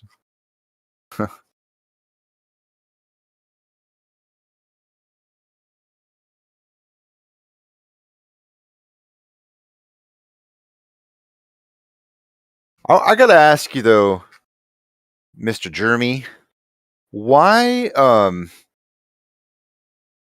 hold on, I gotta pause this crap. Perfect. Okay. So I've got a problem. Well, it's not really a problem. It's annoying. It's fucking annoying. Why do people assume they can see so far? Like why do people assume that on a flat earth you should be able to see forever, and then they model the sun on top as if that's, first of all, as if that's our claim, and second of all, as if there's no atmosphere. Yeah, I was just going to say they think we should see forever because Like if why? you disclude atmosphere, because on a flat Earth they disclude atmospheric effects, which may be causing things to But you appear have to lower in a be distance. like a proper moron to think that's an argument. But then most of them will like, if you get one cornered by themselves and you talk to them about it, sometimes you can get them to be like, oh yeah, and then they get lost in their argument. But most of them, in the presence of others, they will immediately side with, yeah, well, you don't have a model, and look, the sun, why is it not visible? And like, we can see stuff really far because refraction. They just go on and on and on, and they pretend that the air itself. It's almost as if they're appealing to the idea that we just. You know what I think it is? I think it's that in their model, they rely on refraction as the reason. So they assume that we just don't have any refraction at all. As a flat earther, they're like, oh, well, since you're denying refraction, then your model must not have any, or something like that. I don't understand how they could just remove something that they know exists and they use, and then straw man us and be like, and just pretend like it doesn't exist. For refraction would exist on a flat plane. Either way, it would be a deck of many different layers of atmosphere. I just, why would anybody pretend that's our argument when clearly that's not what our argument is? Very strange behavior. There have been a lot of weird arguments made on both sides. But yeah, that's a weird one. Because I mean, obviously, if it's a flat planar thing, then we have things. Usually, I mean, that doesn't always usually sync. This apparent optical drop thing, but that's not even always the case. Sometimes it Some looks things concave. rise up, some things go down, but it's all optical. So like sometimes the mirror is bent forward, sometimes it's bent backwards, and that's the mirror house at the circus. I mean, Jesse Gordon and George Hanachuk, and I don't know. I think another guy, one of the Glover guys. I think maybe actually one of our guys got it. I can't remember, but they've taken measurements of concave where the horizon's above horizontal. So I mean, the shit's going wonky in the distance. That's why I wouldn't use anything that has anything to do with production at this point. You're tripping. White girls in scary movies tripping. But they say, oh, if it's a flat Earth, it should always be in the middle. I'm like, no. Refraction over a level surface, it's kind of like a piece of bacon. It has these waves in it because you don't know exactly what path the light is going to go. And because of those little waves in the bacon, if the bacon was a path of light, sometimes if it crosses over itself or it folds over, you get what is indistinguishable. You get miraging effects. You get horizon. It could literally cause a horizon, an obstruction. So like light does this little wavy path in its transit because there is a medium. You cannot escape medium.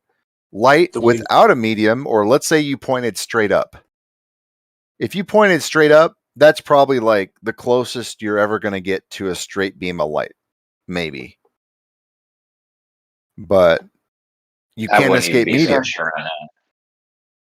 I just said the closest. I'm clearly no doubt. It's not going to be, but as far as we can measure, maybe that's the closest. But if you're shooting like off straight into the distance, dude, there's so much undulation, so many different things happening along its path. And incrementally, I mean, how long does it take you to walk a mile? And then the difference between 3 miles and 6 miles, or 10 miles, 20 miles, 30 miles. The fact that we could even get something to transit that far at all is a fucking problem for the globe. Huge fucking problem. We're talking like orders of magnitude problematic. And you cannot just create some kind of function that pretends that these undulations and the modulations in the light along its path are not going to happen. Unless it's a flat Earth and that it just has more distance to go.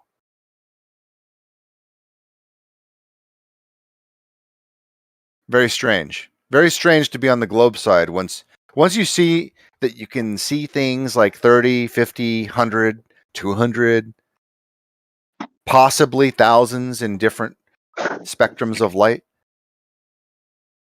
Big problem. Big problem. I would not be hugging my math in excuse for what I'm seeing. Big problem.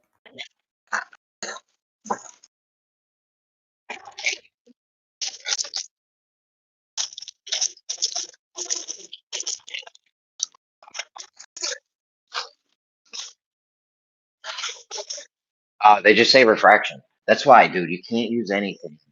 There's not going to be anything definitive. Like, I don't know why we're still even doing it. No laser beams. I mean, there is a couple laser beams. Most of the laser beam shit, all the optical shit, it's never going to mean anything. It's just going to say refraction. We need to get something definitive. I know the burden of proof's not on us, but we should be the ones to do this. I mean, they're not going to do it. Well, dude, refraction is what's causing our horizon, because without it, we could just get a bigger lens and peer further into the distance. When you guys are talking about looking up, if our air is most dense near the ground and it's less dense up above, are we seeing things magnified, shrunk, expanded, or like when we see things in the distance, when people will talk about when something gets So further away, is magnified, to enlarge it. I actually have a somewhat of an answer for that. So I noticed that when I was watching, looking at Jesse's little videos, that every time it got close to cold, it would compress. Every time it got close to hot, it would expand. Now, that's not all situations, right? That doesn't include distance or anything like that. But it's a general rule where most elements, most scenarios, where if you make something cold, it contracts. If you make something warm, it expands. So if the sky is very cold, I would imagine it would tighten up things to make it very crispy and small. Not represent its full size. Yeah, exactly. So things that we see at nighttime could be larger than Could we be much think. larger. Yeah. But then we see a common moon, but the moon itself could regulate its own temperature. And I don't know. But I mean, is that something to say that we do see a regular moon in all phases? My But bad. yeah, What were you saying? In no, all yeah, phases. yeah. I guess with if we see the moon during the day or during the night, it's going through the daytime being warmer and the nighttime being colder. But that's not changing anything. But yeah, if people are looking at stuff really far away, it's just appearing. We look at the stuff that we think is far away, but it's actually closer than we think. Because the distance is magnifying. Because of what? Why is it magnifying? If you're on the ground looking at something far away on the ground, is it being magnified, or does it only work when you look up? Magnification generally happens at around under 10 degrees, just because Exactly. the air is thicker.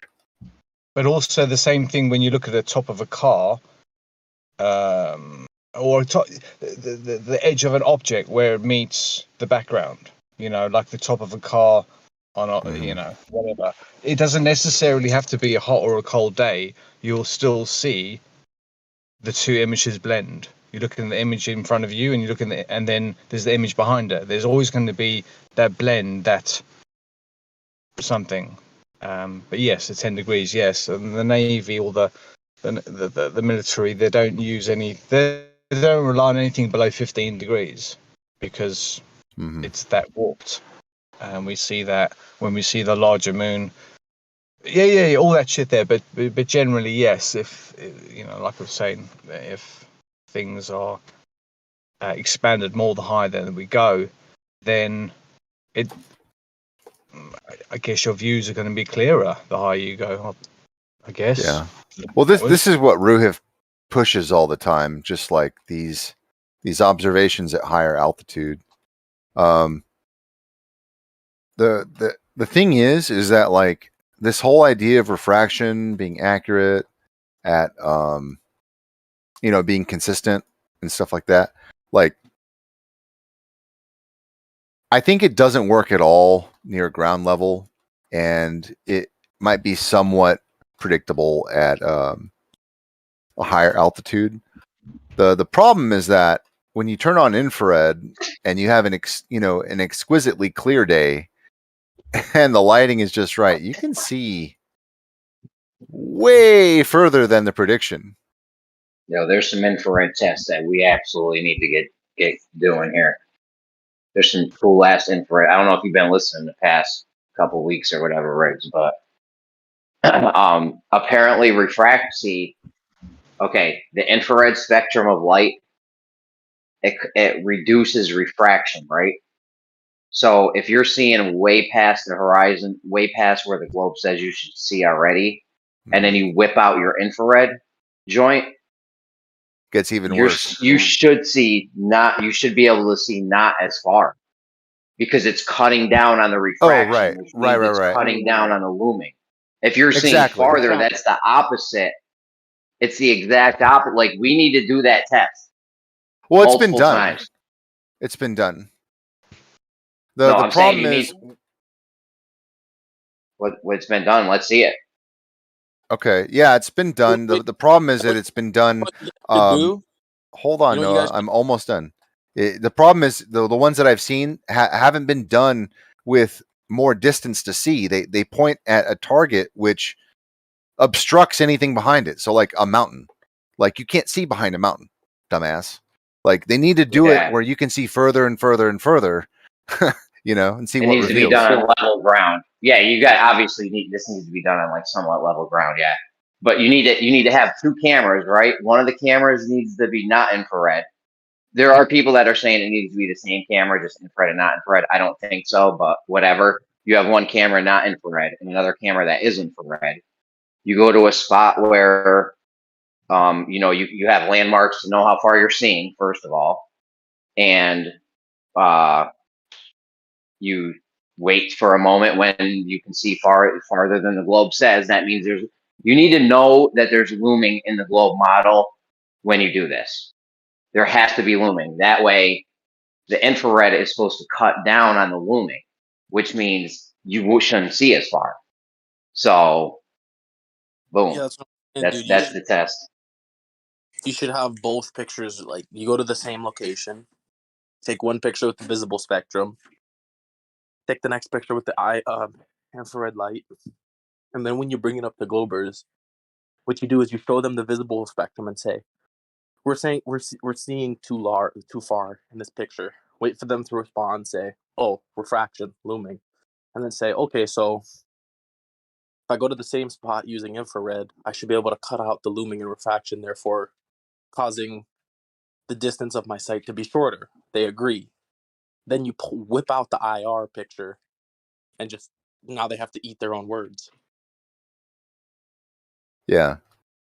No, it's definitely a problem because refraction is claiming that the light is being dragged around, but then slightly up. Like there's some kind of crescent of light on the side of the Earth or something. And if it were refraction, then making the wavelength longer should cause the obstruction. But that's not what happens. Well, this test could absolutely destroy their whole idea of refraction. This infrared, this infrared test, and this is doable. We could do this fucking if we had the cameras. Yeah, I could literally order a P900 and then order a second P900 modified with the IR, stuff on it, and then just put them on a tripod mount together, and it would cost me probably, I don't know, it probably cost me maybe $1,500, $2,000, something like that for the whole that's setup. not bad. Yeah, I mean, you're that's talking like about a mount, that's like batteries, tripod. cables, case, tripod, everything. You're talking about a tripod where you can have two cameras on it, so Yeah, they'll be at the same with the exact double mount. height. They'll be the same exact height because that's what you need. You need them at the same exact height. Perfect. Yeah, That's it'd just be a double mount. That's all. And then okay, here's what you'd actually be looking at. Not if you're seeing farther. You'd be looking at like how much of an object is cut off, right? So the one where you could see too far, you're going to be seeing. You should see more of the object. And then when you pull out, because it's looming, so it's higher, it's raising it according to these guys. So you should see more of the object. But then when on the infrared one, you should see less of it. Well, infrared, what it should do is just reveal the physical horizon. That's what it should do. It should reveal the physical horizon because it's the refraction that allows the light to go around it. But if infrared lets you just see further and it doesn't let you see the physical horizon, then it sounds like a bunch of lorry bullshit.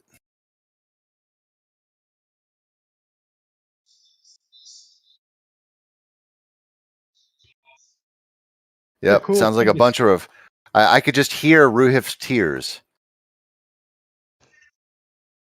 Another cool thing to do would be to go out in the Santa Barbara Channel, like where they did the Black Swan, and have it so that you're using a a P1000 P900 and do a time lapse where you catch Right.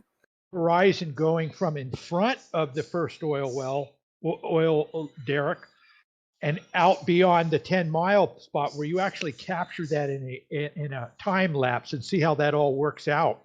I know they did that at Skunk Bay, but they're not really zoomed in very much like they are in the Right. Swan photo. That'd be cool to see that. I'm surprised that no one's ever done that, or maybe they haven't. I just haven't seen it. Well, it hasn't been done to the strict standard that we're trying to adhere to. Like if the argument is specifically that there is a physical horizon and it's being roped around by refraction, then what it should do, infrared should just reveal the physical horizon. Or at least reduce the refraction. But the problem is that refraction is what's allowing us to see what's around this supposed curve. So Well, I the mean, more I you feel like remove, the more physical horizon you should get. You think we can get this test done for 2 G's, bro?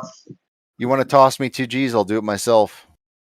No, I'm just saying that. You think if anyone were just have to, if I had nothing and I wanted to go do this, it would only cost like $2,000?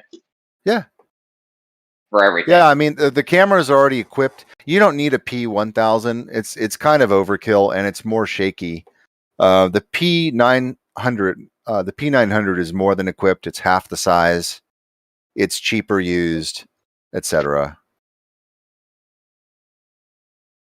Like you don't need all the digital zoom anyway. Like you can do all that in post. What you need is a steady shot and just a really far fucking zoom. And 1000's overkill for what that is, for what we need.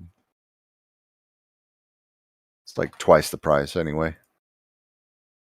Yeah, like let me go on Amazon, see how much these P900s are. Let's see how much they go for. Renewed. Okay. Oh wow, they've gone up a little bit. But I imagine. Oh wow, they've gone up a lot. Oh, that's a 950. What's a 950? I didn't know about that. Whatever. The 900's fine. You can get them for. Let me see what eBay is. And chances are, dude, there's so many people in these servers that probably have one.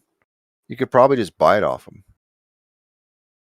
Yeah, man. You can get them like basically mint for $500 shipped. Yeah.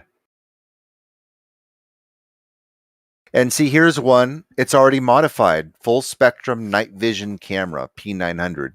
$900. It's already modified. So for $1,500 plus accessories, you have everything you need. It's right here on eBay. 500 plus 1,000. There you go.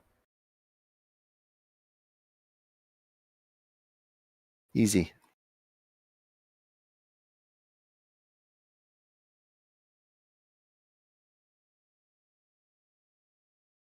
And then what you do is you go somewhere that has the most refraction. And then the least refraction. See what the difference is. Because what we're trying to do is test the claim of refraction. So you go to the most, and then like basically like a regular place, and then you go with the least, like desert. You know, high altitude desert. Actually, I could probably do the high altitude desert myself. Because I think we're at about 4,000 feet here. And I can see over 70 miles from the road. Like I can see the bottom of a mountain 70 miles away from the road. Bet that's not very good for the globe. But hey, if I just got rid of that dang refraction, then I could probably only see 3 miles.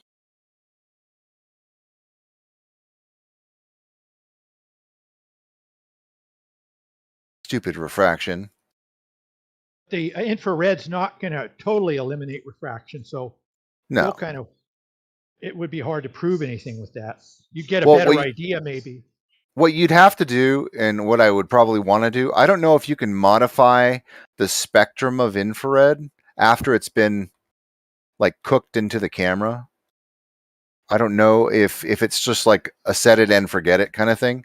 But what I would like to do is have different types of infrared lenses, maybe 3 different types, to see the effect of an increasing and decreasing wavelength in that spectrum. Because then you could show at different distances how much more or less you could see by the application of this refracted effect.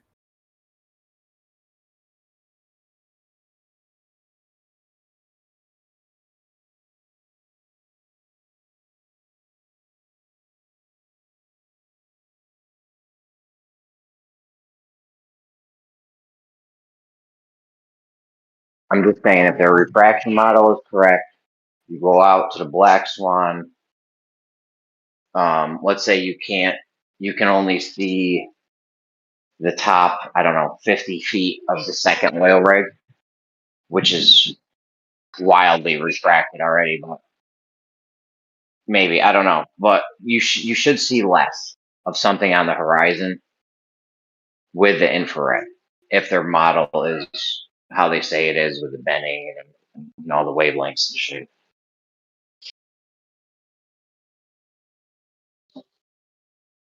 You know what I'm saying? That's what you're going to be looking for. That's the observation right there. That's the only observation even worth doing at this point.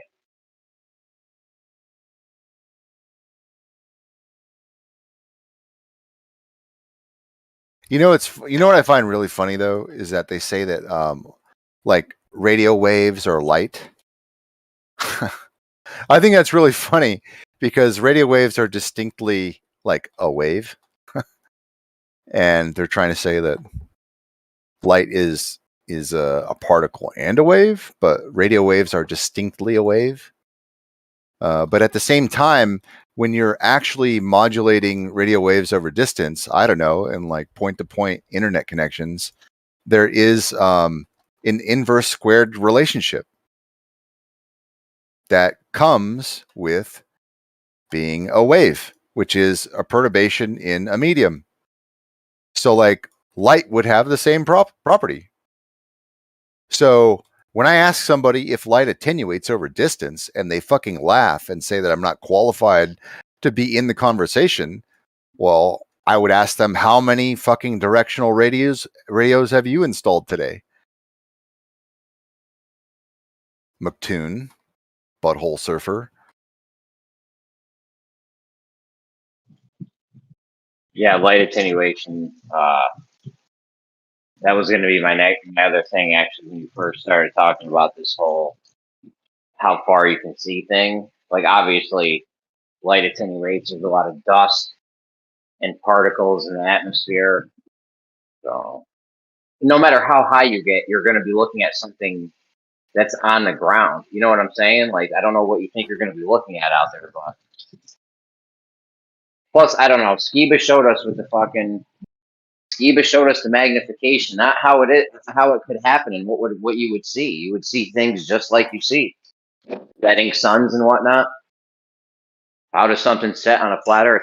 Which is a valid question. That actually kept me guessing for about 6 months. I was flip flopping this. I'm like, I don't know, sunsets on flat Earth. I'm like, that seems kind of nuts to me. I don't know how that could happen. And then I saw Skiba's joint, and okay, boom, it can happen. Well, it's no different than like not being able to see something that's in a glass of water, in like actual glass, in clear glass. It's just literally the path of light. When you have a very dense medium, the path of light will change and obscure tremendously. And it's so close to the surface, is visually speaking, that it just gets dragged down. It looks like it's literally falling.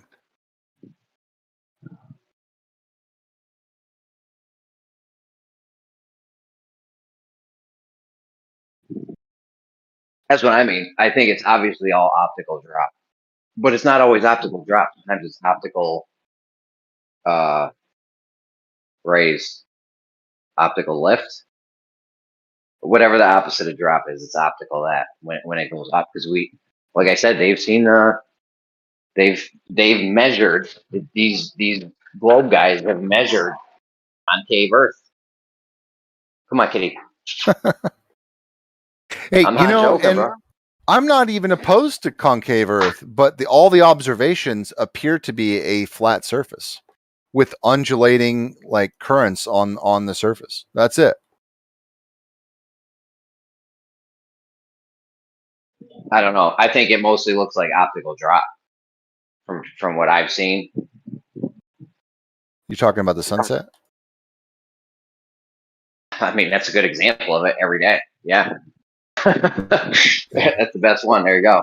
Optical drop every fucking day. I think it's with the moon. clearly optical drop. Yeah, it's the sun, the moon, and that's happening with everything. Buildings, everything in the distance away from you. Mm-hmm. It's all optical. These guys act like they got this optic shit figured out, but I've been holding them to task recently. It's like, yo, you need to come up with a measurement. You're claiming the light's bending in this direction and by this much. You need to actually measure that. You're saying something's bending. That's a measurement thing. We need a measurement for that. And then they'll be like, oh, we got the temperature, pressure, and humidity measurement. So not the light bending. You got a whole bunch of other stuff. I didn't hear nothing about how you measure the light, the actual light bending.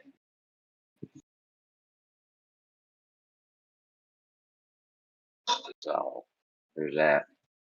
But yeah, this dude, this fucking, if you can get that done for 2 G's, bro. I mean, I ain't got 2 G's, but yeah, it's like for sure. And you I know do what? have $2,000, but not If I got the drop. hardware, I would perform all the study and test where I'm at, and then I would just ship off the equipment to the next test. I don't even give a fuck if it's mine. Like if it's literally just for the purpose of, be easy.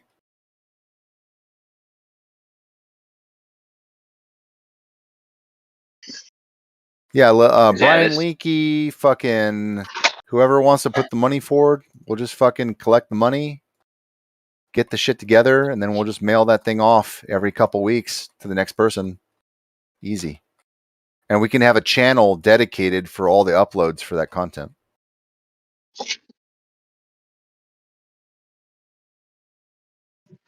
I mean, yeah, all we got to do is show the.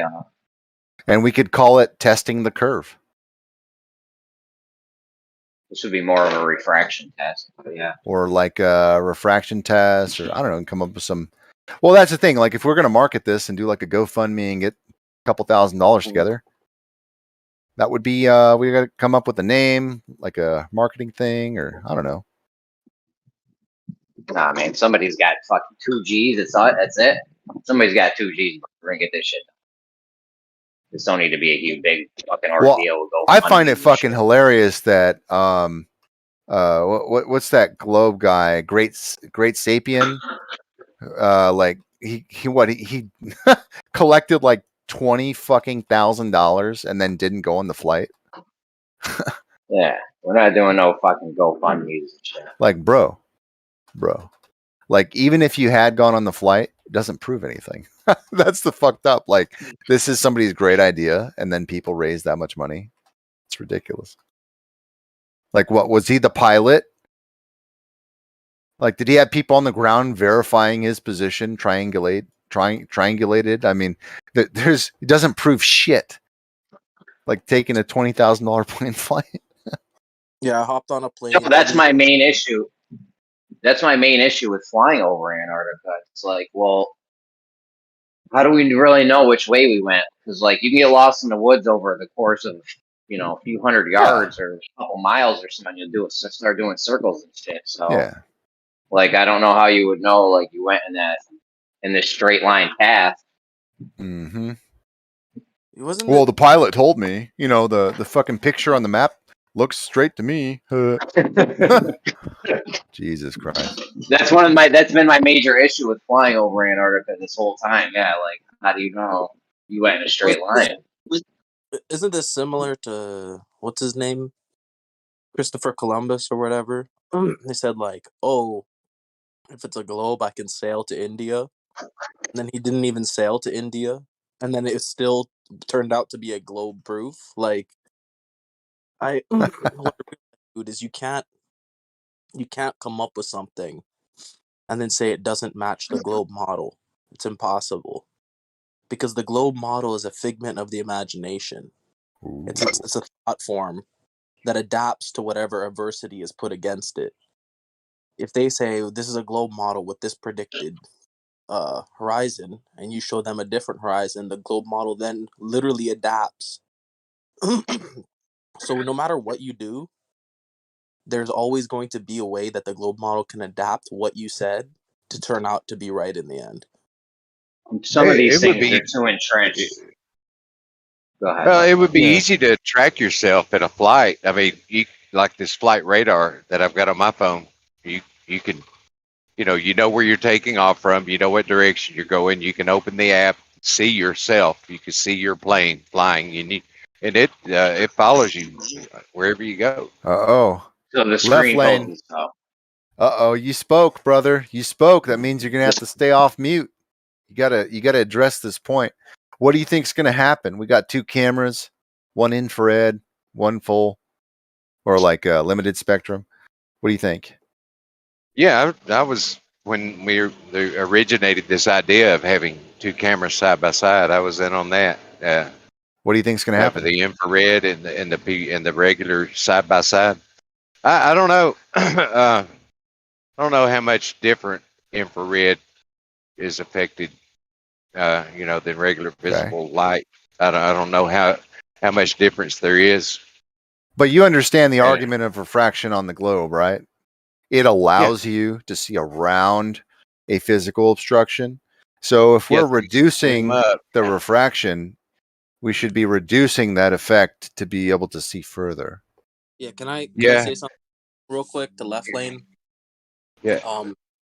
So you said you don't know how refraction, light wavelength is affected by refraction, but actually, a great deal of Isaac Newton's research was actually specifically on this. And if you remember any of that, because I'm sure we've discussed it or whatever, they had a triangle prism, and the triangle prism separated the different colored wavelengths out by using how refraction is different for different wavelengths. So there's a definite effect.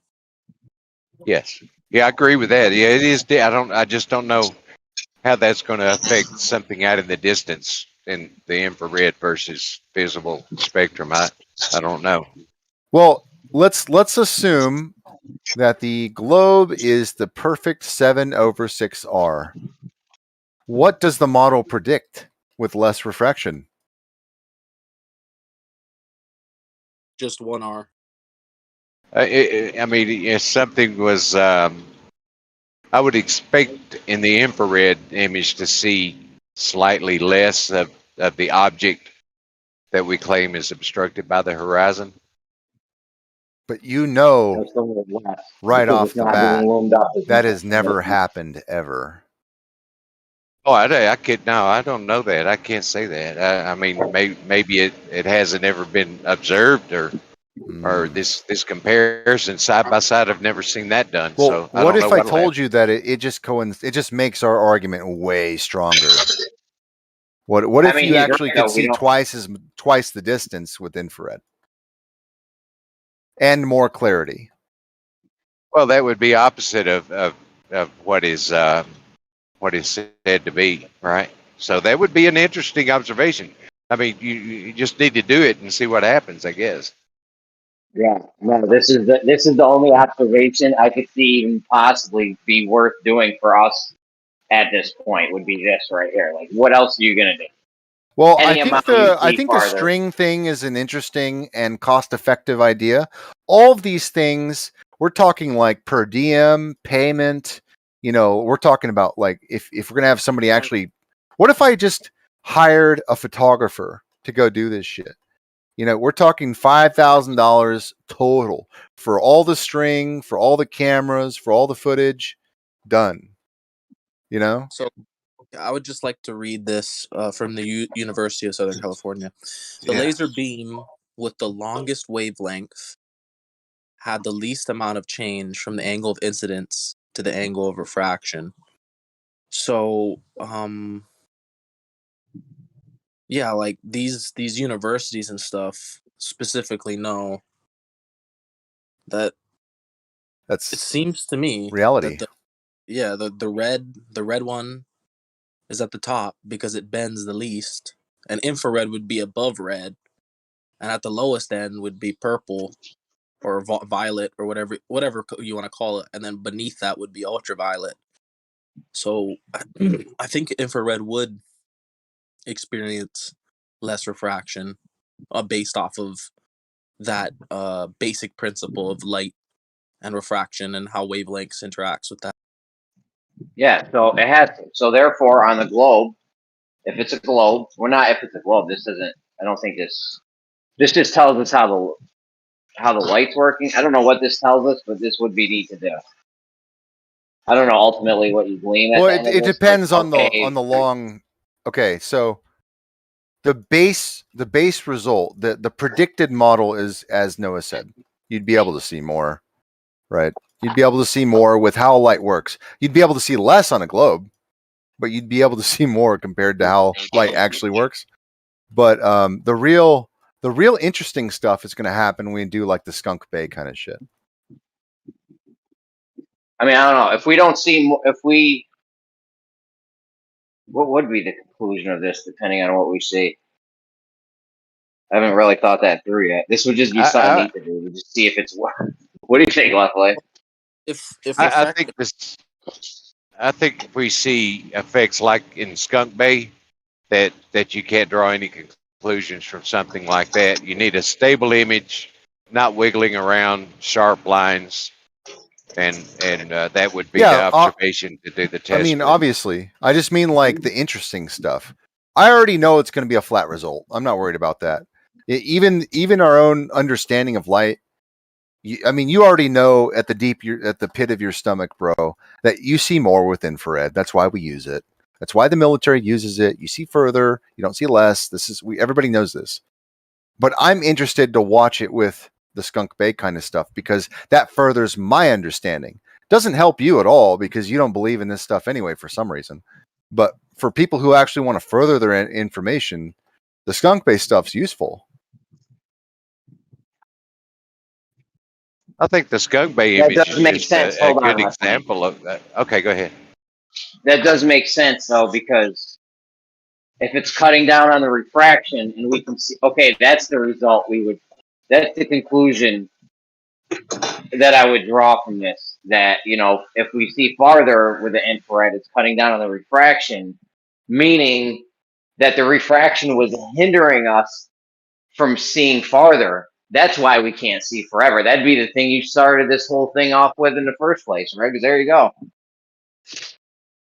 See? Yeah. You like that, Left Lane, what I just said? Which I was think that would which part was your sort of favorite? that would sort of be the inverse of what they say it is, like the light bending down, causing things to appear higher. Yeah, it'd be opposite. Like on flat Earth, we'd see more with the infrared because it's hindering us from seeing farther in the first place. And on your globe, we would see less because it's cutting down on the looming and we're getting closer to your globe horizon or whatever. I don't know how definitive this is, though, but is this definitive? I don't know. Super definitive. I look forward I to the don't know. I result. haven't thought this. Well, for people I who haven't are thought this critical all the way through. thinkers, If someone tells Jesse Gordon about this, he'll probably do it. That guy's game to do anything. Who? Jesse Gordon. He ain't got Jesse. You got an infrared. You need the setup. Briggs just said you need a tripod that can hold dual cameras. So now they're at they're both at the same elevation. Jesse's That's in the other room. crucial. That's crucial. And the infrared and the non-infrared one. That's it.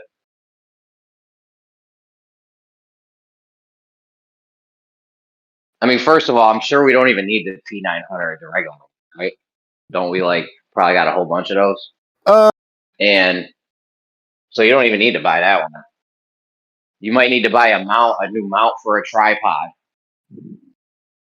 and the infrared one. I bet you we got an infrared one. I've heard of people having infrared ones before. Where they at? Infrared what? Hootie hoo. You've heard about, dude. What did you say? Up?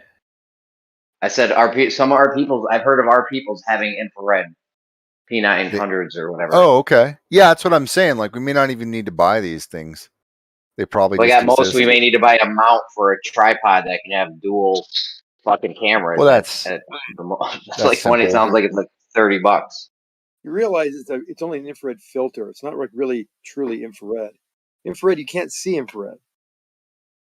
So it's got to transpose the infrared images into the visible light spectrum. Nice. Those cameras don't really exist. Dude, what's it matter So what are if you it's saying? visible or not? The whole point is to reveal stuff that's already there. Well, the difference between a 500 or 600 nanometer versus 700 nanometer is insignificant for as angles of objects in the distance. And by the way, these objects are already out there reflecting the entire visible spectrum of light. You think that across the visible spectrum, which is just as much as going from a non-visible infrared to the red version of the visible, that you would see some type of spreading out of the image, like some kind of distortion of it, because all the colors would be coming at different angles. But you don't see that; they're clear as day. So your whole idea and premise is based on a false assumption that somehow an infrared at just 100 nanometer wavelength difference from the visible spectrum is going to show something. It won't. Even What if it makes could, you it think? wouldn't. Wait. What? What Why is makes that you funny? think we're talking about 100 nanometer difference? Like, Well, the isn't infrared it from spectrum is like what 400 to 900 what's that? nanometer? Isn't infrared like? I haven't looked in a minute, but isn't it like from 400 to 900 nanometer, or No, the visible what is spectrum the is 500 to 800, infrared 900. like range? Anything below the 500, 400 nanometer is going to be in the infrared. We'll start tapping into the infrared, and it's a pretty wide spectrum. So you got to figure out what wavelength you really want to What do do this you test with. mean wide? The range? Range, yes, the Right. range. What Because, is for the example, range? the range that you could go for from the visible spectrum is as wide as a pretty wide spectrum of the infrared spectrum too. So if you could see something going just from into the infrared, you would certainly see it from the ultraviolet to the red spectrum that you could see, but we don't see any type of Okay. refracting. How big is the range? I'm not trying to talk to you like you're Santiago Dunbar or whatever. Like, just answer the question. It has a wide range. It's below. It's wide, much wider than the visible spectrum. But you're talking about infrared spectrums that are probably in the 100 to 300 nanometer range. But it goes much farther than that. No. You actually only use the word range in the one specific usage Why are you term. laughing? Like, What How do you know argument? what range really means? Yeah, and the whole Range point means. of About infrared, like has you a use very range wide in the range. one way. I Exact- didn't ask you to use it. well, the No, whole you're point laughing with again. infrared, It's a when nervous you're laugh looking because for you don't infrared, understand. You're making a Xanax, big deal out of nothing. Do you not agree that if Xanax, you're at the limit Xanax, of the visible spectrum, that if you went Xanax, 100 you're missing nanometers, something. okay, so You're we missing don't want something to talk though, about that. Xanax. You When just you're looking interrupt me. through the infrared, it's basically filtering all the other spectrums out. So you're just concentrating on the one spectrum of infrared. So It doesn't it's matter not. because look again. The wavelength It's is 400. 780 nanometers Guys, we to gotta 1 stop the over millimeter. talking. Guys, come Oh on. my I goodness. just got to tell Oh my you, goodness. from 400 Hold to on, 700 Zanuck, is the real quick. visible spectrum, right? Zanuck, Anything below. hold on, Zanuck. Jace, do you have Zanuck muted or do you just not give a fuck? Yeah, today? can Jace provide the one answer that I asked for? Hold on, There was Jace. a Did you hear? break in people talking. There was a break in people talking. I began to say that it was 780 nanometers to I'm 1 not There was no complaining. break. I just think you can answer the question that And Xanax still then has yet to Zanuck answer. came over me. No, I you're didn't hear a doing break, fine. but Xanax is messing up. let's all relax and go one at a time, please, guys. The range is 780 nanometers to 1 millimeter. That's all I wanted to say. There was a break for a few seconds, so I started to say that. Please stop There was no pretending we're break. upset at you. There was no break. There was a break, and he jumped in with the right information.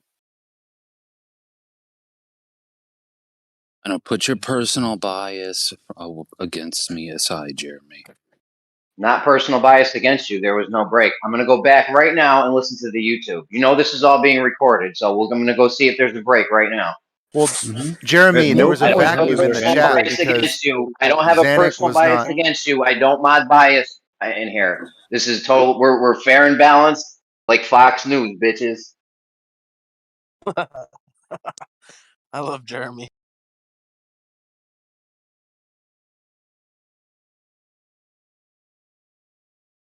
Anyways, so are these guys claiming that So the difference in wavelength doesn't affect refraction? It does, Within but it's so, 100 so nanometer. insignificant that if you the No, but visible spectrum. it's Let me measured just in finish. Can I finish one sentence? And this might make refraction. it clear. If you can't see things having a dispersion of light, a kind of blurring of an image due to a refraction difference between violet, visible violet, and visible red, which is the full spectrum of about 300 nanometers, you can go 300 nanometers above 700, going toward the millimeter that that Jace mentioned that that's the limit of the infrared spectrum. Not even going that far, just going the same width of the visible spectrum. You'd be deep into infrared, yet you would not see any difference between that and what you could see in the visible spectrum, because the visible spectrum has a wide range too, and it's not seeing any problem. Okay. So Well, basically, refraction is measured in angles, change in angles, and over distance, the place where the angle ends up diverges and becomes larger and larger. So a small difference close to the angle becomes a very large difference far away from the angle. And if Newton could see differences in angles of light on his desk, and we expanded that to across hundreds of miles or tens of miles or even a couple miles, is magnitudes larger, and therefore there must be a magnitude of difference between what Okay, you could see in different light so spectrum. you really weren't listening to anything I said. Do you agree that the wider the increasing wavelength going toward infrared would have less and less refractive effects? That angle would be less and less as you increase that wavelength. Would you agree? Yeah. Yes, Okay. I would agree. Would you say that 400 nanometers is smaller than 700 nanometers?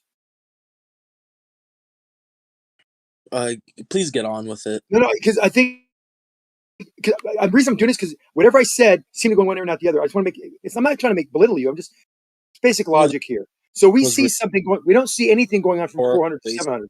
Why? Don't waste time, What? Zanuck. Let me finish. I'm not gonna ask you more questions. I guess. Point and not waste. I'm not gonna waste any time. I'm going right to the point here. Going from 400 to 700 is 300 nanometers.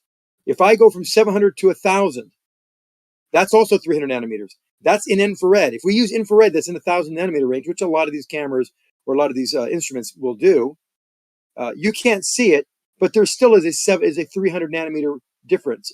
You're not going to see any difference between the infrared that's at 1,000 nanometers and 700.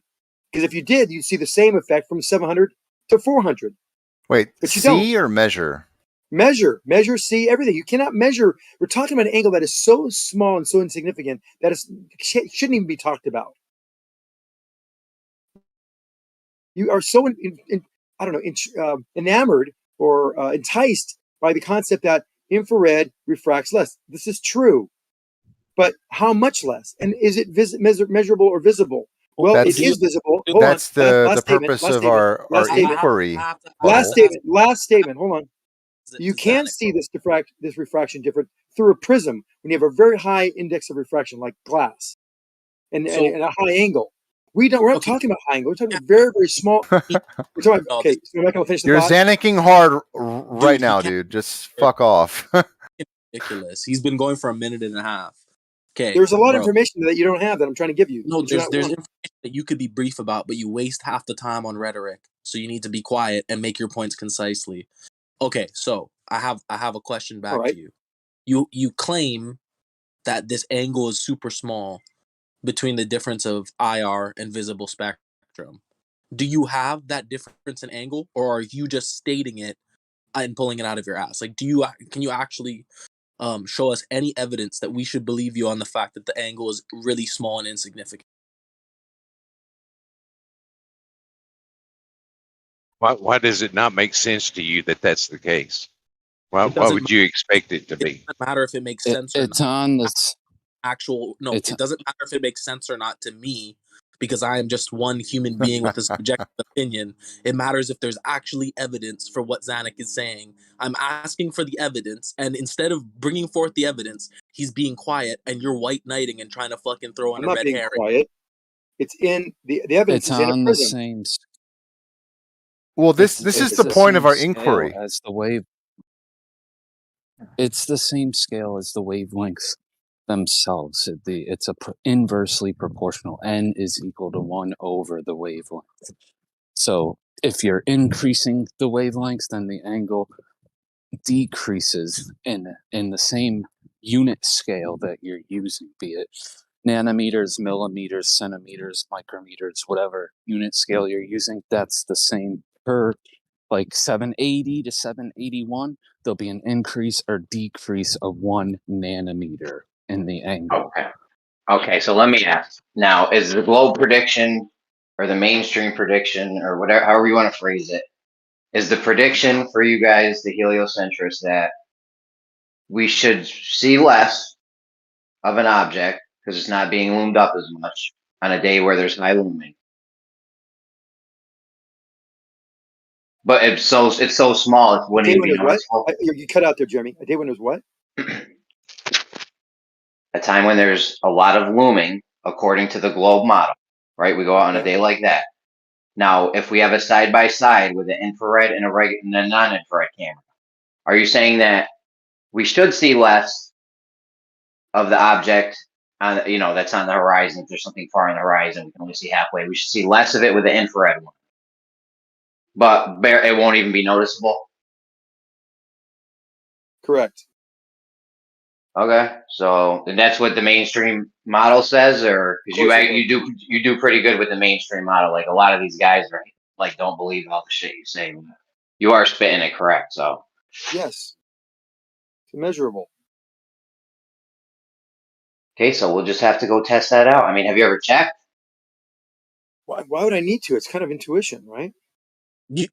Science is Why not would you about need to? Science is not about intuition. Science is about Intuition as far as understanding the law, understanding the angles, understanding the math. It doesn't matter if you understand something or not. It matters if the It experiment doesn't. confirms or not. Okay. That's what science is, experiments. We're not talking about science. We're talking about understanding what the science is. No, we are talking about science. We're talking about testing different We don't wavelengths. need to test. If I Yeah. understand how We're talking about in practice. Stop trying to shut it down, butthole. I'm not okay. You want to so you know what? I understand that all objects will drop at 9.8 meters per second squared, barring any aerodynamic drag. Blah blah blah. I don't need to test that over and over again. I've already done enough testing to show that all situations that involve gravity. What testing have you done? What mainstream science has said is true and correct. There's no Dude, exception. You're just a revolving door of word like catchphrase for globe shit. It's just understanding basic physics. It's not like that complicated. I don't have to All go right, so test. Then what are you doing here? Change. Just trying to Zanuck, he wants to ruin teach our us. inquiry and No, discussion? Is that what you're isn't trying a to very do? interesting conversation. He wants to Yeah, teach then us. fuck He's got off. a dedication. He's got a dedication to education. So listen, Zanuck, if we go out and do this, and we show us something you don't think is going to happen with the whole infrared thing, then what would you walk away thinking? I would say, wow, I was really confused on my understanding of how refraction works. And Snell's law is wrong. And Well, the colors, mainstream refraction, the mainstream would be wrong, not just you, right? All of mainstream science and this whole the whole refraction thing would have to come to a screeching halt and scrapped or something, right? Well, what type of wavelength would this infrared filter allow you to detect? I mean, like Jay said, it goes up to one millimeter. So we're talking about 700-800 nanometers. You're going to a millimeter, but we don't have cameras that receive those kind of wavelengths. So what wavelengths are you talking about? If you're talking about a wavelength of 900 or 1,000 nanometers, then you're not going to see anything. Just like you don't see anything from ultraviolet to red in the visible spectrum, because that's a 300 nanometer spread. You have to go deep into the infrared spectrum, and then you could possibly see. I don't know exactly where you actually start to see some. What's the term I'm looking for? Where the colors start to like starburst or to. Well, that's the thing. Like the more what do you call it? Like, let's say you go past infrared to microwave or something like that. That's like super low. Like spectral line. What's the term? Help me out here. There's a spectral chocolate. Spectral Well, chocolate. Yeah, good. Essentially, there's a point where like spectral there's like divergence, where you have like a gradient of colors on an image. It looks really blurry, but it's like, or it looks like rainbow on the edges. What's that called? Spectral something. Anyone know? Lane, help me out here. All right. Anyway, that happens. You're talking about That's limb darkening? Pardon me? Hold on, I'm eating a hot potato. Hold on. Don't burn your tongue. Are you talking about limb darkening around the edges when you use a filter? No, I'm talking about the actual fractive effects of an object that will show a rainbowing on the edges. It's called a spectral something. Can't remember the name of it, but it's where you're actually the colors that you're looking at are starting to are all changing their angle differently. It's yeah, I know what you're talking about, Zanuck. It's I forget the name too. It's the order of the spectrum, right? You want to make sure you're getting the first order spectrum and not like a second or third. Right. Can't remember think of the name. It's driving me crazy. It's like in a second. But we don't see any of that going on in the visible spectrum, so we wouldn't see any of into the in the shallow areas of the infrared. So if you're going to do this, make this test work, you got to pick a wavelength that's going to actually calculate out to something that you can actually test and maybe validate for. And I don't think you've even thought about this range. What range of infrared are you going to use to compare to the visible spectrum? Does anyone know? What is the okay? What if we took Zanuck? What if we took the infrared filter and just we saw more of a thing or less of a thing? So you say it's not going to be calculable. Let's say we pull it out and we see more or less of a thing compared with it side by side. Then what? Let's say we can see a difference visibly. Now what? If you're just putting a filter on something, it's not going to do anything. It's just filtering out, allowing some of the, and it has to actually convert the. It's allowing us to see this in a certain spectrum. spectrum. It's giving it an equivalence in position. Isn't it allowing us to see in the UV spectrum or some shit? No, you nerd shit. It sees it and it converts it to colors that you can see. There's a transform that goes on with the image that it actually takes, and then like night vision systems, like true lidar and LiVAR type systems. Those are true infrared lasers that are inside the circuitry is actually responding to, and then it gives a visible color like a green or something that allows the user to see. Yeah, and you can do black and white. It's a camera lens. So that's just a contrast thing. It's fine. It's totally doable. I don't know why you would expect it's not doable. If they can make night vision goggles, then we can certainly do a setup for our purposes, dude. What camera can we? Okay, what can we use? What kind of optic thing can we use that's going to cut down severely on refraction? That's what we need, Zanuck. What is it? Night vision, thermal, predator, shit from the Predator movie. What do we need? You're just I missing think the he's whole talking point. about. Good, Jay. Sorry. I was just gonna say, but are you talking about like FTIRs, Zanuck, or like a FLIR, Fourier transform IR, or forward-looking IR? Right? Would those be sufficient rather than just filters? I know you're not asking me that. I was asking Zanuck. All right. Oh yeah, true infrared laser systems, and they do the Fourier transforms on the light, and they will give you a representation of what you see in a visible spectrum. You got to be able to see it. It's working in the invisible spectrum. It shows you something in a visible, usually green, 700 nanometer, 550 nanometer range or something. But Yeah, I mean, why did they expect to see anything different with those kind of cameras without We knowing? want a camera that, holy shit. Hold on, James, I got this one. Thanks. We want a camera that's going to let us see in a spectrum where there should be less refraction. That way we can compare it to on a day where it's looming and you guys say things are being loomed up because of all the refraction. We want to cut down on that, supposedly, and see what we see.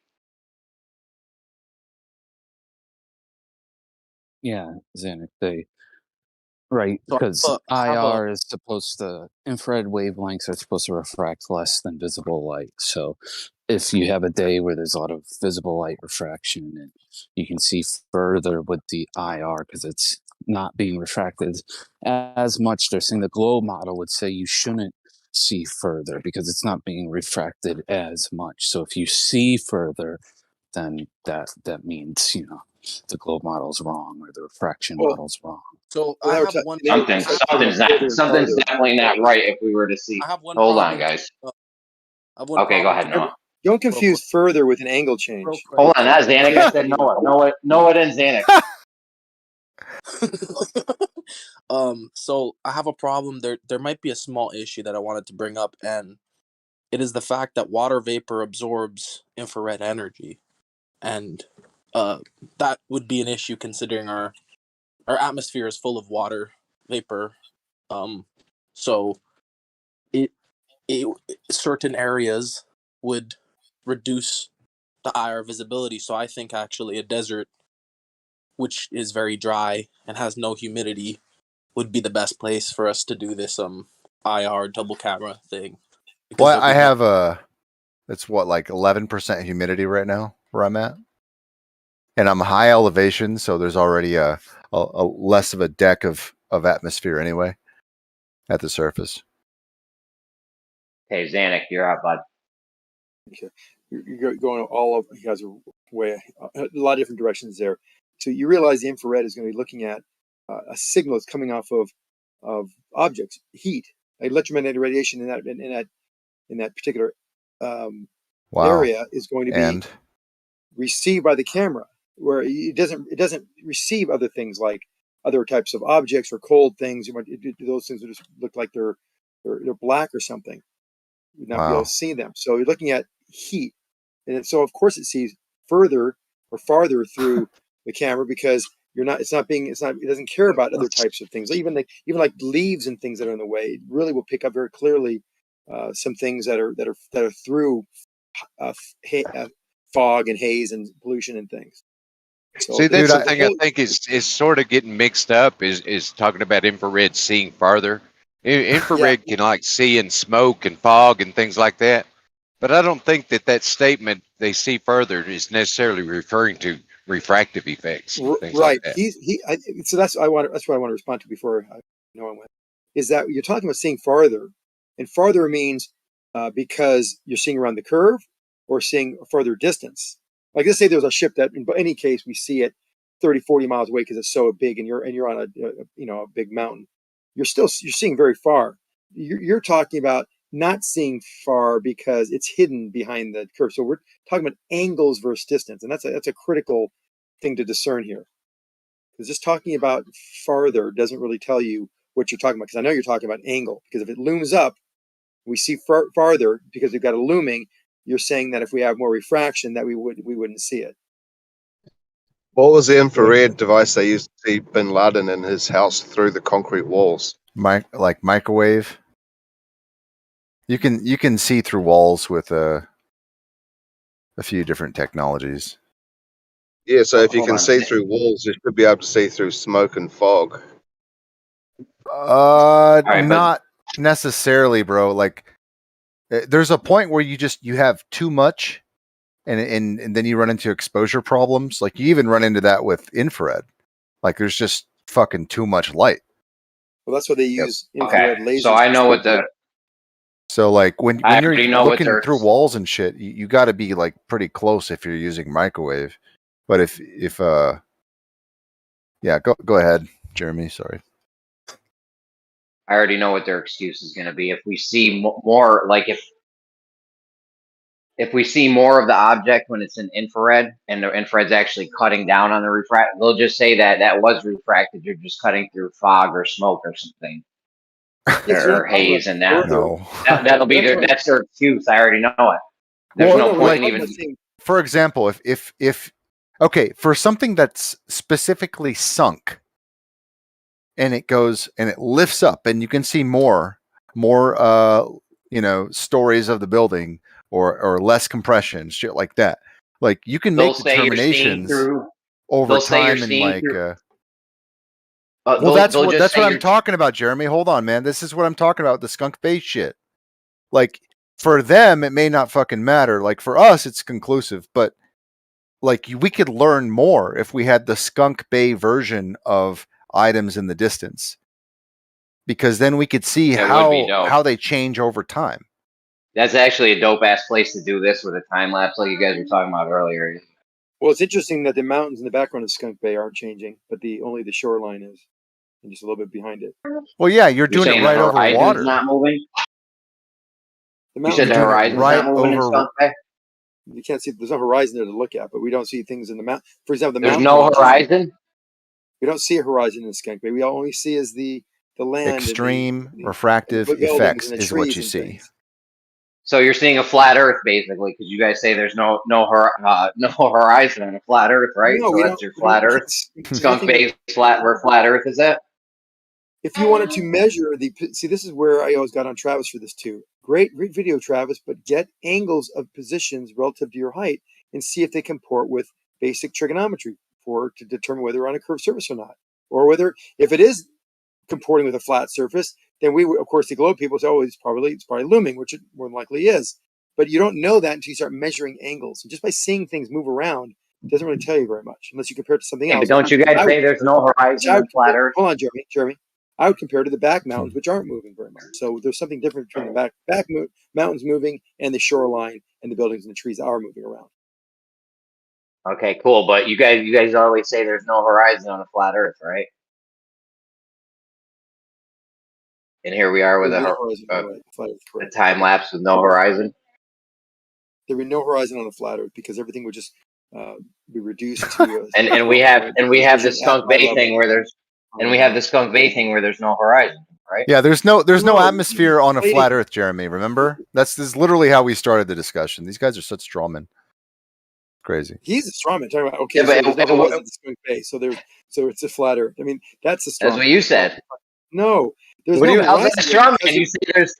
we're not You say there's no looking horizon on a.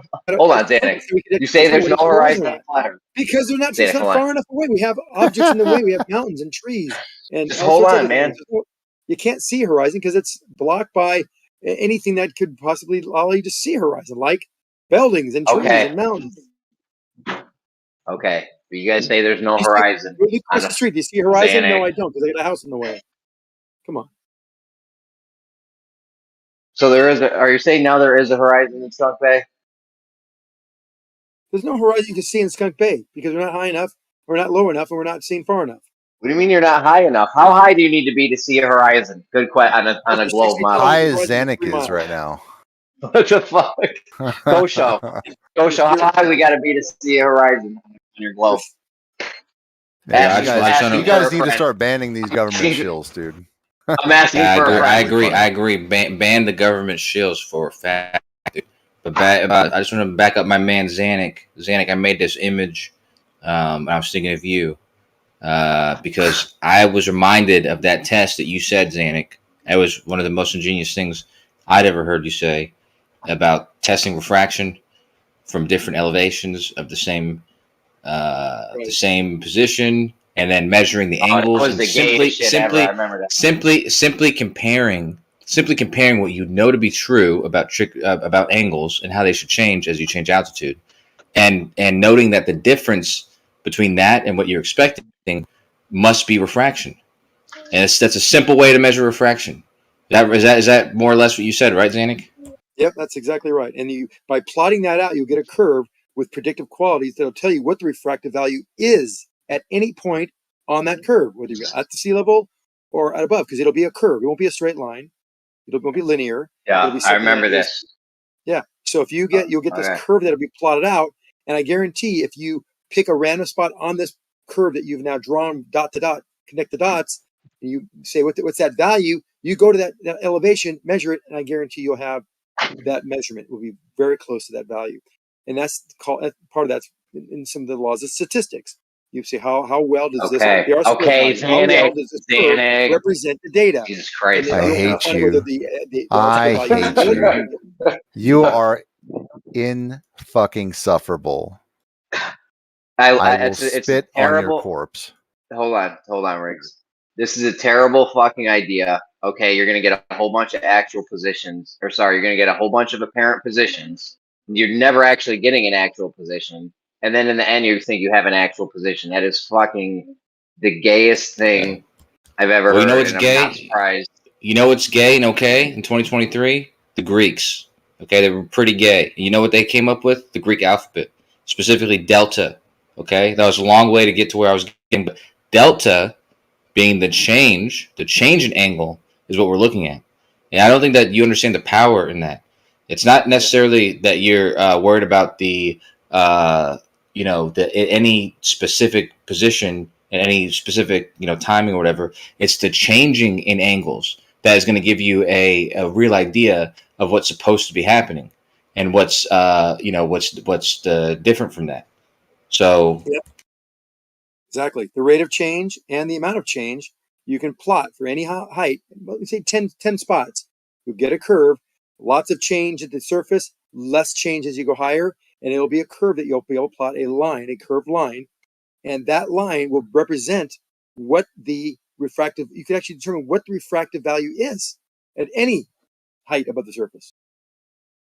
So it's Yeah, very but you high don't accuracy. understand. We're trying to find an actual position out of this. This is the whole deal. We need to get an actual position. You're never doing that. Oh boy, you're not getting You're kosher said it what do you very mean? Oh boy, eloquently this thing and doesn't clearly. get an actual position. Okay, maybe crucial. Maybe we need an example. Okay, is it okay? You're not getting an actual position and telling me you have one after? Is that you think that's Yes. okay? Yes. yes. Yes, that's why I made you this picture, dude. You guys need help. I made you the picture because I showed you. Let's say that the person at the bottom of the second floor is parallel with the stop sign. However, for some reason, he doesn't appear that he's parallel with the stop sign. Okay, it doesn't matter because once he gets to the second floor and he sees the difference in angle, it looked like it was 80 degrees or 90 degrees. Now it looks like it's like 10 degrees below that, right? This should represent like regular triangles, like regular angles, because there's no atmospheric effects. And if there is any difference from those regular angles, that difference is going to represent those atmospheric effects. That's the whole point. I don't think he gets it. Listen to me. There's Jeremy, you nothing get to it get or no? here. Listen, there's nothing to get here. You guys, the ultimate goal of this is to try to find an actual position of something in this. You can't do that in this. This doesn't do that. You're not doing that at any point throughout this whole process. Are you getting an actual position? It's really that simple. So you're showing you're not listening again. I'm listening to you guys. You're plotting apparent positions on a Yeah. graph. Ooh, that's awesome. Jeremy, you guys are talking about the same thing, but they're making it sound like you're stupid for using a different term, and it's not true. You're talking about the same thing. Optically speaking, it would change position. It's not the actual thing, which is actually our fucking argument, by the way. But you're just talking in a different term. You're talking past each other. It's the same fucking thing. That is not understood. No, you don't understand maybe like the word and the definition is you take measurements at higher and higher spots, and you can do it based on a flat surface and based on a zoomed spherical surface, and you can see which one better suits the model. It's called the R-square value, the representation of this curve representing actual. And you can get an actual. We know when right above something looking down, it'll be actual. So we know that's our known. Dude, if we had actual, we wouldn't be in this server. That's the whole fucking We do point. have actual, but no one understands the math or the physics. So we just don't understand the math or the physics. Okay. But it's true. I mean, I'm sorry. It's a hard pill to swallow. Yeah, if you could get an actual position, this whole thing would be fucking over. If I stand It right sounds above, like he's describing a method to get an actual position. Correct. Yeah, but it doesn't though. It does. It does. If what you listen, if by let's say you did all this work and you determined what the difference was, the difference between what you're expecting to get and what you're getting, and you claim that's refraction, now you have the value for how everything's refracting. Now you can apply that to your observation, and now you have an idea of where everything actually is because you know how much things are being refracted.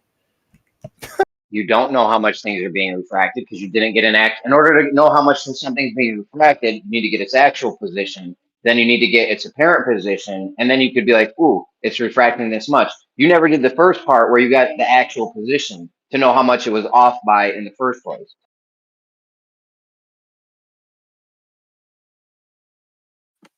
Jeremy, I didn't know how to just answer need that. the change. From the change, you can You're build you're assuming the change the is like plot. linear.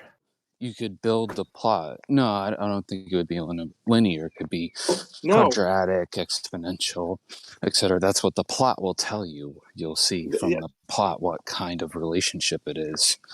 that's exactly what we're not talking about, Riggs, is that it's not going to be linear. So the fact that it's going to be a curved line, which is obviously not linear, I've mentioned it 7 or 8 times already, that through that curve that we would be able to connect the dots and create, that curve will allow us to tell us what the refractive value is at any point on that plot and give us what the refractive value is. It'll tell us what it is. Because if the curve is plotted and all these are measurements, then there'll be knowledge of what the actual position would be.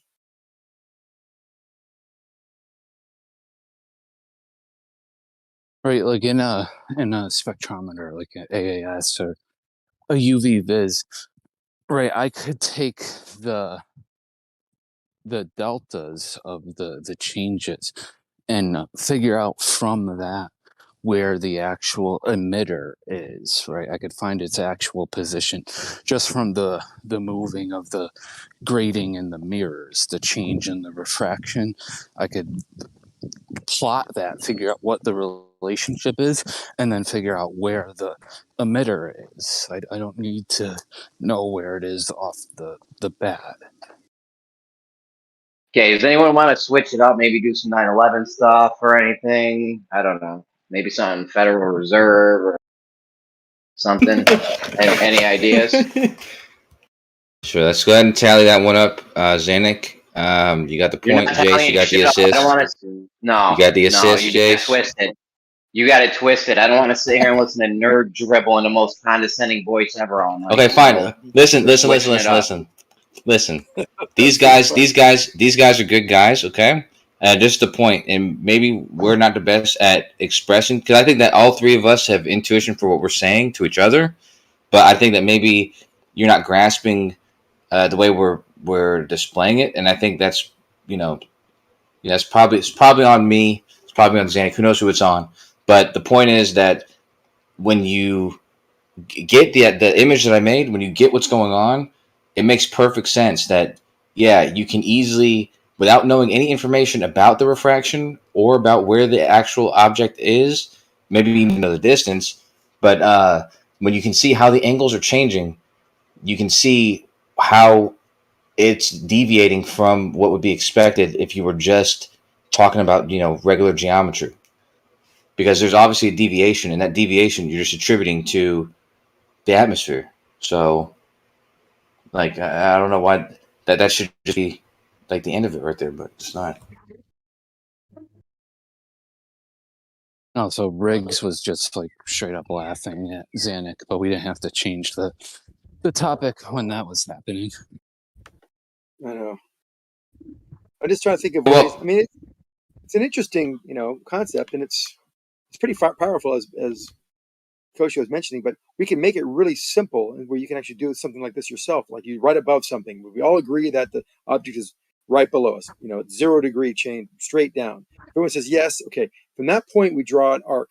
Perfect. We can somehow establish a perfect circle or an arc that goes from the top of looking down at this object all the way to some beach.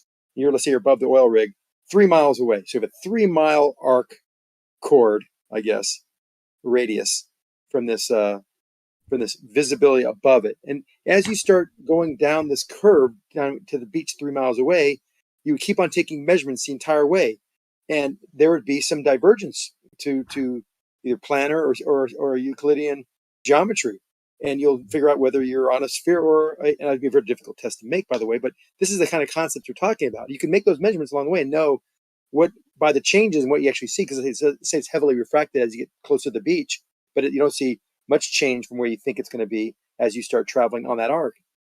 And all those measurements would add up and tell you all the deltas, the changes, and allow you to tell what the surface would have to be for that to happen. I mean, you could do this. It's conceivable. If you understand the concept, it's conceivable to do it. Practical, not really, but I mean, it's just what we're talking about. We can do a modified version of that and say, as we get less and less refraction, we get more and more toward something that's more, reality without refraction. Like looking at a 45-degree angle downward to something, there's very little refraction of that angle, because the angle of incidence is so low with respect to the density gradient.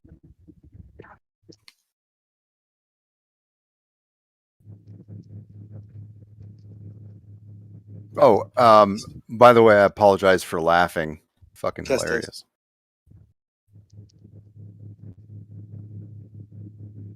Psych.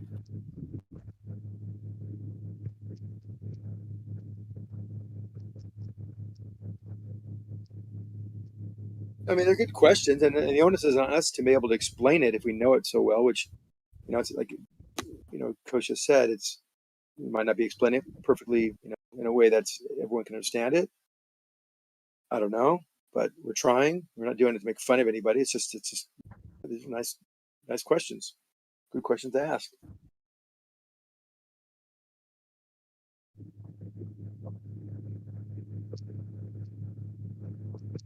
Because in a physics class, these questions wouldn't come up. It'd already been assumed that all this is happening, right? So we've already been pre-indoctrinated before we got into these upper division classes. So we're not going to be questioning anything like you guys are questioning.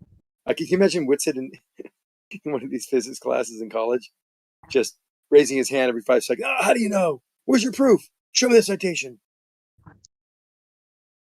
I have a quote from Einstein and Maxwell to the contrary. All impressions aside, I did bring up Jace because we had a conversation the other day, and I was inadequate on responding to it. But I'd asked you this in private at one point, Jace, and you gave me an adequate answer. But yeah, anyways, I would just present it as they said it to me. It was about like how light is because somebody's asking me about, hey, what do you think about Witt's idea about how light is instantaneous, or it doesn't travel but it's already there? And then they were bringing up things like the CMB and how the CMB was it is already everywhere. So there's already light everywhere, and somehow when you shine a light, or when a light is emitted, it's, I don't know, drawing. I try to suss out whether they're saying it's drawing from the CMB or what's going on, but regardless, how would like laser not range finding, but laser speed meter, like what the police use, laser radar gun. How would a laser radar gun work on a moving vehicle? He would argue that they don't do it when they're moving. They do actually, but how would it work if it's actually emitting the environment already contains the light, and we're just kind of, I have it written down what he actually said, excites the medium, or exciting it, or disturbing it? Then how would it be able to detect whether you're moving or not? Well, it would be like sound, right? How do you detect sound? Well, it's got a certain frequency. Your ears pick it up, but it sounds different at different ranges. So you can tell how far something is by the frequency at your position, depending on what you're taking in and how far away the source would be. It's not any different. I think you're measuring the perturbation. Do we need to go through that line of logic before? So we have air and we have siren, and we're chasing this ambulance that has a siren, and we hear what? Do we hear the true frequency if we're following it? If you're going the same speed as it, then yeah, it'd be pretty close to the actual frequency that it's emitting. So so they're equating that idea to light. if the medium is basically being excited, like sound excites the medium, then I think you run into problems if you say actual frequency and stuff like that, because I'm just saying they'll trap you in certain contexts. But I think the emitted frequency or the emitted, I guess with the sound, the emitted So sound. I don't know if that a makes sense. speedometer, it would use like like there's many different kinds, right? So, so it shoots like what an IR beam, and then it reflects off the surface, and it comes back, and it determines. Well, this is just one type, right? Like how do they function? Doppler radar. So you Yeah. emit a certain frequency and it comes back and it's basically it's compressed or expanded, whether the object's going away or closer to you. So the regardless of whether you're deviation moving or between not. what's expected or there's like a range that's expected, and then depending on that range will determine some pre-calculated speed. Not a range, it's exact. It's a very exact. Well, no. What I'm saying is that the range would be the different speeds. Oh, okay. So falling within that range would determine whatever speed you are, depending on what you cooked into it to read out. So if I'm looking at an object coming toward me at 100 miles an hour, I will see the light blue shifted, right? For some reason, I thought it was Doppler and also like a interference pattern. I could have been wrong with that. I imagine Is they're there much more Doppler advanced now. They could probably include Doppler stuff like effect that. where its frequency change will correspond to the exact speed that object is traveling towards you at. Now, I could also be traveling 100 miles an hour, and you're coming at me at 100 miles an hour, and I can still detect the change in your velocity because I would subtract my velocity from the 200 miles an hour that I would measure of its approach speed. I don't know how that happens if you're counting on the actual medium being illuminated, because how would it know whether you're moving through it or, I mean, you should be able to be skewed, just like the Lorentz experiments we're attempting to show. Well, I guess the big difference right between sound and light is that sound is being carried by air molecules or molecules of whatever medium it's traveling through, and those molecules have electrostatic interactions between each other. That's how the energy is propagated through the medium, whereas light, there's no light is in normal conditions when you're not doing these highly specialized kind of experiments with very specific, not normal conditions. Light is not self-interacting, so the energy isn't like the photons aren't interacting with each other to kind of like propagate the energy. It's a different thing that's going on. It's almost like there's a fabric that's already there or something. Yeah, exactly. There's a photon field that the energy is carried through. There's that laugh again.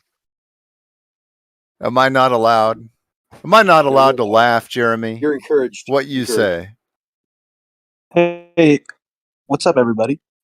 I would love to Hey, hear you mountain laugh, cultivator. Right? I'd love for Yo, you no. to come What's to up? the lab, right? And we could, do all these experiments ourselves. And I'd love to see you laugh at me then, you fucking clown. I would be happy to do that. I will laugh in any position.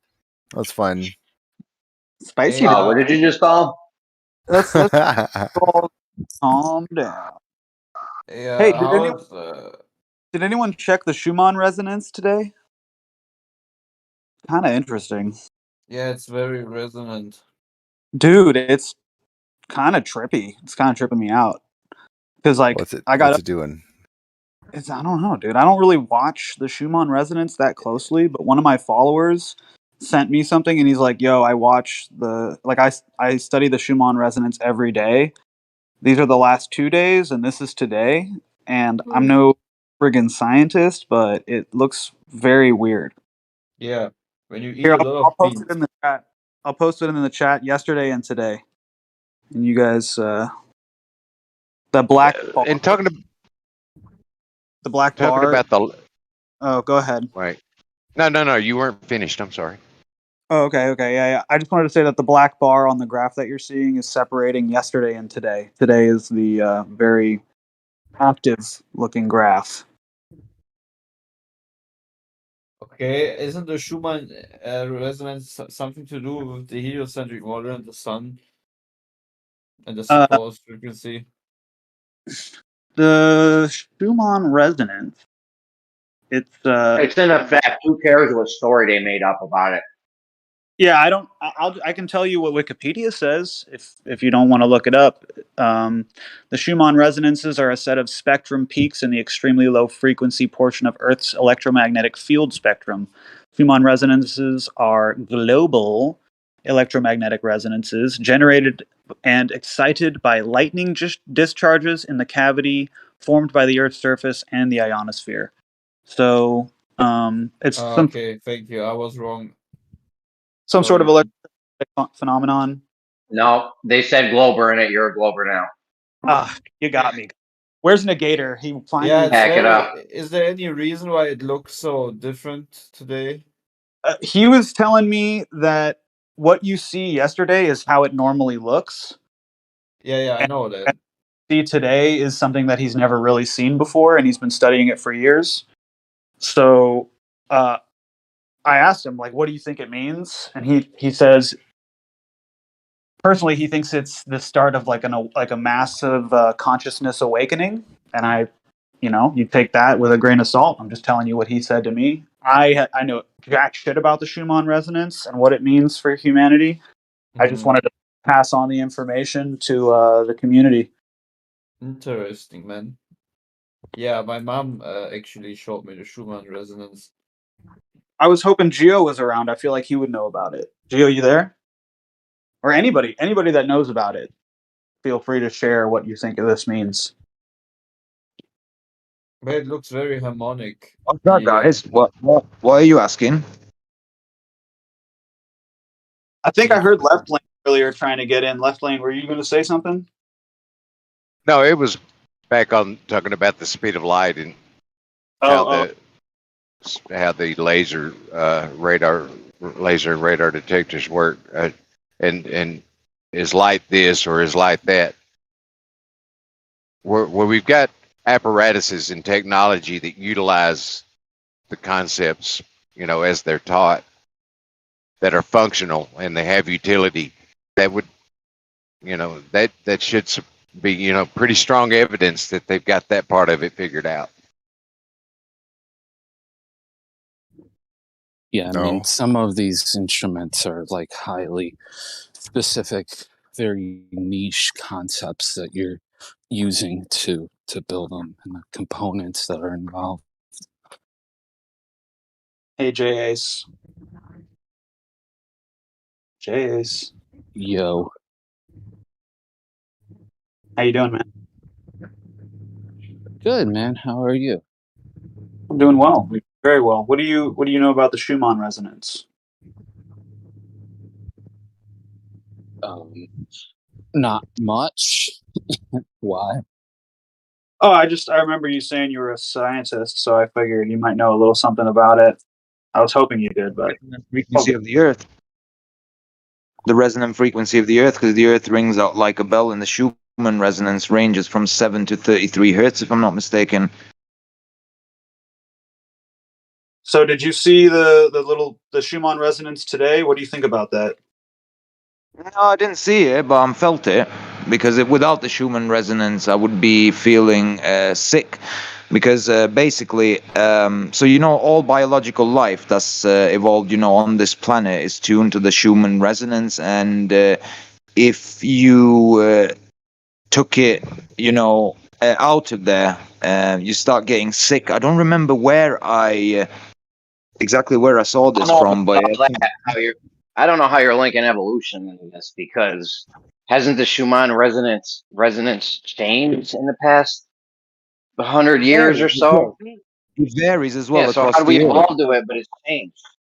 No. So because on different spots of the earth, and if it changes, then obviously life would adapt itself to it. There's something to do, Jeremy. What it is basically is something to do with biological life being in tune with the Schumann resonance, and if you're taken outside of it, then like you start getting sick. And there was some experiment. I don't remember where. I'm gonna try finding it. But yeah, that's basically it.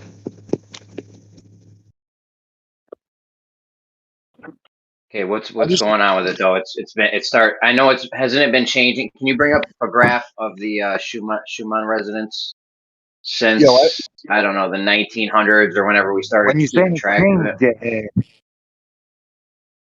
I just looked something up that said it can affect your sleep, and I always sleep horrifically. Last night I only slept a couple hours and felt great today. Dude, me too. I literally only sleep a couple hours at a time, and like I don't get great sleep. I had the best sleep night. That's why this tripped me out, dude. That's why this tripped me out. You know what? I actually slept good too last night.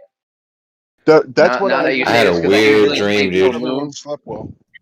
I usually sleep till noon, but I was up at like 10. Yeah, and dude, I got up at Yeah. 7 today. I never get up that early. Yo, who had? I was dreaming. I was in a crack house, dude. Bunch of crack Dude, house. I Smoking crack. Were you smoking or selling? Nah, there was dealers, and I was smoking for free. Yeah. By the way, that what you said as well. I know that. So you were saying, Jeremy, like how do you evolve when the Schumann resonance changes? I know that if you are like, say, you've grown up in one place and you go to another place where the Schumann resonance is different because of the topology of the Earth, it could disrupt things like your sleep and stuff. Well, I'm talking. It's just changed. I think it's changed. I don't have any evidence of this. I thought it used to be at a certain gigahertz or whatever it's at, nerd shit, but It now it's ranges like from 8 to 33. 8 to 33 hertz. It ranges from 8 to 33 hertz. It ranges from the Schumann I resonance. know, but I heard it used to be lower in the past or something, like on average or whatever. I don't know. I heard it's gotten like faster. Like humans are speeding up. We're doing shit faster. I heard the Schumann resonance has gone with us. Like it's also speeding up, going more or something. I don't know. I haven't heard. Let me have a look. That's why I said somebody bring up the Schumann resonance for whenever we started, 1930s, 50s, whatever, 18, whenever we started keeping track of this shit. Someone bring it up and see how much it used to be back then, and see how much it is there now. Like I don't know. I know you guys need to bring evolution into every single fucking thing, but I don't think this is one of those times. No. That was just an interesting thing that that the like all biological life is tuned to the Schumann resonance. Obviously, because we are resonant, like we are energy beings. Do you get me? We have frequencies that we resonate at, so we are tuned to the frequency of the Earth. And the way it seems is like I don't know if this is 100% Could that true. be what's pulling things down? Could that be what's pulling things down? This frequency or resonance or whatever? What do you mean pulling down? Like gravity does? Yeah. No idea. Could I suppose? That's a neat idea. I'm sure Jason's gonna bust out any second and explain how it's impossible, or Kosho. So one of these guys, Xanax, is gonna bust through the wall like the Kool-Aid Man. Sorry, by the way, I was wrong. It ranges from 3 hertz to 60 hertz, and it's usually around 7.83 hertz. But it also ranges from 7.83, 14.3, 20.8, 27.3, 33.8 hertz. Those are the most common frequencies. Wait, I'm gonna see why it changed. Hold on, my guy. Hold on a second. Oh, I thought that was the real Bob Dole that came in. Tomster got the same icon or whatever as Bob Dole. Never mind. Go ahead. What were you saying? Platypus was trying to holler at him for his the different frequencies. Here's what it says. So it apparently can speed up and thingy. I don't know about humans, but one thing that can affect the Schumann resonance is when changes to the ionosphere happen, and that could be something like when you have solar flares and stuff, like radiation and stuff coming from the sun. That can then affect the Schumann resonance on Earth, apparently. Yeah, no, they know. They know exactly how it works and shit. I know.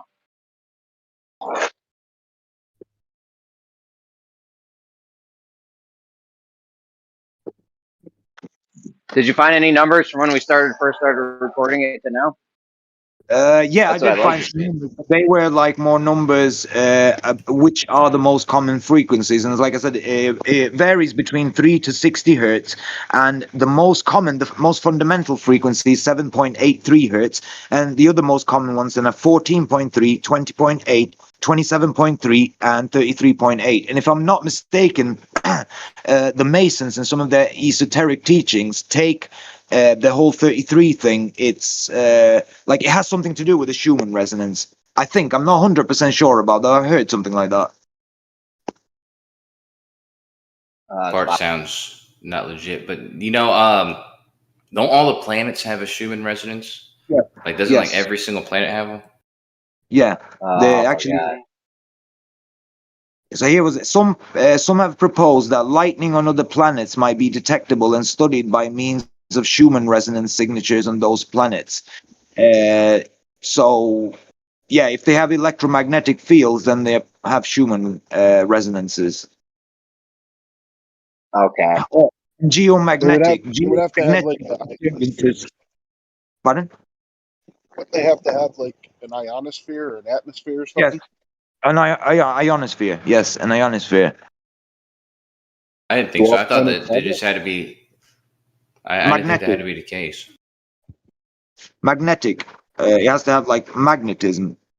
It says here that Schumann resonance can also be affected by geomagnetic disturbances. So a geomagnetic disturbance would be like, say, for example, you have an earthquake that, so one of them earthquakes where things just fall into like a sinkhole, and because of that, like a different topology of the Earth is exposed. That could then change the Schumann resonance as well. I'm trying to find some. Oh, here, wait. Has it gone up though on average since like the 80s or the 50s or some shit? That's Do we what have I'm any looking data up. on it? I'm just found it. Jeremy's a legit scientist, dude.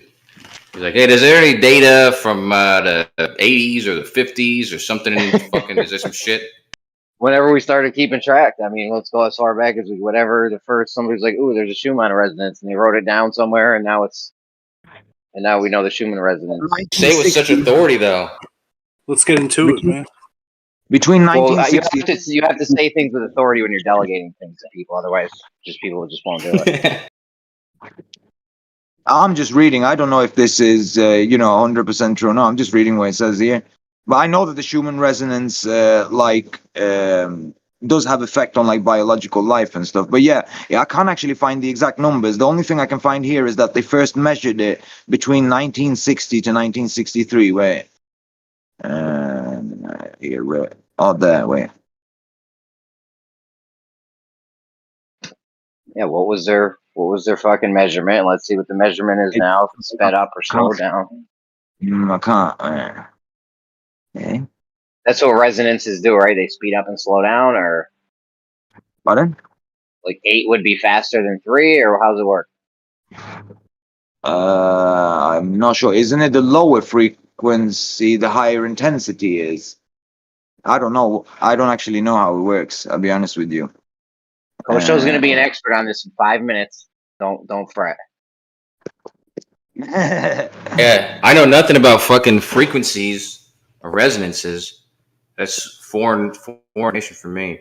I tell you what, though, we should probably I don't know, because it sounds like you guys are pretty excited about it. I feel like you guys should know more about it before you get excited about it. Here, I have found it now. Oh, go ahead. Let's hear it.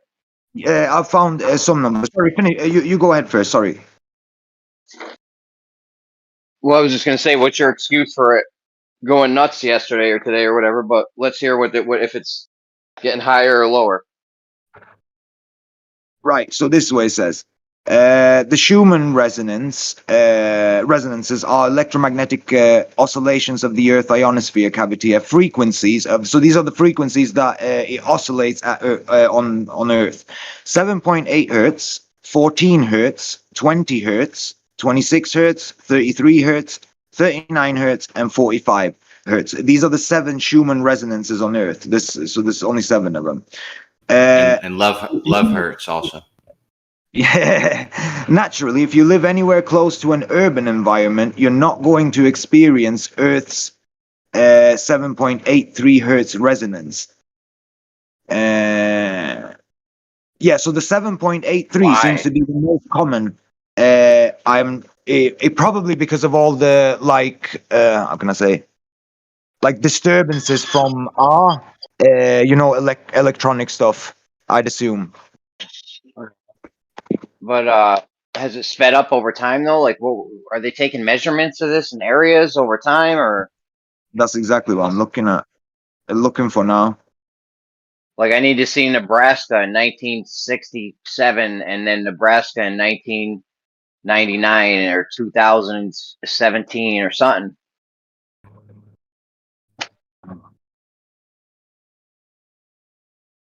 Hi, there's actually a live like system that measures the Schumann resonance.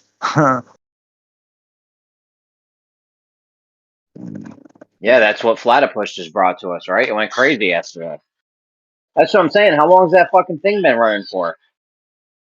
No, it went today is the crazy. Yeah, it went crazy today. But how long has that machine been running for? Can we see the data from that machine from like 10 years ago? Yeah, I'm actually looking for it right now. So if anyone wants to help me, I'm trying to update us on the story here. This is awesome, Platypus. This is a good get right here. Nice work.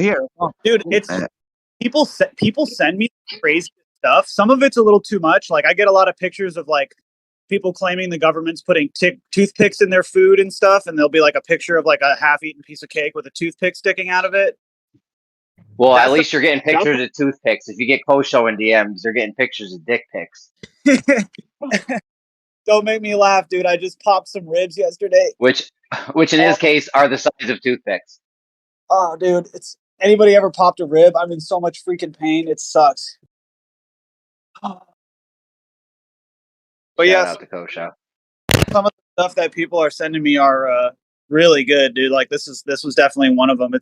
I've been like, just reading about it. Yeah, you should find out this information. What's up? I was asking him, did he 50-50 that handrail to get that rib injury? Were you skating? You got a skating? Platypus? Oh, sorry. No, I was at the gym and I was doing pull, and then I was like, you know what? I'm just gonna try and do a muscle up, even though I haven't done one in like 5 years. And so I just went for it, and like I did it. It was sloppy. It wasn't clean by any means. It was a struggle, and then I came and just like didn't feel anything weird. But then like 4 hours later, I noticed I was just in like so much pain in my ribs, and I was like, what the hell did I do? And I just got down on the floor and like kind of started mimicking some of the motions I was doing, like pull up motions, push up movements. And then when I did the muscle up, I was like, oh, that was it. So I must have like banged my ribs on the pull up bar or something. I don't know. Is your girl beating you? Oh no, I don't have a lady friend. I don't have a woman right now. We flying solo. No doubt. But yeah, if you were to find out we need to find out the Schumann resonance, in some city, some area, whatever, and then at different dates and shit, see if it's getting more intense, less intense, whatever, however they calculate it.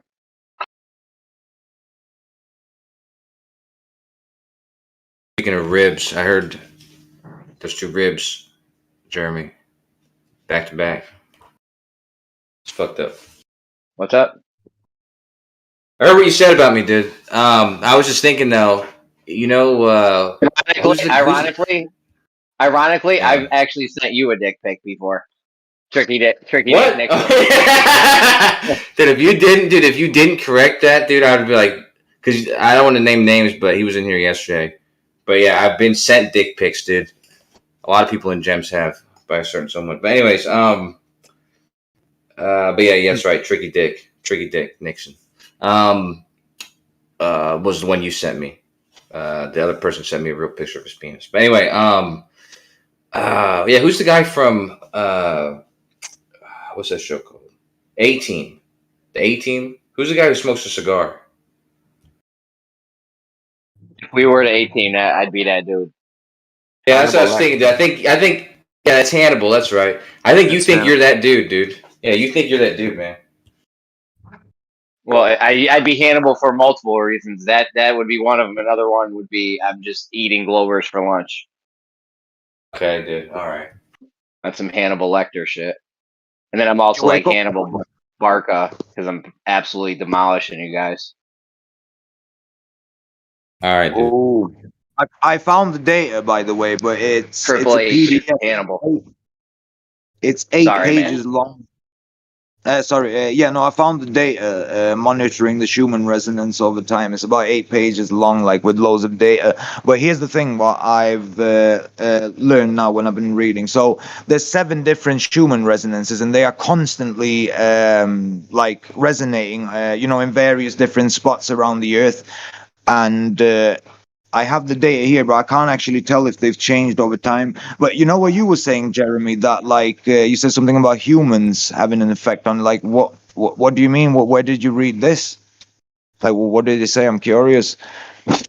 Well, I'm just wondering. You've already said we've had an effect on it near major cities and stuff. So Yeah, that's something I thought off the top of my own head. By the way, I'm not 100% sure. It just makes sense in my head that obviously, if you're measuring, electromagnetic resonance, then our electronics and Wi-Fi, 5G, all of these things would be affecting.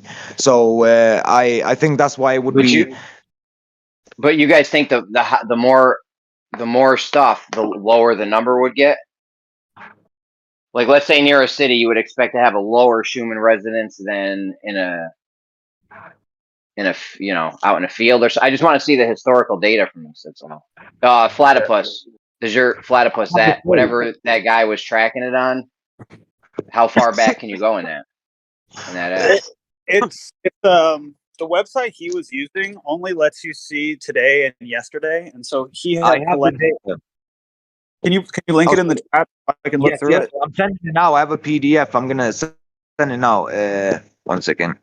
And I found live data, live statistics as well. If you guys want to have a look, where they actually measure what all 7 Schumann resonances are at this very moment. So I've sent the PDF. Wait 1 second. I'll send the link as well.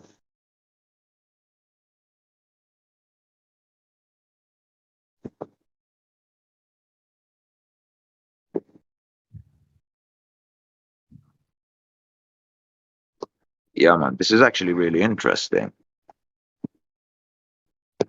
Live graph data and the PDF's gone through.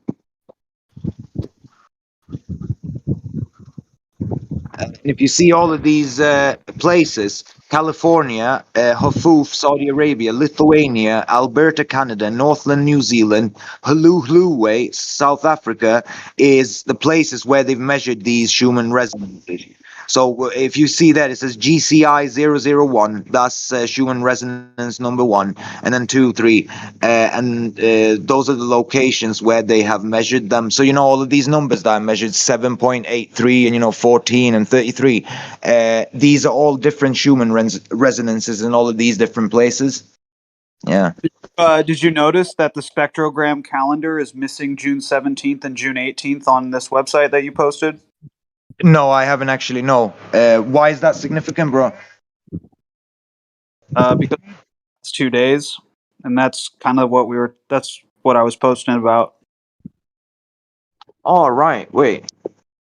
It only goes up to June on the spec. If you click on spectrogram calendar and you look at the calendar there, it does. There's no nothing for June 17th, and there is no June 18th. Or couldn't that just be due to data? Well, the data's in other places. I was able to find it somewhere else, but just for today and yesterday, not calendar. Not, you know what I'm saying? Yeah. No, I mean, due to not having updated the data yet. I actually missed it. I need to get my glasses.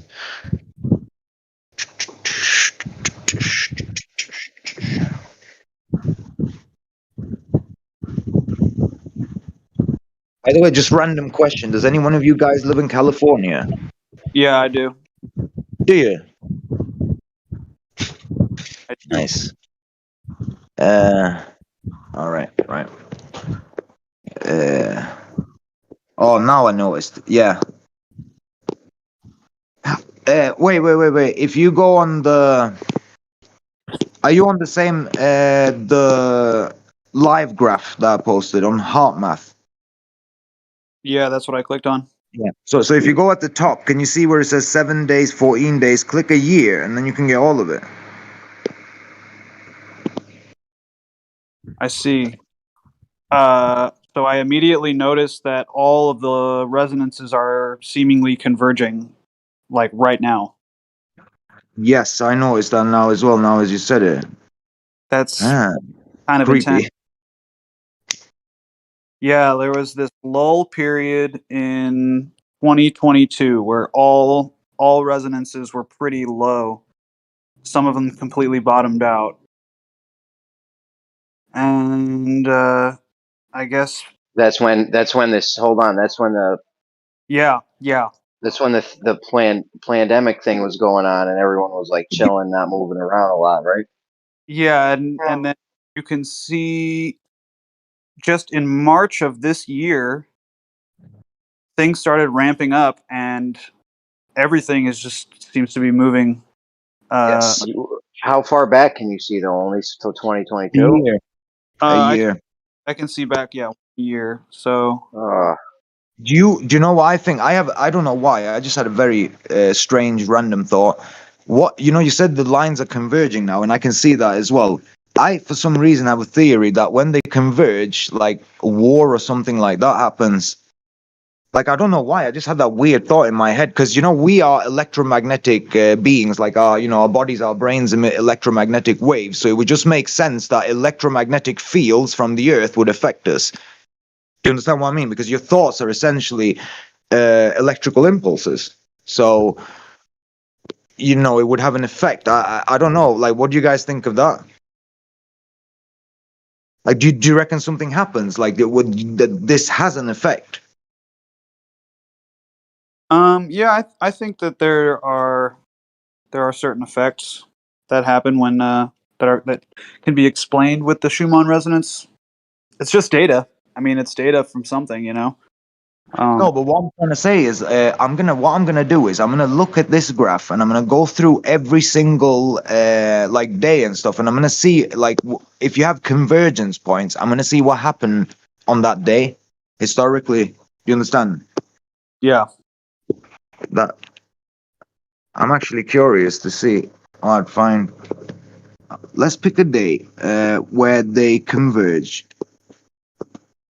Can you see any? Can you see a good one, bro? Let's see here. 18th of July last year. I'm gonna have a look. That's one. That's just one. Okay, I would say like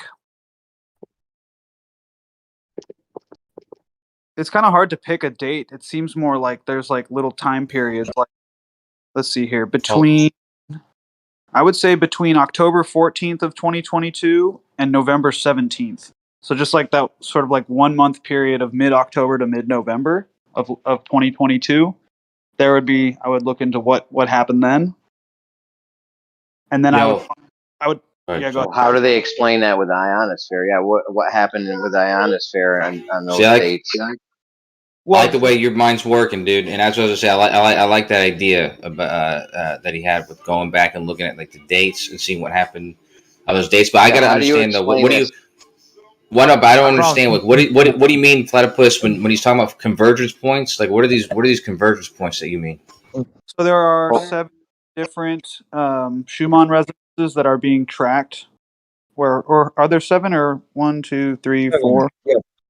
There might just be 4 on there that are being tracked, but there are 7 in total. Like, they might not be tracking all of them.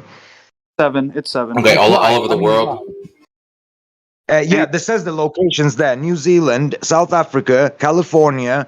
Where else was it? Lithuania, and And you're just shit. you're just looking at the dates when the magnitudes are converging around the same value.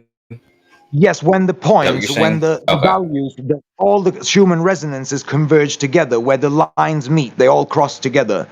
That's the convergence Okay. point. Like if Yeah. you click on a day, all the Schumann resonances will appear as a shape on a line, on a vertical line. And so when all those shapes are relatively close together, I would call that sort of like a reference point. Okay. Like What other one did you say, bro? Wait, you said 10th of October. Sorry to interrupt. I'm gonna have a look whilst 10th of October, or no? You said something November, October. What date did you say? I'm gonna look it up. mid-October to mid-November. So like Okay. October, and then I would extend it. I would do like October 10th to November 20th. Just extend it out a couple days on each end. Let's go. Let's have a look. Because what I'm thinking is, I wish we could see what the Schumann resonances looked like on September 11th. That would be some good data to go off of and see what was happening. I'm going to look that up right now. You know that PDF that I sent you? That has historical data. Well, not sent you. In the chat. If you download that, that has some historical data. I don't know how far back it goes. I think it goes back, 10 years or something. It might go back further. So you can have that's a good place to start as well. Right. You know what would be interesting though? Like I think because this is just me spitballing. I don't know if this is true or not. But I don't know if convergence points would be ideal places to look. But like instead like maybe like high points or something. Because couldn't convergent points just be a coincidence based on the fact they have, because if there's 7 different facilities, they're probably testing them in 7 different ways with 7 different recorders, and so they're probably getting some variance in their readings that are just noise. And I wonder if I think you're convergence right. would just be a Because coincidence. I've had a look now, and it doesn't seem like my theory was right. But let's test your theory, because what we'll do then, look at which specific Schumann resonance it is when it peaks, and we'll look at what happened at that location where it was measured at that time. I'd also Yeah, like right, to know yeah. how this is explained in Earth's magnetic field and the ionosphere or whatever. What do you mean? Okay, this is a little. Is there an explanation that's lacking? For the Schumann resonance, how it works with the ionosphere. Like, I don't understand. What's the question? What's the exact question? You guys, hold on. I'm sorry. Some really weird shit just happened. So I'm looking up. I'm trying to find out what the Schumann resonance was like on 9/11. Yeah. And I come across this Guardian article about a man who made a song, and the song is called "The Day the Earth Screamed." And what he did, and I don't know how he got this data. I haven't finished reading the article yet.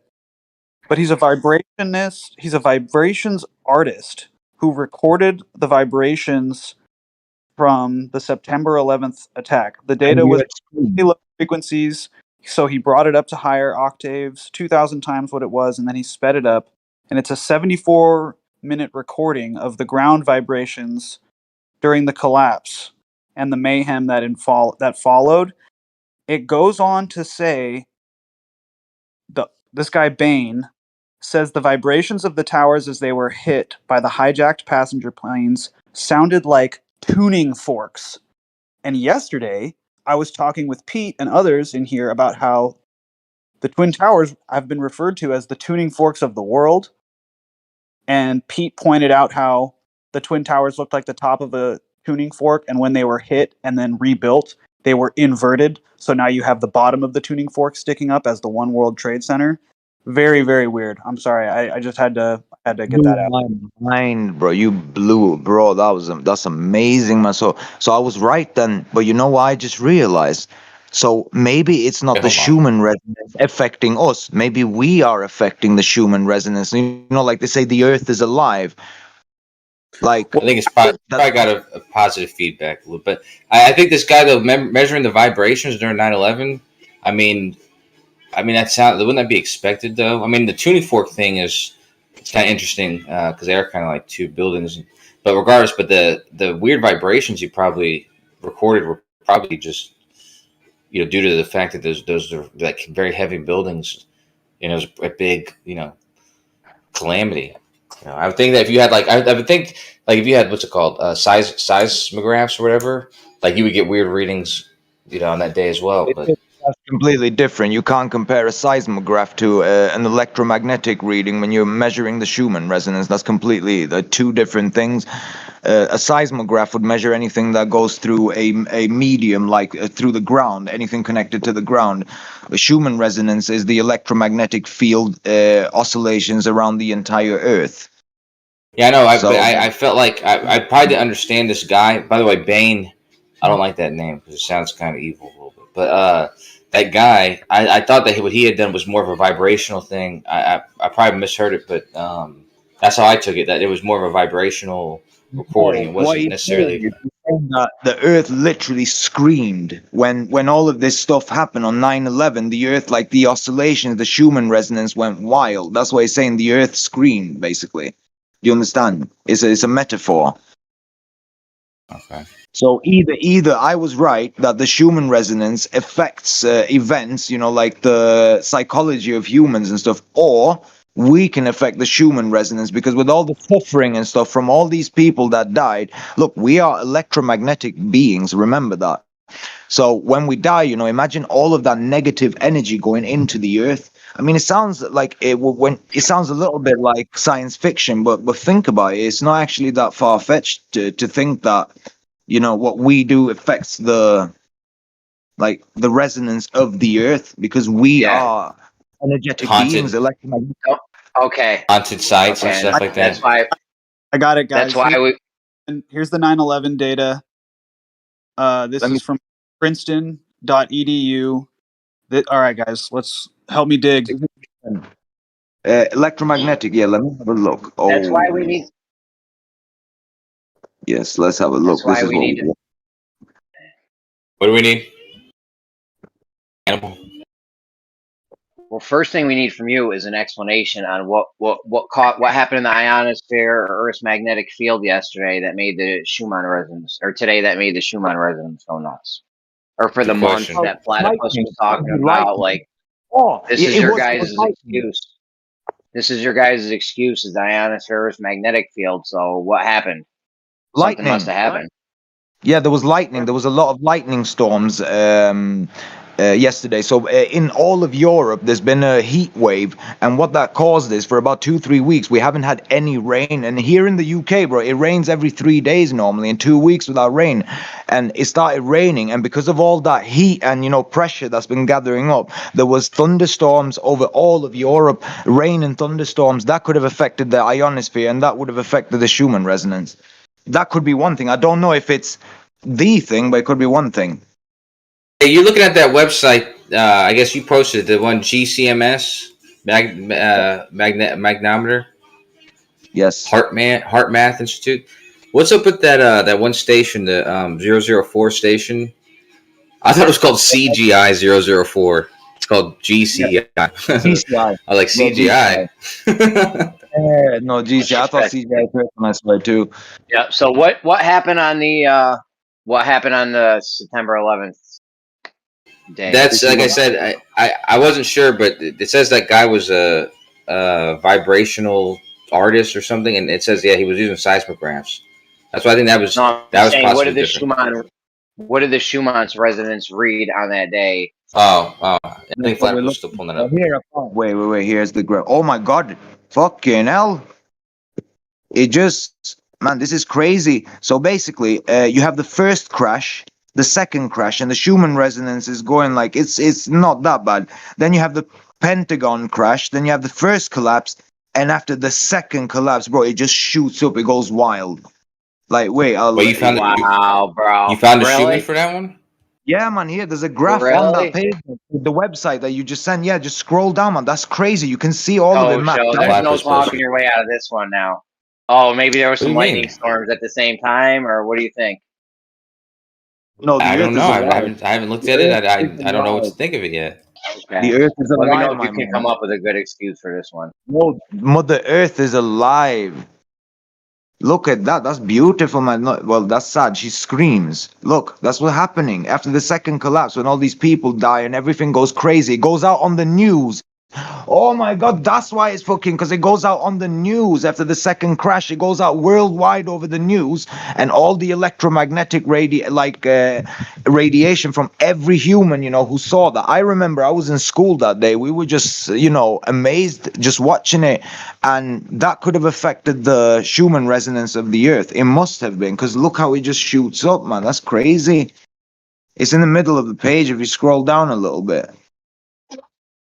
It measures from between 8:35 a.m. to 12:43 p.m. on September 11th. Mother Earth is alive.